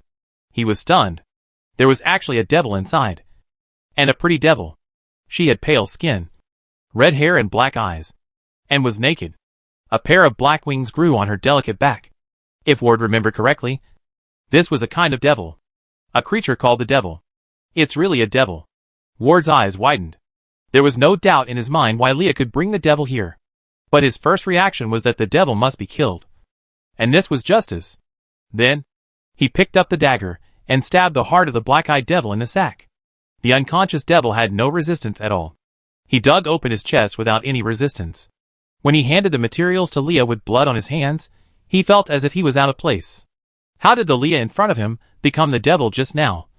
And how did the devil under him become Leah appearance? He looked at the human heart in his hand, beating, and then looked at the blood stains under him. He was stunned. And the devil's joyful laughter came from his ears. Well done, Ward. It was this soft and charming voice that made Ward feel as if his heart was being tightly grasped by something. He couldn't breathe. His face began to tighten, and an expression of uncontrollable anger appeared on his face. What the hell did I do? Ward looked at the girl body, holding his head in his hands, muttering to himself. And Leah appreciated all this. While dealing with the materials on the ground, she showed a smile that was enough to drive the nobles crazy. No, Ward. You just did one thing you should do. Come on, baby. Sweetheart. Come to me. My lord will guide you. She felt more and more happy in her heart. Just one step away. She was going to get the soul of the holy warrior that was about to be corrupted. Since she was summoned by the Duke daughter, Railia. She killed 3 people in succession and seized the identity of a daughter of a small noble. All for the corrupt soul of the holy warrior. And today, it is about to come true. She kept persuading with the most charming voice. And Ward's ears kept echoing, like the most bewitching words. And gradually his eyes began to blur. Yes, I did nothing wrong. Ward looked at Leah, who was mixing the gargoyle materials in front of him, and murmured. His originally confused eyes began to become firm, and his tone became more and more certain. His originally pale cheeks began to show the same deep red color as Leah's pupils, which was extremely strange. Yes, I am not wrong. I killed the devil, Ward muttered as he staggered forward a step. Suddenly, his body shook, and he lost his balance. But he did not fall on the hard stone slab, but on a soft chest. It was Leah's chest. The fragrance from her body made him feel like he was alive again. He breathed heavily on Leah's chest, smelling the smell that fascinated him, and wanted to say something. But Ward opened his mouth, and finally it turned into a panting sound of ho-ho. He listened to the charming voice, like a magic sound in his ears. He felt that his body was getting heavier and heavier. Something was inserted behind him, and he couldn't lift his limbs, and even his eyes were blurry, until his chest was dug open. Ward finally couldn't hold on, and said frantically, "Take me away. Leave here. Anywhere is fine." As soon as Ward's words came out, he felt like falling into an endless abyss, and a solemn voice sounded in his heart at the same time. "Okay. The contract is established." Then Ward felt a flash in front of his eyes, and the charming voice in his ears disappeared. Only thunder. Welcome to the 9 hells. A brand new gargoyle, 9 feet tall and just made, stood quietly in the abandoned hall. The gargoyle's face was still twisted with madness, and there were mottled bloodstains on its chest. The horns of a black goat were inserted on its head without any sense of disobedience, just like a human bull. And Leah had disappeared, leaving only a broken female wooden sculpture, proving something. Chapter 119. Stone statue. In the sewer, Celia walked in the shadows of the buildings, heading for the tallest house at the southern corner of the Black Street, which was the headquarters of the Ouroboros gang. The natural whirlwind around her made her robe rustle. This obvious sign made the Ouroboros gang members hardly check it, and they lowered their heads in fear and let Celia in. But they couldn't help but underestimate why this Miss Wind Explosion, who was rarely seen for several months, would take the initiative to come to the door. But they didn't dare to ask in person, and only dared to discuss it behind their backs. Celia walked quickly into the house, and went up to the second floor familiarly, where the Ouroboros gang leader's room was. Now she was thinking more about how to control the actions of Joey and others. After Gordon's guidance, she also felt that Joey's purpose seemed to be aimed at the golden pocket watch in Gordon's hand. After all, it was the personal belongings of the legendary planeswalker. No matter what, he would never give it up. Ta-da-da. Celia's footsteps echoed on the wooden floor of the corridor. Soon, she walked to the end of the corridor. This was the room where the Ouroboros leader often stayed. She pursed her lips and knocked on the door. She had never thought of monitoring alone, Borrowing the power of the Ouroboros gang to help her complete this matter was the wisest choice. But she needed to find a good reason to cover up her purpose. The Ouroboros leader's iconic cold female voice soon came from the room. Who? Me. Irene. Celia also responded with a cold response. Irene was her alias in the Black Street.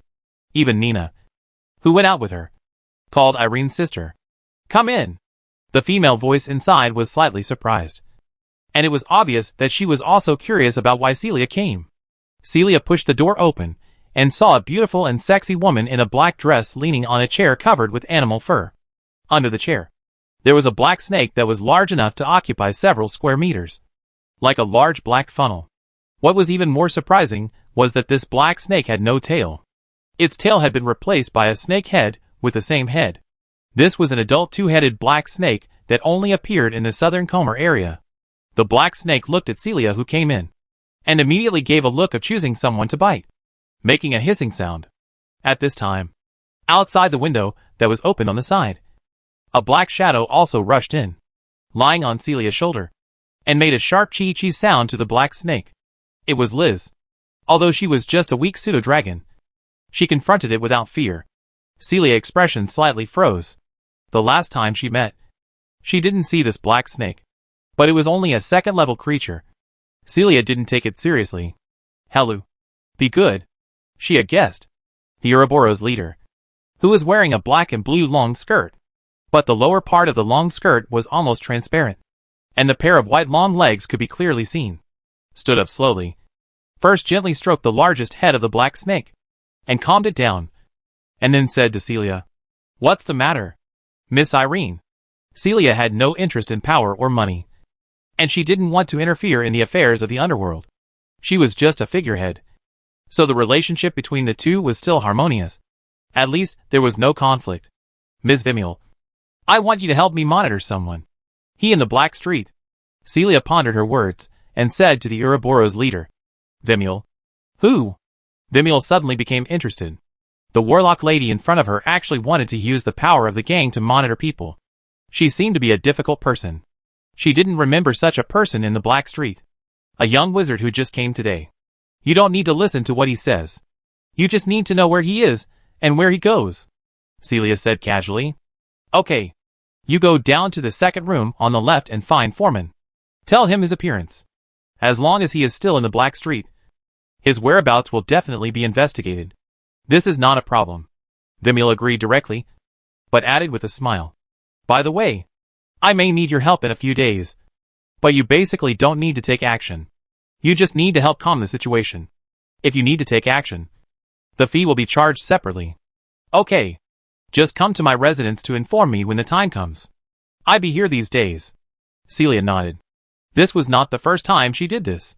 She mostly did this when she was in the Ouroboros gang, either as a shill or to help calm the situation.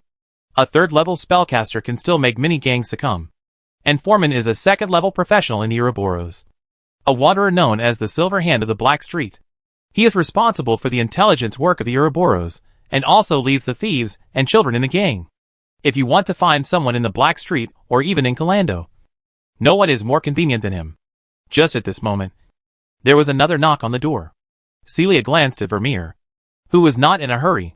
He did not rush to call the people outside in, but said to Celia, "Then Irene, do you have anything else to do?" "No." "Then Ms. Vermeer, I will go downstairs to find Foreman now." Celia also replied, "Well, I will let Foreman send a message to your residence at that time." After hearing Vermeer's words, Celia did not stay in the room any longer. But when she opened the room, she found that the person who knocked on the door just now was a mysterious man in a black robe, standing quietly by the side. Celia did not look at it for long, although she was puzzled. What was more important now was Joey Matter. So she quickly left the corridor and went downstairs to look for Foreman. Not far away, Vermeer's cold voice came from behind, and then the sound of the door closing. In the room, Vermeer looked at the black-robed man who came in, frowned slightly, and she first closed the windows and curtains around, and then spoke to him. "What's the matter, Lord Vermeer? The ship's cargo has a problem." The mysterious man took off his hood, revealing the most famous face in the Black Street, Finch of the Dragon Hunter gang. However, Finch was not as burly as before, and was much thinner. His former bravery and strength could only be seen from the corners. What? What happened?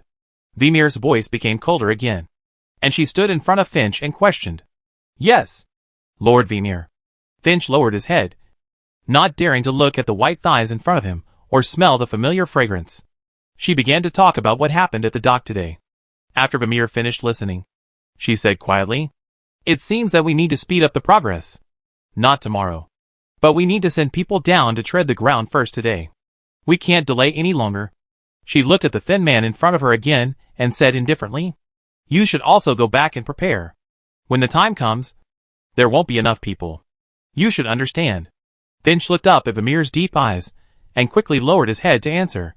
Then, he put on the black hood, covered his figure again, and left Vimir's room. When Celia returned to the underground cave with Joey's latest news, she found that Gordon, who was lying down, had disappeared. Only Nina was there. According to Nina, who woke up, Mr. Gordon went to catch the intruders who dared to invade his territory. Celia was silent, and in the southeast corner of the sewer several miles away from the underground cave, several teams of 5 people were lighting torches and began to move through the dark sewers separately. Their task was to draw suitable locations on the map and then bring them up for the leader to choose. It was not a tiring job, and the reward was very generous. After all, the Blackstreet sewers were raised by the Holy Knights, which was well known. They saw the corpses of the goblins and the deformed bodies of the undead with their own eyes, and they could not lie. One of the 5 teams quickly found an open space. When they were about to mark it, a short boy seemed to have discovered something. He held up a campfire to take a look and said to his companions in panic, "Sandy! I smell blood. And there seems to be something on the wall of the open space over there. Very big. Cuz, are you sure?" Sandy looked at the thin boy in front of him.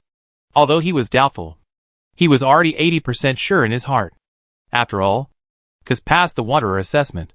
In the Blackstreet gangs, he was also considered an elite. His agility and insight were more than 1 level higher than his. "Yes, I'm sure." The boy named Cuz was sure. Sandy listened to Cuz's words and slowed down his movements. He handed the torch to his teammates and then drew the sword at his waist. As the most senior first-level warrior in the team, he felt that he still needed to lead by example. Sure enough, after a few steps, Sandy saw through the firelight that there was a stone statue on the rock wall of the open space. Just as Cuz said, the stone statue was 9 feet tall, with bull-like horns and bat wings, just squatting there motionless. "It's just a stone statue. Nothing." Sandy just waved his hand and wanted to say something. But suddenly his eyes turned and found that there was a pool of blood under the stone statue, which made Sandy's back chilled. However, when he saw the source of the blood, he found that it was a few green goblins lying on the ground, and he breathed a sigh of relief. "I don't know which adventurer killed the goblin. It's okay. Kaze." Sandy turned around and said to Kaze with a smile. Then, "Sandy, behind you." Kaze just breathed a sigh of relief. But when he saw the scene behind Sandy, his mouth was knotted and he stuttered and couldn't speak. Sandy saw the difference between Kaze and other teammates and was a little puzzled. He looked back in confusion and said, "It's really nothing. It's just a few goblins." Before he finished speaking, he found that the tall stone statue not far away was trembling slightly. Yes, it was trembling. The powder on its body was falling down, and there was a sound of stones falling to the ground. This scene made Shandy feel like he was falling into an ice cave, and he couldn't say the word already, just when he was hesitating whether to leave. After 3 breaths, the stone statue opened its scarlet eyes, which were full of cruelty and bloodthirstiness. It greedily looked at the group of outsiders, who woke it up again. Then, it spread its wings. It pounced on this group of weak humans. Kaze was desperately calling for help in the sewer. All his teammates were dead, and he was not far from death. Soon, a black shadow pressed his thin body under his feet. Before Kaze was desperately torn by the gargoyle in his chest, he saw a pair of dark golden vertical pupils at the corner of the passage in a trance. It lit up in the darkness, and then at the last moment of Quessa's consciousness, he felt it. A gust of wind blew in his ears. Chapter 120 Heart of the Gargoyle. Gordon was alerted as soon as the goblin died, after it determined the location of the sewer accident from Grush. It came here carefully. It didn't encounter anything along the way. It was quiet. As mentioned before, the paladin cleared the sewer. There was nothing here except rats and sewage. But what it didn't expect was that the sewer here still attracted outsiders. This is the gangster's dress. Gordon looked at the dead human corpses wailing in the distance, and couldn't help thinking in his heart, what are they doing in the sewer? But this thought was fleeting. The creature that killed the goblin. The gargoyle is still there. Gordon looked at the gargoyle in front of him. Without any hesitation, he launched a charge, greatly shortening the distance between the two sides. This gargoyle is different from the one in Gordon's memory. Judging from the pattern and body texture, this is more like a product of purgatory. That is, it is synthesized from various monster corpses and supplemented with materials. The devils and demons in purgatory like to make this kind of strange creatures the most. But Gordon did not retreat because of this. The reason is simple. Crushing. In front of it, which is more than 8 meters long. The gargoyle is like a giant against a dwarf, which is really not good enough. The absolute crushing and strength can make the advantages that the gargoyle is proud of become disadvantages. This is also the reason why Gordon took the initiative to attack after observation. It is really too weak. Gordon Rampage made the gargoyle give up its prey without hesitation and wanted to turn around and leave. The creature's instinct told it that it could not fight the black dragon in front of it and could only run away. It spread its dark stone wings and wanted to escape. From this distance, it could definitely fly away by turning a corner. After all, it is common sense that charging cannot turn. As long as it is given a little time, it can use the terrain to shake off the clumsy black dragon. So the gargoyle did so. Then, it was attacked by a black dragon that was charging forward because of horizontal crawling, and its limbs were so agile that it was not afraid of turning at all. It was just that the black dragon used its 4 ferocious horns to hold the back of the gargoyle. The fierce impact made the gargoyle unstable, and did not take off. Instead, it was knocked to the ground and scraped 5 or 6 meters away. When the gargoyle stood firm again, it was greeted by the black dragon mouth, which spewed out at a conical angle and completely covered its body with a torrent of extremely hot magma. Hot, painful, burning. In the painful memory of the gargoyle, there is also the fact that it can't figure out why there is a dragon in the sewer with its little head. After all, this is even more unreasonable than its appearance. Gordon didn't think so much. He just wanted to get rid of the gargoyle as soon as possible, so that after it exhaled, there was no pause at all. Just pounced on the monster whose appearance had turned into a lava gargoyle. But what Gordon didn't expect was that the material of the gargoyle's body was far beyond his imagination. Even the hot lava didn't burn deep holes on it. The hell pattern on the skin was shining red, as if it prevented the flames from spreading further. But Gordon was not annoyed. After all, it was common sense that demons were immune to fire. Gordon just wanted to try it out when he spit. Now that it has advanced to the juvenile stage, the number of times it can spit is not as many as before. Once is enough, and twice will drain the body. It takes at least 4 or 5 times before it is exhausted.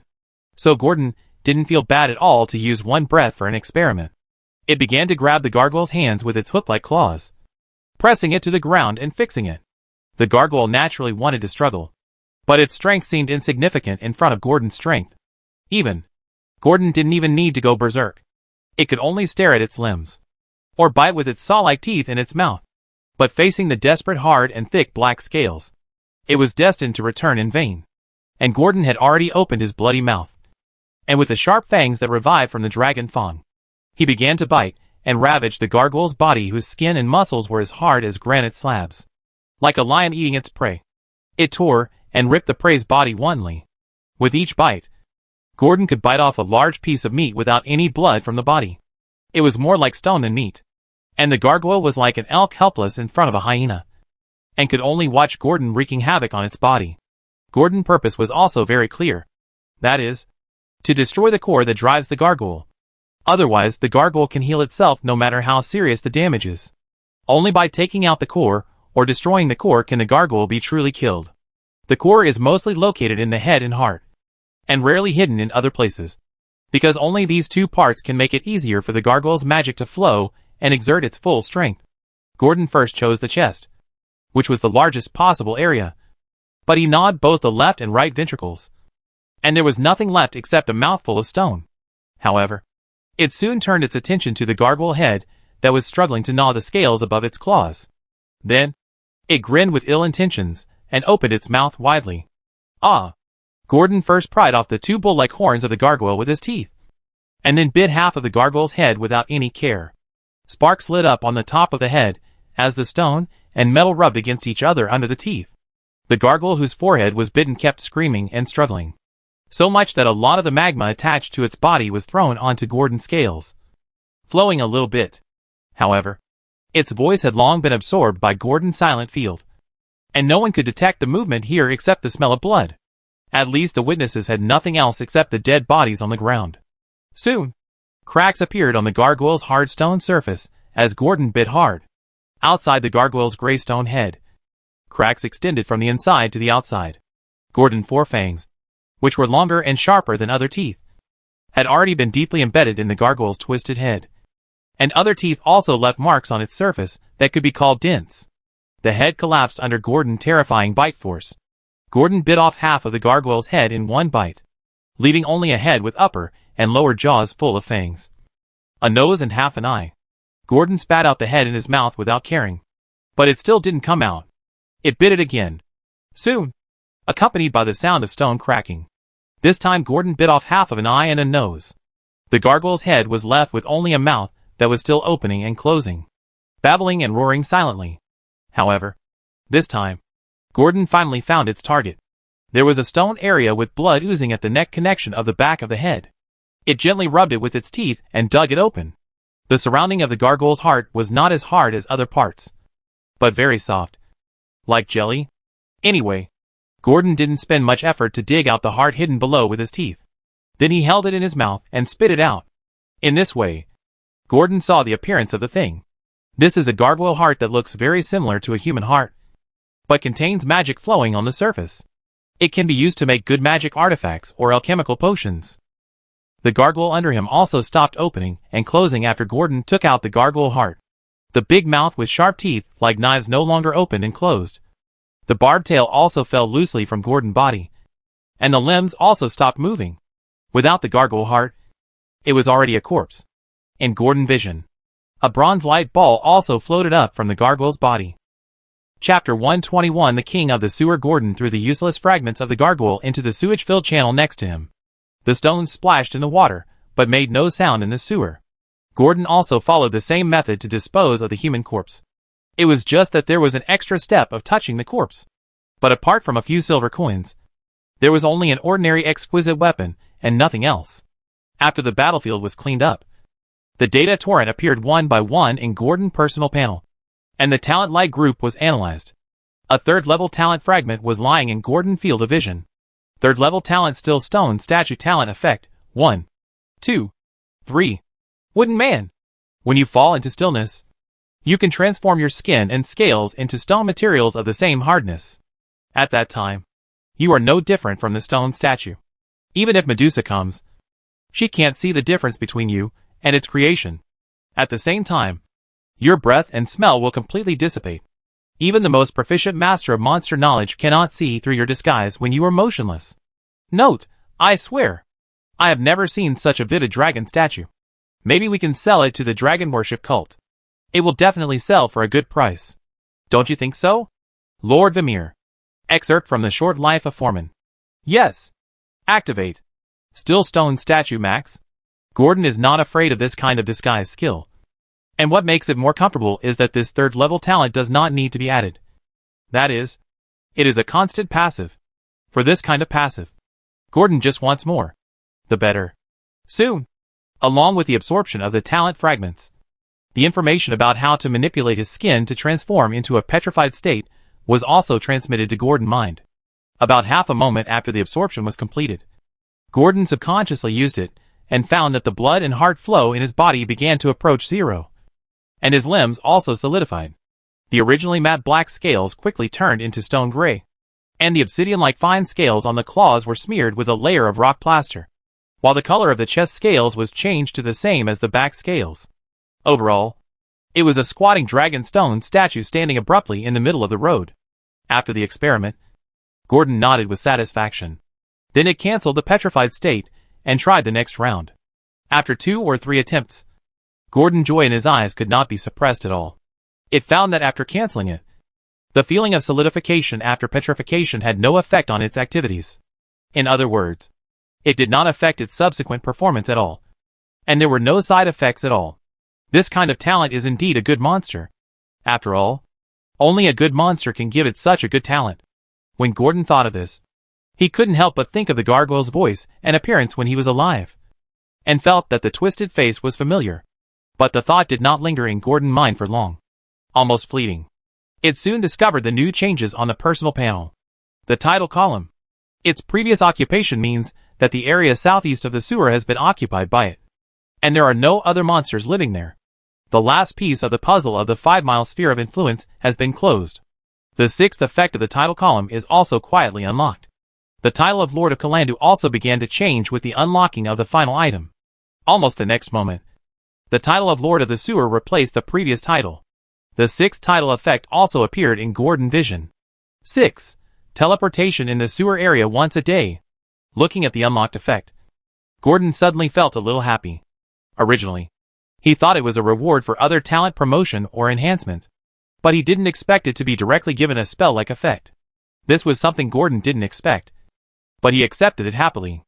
The only thing that made him a little confused was that the unlocking condition for the title to be promoted to the next level was a strange January 6th, which made him a little confused. But fortunately, he reacted quickly.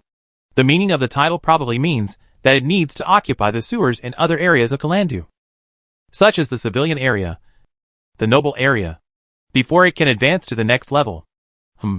Gordon thought about it, and decided not to expand so quickly. After all, who knows what is in the other sewer areas? Drow from the Underdark? Or liches devoted to studying necromancy? A hidden temple of cultists? Or an entire thieves' professional guild? All of these are possible. So, this is no longer something it can solve. Gordon chose to follow his heart. What underground emperor of Kalandu? It doesn't want to be. After finishing the sorting, Gordon looked around again. He planned to go to the place where the gargoyle originally stayed to see if there were any treasures collected. After all, thieves never leave empty-handed. And the same goes for real dragons. A gargoyle heart cannot dispel its desire. Moreover, gargoyles, like real dragons, like to collect some valuable materials. So their nests are also unusually rich compared to other monsters. But when it walked into the abandoned hall, it still felt a little bit sorry to see the human corpses that were slaughtered by gargoyles all over the floor. So, it restrained itself one by one. In this way, it is not too much for such a kind real dragon to take a little funeral expenses from the dead. Right. After Gordon felt at ease to perform water burial services on the corpses that had been searched thoroughly, he began to search around in the abandoned hall. Soon, with the blessing of superdistance vision, it easily found the nest where the gargoyles collected objects in a sunken corner above the goblin's body. Gordon happily trotted over. But he touched nothing, except a wooden sculpture. There was nothing. After all, Gordon didn't know that this gargoyle was born and died in less than a day. Even if it wanted to collect treasures, Gordon didn't give it time. For this, Gordon could only feel a little regretful. But under its vertical pupil identification, the wooden human-shaped sculpture is still quite valuable. But it's a pity that only half of it is left, which is the lower body. And just looking at the lower body, Gordon couldn't tell who the sculpture belonged to. So Gordon could only appreciate it a little, and put the sculpture in the dimension bag. Just when Gordon was about to return to the underground cave and have dinner with Nina to celebrate, outside the hall, there was a sudden sound of footsteps and a manic voice of a young man. Gordon's expression was slightly stern, and he immediately took a few steps back, quickly hung his body upside down above the hall, and then stood still. The gray stone skin spread rapidly. Before the group of well-dressed adventurers came in, Gordon had already transformed into a stone statue. There was no breath or smell, and the heart stopped beating. Even if the lava dragon mother came, she would definitely not treat Gordon as one of her kind. Joey stepped into the abandoned hall. After taking the dark vision potion, he could clearly see the chaos in the hall. But he still gave the order. Search for me. Don't miss a single corner. Chapter 122 Eve of the Storm. Joey's tone was filled with annoyance. This annoyance did not start from entering this dirty and stinking sewer, but from when he got the Planeswalker job transformation item, and found that he could not transform his job. This annoyance lingered in his heart, especially when he checked several abandoned halls and returned empty-handed. It made him want to use the spells stored in the 6 magic rings in his hand to raise this place to the ground. Damn it! Galmadon. You need another job transformation item to successfully transform your job. But you left it to the end of the diary. And your damn golden pocket watch. In which underground cave under the hall is it hidden? Joey, who had finished reading Galmadon's diary, couldn't help cursing when he thought of this. Cursing with vulgar language that was completely inconsistent with his status. As if he wanted to vent something. This voice made the burly man beside him look sideways. But he hesitated again and again. And finally took the initiative to step forward and persuade carefully. Master Joey, you've lost your composure. Since the notebook says it's here, then if nothing goes wrong, it should be in this area. We will definitely find it. It's just a matter of time.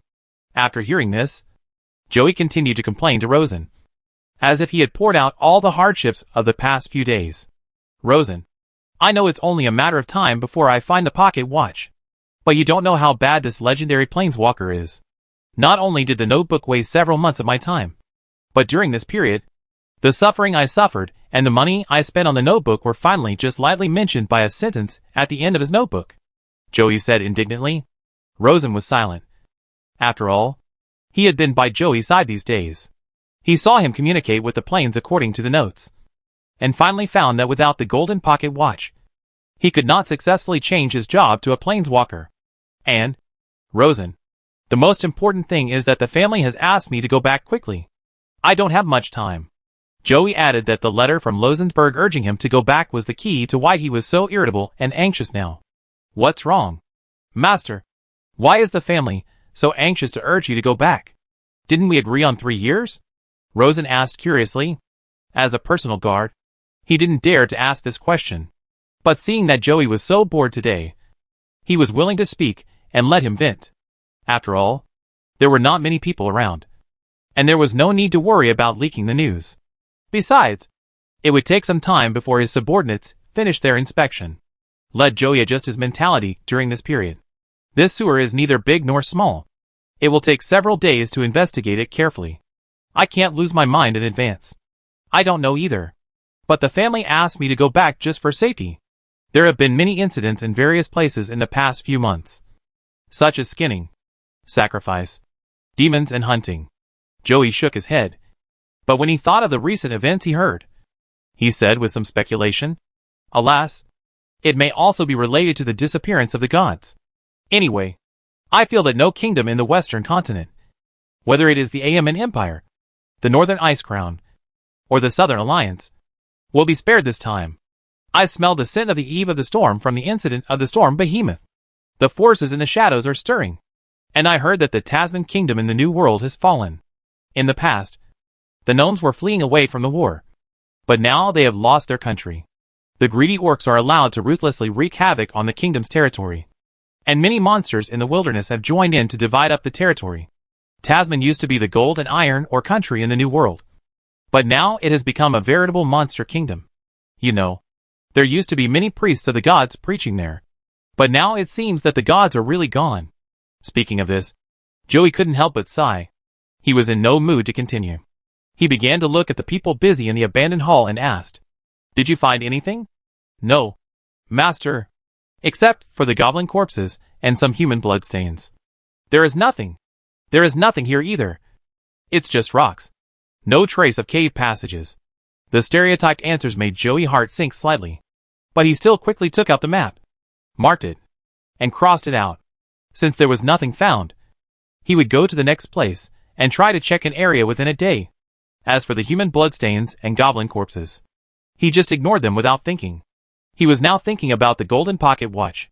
He didn't even want to investigate the death of the assassin Laberg, and let the 2 girls leave his sight. Not to mention these monsters and human bloodstains. As long as it had nothing to do with the underground cave, he could forget about it. Besides, he is not a monster hunter or an adventurer, but just a wizard who is looking for a job change opportunity. Let's go! Let's go to the next place. Joey waved his hand, and his men gathered and filed out.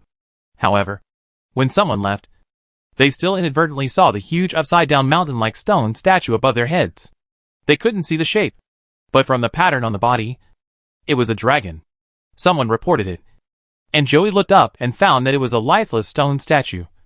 Not like a living thing. So he was bored. Although Rosen wondered if it might be a gargoyle.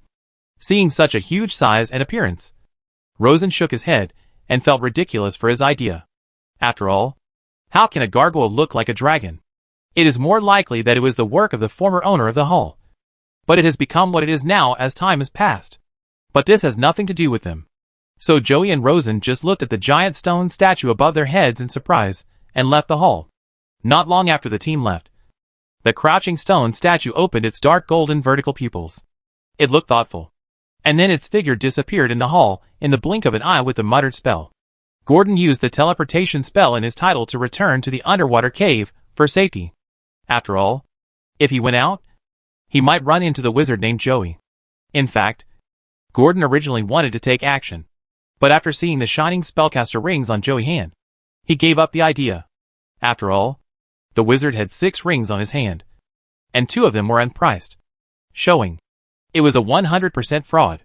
What's more, there were third-level warriors who were watching and didn't know their true strength, and a bunch of subordinates who were at least second level. In general, this team had both meat shields and output. It was a lone dragon, and it would attack only when its brain was sick. Moreover, what it was thinking about now was what Joey said about the gods losing their senses. What does this mean? Is something big going to happen? And it seems that Calando will not be spared either. Is it too late for it to leave now?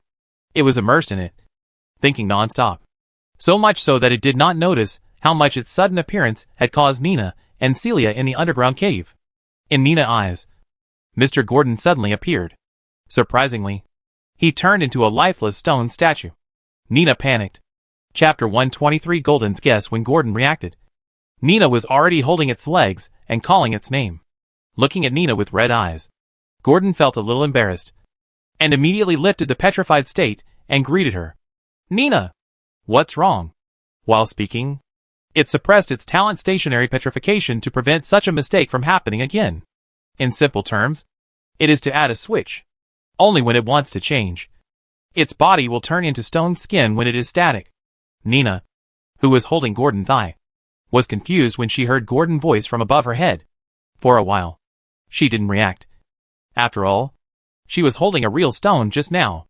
But as Gordon's body quickly changed back to the familiar appearance of Nina, her expression was no longer dull. Whether it was the warm scales or the hot and familiar breath, she was deeply immersed in it and recovered. The ups and downs really made Nina a little overwhelmed. But she still looked up at Gordon's dark golden vertical pupils and said in surprise, Mr. Gordon, are you okay? Yes, I'm fine. But I think we're in big trouble now. Gordon first touched Nina's little head with his claws. Then he turned his head to look at Celia. At this time, his expression was a little serious. Before speaking, he still had to confirm it. So he asked, Celia, has the spirit of Calando lost its sensitivity?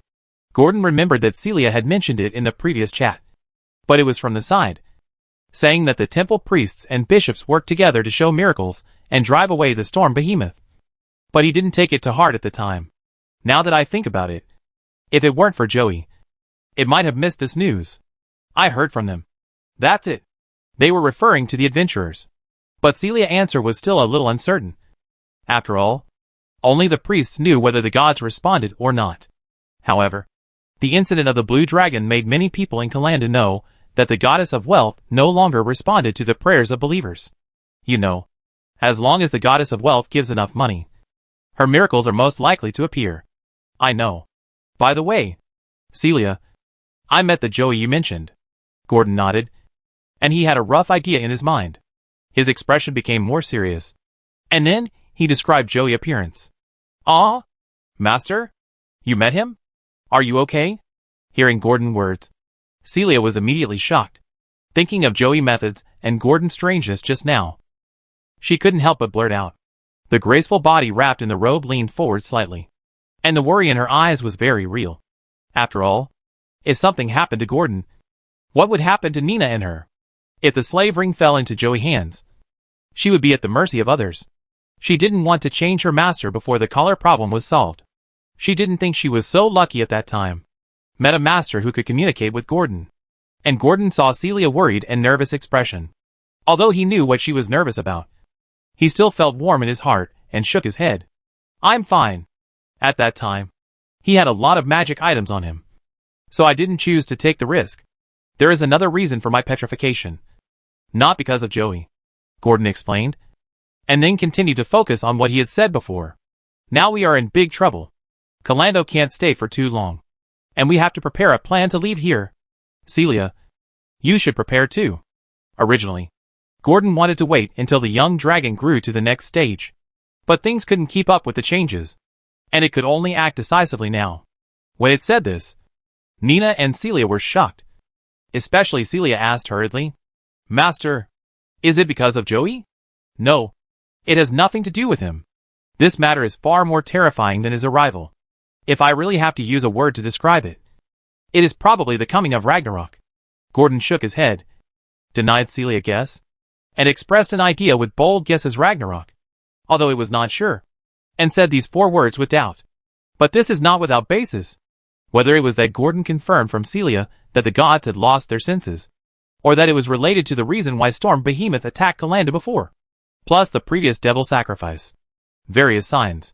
It can be seen that this city has been targeted, and the shadow under the sun is quietly eroding the city. Gordon is also famous for his conservative nature in terms of safety. As long as it is confirmed that there is danger, it will give up this place without hesitation. The sewers of Calandu are obviously no longer suitable as a long-term residence. It is true that this place is close to the city. Everything is extremely convenient, and magic items can be easily purchased. But it is also unsafe because it is close to the city. If Ragnarok is really coming, then, whether it is the cultists, demons, or gods, they will treat the humans living in Calandu as a delicious meal and devour them. After all, such events have happened in the long history of the Io continent. But the time is too long. So long that mortals cannot remember it. If there is a detailed literal record, it will only be recorded in the historical documents of the immortal species, elves or dragons. As long as the gods in the sky lose contact, the monsters lurking in the shadows, the minions of the evil gods, and the demons of the abyss will inevitably be ready to move. Especially the demons. When they come to the main material plane, they will destroy everything they see. This is also their nature and cannot be avoided. Therefore, in order to avoid being swept away in the next wave of disasters, Gordon quickly chose to slip away. It can't afford this risk. When facing the 4 words Ragnarok, the 2 women were mostly confused, and it was obvious that they didn't know what it meant. However, Gordon did not intend to explain in detail, but just gave a brief introduction. After all, it was too difficult to explain this kind of thing. Just let them know that there was danger here, and they needed to leave quickly. Then Mr. Gordon, what should we do now? Leave directly? Nina raised her little face and volunteered to ask. She obviously wanted to help. She didn't care about leaving here. After all, as long as she could be with Mr. Gordon and Sister Celia, anywhere was her home. She had no attachment to Corando, and Celia was even less so. No! Before leaving, you have to help me do something. Gordon shook his head, then smiled to ease the solemn atmosphere, although it was a little hideous. Nina, take this, sell all the things inside, and then exchange them for gold coins or directly exchange them for the scrolls and potions I mentioned. Gordon handed the dimensional belt hidden under the scales to Nina, and then began to instruct her about the scrolls to be purchased. This time, it would not be so easy for it to get the magic scrolls it wanted again. So this time it wanted to spend money happily in the dimensional bag, except for the magic storage ring and the 3-masted sailboat in the glass bottle, which were not given to Nina. The other 2 medium-level magic items, magic weapons, and some monster materials obtained later were all in it. Although Nina showed a distressed look, she still nodded seriously, and trotted to the desk and began to take a small notebook to record the things that Gordon wanted to buy in case she forgot. 5 minutes later, Gordon was satisfied and told Nina and Celia, who was listening, about the scrolls and potions he wanted to buy and the priority. After getting the accurate confirmation from the 2, Gordon let them leave. But before leaving, Gordon also asked them to take away the carpet made of gold and silver coins in the cave. Although Nina protested, saying that it was Mr. Gordon's honor as a real dragon. But she couldn't get over Gordon's resolute and serious look. So Nina could only pick up the coins on the ground with heartache, pack them up and take them away. ready to use them for shopping. But Nina didn't think there was anything wrong with Gordon, but felt even more distressed for him. Mr. Gordon must be very sad. This is what Nina thought. After all, if there is enough money, Mr. Gordon would not think of using it as a gold coin for a bed. So, Nina secretly encouraged herself to work hard. Otherwise, when will Mr. Gordon have a cave made of gold coins? And Gordon was immersed in those upcoming cuties. It feels really good to spend money. It sighed comfortably. After all, in its heart, no matter how important the coins are, they are not as fragrant as a fireball scroll. The former cannot be eaten, while the latter can be used to maximize strength. It is not stupid. Right. Soon, as the two women left, they went through the secret passage to Kalandu to buy spell scrolls and materials. Dragon Vane Dogman's Geo and Goblin Chieftain Grush also came to their loyal masters under Celia reminder. Now, you have work to do. Gordon's magnificent voice echoed in the underground cave and also buzzed in their minds. But they reacted quickly, all crawling on the ground and speaking in unison. Please command, my master. We will be the embodiment of your will. At your service. Chapter 124 Encounter 2 hours ago. Kalandu. A remote harbor. Hurry up. Hurry up. Didn't you eat? A man dressed like the leader of the Dragon Hunter gang stood under a schooner, watching dozens of Dragon Hunter gang thugs busying around. They were trying to carry half-man-high wooden boxes to a freight wagon not far away. The loaded freight wagon will drive into the Black Street and unload the goods at the warehouse belonging to the Dragon Hunter gang. But the leader was very dissatisfied with the speed of the thugs, and his expression was a little impatient. He urged them from time to time. After all, the time was tight, and he would feel relieved if he arrived earlier. But I don't know if the things in the wooden box were too heavy, or if one of the thugs was physically exhausted. All of a sudden, his center of gravity was unstable, and he fell to the ground, and the wooden box on his shoulder rolled down. No matter how hard the wooden box was, it couldn't withstand such a fall. It cracked open with a crack as wide as a dagger. The man was so scared that he rushed over and scolded the fallen Dragon Hunter gang thug. Useless. You can't even do this little job, the leader scolded. But he suddenly found that the Dragon Hunter gang thug, that is, the boy who fell in front of him, looked a little unfamiliar. Whose subordinate are you? The leader asked. The boy, who stood up, had a handsome face but a thin body. He first patted the dust on his body, then looked at the outline of the figure in the crack of the wooden box, showing a satisfied look, and said nonchalantly, I work for Wargear. Oh, Wargear. The leader nodded, and was about to nod. But then he realized that there was no Wargil in the dragon hunting gang. Good boy. How dare you play tricks on me? Wargil doesn't exist at all. Who are you? His expression changed instantly, and he was about to ask the boy in front of him how he mixed into their crowd. However, before he could say anything, he met the boy's eyes that suddenly changed from light chestnut to sea blue, and he was immediately stunned, stuck on the spot. Then as the boy spoke the words of inducement, even though the voice was as thin as a mosquito's hum, even the cargo gang passing by him could not hear it, and only thought that the leader was criticizing the boy in front of him. But the leader could still hear it clearly, and his consciousness was also changed by the boy's words. If there were scholars who were proficient in magic, they would be able to see at a glance that he was hit by the human charm that could control people's minds. And this also made him instantly enter the sage mode, no longer urging others, and forgetting the doubts just now, just nodded to the boy. Be careful next time, or you won't have rum to drink when you go back. The leader's voice was a little dull and lacked spirituality, but he was just a supervisor, so the problem was not big, and the movement here did not attract much attention. Most people were trying to carry heavy wooden boxes and move forward. Got it. The boy easily picked up the box on the ground, and then raised it slightly, holding the wooden box on his shoulder, and then waved to the leader, who was controlled by his spell. The boy walked slowly, completely unlike before, and he walked to the carriage, put the box on the freight carriage, and then sat behind the carriage, ready to take a ride into the city. At this time, the boy's sapphire-like vertical pupils had retracted and turned back to their original light chestnut color, just like an ordinary poor boy from Kalandu, with hope and desire in his eyes. He was Jelen, who used the transfiguration to disguise himself as a human boy, and was a bronze dragon who loved justice from heaven. Now, he was planning to eliminate the trouble forever, and he was not in a hurry. although it would take a lot of time and energy to completely destroy the slave den. And coincidentally, he had the time. Although it was not his first time to enforce justice. The feeling of disguising himself as a human and then lurking in to prepare for justice made him feel so good that he couldn't breathe. However, his appearance remained calm. He stood up silently and stood near the carriage with another thug from the Dragon Hunter gang, watching the surroundings vigilantly. This meant that he had entered the state. A temporary thug of the Dragon Hunter gang. Soon, the cargo carriage at the port started. Jelen followed the carriage, all the way from the remote port, and then through the scattered low buildings. Not long after, he came to an inconspicuous warehouse on the Black Street. There were also people from the Dragon Hunters guarding the place.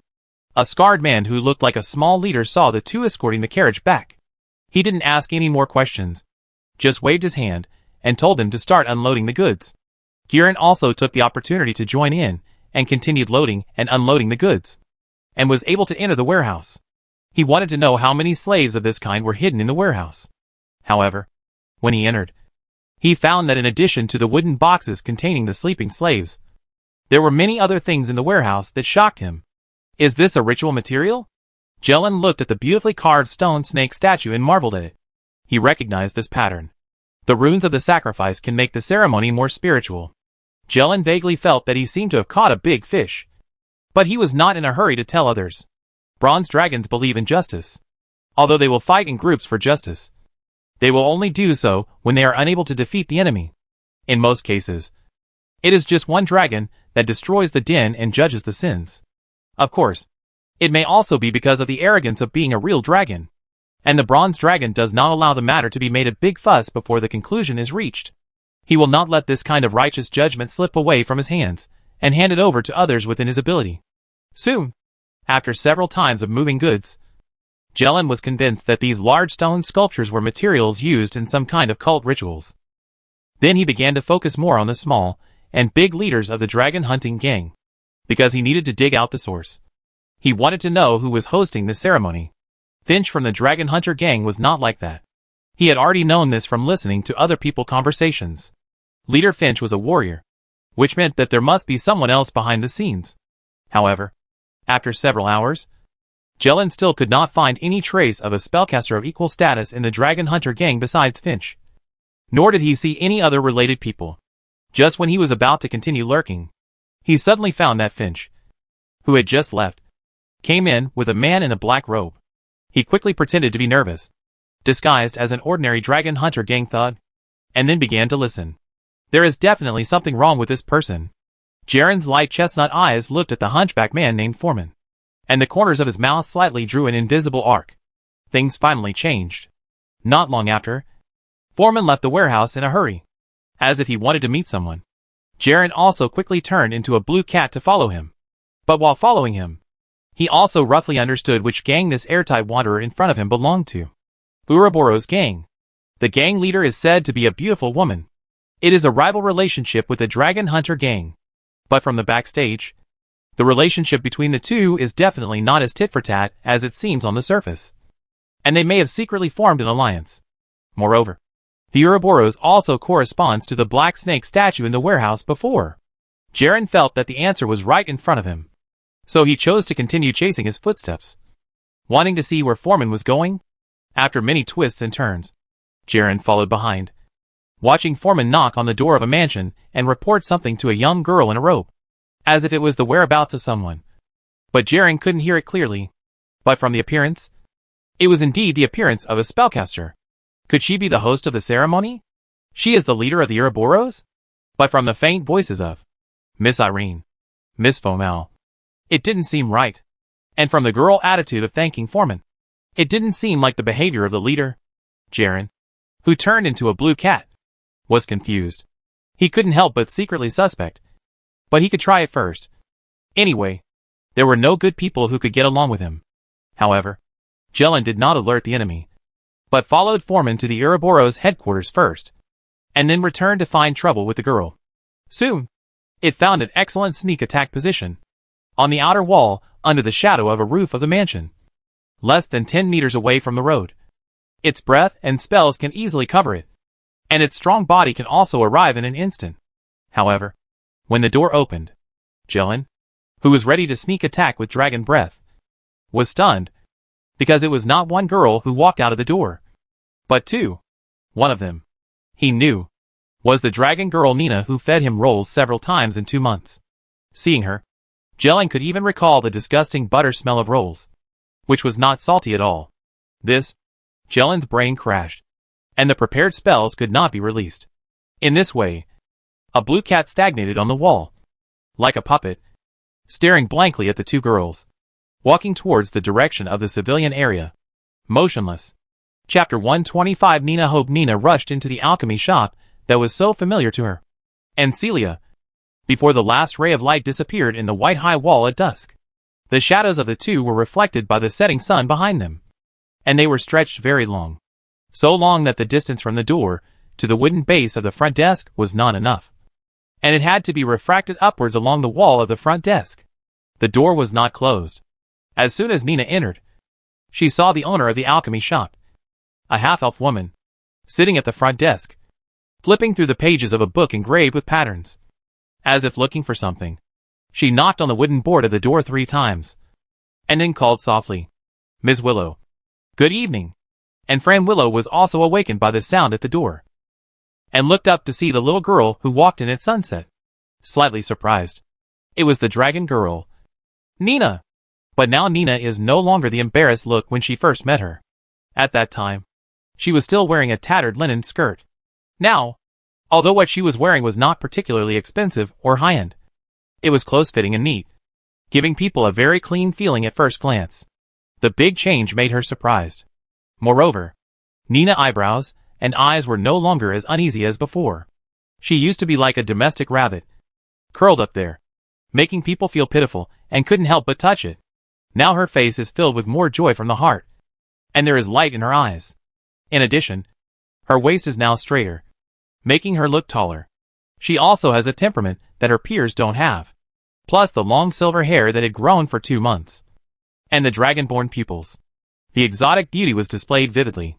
Even Fran Willow, who was a half-elf, couldn't help but admit it. If Nina grows up, her appearance will definitely not be inferior to the water fairy, who is famous for her beauty. Fran Willow didn't look at her for long. After all, these inner thoughts were almost instantaneous. She closed the page after hearing Nina greeting.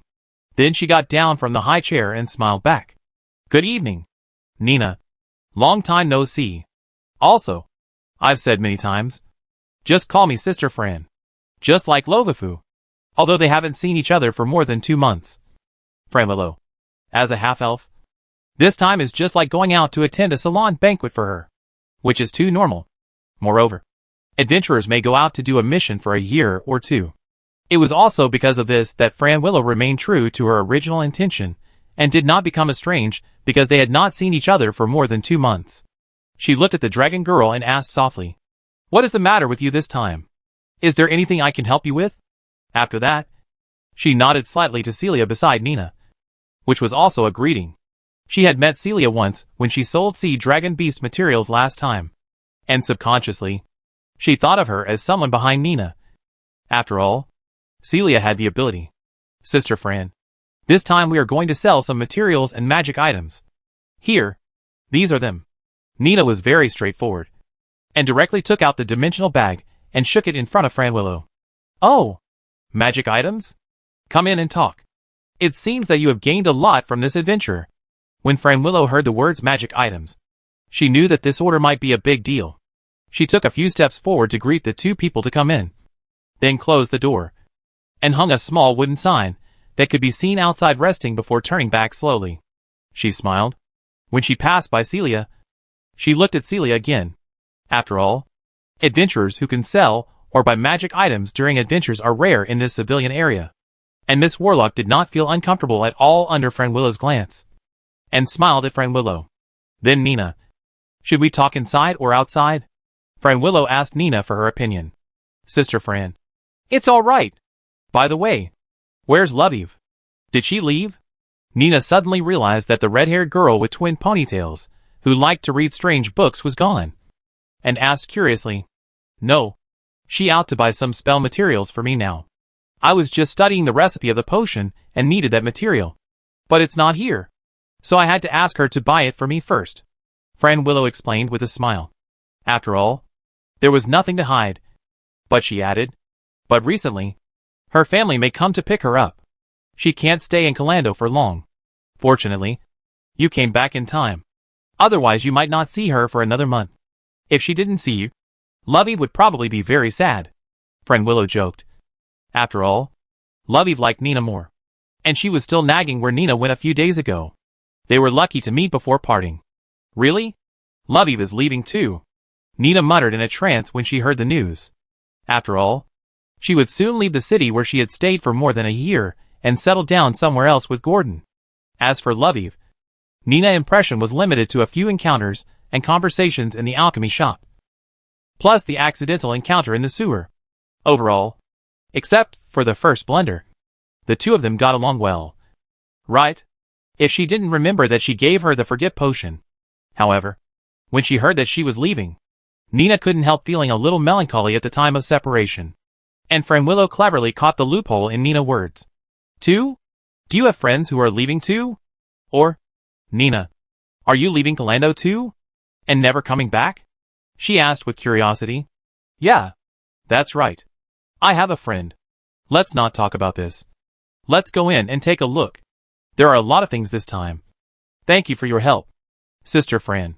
When Nina heard this, she naturally refused to reveal it.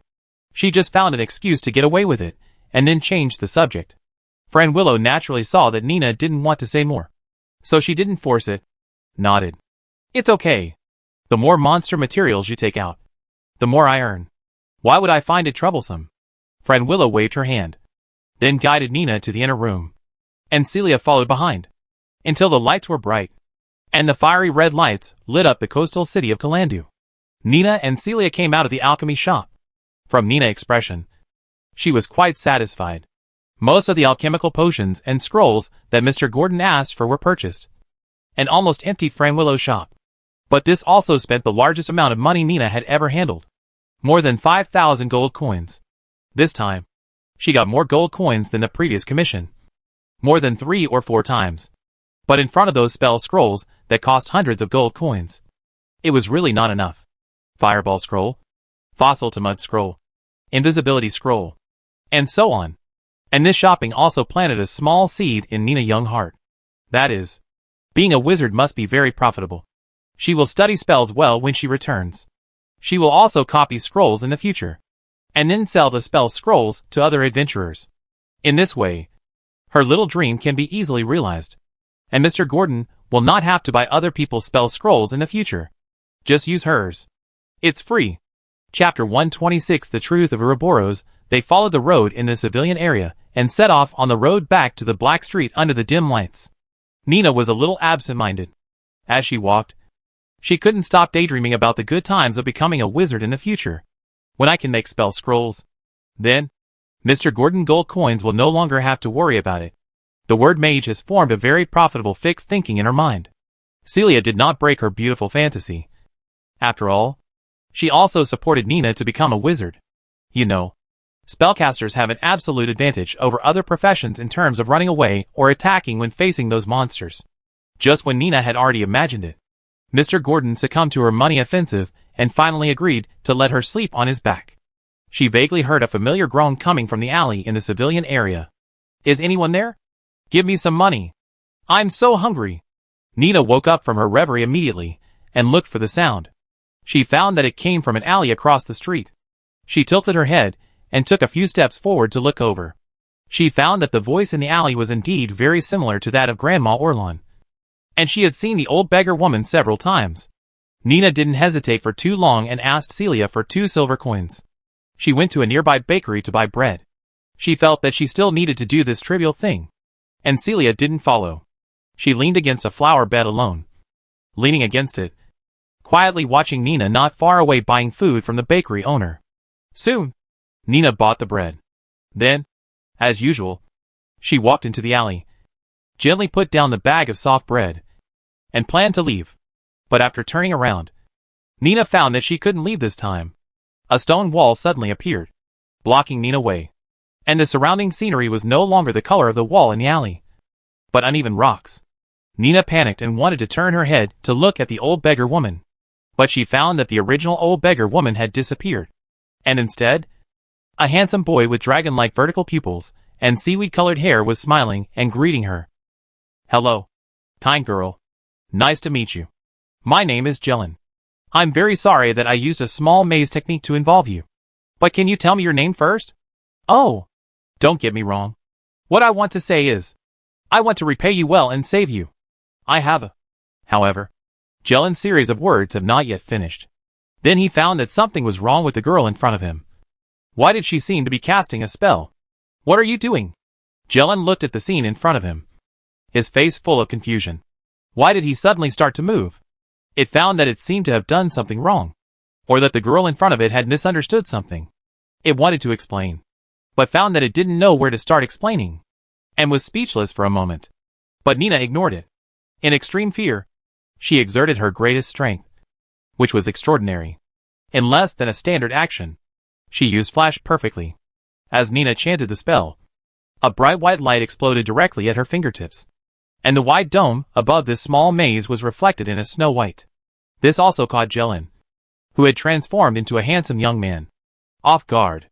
After all, it never expected that the dragonborn in front of it would be so fierce and attack before it even spoke. The script shouldn't be like this. However, the bronze dragon has a very high immunity to this kind of zero-ring trick, so the flash spell that can blind others only took less than a second in front of it, and it opened its eyes in the white light. But when it cast its vision forward again, it found that the dragonborn girl in front of it had a spell scroll that seemed to be fireball in her hand. She was looking at it with a vigilant face, as if she would tear the scroll without hesitation and hit it with a fireball if it made a slight move. From her vertical pupils that had shrunk into needles, it can be seen that her vigilance and determination were particularly obvious. Seeing this, Jel knew that something seemed to be wrong with him, and he quickly waved his hand at the dragonborn girl in front of him. "Misunderstanding. This is all a misunderstanding." After saying that, it immediately cancelled the maze spell, allowing him and Nina to return to the alley again, and then set up a silent barrier to prevent outsiders from eavesdropping. Nina, who noticed the changes in the scenery around her, relaxed her expression slightly, and looked at the boy in front of her with less hostility. But her brows were still slightly furrowed. She said in a cold voice that Jelen had never seen before, "It's not a misunderstanding. Are you pretending to be the old woman these days?" Nina asked. "Yes," Jelen replied blankly. "That's right. You liar," Nina said angrily. When Celia, who found something wrong, came over, she pointed at Jelen and said to Celia, "Sister Celia, it's him. He not only a pervert, but also a man dressed as a woman and deceived my sympathy. 10 silver coins. It was all taken away by him." Nina's tongue and hands trembled as she spoke. 10 silver coins. She could have used them to buy a scale-sized carpet for Mr. Gordon. But they were wasted in this pervert's stomach. And the pervert in front of her had hands and feet, and she was a little unstable. After all, she had fallen to the point of competing with wild dogs for food, and she had never thought of cheating for food and drink by transforming. Jaren was a little amused after hearing this, and finally knew the crux of the problem. So, Jaren quickly took out a snow-white pearl from his pocket and handed it to Nina. "Then this is compensation. Now, can we talk it over?" Nina looked at the pearl handed over by the seaweed-haired human boy in front of her. But she didn't take it, but looked at Celia. After all, what if it's fake again? As an adventurer, Celia can still identify the value of some pearls. Moreover, she handled a batch of small pearls obtained from the sea dragon beast's nest for Gordon not long ago. Celia took a look and said to Nina, "It's not fake. It's worth about 60 silver coins. Last time, such a big one was sold for so much." Nina took it and looked a little better after hearing this. She asked Celia for 50 silver coins, which is half a gold coin, and handed it back to Jelen. "I only take what I should take. Also, don't lie next time. It's very bad to deceive people's sympathy," Grandma Oren said. After saying this, Nina carefully put away the fireball scroll in her hand. This scene made Jelen, the young bronze dragon, a little embarrassed. He scratched his head. He thought, it seems that he is still too young. Just like his uncle said, too reckless. However, it is too difficult for a bronze dragon to correct this mistake. Jelen did not forget his original purpose. he said to Nina seriously. Now, you can believe what I said or not. But I want to tell you that the people you saw in the Black Street just now are followers of the evil god. It is better to stay away from them as soon as possible. I suspect they want to sacrifice them alive. What? Nina and Celia looked at the seaweed-haired boy in front of them in surprise at the same time, as if they were doubting whether it was true or not. Ouroboros? Celia thought carefully. And it seemed that Foreman was the only person who met the conditions and communicated with her today. But the next scene made them extremely sure that the magic stone that could record images recorded everything.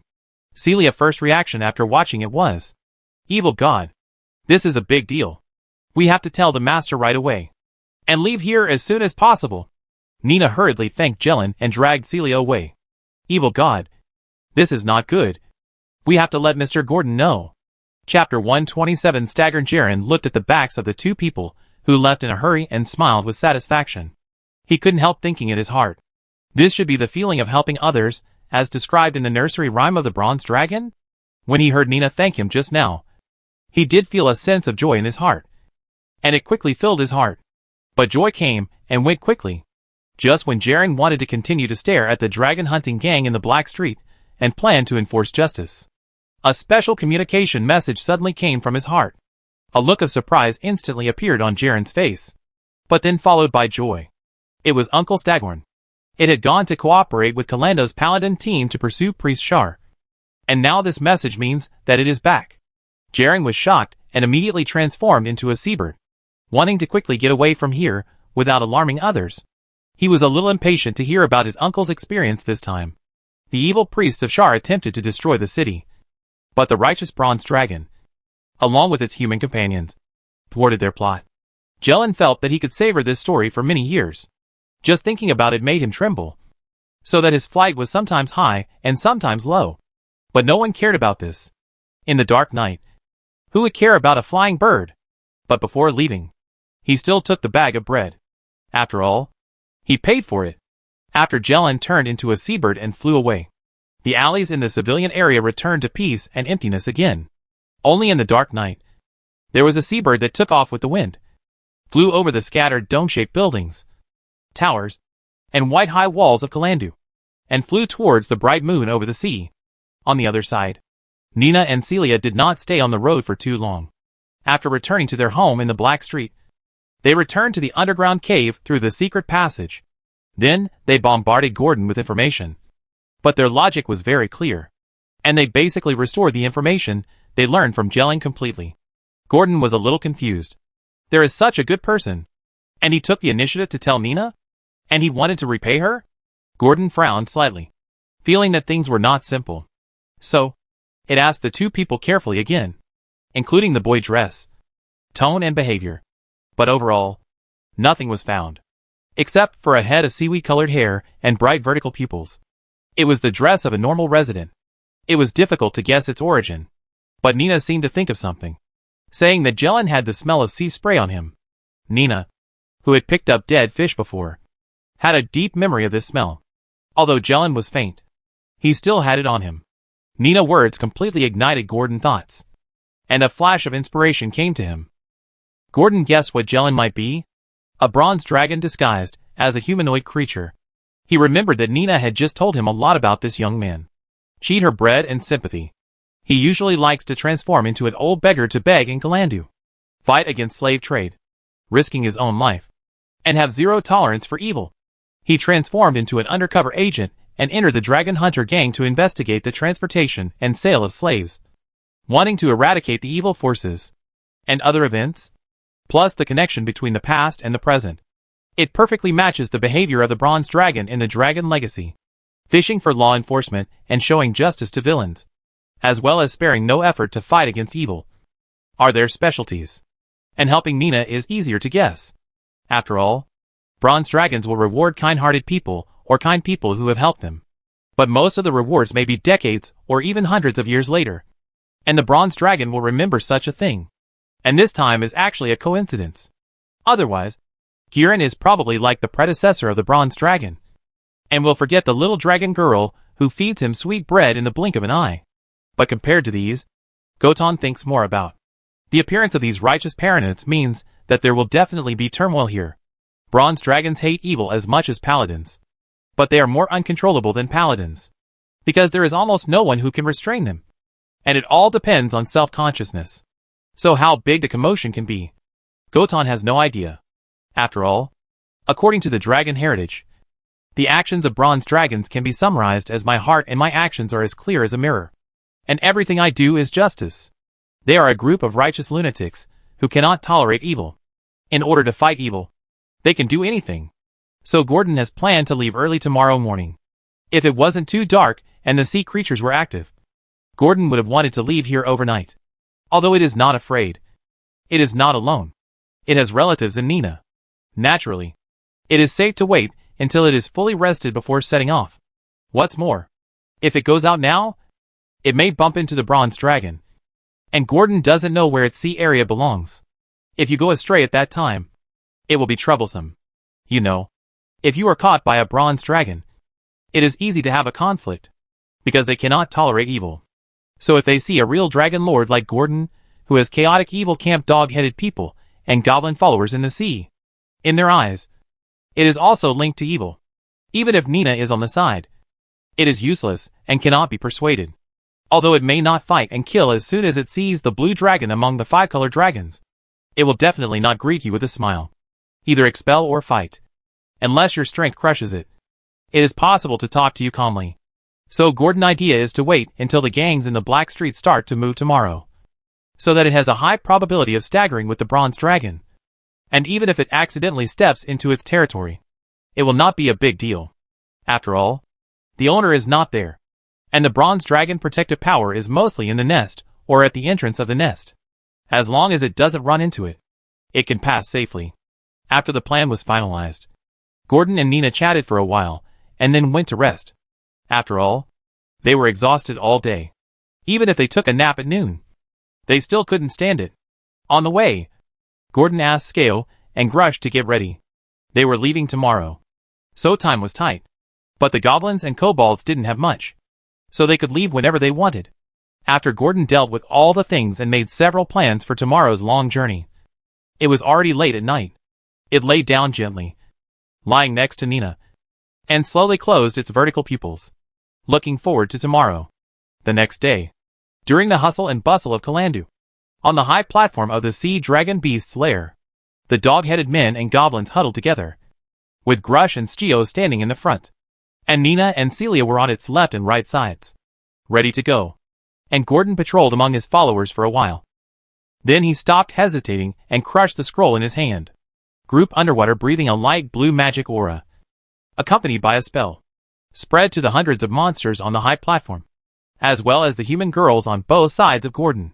This can allow Nina and Celia, as well as the goblins, to move freely in the water without any hindrance. Although the price is a bit expensive compared to the value of the goblins. But Gordon thought it was worth it. After all, these were all his followers.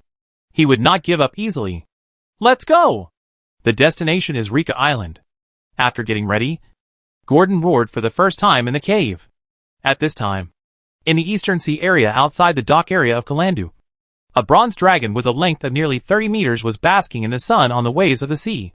The passing ships saw it from afar and took a detour, staying away from the route. Those who knew it all showed awe and looked at this old bronze dragon known as the Guardian of Kalandu. Staggern. Chapter 128 Failure. The waves were rippling, and the sky was clear. Finally I can take a break. This time I was almost exhausted to death.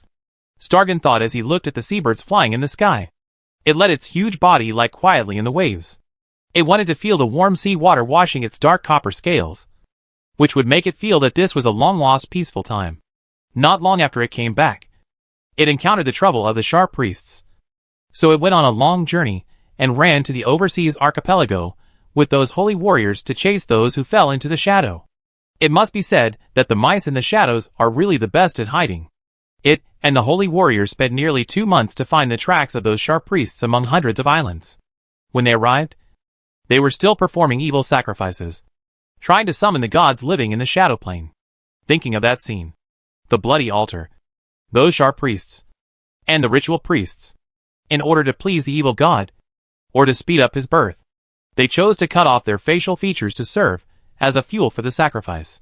But despite this, the holes without eyes of the priests still looked devoutly at the statue on the altar. And their lips without lips were also diligently reciting prayers. It was crazy. Even though Stargan was an old bronze dragon and had experienced many ups and downs, he still couldn't help but give an evaluation to these sharp priests, who fell into the shadow.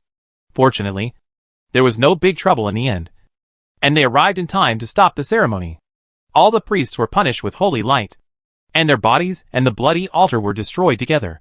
After the destruction, Stajan came back. Although there seemed to be a few fish that slipped through the net, Stajan was too lazy to think about it. The rest could be left to the paladin team. Moreover, those few small fish could no longer launch another round of attacks on Kalandu. It's really good. Stajan enjoyed the long-lost sunbath, and his mind began to disperse. He started to do his favorite thing again. That is to observe human society. It raised its crown with ridges and grooves, and looked directly at Kalandu in the distance. Lying in the sea, it can clearly see everyone's face in the port with the super long-range vision of dragons. Whether it is a smiling face full of Philistines, a dark face covered with sweat, or a childish face with a joke, it is clear. Stajan looked at the prosperous city in the distance, and the fleet of ships that came and went in the port. Although he had observed it many times, but it never tires of watching the small scenes with interest. He thinks humans are really amazing creatures. For the real dragons, a dozen years is just a nap. But in their hands, the changes can be called upside down. Like a miracle. About 40 or 50, or more than half a century ago. Anyway, at that time, this was still the territory of a 6th level or 7th level aquatic ogre, and it helped to clear it out. For this, the city lord at that time paid it a considerable reward. But the strange thing is that it seems that the current city lord of Kalandu is not his descendant. And at the beginning, Kalandu was not so big, with only a pier and some small towns attached to the pier. But half a century later, a huge building that the real dragons could not build in centuries lay on this plain. Although Stargan could not remember how long he stayed in this nest in Kalandu, he knew the approximate timeline. Therefore, Stargan told his nephew Jelen more than once that he should be patient with the wise and kind people among humans, and those villains should be treated with thunderbolts and absolutely no mercy. Otherwise, their growth rate will far exceed the imagination of the real dragons. But thinking of this, Stargan suddenly remembered that Jelen seemed to have some concerns after listening to his overseas stories last night. Bronze dragons are very sensitive, especially to the status of their own kind. So Jelen's abnormality did not escape it. But Stargan did not think too much. Anyway, it was under his nose, and nothing could go wrong. The waves swept, the tide began to surge, and the giant city in the distance began to prosper. Stajan felt a little hungry, and he thought it was necessary to find a few sharks in the territory to fill his stomach. Yesterday he looked at the sharks he had raised for almost 10 years, and it seemed that there were only a few weighing more than 1,000 kilograms. It's only been a few months, and it's going to run to other seas to find food? Next time I meet Giran, I must tell him not to eat only the tail and not the head. It's a waste. With this idea in mind, Stajan went underwater with the waves and began to look for sharks in this sea area. But not long after, Stajan underwater found a very disgusting thing. It turned out to be a goblin moving freely underwater. At this time, the short and ugly green monster was walking on the white seabed beach. It was not an aquatic goblin with 8 legs, but a land one. However, whether it was a land one or a water one, Stargan was not like other of his kind. He would never allow such evil creatures to appear in his territory. When he came back before, he cleared out a group of nearby sea witches and shark people. Unexpectedly, another goblin appeared now. It seemed that Jelen was very lazy during his absence. Stargan directly controlled the water flow and squeezed the goblin into a pool of blood mist in the water before letting it go. However, this was not the end. Its eyeball, which had already shown an emerald state, began to carefully scan the area around the flat seabed. It did not believe that there was only one nearby. Soon, it found 4 or 5 goblins in the southeast and southwest directions. After squeezing them into twisted balls one by one under the heavy pressure of the water flow, Stargan inspected the seabed 2 or 3 times, and nodded in satisfaction after finding no other monsters, heading towards a shark not far away that was hunting sea lions. What it didn't see was, under a riverbed near a rock wall, A sculpture buried under the sand of the riverbed, with only part of its stone body exposed, secretly opened its dark golden vertical pupils under the white gravel. But its body was motionless. On the high platform. Now when Gordon recalled the feeling of the more than 30-meter-long bronze dragon swimming over his head, his scalp was numb. If it weren't for the still stone statue, it might have been discovered. Fortunately, it did not choose to send all its followers out at once, but planned to go out in batches. However, it did not expect to meet the bronze dragon in the first batch. I don't know whether it was good luck or bad luck. Anyway, Gordon was scared enough. But what Gordon is thinking about now is that it seems that this underwater tunnel cannot be used before the old bronze dragon leaves. Anyway, it dares not use it. But this also means that its escape plan is shelved. However, it seems that it has other ways. Gordon took out a transfiguration scroll from the dimension bag. He pondered in silence. Chapter 129 Transfiguration. Transfiguration is a 4th-level spell of the wizard. As the name suggests, it allows the recipient to transform into an animal or humanoid creature that he wants to transform into. Of course, it has limitations, and it cannot transform into anything. The animals do not include those extraordinary creatures. Dragons, sea monsters, etc. It can only be ordinary beasts. Bears, tigers, leopards, etc. And they are not ferocious species. However, humanoid creatures are diverse, as long as they are intelligent races existing in the continent of Io. Whether it is human, dwarf, elf, halfling, or even transformed into a dog-headed man or goblin. It is all okay. But generally no one does this. At that time, Gordon included the Transfiguration Scroll in the purchase list. The main reason is that it does not want to be seen through by others when negotiating with others in the future. The Transfiguration Scroll is a good choice for the transition period when it cannot transform. But this scroll is more expensive. The same as the Fireball Scroll. Both are 400 gold coins. It didn't have many. But if it chose to transform into a human, and then take a boat to leave Kalandu, and go to Rika Island, then there is a big problem in front of Gordon. That is, its followers can't leave the sewer openly. Or in other words, they can't leave the sewer quietly. After all, the underground cave is not accessible. And the only way is to go to the dock for shipping. Gordon options are very limited. And these options are not easy to deal with. Although the 3-masted sailboat in the glass bottle in its hand can allow the goblin dog-headed man to hide in it. But it can't sail. Although Celia can create wind, and can be competent for the position of wind singer. But you have to know that skilled sailors and helmsmen are also indispensable on a ship. Originally, Gordon kept the ship and planned to return to Rika Island and let those cat-like people take charge. But distant water cannot quench immediate thirst.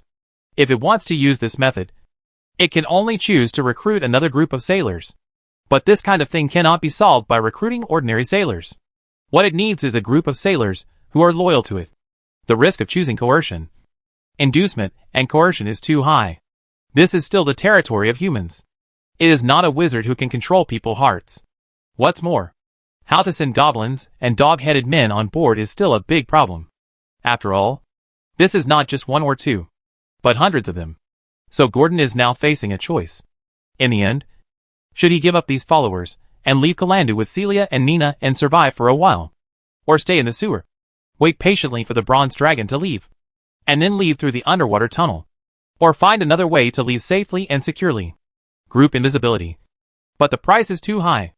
Obviously beyond the budget. Although Celia will give invisibility or for free. It is a drop in the bucket. Or be a gambler. Take a dog-headed man out to the sea to test, betting that the dragon will not stay in the waters at the exit every day. But the risk is too high. Even if they encounter the dragon is not there, there is a high probability that when they are halfway through the seabed, the bronze dragon that was not there will come back again. At that time, there is no escape. Not only is there a possibility of being exposed, those followers who followed it out, none of them can escape. And there is a possibility of exposing the underground passage. Gordon pondered for several hours, during which he went through countless deductions and plans. But because of various shortcomings, they were all rejected one by one. Finally, under the increasingly tight time pressure, Gordon finally chose a plan that was more in line with the behavior of a real dragon. It was very simple and straightforward. That is, it used the Transfiguration Scroll to transform into a small animal and leave with Nina and the others on a boat. The reason why he chose not to transform into a human. That was because Gordon considered that transforming into an animal would be more convenient for his own actions and would not attract attention. It was not to save money on a boat ticket that Gio and Grush let them stay in the Blackstreet sewer for the time being and wait for a chance to take them away again in the future. This was not a decision made by Gordon in a hot-headed manner. But Gordon felt that instead of taking their lives to make an experiment, it would be better to let them live in the sewer for the time being. According to probability, the former is a 50-50 chance of death, while the latter is a 50-50 chance. As creatures in the sewers, as long as they are careful, they can still survive this disaster safely. After all, there is nothing on them that people can covet, whether it is life or value. It is so insignificant. After thinking about the decision, Gordon did not hesitate and explained it to Nina and Celia first. Then he issued an order to the dragon-veined dog-headed man Gio and the goblin chieftain Grush to stay. And Grush and the others actually responded with a relaxed and happy look on their faces. So when Gordon saw their expressions, he felt a little guilty. But he didn't feel guilty at all. So they couldn't wait to leave. But to be honest, if Gordon hadn't been determined to leave, Grush and Gio wouldn't have wanted to leave the sewer at all. After all, in their opinion, there was no other place comparable to the sewer. There were spacious, undisturbed caves and abundant food, mushrooms and fish. This was probably what the kingdom of God was like. They were unwilling to go to Rika Island, but they would never refuse Gordon's order. So Gordon's order for them to stay in the sewer was exactly what they wanted. So they smiled and were relaxed and happy. That's it. You must remember not to expand and develop in a low-key manner. I hope to see you all here next time I come back. Gordon's hoarse and thick voice echoed in the cave. The two monster leaders naturally agreed, and then expressed their loyalty with tears. But just now when they heard that they were staying in the sewer, Gordon had already seen the smugness on their faces. So they just treated these flatteries as trash talk. No matter how the goblins cried or the kobolds squeezed tears, it was useless. Gordon drove them away indifferently. But he also told the kobolds, after he left, he had to block both ends of this passage, so that it would look like there was no exit. When the monster leader left, Gordon did not hesitate too much. He directly tore open the spell scroll containing transfiguration. And as the murmured spell came out of Gordon's mouth, a magical aura, like a twisted ripple, directly lit up from the runes in the scroll, forming countless small vortices. Gordon could also clearly sense what was in those small vortices. Snake. Young human male. Old human female. Goraz hound. Brown bear. As long as Gordon touched the vortex, it would give him a large list of creatures that could be transformed. Gordon glanced at it slightly, and finally chose a creature that was not very eye-catching. After Gordon chose it, the magical aura that was stagnant in the air immediately surged countless times, covering Gordon's entire body, from head to tail, covering every scale. The magical aura became brighter and brighter as Gordon's body shrank, until the onlookers could not see anything clearly. When Nina blinked and looked again, she found that Gordon had completely disappeared, and a black cat with its tail cocked suddenly appeared in its place. Its amber cat eyes were full of seriousness, just like Gordon's eyes just now. Nina looked at the black cat in front of her and called out tentatively, "Mr. Gordon?" Chapter 130 Interlude. Nina. "It's me." No meow. It was Gordon's familiar voice. Nina confirmed that the black cat in front of her was Mr. Gordon, and she immediately smiled. Smiling? "Mr. Gordon, are you going to leave with us like this?" "Yes. That's right." Gordon nodded without comment. The reason why it used transfiguration now, because it had asked Celia about the status of the ship in Calando before. As a commercial city, there are ships here all day long. It's just early or late, and the weather is good today. With the aquatic talent, it can sense whether there is a storm in this area. There is no situation where the storm disaster delays the flight, Gordon thought, while looking around a little strangely at the familiar yet strange vision. This was the vision when it first came to this world more than 2 months ago. Everything looks big, whether it is people or scenery. However, now is different from the past. At that time, it was still a young dragon less than half a meter long, lacking a serious sense of security, and even couldn't bear to sleep. It was not until it had its first territory that it felt better. Now, it has grown to 8 meters long, and its complex talents allow it to deal with various situations, whether it is a sneak attack or a strong attack, far beyond the past. In this world, It can barely be considered to have some self-protection ability. However, it still has to run away with a bucket. And Gordon feels that even if he hides in Rika Island, it is not safe. He remembers that there are no fewer monsters in the ocean than on land.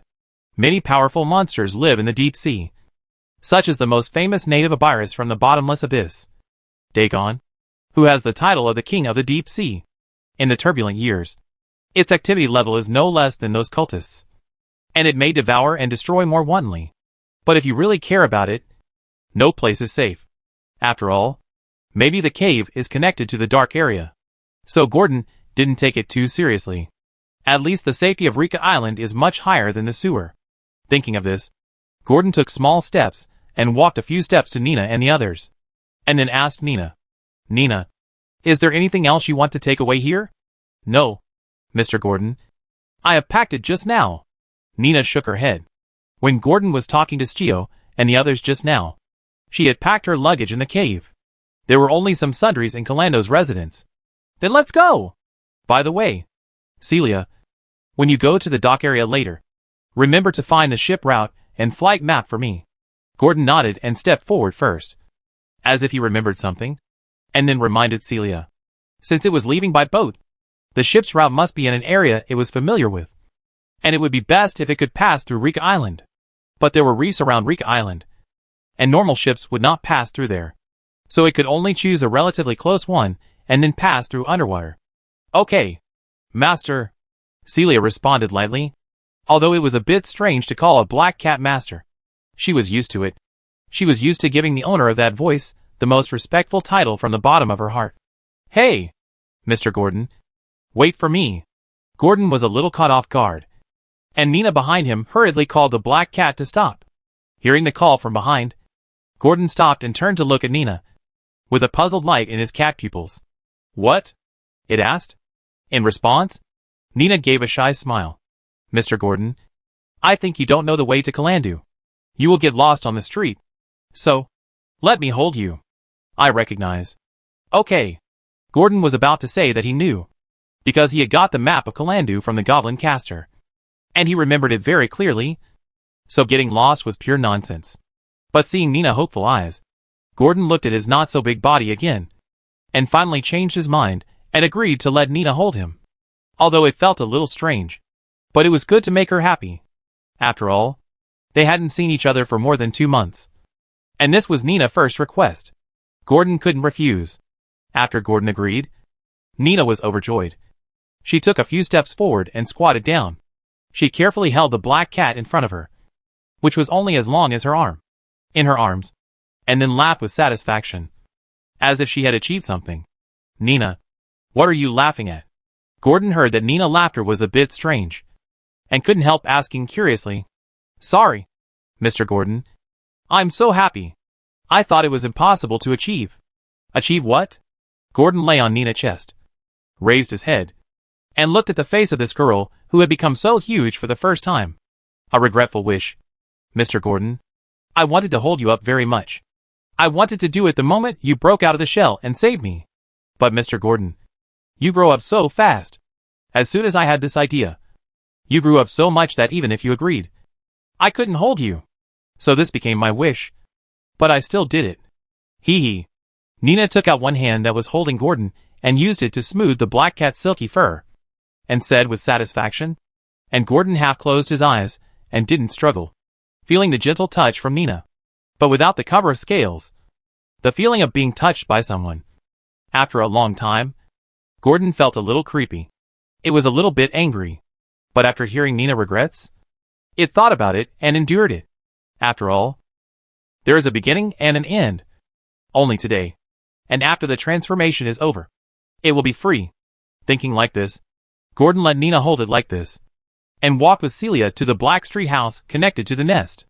This was the first time that Gordon appeared on the streets of Calandu. He looked at the low buildings of Black Street outside through the glass with some curiosity. Is this Calandu? It looks different from the view from the sea. But Gordon thought about it, and found that this was reasonable. After all, there is no comparison between the dock area and the slum-like Black Street. About 5 minutes later, Celia packed her things, and the two of them and the cat opened the door of the house. They walked to the street of Black Street. They walked towards the dock area. But there was an episode on the way. That is, Celia bumped into Foreman, the backbone of the Ouroboros. He came to inform Celia about Joey News. His whereabouts and the hotel he stayed in were recorded in detail on a piece of paper. Gordon didn't care. He was going to run away with his pocket watch. No matter how hard you look, you can't find half a watch in the sewer. Then, Foreman also informed Celia of one thing. That is the leader of the Ouroboros, Vermeer. Let Irene, that is, Celia, start patrolling an area of the sewer tomorrow. This is what Celia promised Vermeer. If it weren't for leaving Calando, Celia would definitely agree. But now, she can only decline. After all, she won't lie about things she can't do. And there's no need to lie. Seeing Celia's refusal, Foreman didn't say much, just responded lightly, and then walked away with his head down. But at that time, Gordon was lying in Nina's arms standing by. From this angle, it can clearly see Foreman's face with his head down when he left. Very twisted and gloomy. Chapter 131 Substitute Mr. Gordon? What's wrong? Nina looked at the black cat in her arms, and couldn't help looking in the direction of Foreman, and subconsciously asked softly, "Meow." The black cat raised its head, meowed innocently, and poked her with its little claws. It seemed to be saying, "What did you ask me to do? Mr. Gordon can't speak. What's going on?" Nina was a little confused. However, within a few seconds, Nina's heart was simultaneously reminded by the voice of the pseudo-dragon Liz. "Nina, Lord Gordon asked me to tell you that there are people around, and I will speak for you in the future." Hearing this, Nina realized that this was no longer an underground cave. She raised her little face and looked at the vague gazes around her, and she realized that someone was looking at them. So, she pursed her lips, looked at the innocent black cat with an apologetic look, rubbed its head, and indicated that she knew she was wrong. Gordon meowed again indifferently. Anyway, it didn't expose it, so it wasn't a big mistake. After all, there seemed to be nothing wrong in naming a pet Mr. such as a certain lich. It no longer looked in the direction of Foreman, but squinted its eyes like an ordinary black cat, enjoying the gentle fur caressing service of Nina above. A black cat that can talk is not uncommon in Calando, but it is not rare. Gordon didn't want to attract attention or be on guard because of this. For Foreman, distortion and gloomy color made it smell something wrong, as if it had missed something. Could it be that the cultists have already set their sights on them? Gordon's expression was also a little tangled, and it began to communicate with Celia through Liz. Although chatting like this is a bit troublesome, at this moment when he is about to leave, Gordon can't care so much. It needs to remind them to be prepared for the possibility of enemy attacks. From that face, it feels that these cultists will not give up. It's not that he didn't think about letting Celia take action in advance to nip the signs in the bud, but here in the public eye, he can't do it at all. But it will alert the enemy, and assassination is unrealistic. As a warlock, Celia can't chase a seasoned wanderer at all, even if he is only a second level. What's more, this piece of land belongs to the Ouroboros, and it's easy to make things worse by following. So Gordon can only urge them to call a carriage and rush to the dock area, hoping that their reaction is not so quick. Before they reacted, they had already left Calando by boat, which was the best. However, what was going to happen still happened. When Nina carried Gordon in a carriage and walked to the dock area to find a boat, Foreman had already returned to the Ouroboros headquarters and told Vermeer that Celia had refused. Vermeer, who was already a little uneasy, also had a gloomy expression. Irene refused? How is that possible? The last time I met her, I thought she was very likely to agree. Did you offend her? Vermeer frowned and looked at the wanderer, who lowered his head and dared not speak, and asked. Although Celia was not irreplaceable in her plan, she felt something was wrong when such a sign appeared before the ceremony was about to begin. I didn't. Lord Vermeer.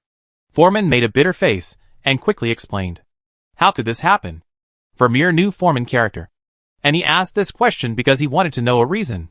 They had said it all the same a day ago. Changing the next day was not like the style of the Miss Storm. However, the reason soon came. Someone saw that Irene and her sister took a black cat on a merchant ship bound for the New World. Mr. Gordon. Look. It's so beautiful. Dock area. Southeast port. On a three-masted sailing ship. Nina, dressed in a refreshing white dress and a sun hat, stood on the stern of the upper deck holding a black cat, tiptoed and looked at the scenery under the three-masted merchant ship, her tone full of amazement, and her expression was filled with the most innocent smile.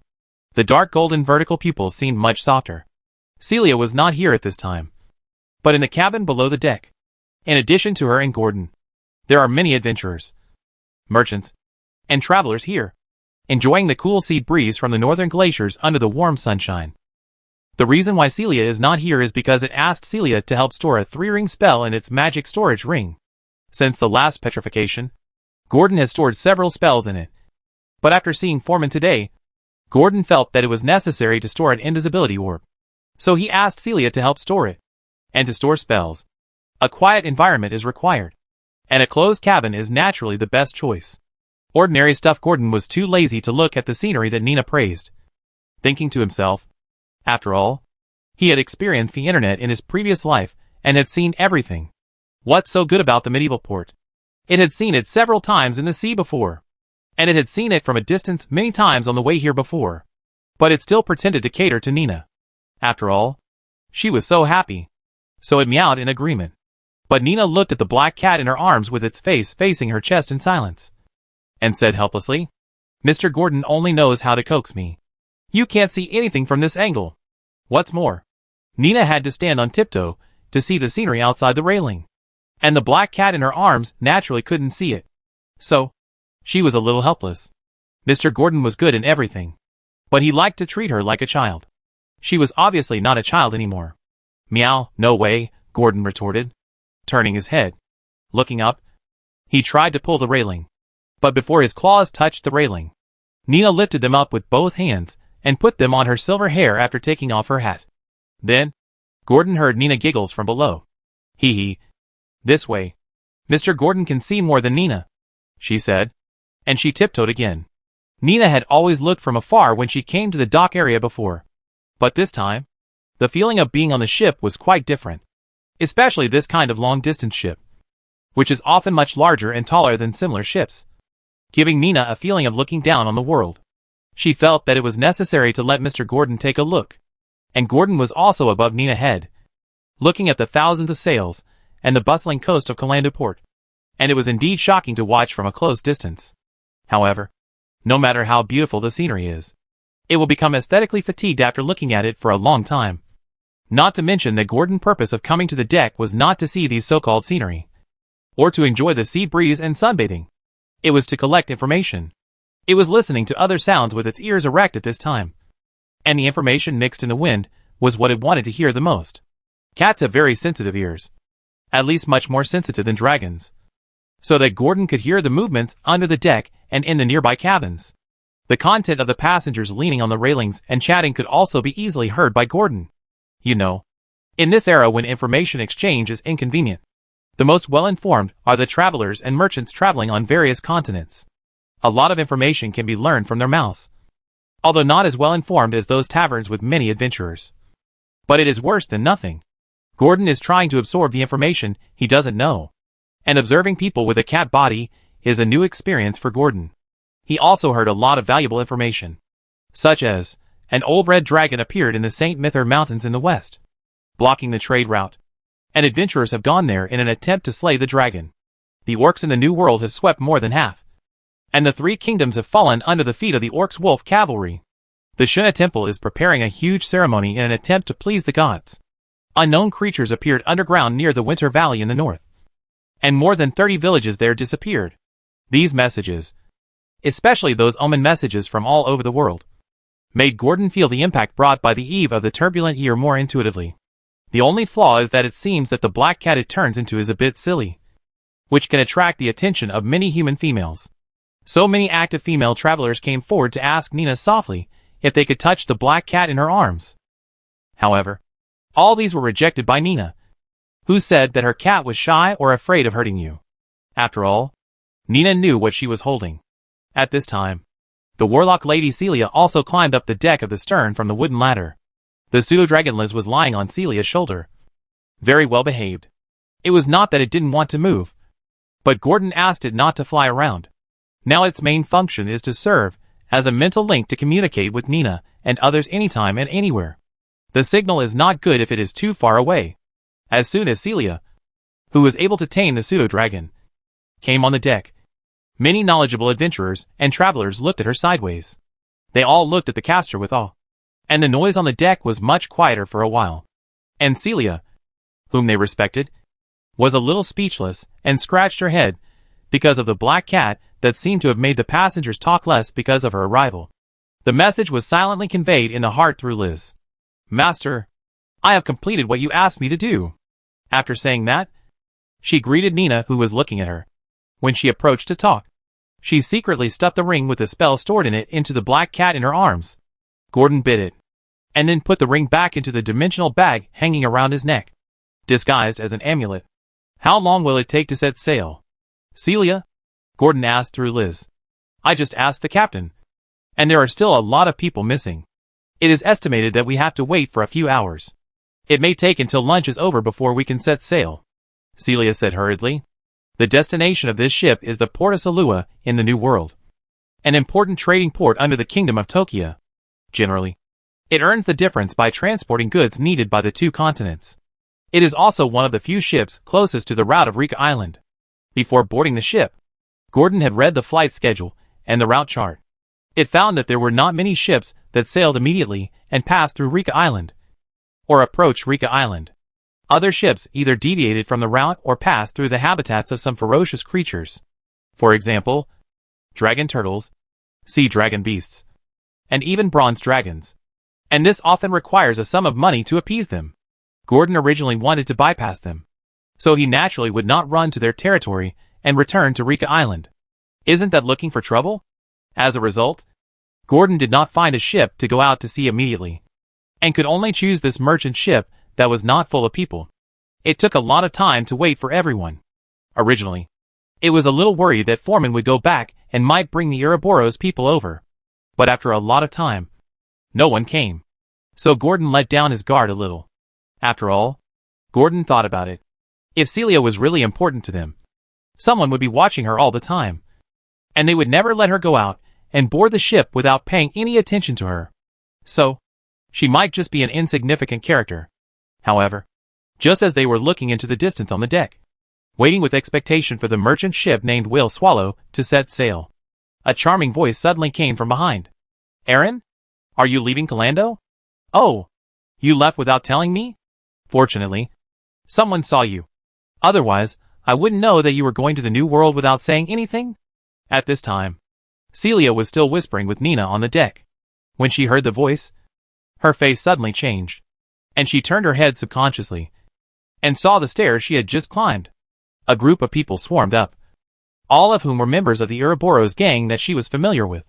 In the middle was the woman who had just made the sound, and the leader she was familiar with, Vimiel. Vimiel climbed the stairs step by step, walked onto the deck, and came towards Celia.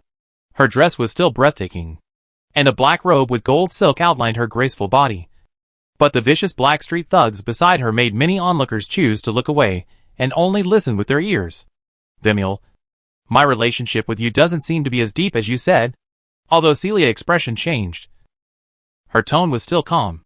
She was just a figurehead in the Ouroboros gang, and she had the confidence to say this. "I don't care. But, do you really not consider helping me once?" Vermeer looked awkward, but she recovered quickly, continued to smile, looked at Celia in front of her, and also glanced at the dragon girl hiding behind Celia. As for the black cat in her arms, it was directly ignored. "Sorry, I really have something to do. I can't help you." Celia looked at Vermeer, who was coming aggressively, and her words remained unchanged. "Really?" Celia said no more. The wind in front of her had already appeared, and the appearance of wind cloth proved her attitude. Even Vermeer, who was a fourth-level blasphemous priest, looked at the fierce wind and narrowed his eyes slightly. But there was no fear in his expression. After all, a third-level wind elemental warlock is really a wonderful substitute.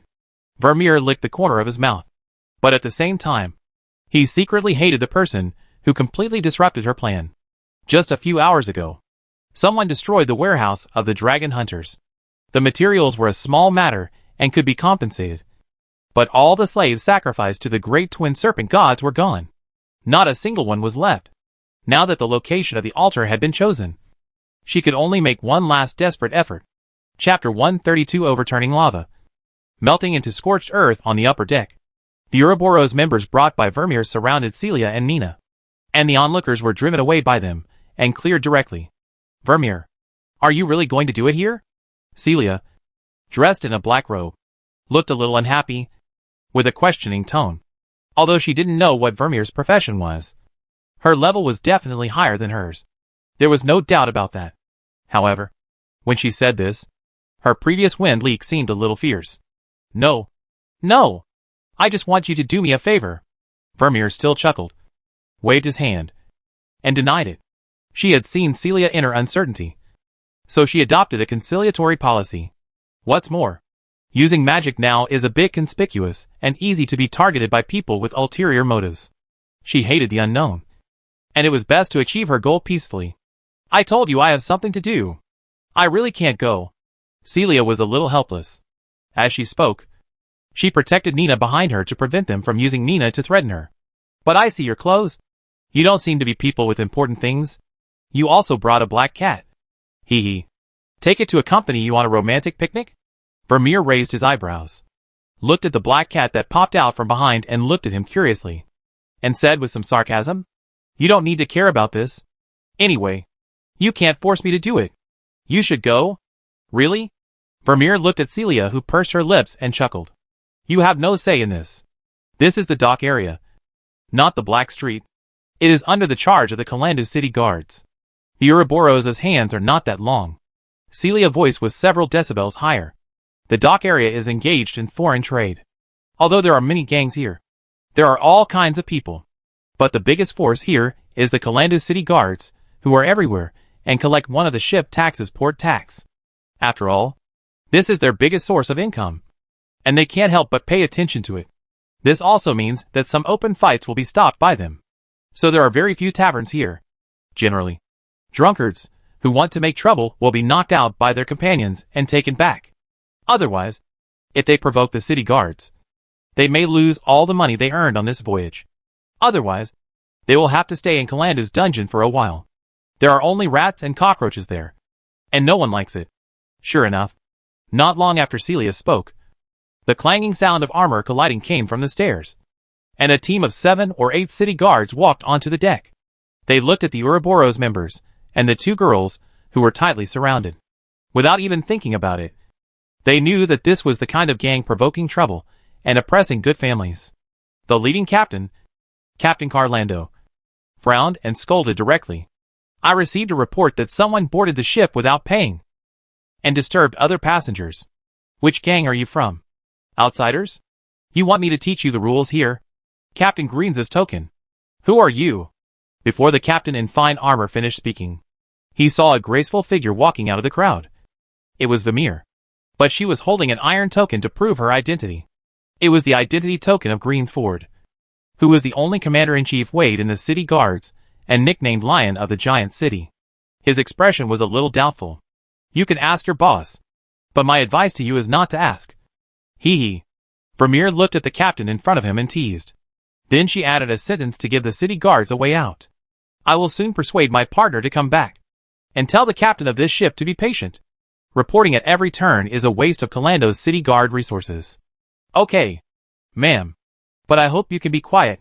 Make a quick decision, and don't make it difficult for us. After hearing this, the captain no longer doubted and said respectfully. Then he turned around and withdrew his team. They came and left in a hurry.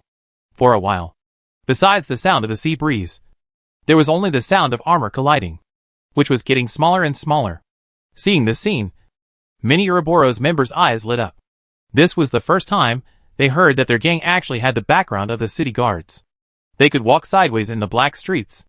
Vermeer was also a little helpless. If it weren't for the previous incident, she didn't want to expose this relationship at all. In other words, there were followers of the twin serpent god in the city guards. Before, the paladins of Kalandu sealed the city, and they evacuated the black streets in advance because of this relationship. They were able to know the news, so they were not caught up by the paladins, who followed closely. Now, Irene, can we have a good talk? Otherwise, even if you can run away, what about your sister? She is just an ordinary person. You don't want such a beautiful sister to live in the tavern in the future. And I don't know how many days she can last. But Irene, don't worry. My men are still very kind to women. Vermeer turned his head and looked at Celia leaning on the railing of the deck and Nina behind him. Although he was smiling, the threat was already obvious. Celia naturally understood what she meant. As a warlock of the wind element, she could run very fast. But Nina couldn't run away. And the end was self-evident. Celia looked at Vermeer and the Ouroboros members around her who were staring at her and Nina. And then looked back at Nina, who was behind her, and mustered up the courage to fight with her. And the black cat with a little frizzy hair. She just wanted to grit her teeth and fight. After all, she was not without a way out. There was the ocean under the railing behind her. And jumping down from here was also a good choice. As a wind elementalist, she can freely manipulate a certain amount of wind elements. Which means that she has a constant feather fall effect. She can use the wind to lift her, and Nina to ensure that she and Nina will not be hurt by falling. Just when Celia wanted to communicate with Gordon through Liz, Gordon's voice was first transmitted to Celia through Liz's mouth. Celia, Gordon said. Promise her. Hold her steady. Celia was a little scared when she heard this. She realized that Gordon seemed to want to do something. But she could not disobey Gordon's order. She could only pretend to be helpless and repeat what Gordon taught her. Okay, Lord Vermeer. You win. I give up my mission. But the premise is that you have to ensure the safety of my sister. Vermeer originally thought that she had to take action or use coercion to achieve her goal. But she didn't expect Celia to agree so decisively, which made her a little overjoyed. And she immediately replied with a smile. Of course. Your sister will definitely be well protected by me. And I won't let anyone hurt her. Then Vermeer found that the black cat was even faster than Celia agreed, and took the initiative to jump out of the arms of the little dragon girl, looked at her curiously, and rubbed her legs to show closeness. Vermeer, who was originally cold-hearted, couldn't help but pick up the black cat and asked with a sweet smile, Aaron, what breed is your cat? It's so beautiful. I want to raise one too. Vermeer found that she was silent halfway through her words, and couldn't make any sound. And the black cat in her hand became extremely heavy and hot. She couldn't hold it for a second, and fell directly. Along with it came the vibration from the ground deck. Then, an extremely huge shadow obscured Vermeer's vision, and a thick, fiery red wall instantly appeared in front of Vermeer. The heat made Vermeer unbearable, and she wanted to retreat. But a claw with irresistible power made her unable to move. At this time, Vermeer realized that what was in front of her was not a fiery red wall. It was a huge real dragon with black scales that turned red, magma flowing under the scales, and fire coming out of its mouth, nose and eyes. How could it be? Her shouts were swallowed up, and this feeling of being caught off guard made her feel a little like she was dreaming. But the real dragon in front of her would not become as slow as the opponent's hesitation. The extremely hot lava torrent barely accumulated any energy. With the help of molten core, it effortlessly covered all the Ouroboros members, including the leader, who were already in a daze. The deck of the ship was divided by Gatung, and everything in front of it turned into a sea of fire. Chapter 133 returned from the moment the Crimson Dragon appeared at the dock. The hot breath and the black smoke from the burning hull floated over the Kalanda dock area. It was only less than 10 seconds. The atmosphere in the dock area almost instantly reached its peak. The noise was bustling. Nothing more than that. The panic and screams of the passengers, the commotion and eagerness of the adventurers, and the figures of the several city guards in the dock area who hurried over, almost appeared in Gordon's sight a few seconds after Gordon took action. Such voices also reached his ears. Gods! A young red dragon attacked the port in broad daylight. How did it appear? This damn evil dragon. Red dragon. Boss! Look! Red dragon. City guards. Where are the city guards? Where are the city guards? Most people saw Gordon, who was red all over because of the molten core, and thought he was a red dragon. After all, the 4 ferocious horns, the exposed fangs, and the spewing red magma all proved its identity. After the news of the appearance of the red dragon was passed to many people in the port who were not yet clear about the situation, the screaming wave caused by the gathering effect was even higher. Of course, most of these shouts and screams came from the port merchants. They felt like they were facing a great enemy when they saw the red dragon. After all, the red dragon is a creature that is a robber by nature. Any valuable thing that it sees, As long as it can beat it, it will plunder it mercilessly. It is also the five-color dragon that these merchants hate the most. No one else. After all, in the red dragon worldview, only the strong are worthy of owning any valuable thing. And the law of the jungle is vividly demonstrated here. These shouts and screams, as well as the pictures in the field of vision, so that Gordon only had time to gather the light balls of the Ouroboros members who had barely died in the lava, and hurriedly used his two powerful front claws to pick them up one by one. Of course, before that, the spell-endure environment must be cast. Otherwise the temperature of Gordon's body now can roast the flesh and blood. After telling them to hold on to his arms, Gordon began to spread his dragon wings, which were wider than his body, and performed a powerful flapping takeoff movement. The violent wind pressure followed Gordon waving wings, sweeping across the deck of the ship that had been corroded by lava. The flaming wood chips were blown everywhere, and the black smoke also spread to the interior of the dock area of Kalandu. Gordon, a red dragon with a length of more than 8 meters and flowing with magma, jumped on the top of the deck and flew towards the archipelago overseas in the eyes of countless people in the dock area. It did not regret this move, although it seemed a bit reckless. But it had come to this point, and there was no better choice. Gordon's only hope was that the remedial plan could be implemented smoothly as it wished. Gordon was already flying in the sky, getting farther and farther away from Kalandu, the huge white city below. The huge ships just now, in Gordon's eyes, were now like miniature models, like a 3-masted sailing ship in a glass bottle.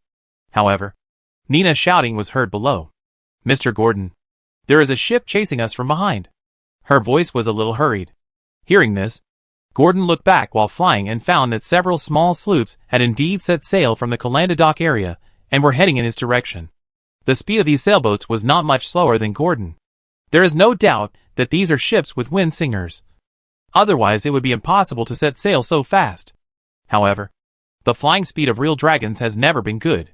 If you want to get rid of tracking, it is possible in mountainous and hilly areas, but it is definitely impossible to expect it on the vast ocean.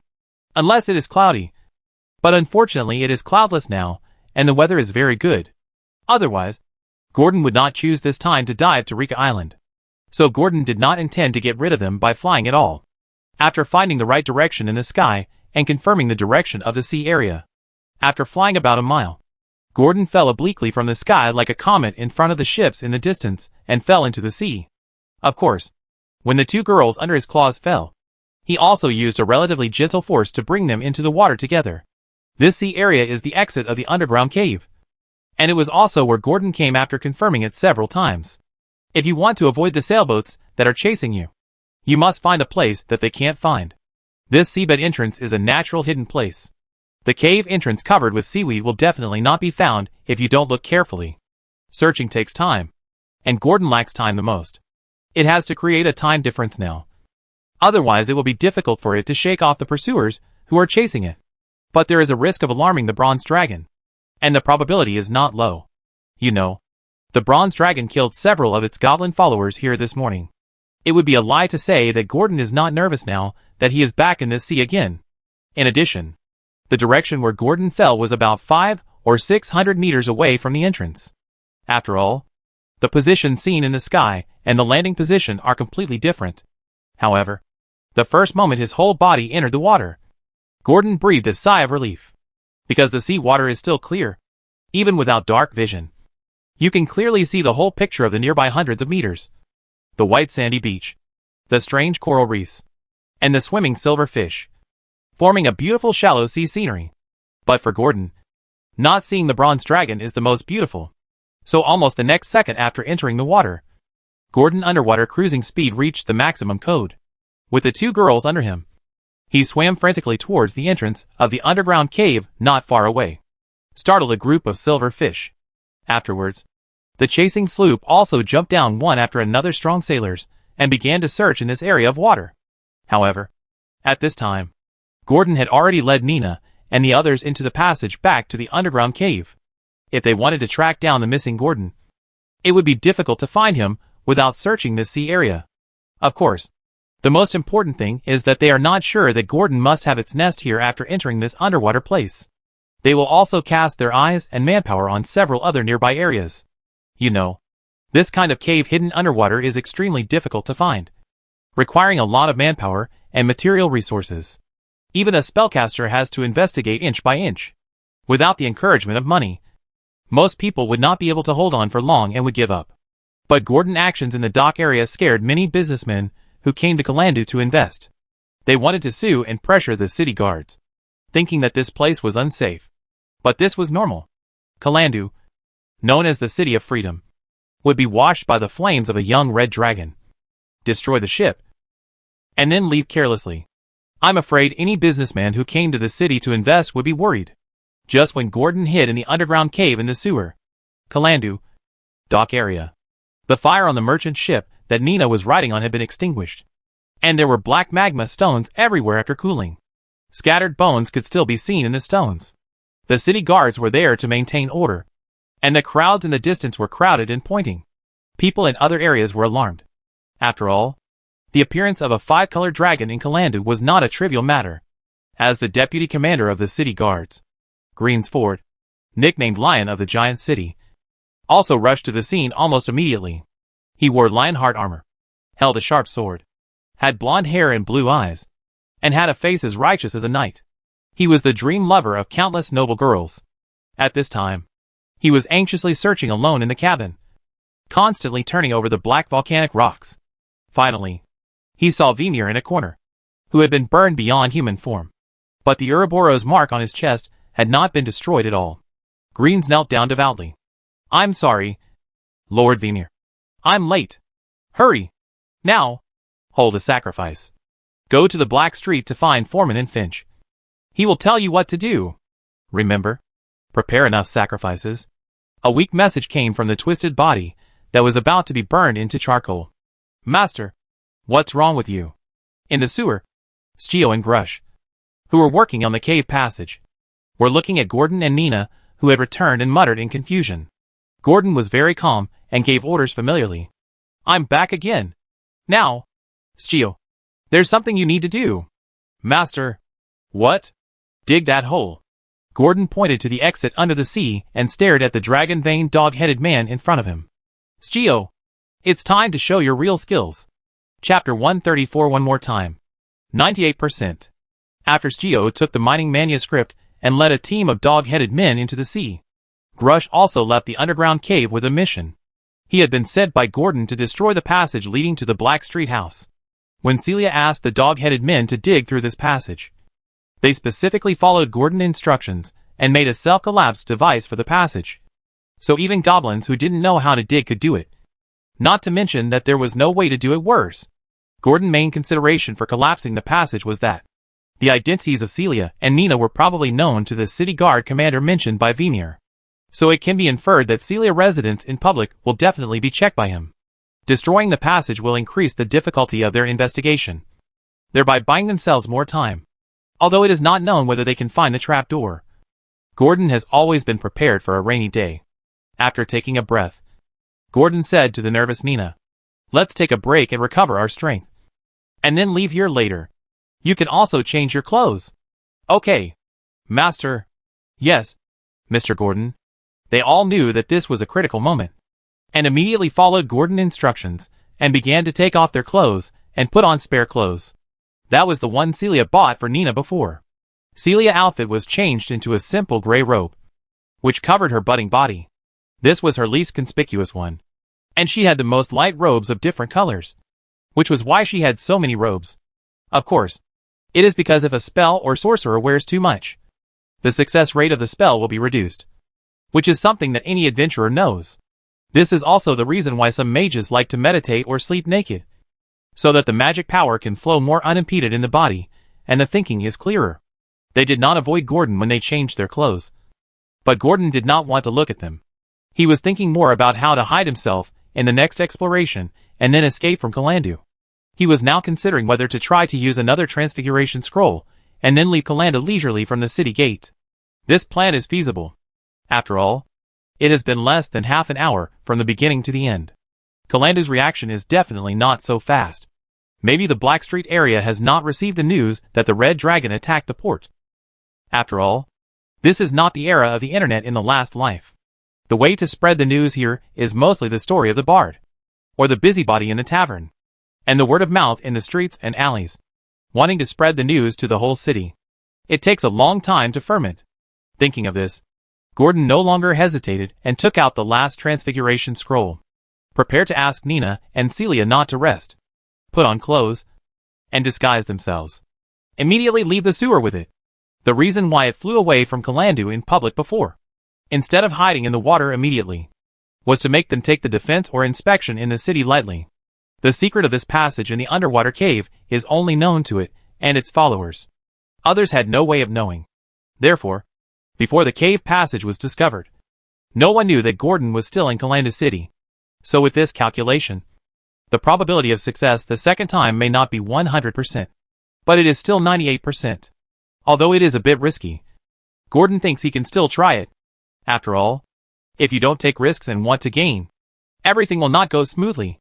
So, Gordon did it.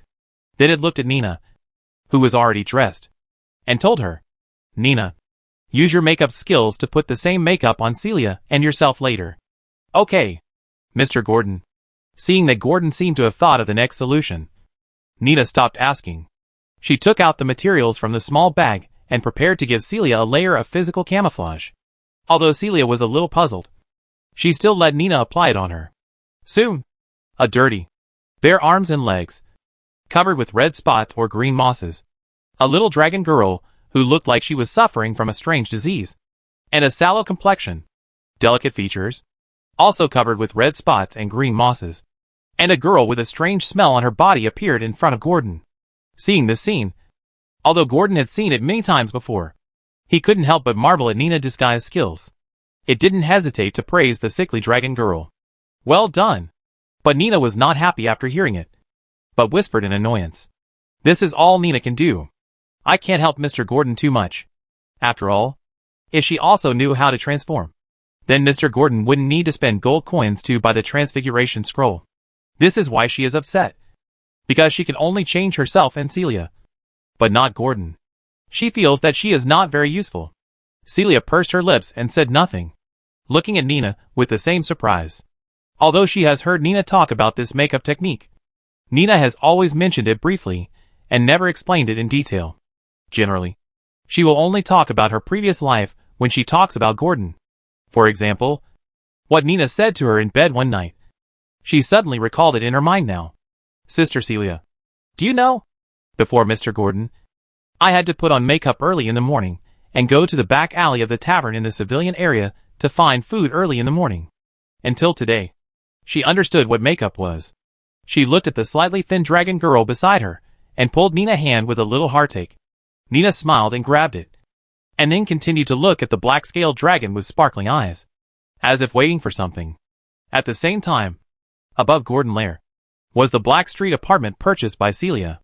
The solid door was directly knocked open, and Greens, who had already settled Vermeer, stepped in and walked directly to the bedrooms of the house. It didn't take long for him to find what he wanted inside. 2 hairs of different lengths, one gray and one silver. This was something Vermeer specifically told him to do, although he didn't know why. He was loyal to Ouroboros and still did it. Somewhere, Vermeer, who was healing with the Ouroboros holy emblem on her chest, was slightly better, and was already impatiently waiting for Green's return. Her half-burned and half-molted face looked quite hideous and terrifying. The reason why she asked Greens to bring Irene's hair to her was to use the medium of the 2 girls to locate their positions. This ritual is a bit troublesome, but anyone who dares to hurt her will never be allowed to live in this world, neither in the past nor in the future. What's more, she is a little scared when she thinks of the life and death before. If it weren't for the great twin snakes who gave her the blessing of the Ouroboros, which is the emblem of the intertwined snakes wrapped around her chest, let her have the ability to be exempted from instant death, maybe she has become a corpse now. So, no matter how much it costs, Weimer has to do it. After all, in her opinion, just wait for the day when the offspring of the snake god is born. Even if they run to the ends of the earth, they will be found by the black snake that can devour everything. Even the hateful dragon will become a sacrifice for the revival of the offspring of the snake god. Chapter 135 Tattoo 3 updates completed. In the sewer, Gordon began to get ready. Of course, he did not forget to add some points to himself. facing the enemy in full strength. A lion fights a rabbit with all its strength. This is his code of conduct.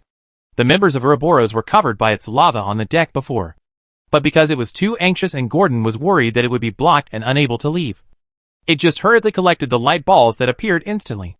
That is, they died instantly after contacting its lava breath. It did not look at the others. And in Gordon's opinion, it has the molten core double damage blessing. There is basically no human being who can withstand its 2000 degrees Celsius hot magma. You know, the surface of the sun is only 5,500 degrees. So, Gordon has basically sentenced Ouroboros, including Vamir and his group, to death in his heart, unless they awaken the blood hidden in their bodies when they are eroded by lava, and become half-red dragons, or transform into purgatory creatures, devils, etc. Otherwise, they are basically unavoidable. However, this probability is as ridiculous as running into the goddess you believe in and then inviting you to spend the night together. After all, the voters favored by the goddess on the Isle continent seem to be much more than those who are about to die and then suddenly awaken. Gordon opened his personal panel and looked at the light blue data line. Rows of talent data were densely placed in Gordon's field of vision, but most of the data were first-level talent light balls. It took it and put it away, so it was useless dagger mastery, or maybe stealing, which I had seen once before in the sewer. Of course, there are also street fighting mastery and stun club, which every gangster who roams the streets must know. But this has nothing to do with Gordon either. Only when he saw the few remaining first-level talents did Gordon's dark golden vertical pupils slightly light up. They are mastery of heavy attack, stealth, and group fighting. After seeing the effects, Gordon took them all and added them to the talent list, waiting for it to fill up with the remaining first-level talent fragments. It still has a lot of talent fragments left from its last overseas adventure, so it is not a problem to upgrade these 3 talents to the second level. But what Gordon cares more about is the next second-level talent. First, it is mastery of one-handed weapons. Gordon directly tried to click to confirm the activation, wanting to see if it can coexist with mastery of 2 weapons, which is also the second level. After all, it seems to conflict. But Gordon found that one-handed weapon mastery does not seem to conflict with dual weapon mastery. On the contrary, with the absorption of the talent fragments and the changes in the body, its right hand became more comfortable, and the sense of balance brought by the previous dual weapon mastery was not broken. It can't be said to be particularly good, but it's not bad either. At least Gordon feels that if it's just about melee now, its fighting skills are indeed higher than before. Absolutely no problem. With one-handed weapon mastery entered the talent list, Gordon also looked at the end of the data, and what surprised him was that there were actually 2 second-level talents. What about the priestess? Didn't kill her? Or did she persist for a while, and it didn't have time to absorb her talent light ball? Gordon didn't know. But now in its field of vision, there are only the last 2 talents. They are blind sense and track strong enemies. After seeing the effects, Gordon almost didn't hesitate to put them in his pocket. The cost performance of these 2 is much higher than the previous mastery of one-handed weapons. Whether it is blind sense that can sense the surrounding movement with eyes closed, or track strong enemies that can find clues in the mud and filth, both make Gordon excited. Especially blind sense, combined with Gordon's stationary stone statue. It is simply too amazing. In short, it means that the area within a radius of 10 meters around the stone statue will be under its control. It can perfectly restore the enemy's location from the vibration frequency of the sound in the air without any action. After adding blind sense and track strong enemies to the talent list, Gordon frowned and began to close his eyes to feel the changes in his body brought by his new talent, as well as the series of training memories that did not belong to him that emerged in his mind, extracting memories, engraving instincts into his blood. After Gordon completely adapted, he didn't need to open his eyes to judge from his breathing that Nina was 3 meters in front of him, and Celia was a little further away, about 3.2 meters. Then, there was tracking strong enemies. But Gordon didn't have the smell or traces of the person he wanted to hunt for a while. So, he could only look for Grush footprints nearby and start simulating tracking. Then, one by one, bloody footprints that only it could see went neatly towards the end of the passage leading to the kobold's lair. And near Gordon, there were footprints where Grush had stopped. It was amazing. Gordon tried Geo again, and found the same thing as Nina and Celia. It gradually understood what this talent brought it. Its insight far beyond that of ordinary people. Its extraordinary sense of smell and its ability to draw inferences from one instance allowed it to find the path closest to the truth among the chaotic clues. After Gordon tried several times, it began to focus on mastery of heavy attack, stealth, and group combat. It decomposed the unused first-level talents, and then added 4 more first-level talent fragments to its free talent column, totaling 25 talent fragments. It was full, and there was one more. Happy, Gordon no longer hesitated and directly invested all the talent fragments into these 3 talents. As the data changed, after carefully experiencing the changes brought by the addition of points, Gordon did not stop there, and said directly to Nina and Celia, "Let's go! You lead the way, and then we will go to the nearest city gate exit and leave here." Yes. Nina was already eager to try, and her pale face looked a little red. And even if she was disguised, she could not hide her vitality at this time. Gordon took Nina and Celia and walked to the top of the nest for the first time in a long time. There was a sound of clanging hitting the soil and rock pillars. It was the diligent Grush and his clan members, who were trying hard to hit the collapse switch left by the dog-headed man. Several load-bearing pillars stand in the middle of the passage. As long as the middle load-bearing pillars are broken one after another, the lowest part of the place will pour down and collapse directly. Thus, the entrance is sealed. Even if the people above find and open the trap door, they will find that there is nothing inside except an empty concave closed cave facing downwards. Except for mud. There is still mud. Unless they find the right direction and work hard to dig deep into the earth wall with a thickness of more than 5 or 6 meters, they can find the original road leading to the lair of Goton. After waiting for Grush to finish work, Goton did not forget to explain to them. After it left, it also asked them to abandon this residence. Otherwise, if there are adventurers who follow Goton's footsteps and track here, then its followers will probably suffer a catastrophe. Goton does not like this kind of meaningless casualties. Grush agreed quickly, and also promised that Goton would pass his orders to the Dragon Vein Dogman at the same time after Stio came up. Gordon left with a little relief. But Gordon found an embarrassing thing. That is, it couldn't get out. With its huge body, it couldn't get into such a narrow cave. It is now different from the past. Its body length is no more than 8 meters. It is no longer the bean sprout less than 2 meters when it first came to the kobold's lair. It is no longer a little dragon that fought hard with a 3rd-level sea dragon beast. If that sea dragon beast had a good brother, then Gordon probably wouldn't even need to use suggestion, rage and the like, and could just crush it with his body. After all, its length alone has quadrupled, not to mention its size. But this is not a problem. It's just a matter of a transfiguration scroll. Gordon tore open the scroll, and then, just like this morning, the magic light bloomed in the cave. As the light dissipated, the huge real dragon disappeared without a trace, and a gray cat with blue crystal cat eyes appeared in front of Nina. After all, Gordon can no longer use the identity of a black cat, so he simply changed the species and color. Its current appearance is more like a lion cat in the previous life, and its fur is no longer shiny like a black cat, but fluffy and soft, with blue eyes like the ocean. It is extremely beautiful and domineering. But after the transformation, Gordon found that he seemed to be a little too ostentatious, which was easy to cause conflicts. So, in order to avoid conflicts in the city, Gordon, it decisively rolled in the mud near the water in the cave. And like Nina, it camouflaged itself with a layer of black dirt. After a while, its originally fluffy and soft hair became lumpy, and its bright gray hair was also stained with dirt. It also changed from a cat that looked like a noble pet to a dusty stray cat. That's right. Gordon looked at his image in the reflection in the water with satisfaction. Then he smiled at Nina behind him with his fangs showing. This way, we are a good match. Right. Nina! Nina stepped forward speechlessly, regardless of Gordon's dirtiness, picked him up, and said with resentment, "But Mr. Gordon doesn't have to do this.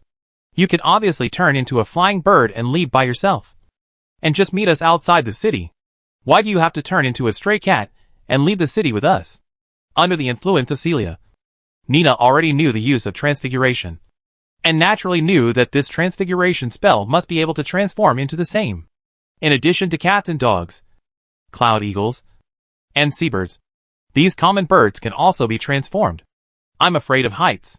Gordon said this without blinking, and did not wait for Nina to speak. "Let's go! Let's leave now, before they find this place." Go to the nearby town and find a boat. Try to reach Rika Island before dusk. Gordon struggled to fall from Nina's arms, then walked out towards the exit not far away with his tail up. In this way, the stray cat, the sickly-looking dragon girl, and a gray-robed woman with a hideous face formed a wonderful combination, headed towards the nearest exit of the sewer. On the other side, Greens, nicknamed Lion of the Giant City, had come to an inconspicuous hut with two girls' hair. After pushing the door open, he entered the basement from under the bed. The injured Vemir was here. His current clothes were not as gorgeous as before in the dock area, but simple leather armor, a long sword that did not look sharp, and a mask covering his face. This kind of attire is not uncommon in Kalandu, and even more so in the black streets. After all, thieves with triangular scarves covering their faces are everywhere here, not to mention an ordinary mercenary wearing a mask. So no one recognized him as the deputy commander of Kalandu along the way. He walked down the wooden steps of the basement, under the light of a few weak candles. Seeing that Vemir had not yet fully recovered, he said with some worry, "Sir Vemir, I have already told Finch and Foreman of the Dragon Hunters what you said. Where is the thing?" Vemir's hoarse voice, like an old woman, came from below again. "Here, sir." Greens hurried forward and handed the hair to Vemir. The hot magma left terrible marks on the woman in front of him. After all, although the Ouroboros emblem can bring her regeneration and immunity from death, these scars cannot be quickly healed. Whether it is the charred skin or the thrilling round burn scars, they all add a heavy touch to Vemir's originally beautiful and proud appearance. In addition, the burning flames made her throat no longer able to make the beautiful sound she originally made, and instead turned into a crow's dying sound that was even more unpleasant than when she was an old woman. Hoarse and harsh. "Grim, are you sure?" After receiving the hair, Vermeer asked again, although the color of the hair was indeed the same as that of the two bitches, Irene and her sister. It was a serious matter, and she could not be careless. "Confirmed. I found several bedrooms, especially the long ones, to avoid mistakes. If there are no other women in her bedroom." "That's good. That's good. Grim, you go back first. You don't have to worry about my lord affairs for the time being. The ceremony has been prepared. You only need to provide off-site assistance at that time. I will tell you when I need you." Greens nodded and was about to turn around and leave. Vermeer called him again. "Today's captain and his team members know the relationship between you and me." Greens nodded immediately after hearing this. "My lord, I know." This time, he left completely. Only Vermeer was left holding two strands of hair of different colors. Under the dim candlelight, Vermeer grinned at his mouth that was burned by the lava. He whispered, "This time, you can't escape." Nina was holding the dirty cat in her arms, and Celia was walking quickly in the civilian area under the disgusted eyes of others. Gordon missed one thing. That is, if he wanted to get close to the dock port on the seaside, he had only two choices, south or north. The Black Street is located in the west, close to the west gate of Kalandu, which is the direction of the Shural Desert. If you want to go out from the south gate, you must pass through the civilian area and go south from the other end of the civilian area, which is the location of the Adventurers Guild, to reach the south gate. But what made Nina feel a little relieved was that there were not so many people driving her away from the civilian area this time. Instead, they shrank aside in fear, and no one knew what they were afraid of. And Gordon slightly narrowed his eyes, and used his eyes and fangs to scare a fat ant who wanted to drive Nina with a stick to sit on the ground. And then he breathed a sigh of relief. It seemed that these people were too strong on the outside, and they were scared like this by a cat. However, what it didn't know was that every time it was angry, its cat pupils would turn into dark golden vertical pupils. Before, because the black cat pupils did not become deep, it could not be detected. This time, the blue crystal pupils turned into dark golden vertical pupils, which was too strange. So many civilians dared not to do it again. Therefore, Gordon and his group walked out of the civilian area safely and headed towards the south gate. This time, as long as they leave here, they will be free. But just when Gordon was thinking this, Nina's voice came to his ears. "Sister Celia, I feel a little dizzy. Help me hold Mr. Gordon." At this time, Nina's voice was a little weak. Obviously, she was not feeling well. Hearing this, Gordon quickly broke free from Nina's arms and looked at Nina nervously. But the pseudo-dragonless was no longer there. In order to hide, It could only use its eyes to ask Celia for help, and then use meows to express its doubts. Why did it suddenly become like this? Then, Nina covered her head, touched her chest and said that it was stuffy and a little hot. Celia didn't care so much and moved Nina directly to a nearby alley. She ripped off her clothes. Then, a brown-red circular pattern appeared on her flat chest. Celia's pupil shrank when she saw the circle, because the circle was nothing else but a circle made of Ouroboros. The red-eyed black snake seemed to come alive, firmly coiling around Nina's chest. Celia was about to say something when she felt. Her chest also felt stuffy. And her head. She felt a little dizzy. Chapter 136 Gordon Decision Kalandu. Between two buildings. In the shadows of the alley. Two thin girls half lying on the ground, covering their chests and uttering some indescribable whispers. The Ouroboros mark that suddenly appeared on their chests made them suffer a nightmare-like backlash. In game terms, perhaps it would be more appropriate to use a will test. This mark appeared without any signs. At least Gordon didn't understand how Celia and Nina were hit. But one thing it can be sure of is that this matter is inseparable from the cult. Or that woman. The mirror. And she probably didn't die from its breath. She survived? This is also her revenge. After all, if it is a curse of the dead, then it is more appropriate to curse it. There is no need to trouble a warlock and a girl who is just an apprentice of a wizard. However, the whispers came and went quickly. The two sweaty people broke free from the nightmare. But Nina couldn't even speak. She could only whisper and looked at Liz hiding under Celia's hood for help before she passed the message to Gordon. Mr. Gordon, I'm fine, but I'm a little tired. I may need to rest for a while. Sorry. Nina still said this. Celia was better. She could barely speak. She walked up with the help of the wall and whispered to Gordon. Master, shall I call 2 carriages out of the city? Although there was a chance of being exposed. Nina was too weak to move.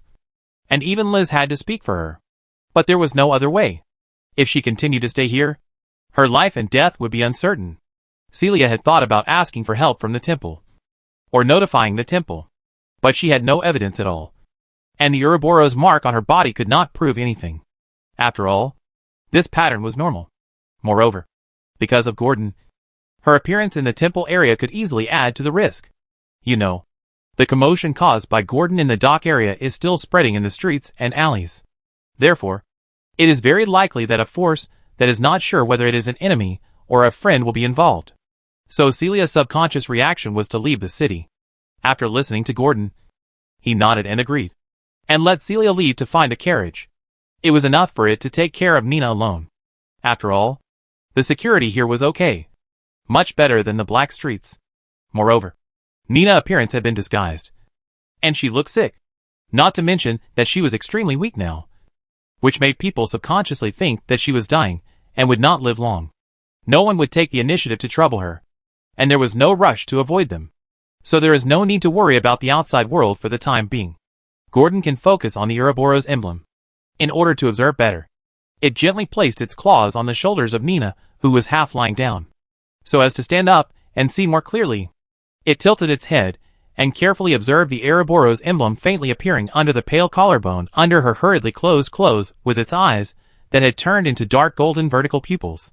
Gordon looked very seriously, and his mind was constantly filtering the corresponding spells in the dragon heritage, or similar spell effects. It is not difficult to find spells that can make the recipient dizzy and have the emblem mark appear. Therefore, Gordon found the corresponding spell almost in the next second. 4th ring divine spell divine curse. The priest can use a medium on the creature as a spell material to imprint the mark of the god on the creature. The imprinted creature will receive the god attention. And whether the attention brings protection or harm depends on the god favorability towards the creature.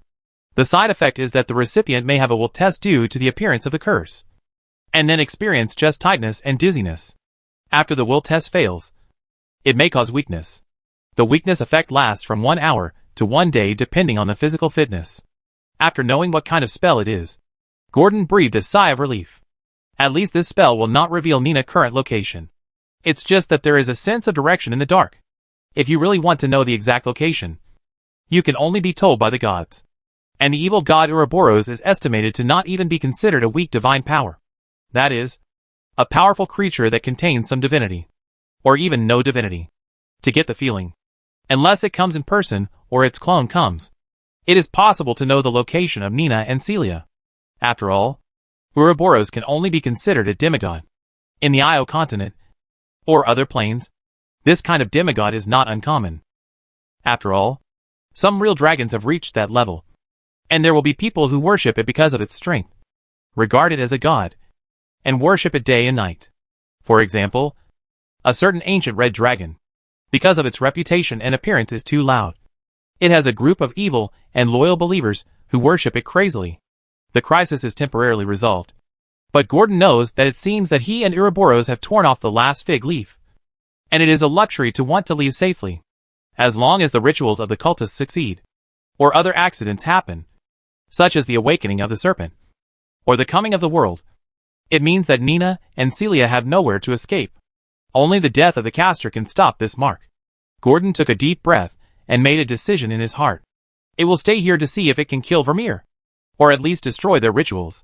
If it gives in blindly, even a dragon will become a cowardly goblin. And living in humiliation is not the only way to live.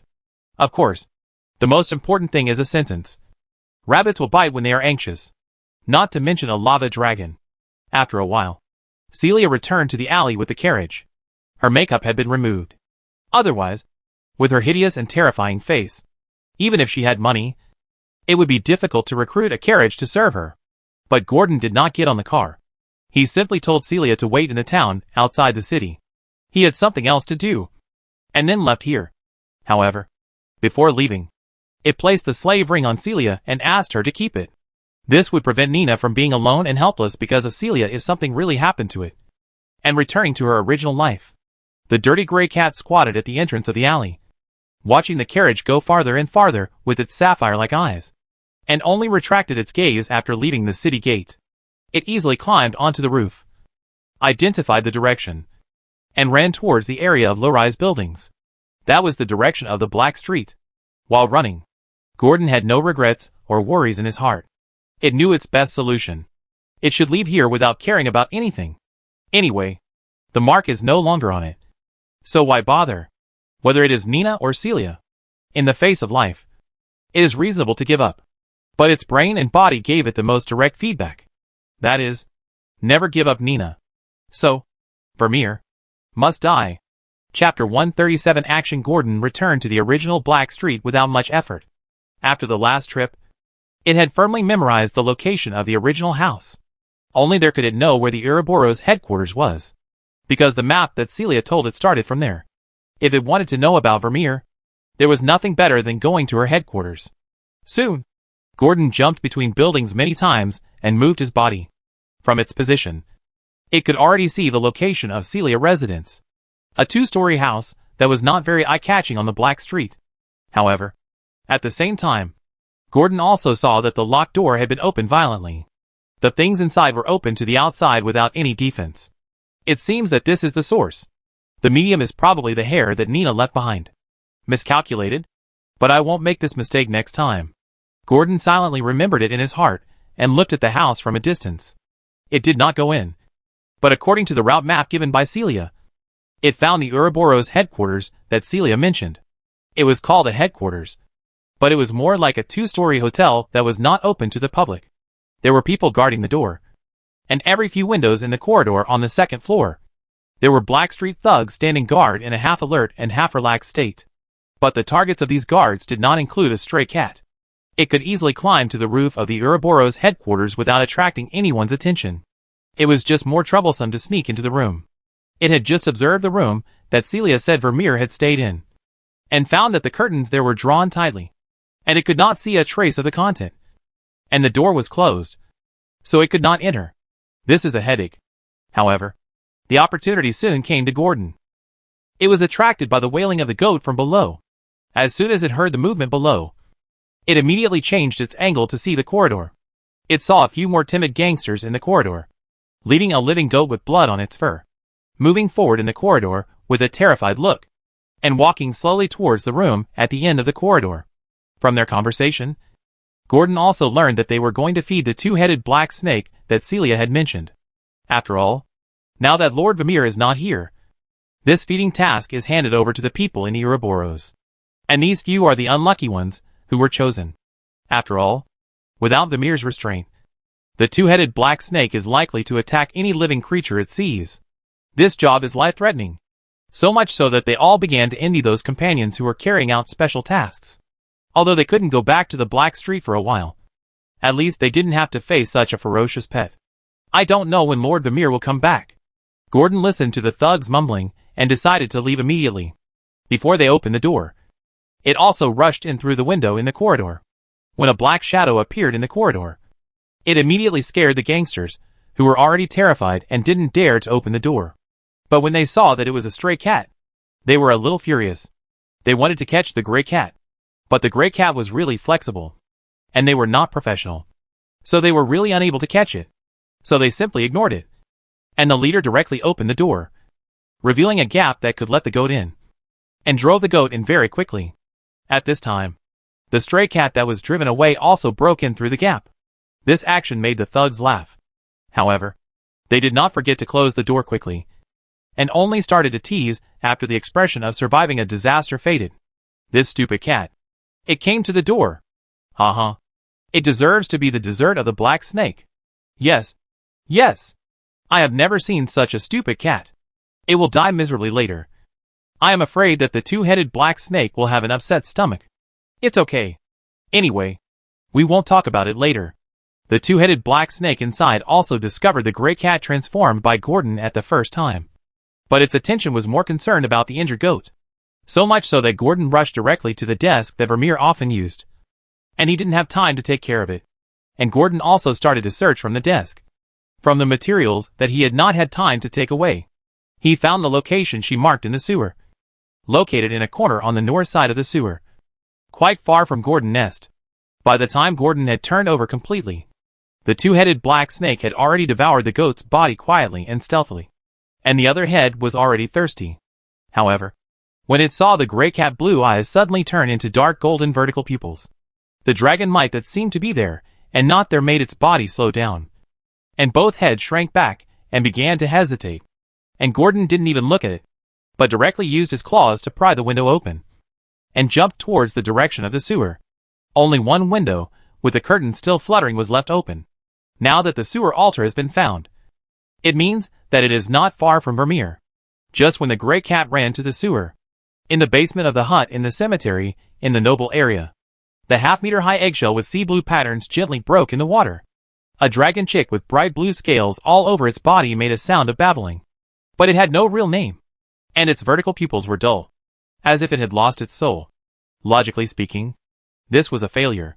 But for the alchemist who was observing through the glass, and also the hunchbacked old man who was a spellcaster, George Norton. He watched the dragon egg of the ocean dragon that he had spent a lot of money to buy finally hatch. The joy and madness on his face made him laugh uncontrollably. But fortunately, the basement was well soundproofed, and no one was near the cemetery. Gods, you have mercy on me after all. I succeeded. Ha ha ha. George Norton muttered to himself as he looked at the dragon chick inside through the glass. After venting freely, George Norton was not idle either. He first fed the dragon in a glass container, and then packed his bag. He wanted to make a perfect ending for this experiment. This would also announce his new life. But before that, he needed to go out and finish some things. Otherwise, he would not be able to possess the dragon, and it would be a castle in the air to make it his second body. A dragon body with human soul and dragon heritage, and thus unlimited growth potential. It's really exciting. Ahem. George Norton couldn't help coughing a few times when he thought of this, and he could feel the smell of rust in his mouth. But it doesn't matter. Just hold on for a few more days.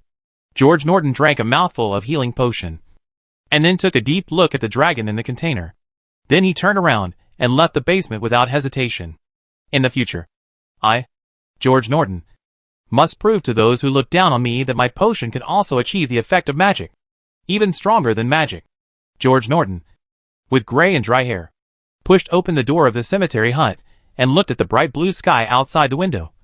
Thinking so, Chapter 138 Giant Serpent Altar Chad Sun looked at the top of the cave, which was tall and spacious, and the surprise in his eyes was still hard to eliminate. Although he had been in the underworld for many years, had fought in gangs, worked as a thief, and played a guest robber, and knew those mysterious spellcasters who could use magic, He was still surprised when the spellcasters changed everything he knew. Originally, the sewer cave here was narrow and small, and it was difficult for a person to go through it with his head down. But now, under the magic transformation of those snake casters, it is more than 5 meters high, much higher than the rooms of ordinary people. The interior of the cave below has undergone a jaw-dropping change. It is better to say that it is an underground palace than a sewer. The front hall, back hall, altar, animal pen, everything is available, except for the altar which is still under construction. The others are already in shape. The creatures inside were beyond Chadson's imagination. In addition to the elite members of the Ouroboros, there were a lot of poisonous snakes and pythons in the animal pen, and the snakeman spellcaster he saw in the hall when he came out just now. All of these made him begin to question whether he came here correctly. After all, he had no idea how these things appeared. But when he thought of the generous amount that was enough for him to pay for his daughter's first year of study at the Mage Academy, he still felt that he should shut up. Stop thinking. Guard the door of the cave. Hide in the shadows. And watch the surroundings vigilantly. Since he came here for money, he had to be worthy of the salary. But he stayed here for almost half a day, and what he heard and saw was still the same. There was still the sound of water flowing, dripping, mice running, and the sound of wind blowing through the wet sewer channel. Nothing else.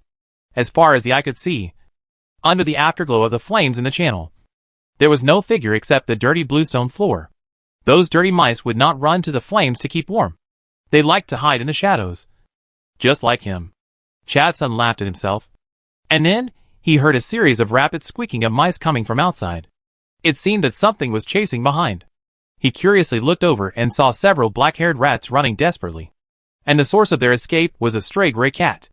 It was following the rats slowly, occasionally rushing forward to knock one down, and then killing it, not eating it, as if it was playing. And it also had cat eyes as colorful as the ocean, just like his 8-year-old daughter Shirlea, full of innocence and purity. It made people feel good. It was just that this gray cat was too miserable, with dirt on its fur, and a few dirty knots on its fluffy fur. It was hard to love it, but there was no bad feeling either. Outside, the black-haired rats ran towards Chadson, and some even ran into the cave in a panic. Chadson did not stop them, and he could not stop them. Moreover, even if these rats went in, they would be eaten by the snakes crawling inside. But the gray cat kept rushing in, which made Chadson hesitate for a moment whether to go in to stop the gray cat or stay and watch the outside world. However, he finally chose to continue guarding the door. Cats and mice were not his targets, and there was no need to alarm the adults inside. Gordon easily passed the entrance marked on the map and entered the so-called altar.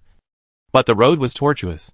There were not only stairs that went down dozens of steps, but also 2 branching passages on the left and right, with the same height as above. Gordon listened for a while, then walked to the side where there was movement. Along the dark and unlit left passage, Gordon walked about 20 steps, and in front of him, there was a sloping natural stone ramp that went deeper and deeper. It was so smooth that Gordon could slide down directly with his butt. And under the stone ramp, there was also a faint light and noise. It sounded like the collision of metal and the collision of scales and rocks, just like the sound of Gordon occasionally grinding his tail with rocks. However, when Gordon walked down, he still couldn't see anything, because the firelight appeared through a curtain that seemed to be made of animal fur, and the curtain also formally blocked most of the cave entrance space, so that Gordon could only see a little bit of vision from underground. It laid down and looked down, and found that there was only a fire-brown rock wall reflected by the bonfire. Obviously, the opposite was not the hall it thought it was, but just a corner. The thick curtain that was almost hanging to the bottom did not stop Gordon's pace. It crouched and crawled in from the ground, with the height of a cat. It could not even make a sound, and did not alarm any curtain. After all, it is well known that cats are liquid animals. But for the sake of safety, it only showed its head, and the body below was hidden in the curtain. It stuck its head out, and then its blue eyes shrank slightly. What are they doing? Building an altar? Gordon's curiosity was piqued instantly. Whether it was the snake-like humanoid creatures casting spells on the walls of the cave, or the humans who were diligently helping the snake people, or the magnificent giant snake altar that was already half built, Gordon was surprised. The cave in front of him, which was as big as several football fields, had already taken shape. with torches inserted everywhere. The floor and one wall of the cave had been polished smooth by magic, and the stalactites and stalagmites above the head had also been turned into snake-shaped vertical statues by magic. At first glance, there were hundreds of black snakes swooping down from the top of the head, and the built wall was also painted with the Ouroboros pattern that Gordon saw on Nina as a decoration. Of course, the most notable one was a half-finished black snake sculpture that occupied most of the cave, with only the upper body, and the lower body was still under construction. The black snake bloody mouth could easily swallow a creature of the size of Gordon's body, without even opening its mouth. However, the sculpture was actually hollow, because Gordon could see the snakeman polishing the wall while shaping the lower body of the black snake. The 6-foot-tall snakeman spellcaster could not even reach 1/3 of the height of the black snake statue, which was enough to show how huge it was. Anaconda. This is what Gordon couldn't help but complain about when he looked at the statue. However, it did not forget the purpose of this trip, which was to find Weimar. But it searched several times in the cave and did not see Weimar's figure, except for the less than 10 snakeman spellcasters. Most of them were members of the Ouroboros gang, and there were also a few black robes whose faces could not be seen clearly. They were all doing the work of decorators, carving scales on the unfinished black snake statue. Gordon observed for a while and found nothing. So he turned back, walked back to the fork, and resolutely walked to the entrance of another passage. At the end of the passage was a stone bridge built on the underground crack. There was no one guarding the stone bridge, but there was a pair of floating eyes staring at the stone bridge. Scouting guard. There is a scout guard here. Gordon immediately stopped moving forward and hid in the shadow of the cave to prevent the scout guard from finding him, although it may have been discovered. A stray cat did not attract the attention of the caster. Just when Gordon was hesitating whether to pretend to be innocent and cross the stone bridge, there was movement from the other side of the stone bridge. A human male voice was coming from afar. "Got it. I tell Lord Vamir." In the shadows, Gordon Cat Ears stood up immediately after catching the 3 words Vamir. Chapter 139. We meet again. Got it. I tell Lord Vamir. Grittings looked at the snakeman priest in front of him and said respectfully. The snakeman priest and the group of snakeman spellcasters were a group of cultists loyal to the twin snakes that he and Foreman summoned with the help of the magic items of the Ouroboros cult. They were the backbone of the Ouroboros altar, called daily life, and the magic items that can use fossil to mud and shaping unlimited times a day are also brought by them. They seem to be magic items made of the heart of the stone giant. I don't know if the altar can be built before the magic power of the heart is exhausted, but these are not what Greetings should consider. He is now trying to remember the words that the snakeman priest asked him to tell Vamir. In addition to the main offering of blood, other spells or precious items of historical significance must be prepared, so that the twin snake god can be more pleased and make him happier, he murmured devoutly, trying to make himself remember more firmly. After bidding farewell to the 4th-level snakeman priest, who turned and left, Greens ran towards the outside of the cave. Crossing the stone bridge, Greens walked up the stairs step by step. He walked so quickly that he didn't even notice that there was a gray-white cat with closed eyes curled up in the corner on one side of his feet. Soon, Greens came to the entrance of the cave.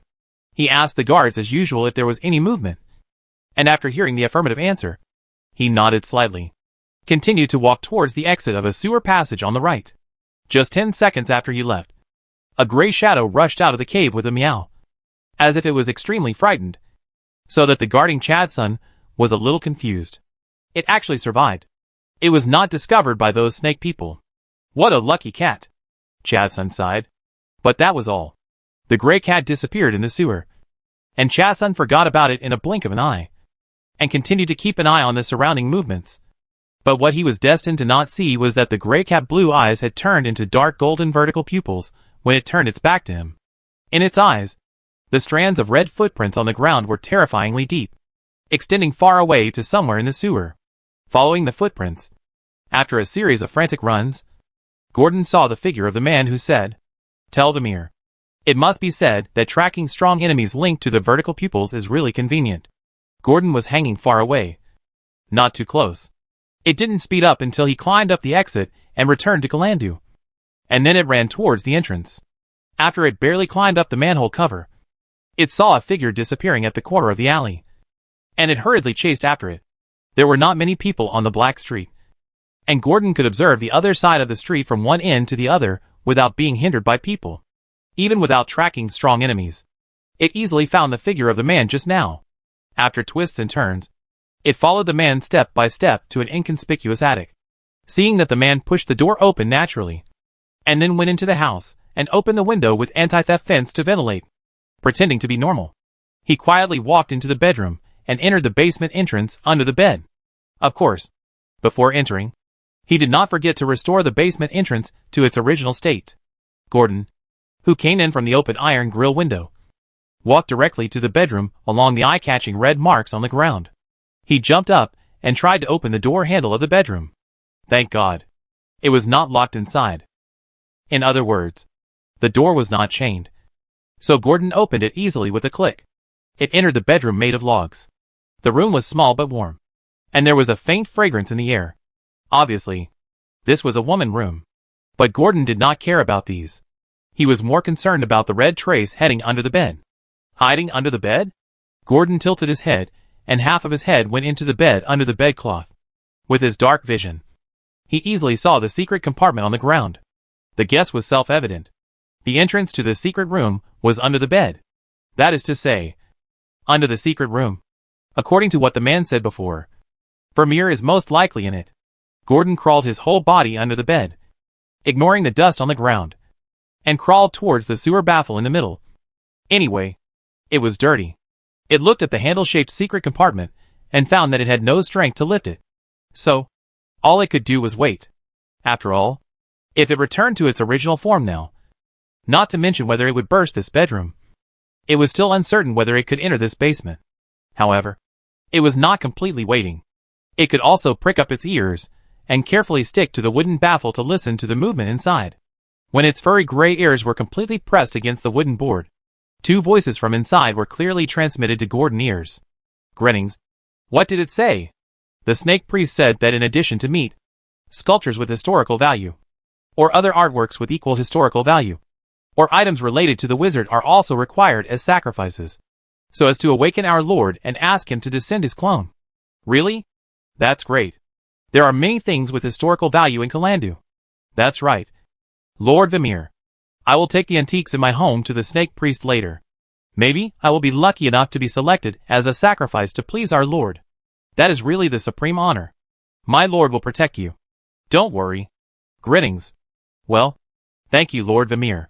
By the way, Lord Vermeer, you injuries seem to have healed a lot. Well, that damn dragon almost killed me. Fortunately, I have the gift of my Lord. Otherwise, I would have died in the hot magma. I really envy you. Lord Weimer. Greetings. You will have it too. By the way, I sense that the two blasphemers I engraved the curse on today went to the south. I remember that it is not the ocean, and they can't run far in the wilderness. Let your city guards go to the surrounding towns to look for them. If possible, bring them back. Dead ones are fine. Okay, Lord Weimer. I will go back and give orders later. The two chatted for a while, and Gordon heard footsteps on the stairs below. Dong! Dong! Dong!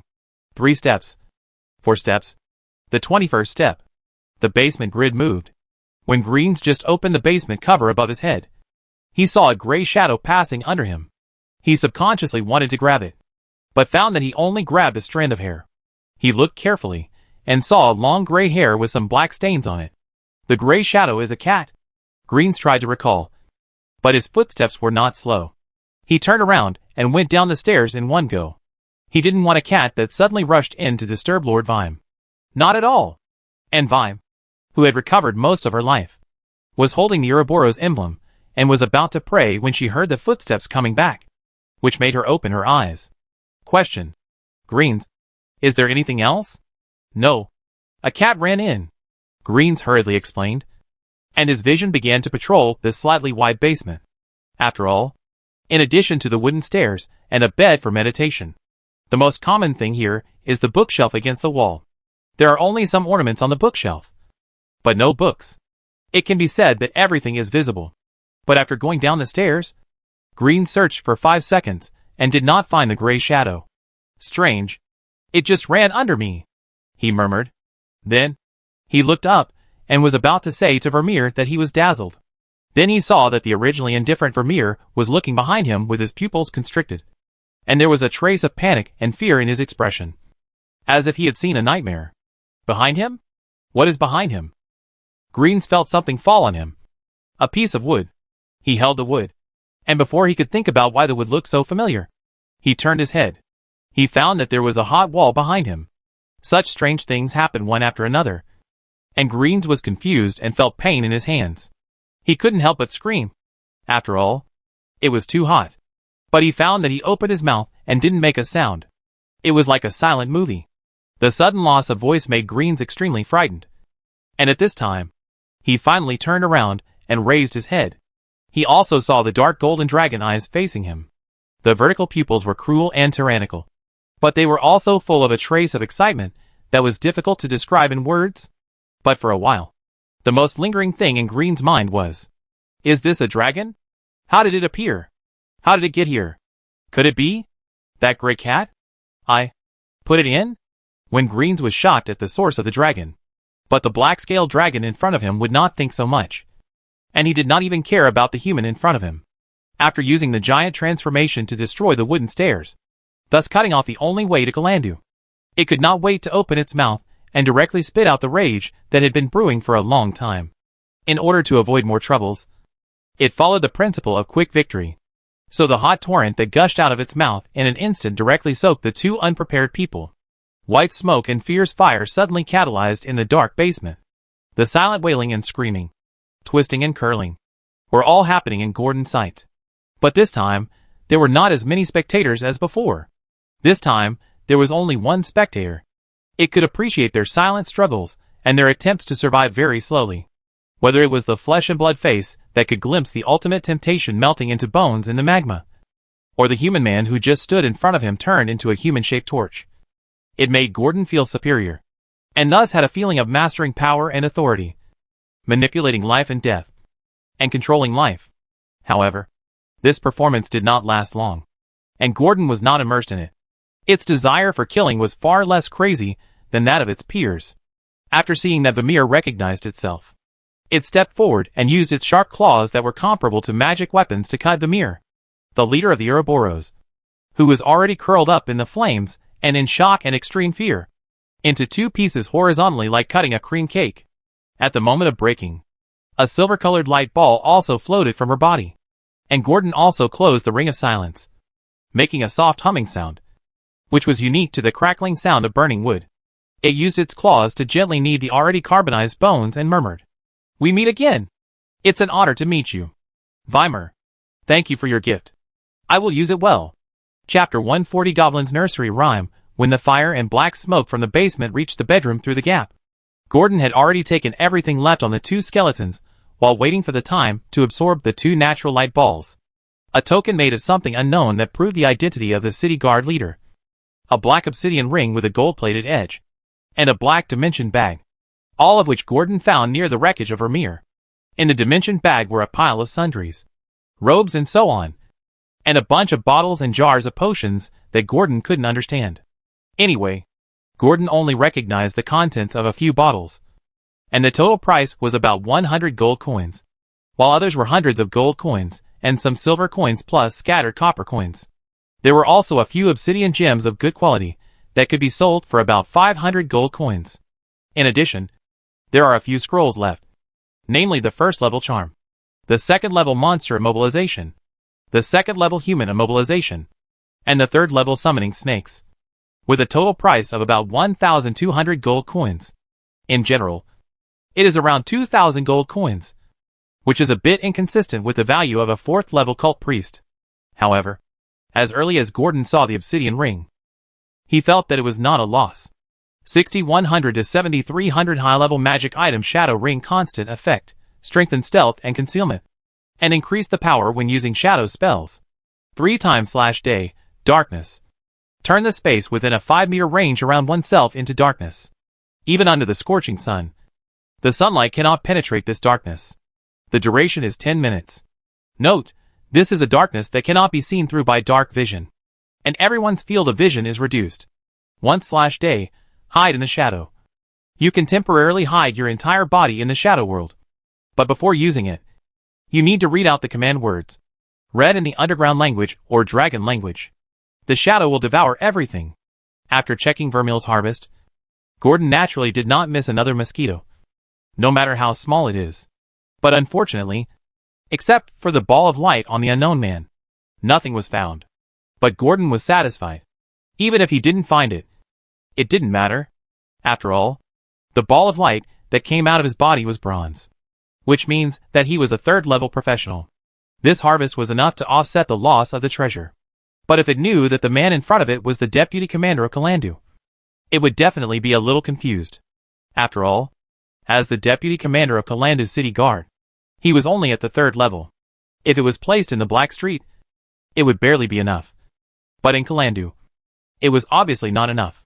But if it knew that in Kalandu, there were 2 or 3 districts with fewer deputy commanders, and there were even 7 or 8 in the dock area, with each person responsible for several docks, it would not be surprising to see a third level.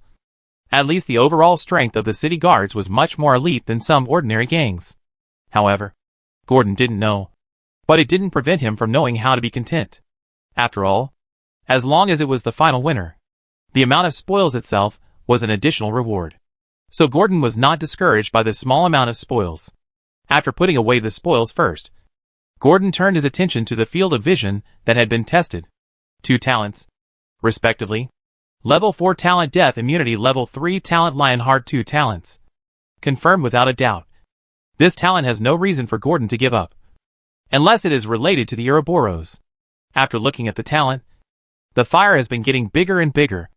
At least all around are orange-red flames and flying black ashes. Gordon hurriedly prepared to leave here. In fact, it has a plan in mind, so it is not panic, although it is no longer possible to go back from the original way.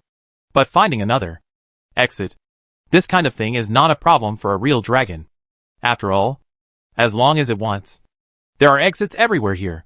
Gordon's plan is to dig through the sewer of the Black Street directly in the basement, and then use teleportation according to the situation. Its teleportation range is still quite large. Just do it.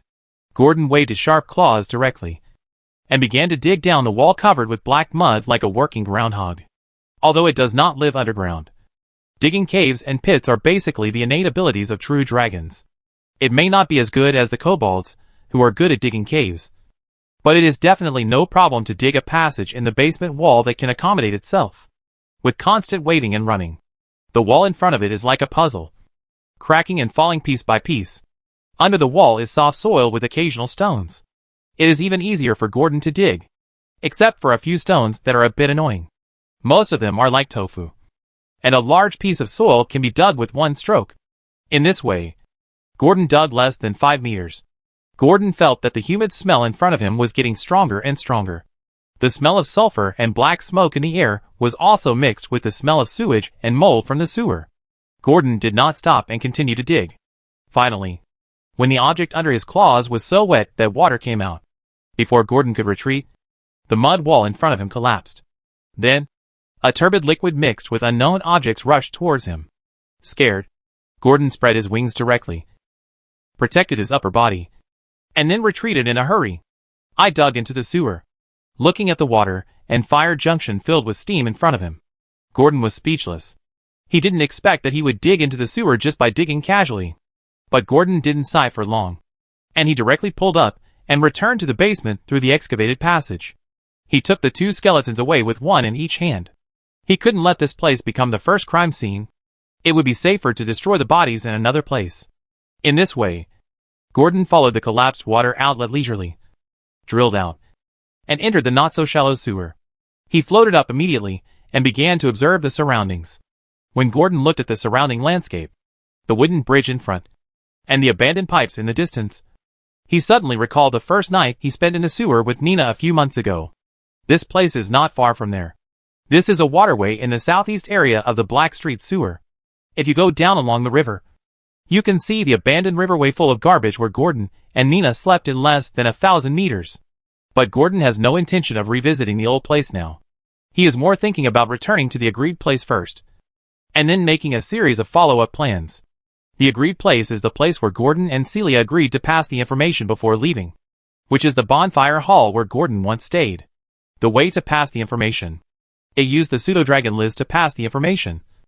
After all, the pseudo-dragon wisdom was no less than that of an adult. For this reason, it is said that Celia spent 3 roasted black sturgeons to make Liz deliver the message with some excitement. And whether Gordon stayed or left, and whether Nina and the others were okay after Vermeer's death, all needed to be decided after Liz came. So, Gordon went all the way to the southwest area with the idea of returning to the bonfire hall to wait for Liz's feedback. The 2 skeletons were randomly discarded by Gordon in the sewer river, leaving them with scavenging fish, because it had been driving the ring of silence all the way. No matter how loud the sound it made in the river, it was silent. So, when Gordon was about to step into the southwest boundary, it first heard the movement from the front and above. Footsteps and noisy conversations. Gordon couldn't hear clearly in the water, and could only vaguely hear some key terms, such as hurry up, time, letter, arrive. It was not until Gordon saw the figure above appear in his field of vision that he could see clearly what it looked like. This time, it was not the Ouroboros cultists who were lurking in the sewers, but another group of acquaintances that Gordon knew well. It was Joey and his group who had harmed Celia teammates and came to the sewers to look for the relics of Galmadon. They were moving forward in the sewer corridor not far away, and were about to turn forward and pass the bridge in front to the other side. And Gordon was a few dozen meters away from the bridge, motionless and unnoticed. You know, it was originally hiding underwater, and it didn't even float up like a crocodile. Moreover, the sewage was extremely turbid, and the sewer was dark and deep. Those people would not fail to notice the movement under the sewage. In addition, it had already swallowed the shadow ring in its stomach, which could be said to be stealth to the extreme. Gordon's figure was completely hidden in the sewage. However, including Joey, they were more concerned about the clues of the treasure of Galmadon, and they had no time to pay attention to other things. Even if Gordon did not have so many hidden things, they would not be able to find Gordon. However, Gordon waited until 5 minutes after they left before it continued to move forward. And when moving forward, it deliberately approached the area of Joey's group, so that it would be a blind spot in the underwater vision. In this way, Gordon went all the way west, and nothing happened on the way. The accidental encounter in the sewer that was like an underground maze just now was like an episode. Soon, it returned to the former campfire hall along the canal by identifying the surrounding scenery. The bonfire hall, which seemed a bit spacious in Gordon's memory, seemed a bit cramped at first glance after it landed. The high platform that once allowed it to lie down could not even accommodate its buttocks. Time flies. It has only been less than 3 months. Why does it feel like a long time has passed? Gordon looked at his huge body, then looked at the narrow high platform in the distance, and couldn't help sighing in his heart. This emotion did not last long, and it naturally shook off the remaining water stains on its body, and then used the heat from its body to evaporate the excess water. Wisps of white air came out of it, and it walked into the bonfire hall step by step. It was not until it walked to the bottom of the platform that it looked back at the messy bonfire hall, with a nostalgic look in its eyes. Then it laid down by inertia, and casually pushed down some goblin buildings that were blocking the dragon with its tail, and began to think. It began to deduce the next plan in its mind. Although for it now, it just needs to wait for Liz to come.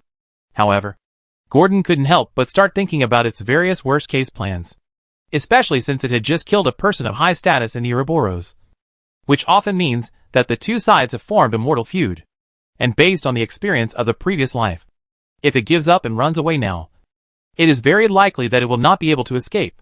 Thinking of this, Gordon's sense of crisis emerged again. And this sense of crisis mostly comes from the fact that Gordon had entered the altar they built when he was looking for Vermeer before. As a result, even if it has killed Vermeer now, it still cannot be resolved. No! If this goes on, this cult will stick to it like a dogskin plaster. It has to find a safe way to get rid of it. The more Gordon thought about it, the more he felt something was wrong. This crisis made him feel like a thorn in his back, and he didn't feel comfortable lying down. So, he began to rack his brains to think about how to deal with this annoying cult. Report them for performing cult rituals in the sewer? Or rush directly to the nest to start the wushuang? The former. Gordon felt that he would be killed by reporting it. The latter, not to mention hitting a rock with an egg, is also full of dangers. It didn't know the strength of the Ouroboros altar, and the tip of the iceberg revealed was destined for Gordon not to rush directly. After all, It saw no less than 10 Snakeman spellcasters. If they all cast various spells at Gordon, it would be powerless to resist. Although it has the Ring of Silence. The range of the Ring of Silence is not infinite, but has a distance range. 1 or 2 is fine. But if there are more, it is difficult for it to rely on the Ring of Silence to control the situation, because that is not realistic. So, in order to come up with a more intuitive solution, Gordon began to filter its items and equipment in his mind, trying to find a solution that can break the situation. Fireball Scroll, Immobilization Scroll, Storage Ring with Invisibility Orb, Shadow Ring, and Dragon Breath Enhancement Potion. A bottle with a 3-masted sailboat, and a golden pocket watch whose function is unknown. Golden pocket watch. It would be great if it was useful. Gordon thought that this might be a legendary magic item, and thought unwillingly. After all, this is a relic left by a legendary spell. If it contains 9 ring spells, such as Yongin Explosion, Great Disintegration, or even a Finger of Death, it would be easy and worry-free. Unfortunately, it is useless. What is the use of this relic of Galmadon? Gordon couldn't help but think of Joey, whom he had just met. Maybe he knew, but he would never tell it. Oh, it's so difficult. Otherwise, just leave like this? Anyway, Nina is probably fine. Gordon, who couldn't figure out how to solve the problem for a while, thought a little self-destructively. Just at this time, there was a noisy and chaotic sound of footsteps at the entrance of the bonfire hall. Just as Gordon was about to go over to see what it was, he heard a familiar voice and a familiar accent. Damn. Humans. Dragons. You can't imagine it. Your goblin uncle is back again. Now, all the results you fought for are mine. Put down your weapons quickly. Kneel down and surrender. And submit to me. In this way, the brave and fearless goblin hero may spare your life. And the dragon, as long as you agree to be my mount. Grush carried 2 axes on his back, humming the familiar goblin nursery rhymes he had heard since childhood, and entered the hall from the passage happily. After finishing the work that Gotan had assigned to it, it was particularly comfortable to hide in the bonfire hall. But before it finished humming, its footsteps paused and stopped on the dirty stone slabs in the original place, because it found something in front of it. A huge black outline was like a hill in the bonfire hall. When Grush saw the familiar black outline under the high platform clearly, he was immediately frightened and knelt down, trembling and unable to speak. He could only barely squeeze out a few words. Great Master, this is not what you think. Why is the Master here? Could he have heard everything I just said? Grush felt like crying but had no tears. He wanted to slap himself in the face. He was fine. But he was reciting a nursery rhyme of the goblin. Now, this sentence happened to be said to the Master. Everything is over. However, just as Grush was waiting for the coming thunder and wrath, the real dragon in front of him suddenly stood up and muttered something. Fight. History. And other words. It was something Grush couldn't understand anyway. It made Grush confused, looking at the black-scaled dragon pacing around in the bonfire hall. He couldn't help but have a disrespectful thought. Could his master be stupid? It was here that Grush saw his master quickly step forward, walked in front of him, and looked at him with bright eyes. That look made Grush hair stand on end, and the words that came to his ears made Grush hair stand on end. Grush, you're right. I want to reward you. What do you want? Grush was a little confused, and an idea emerged in his mind uncontrollably. It's over. The Master is so stupid. I want to ride it, and it wants to reward me.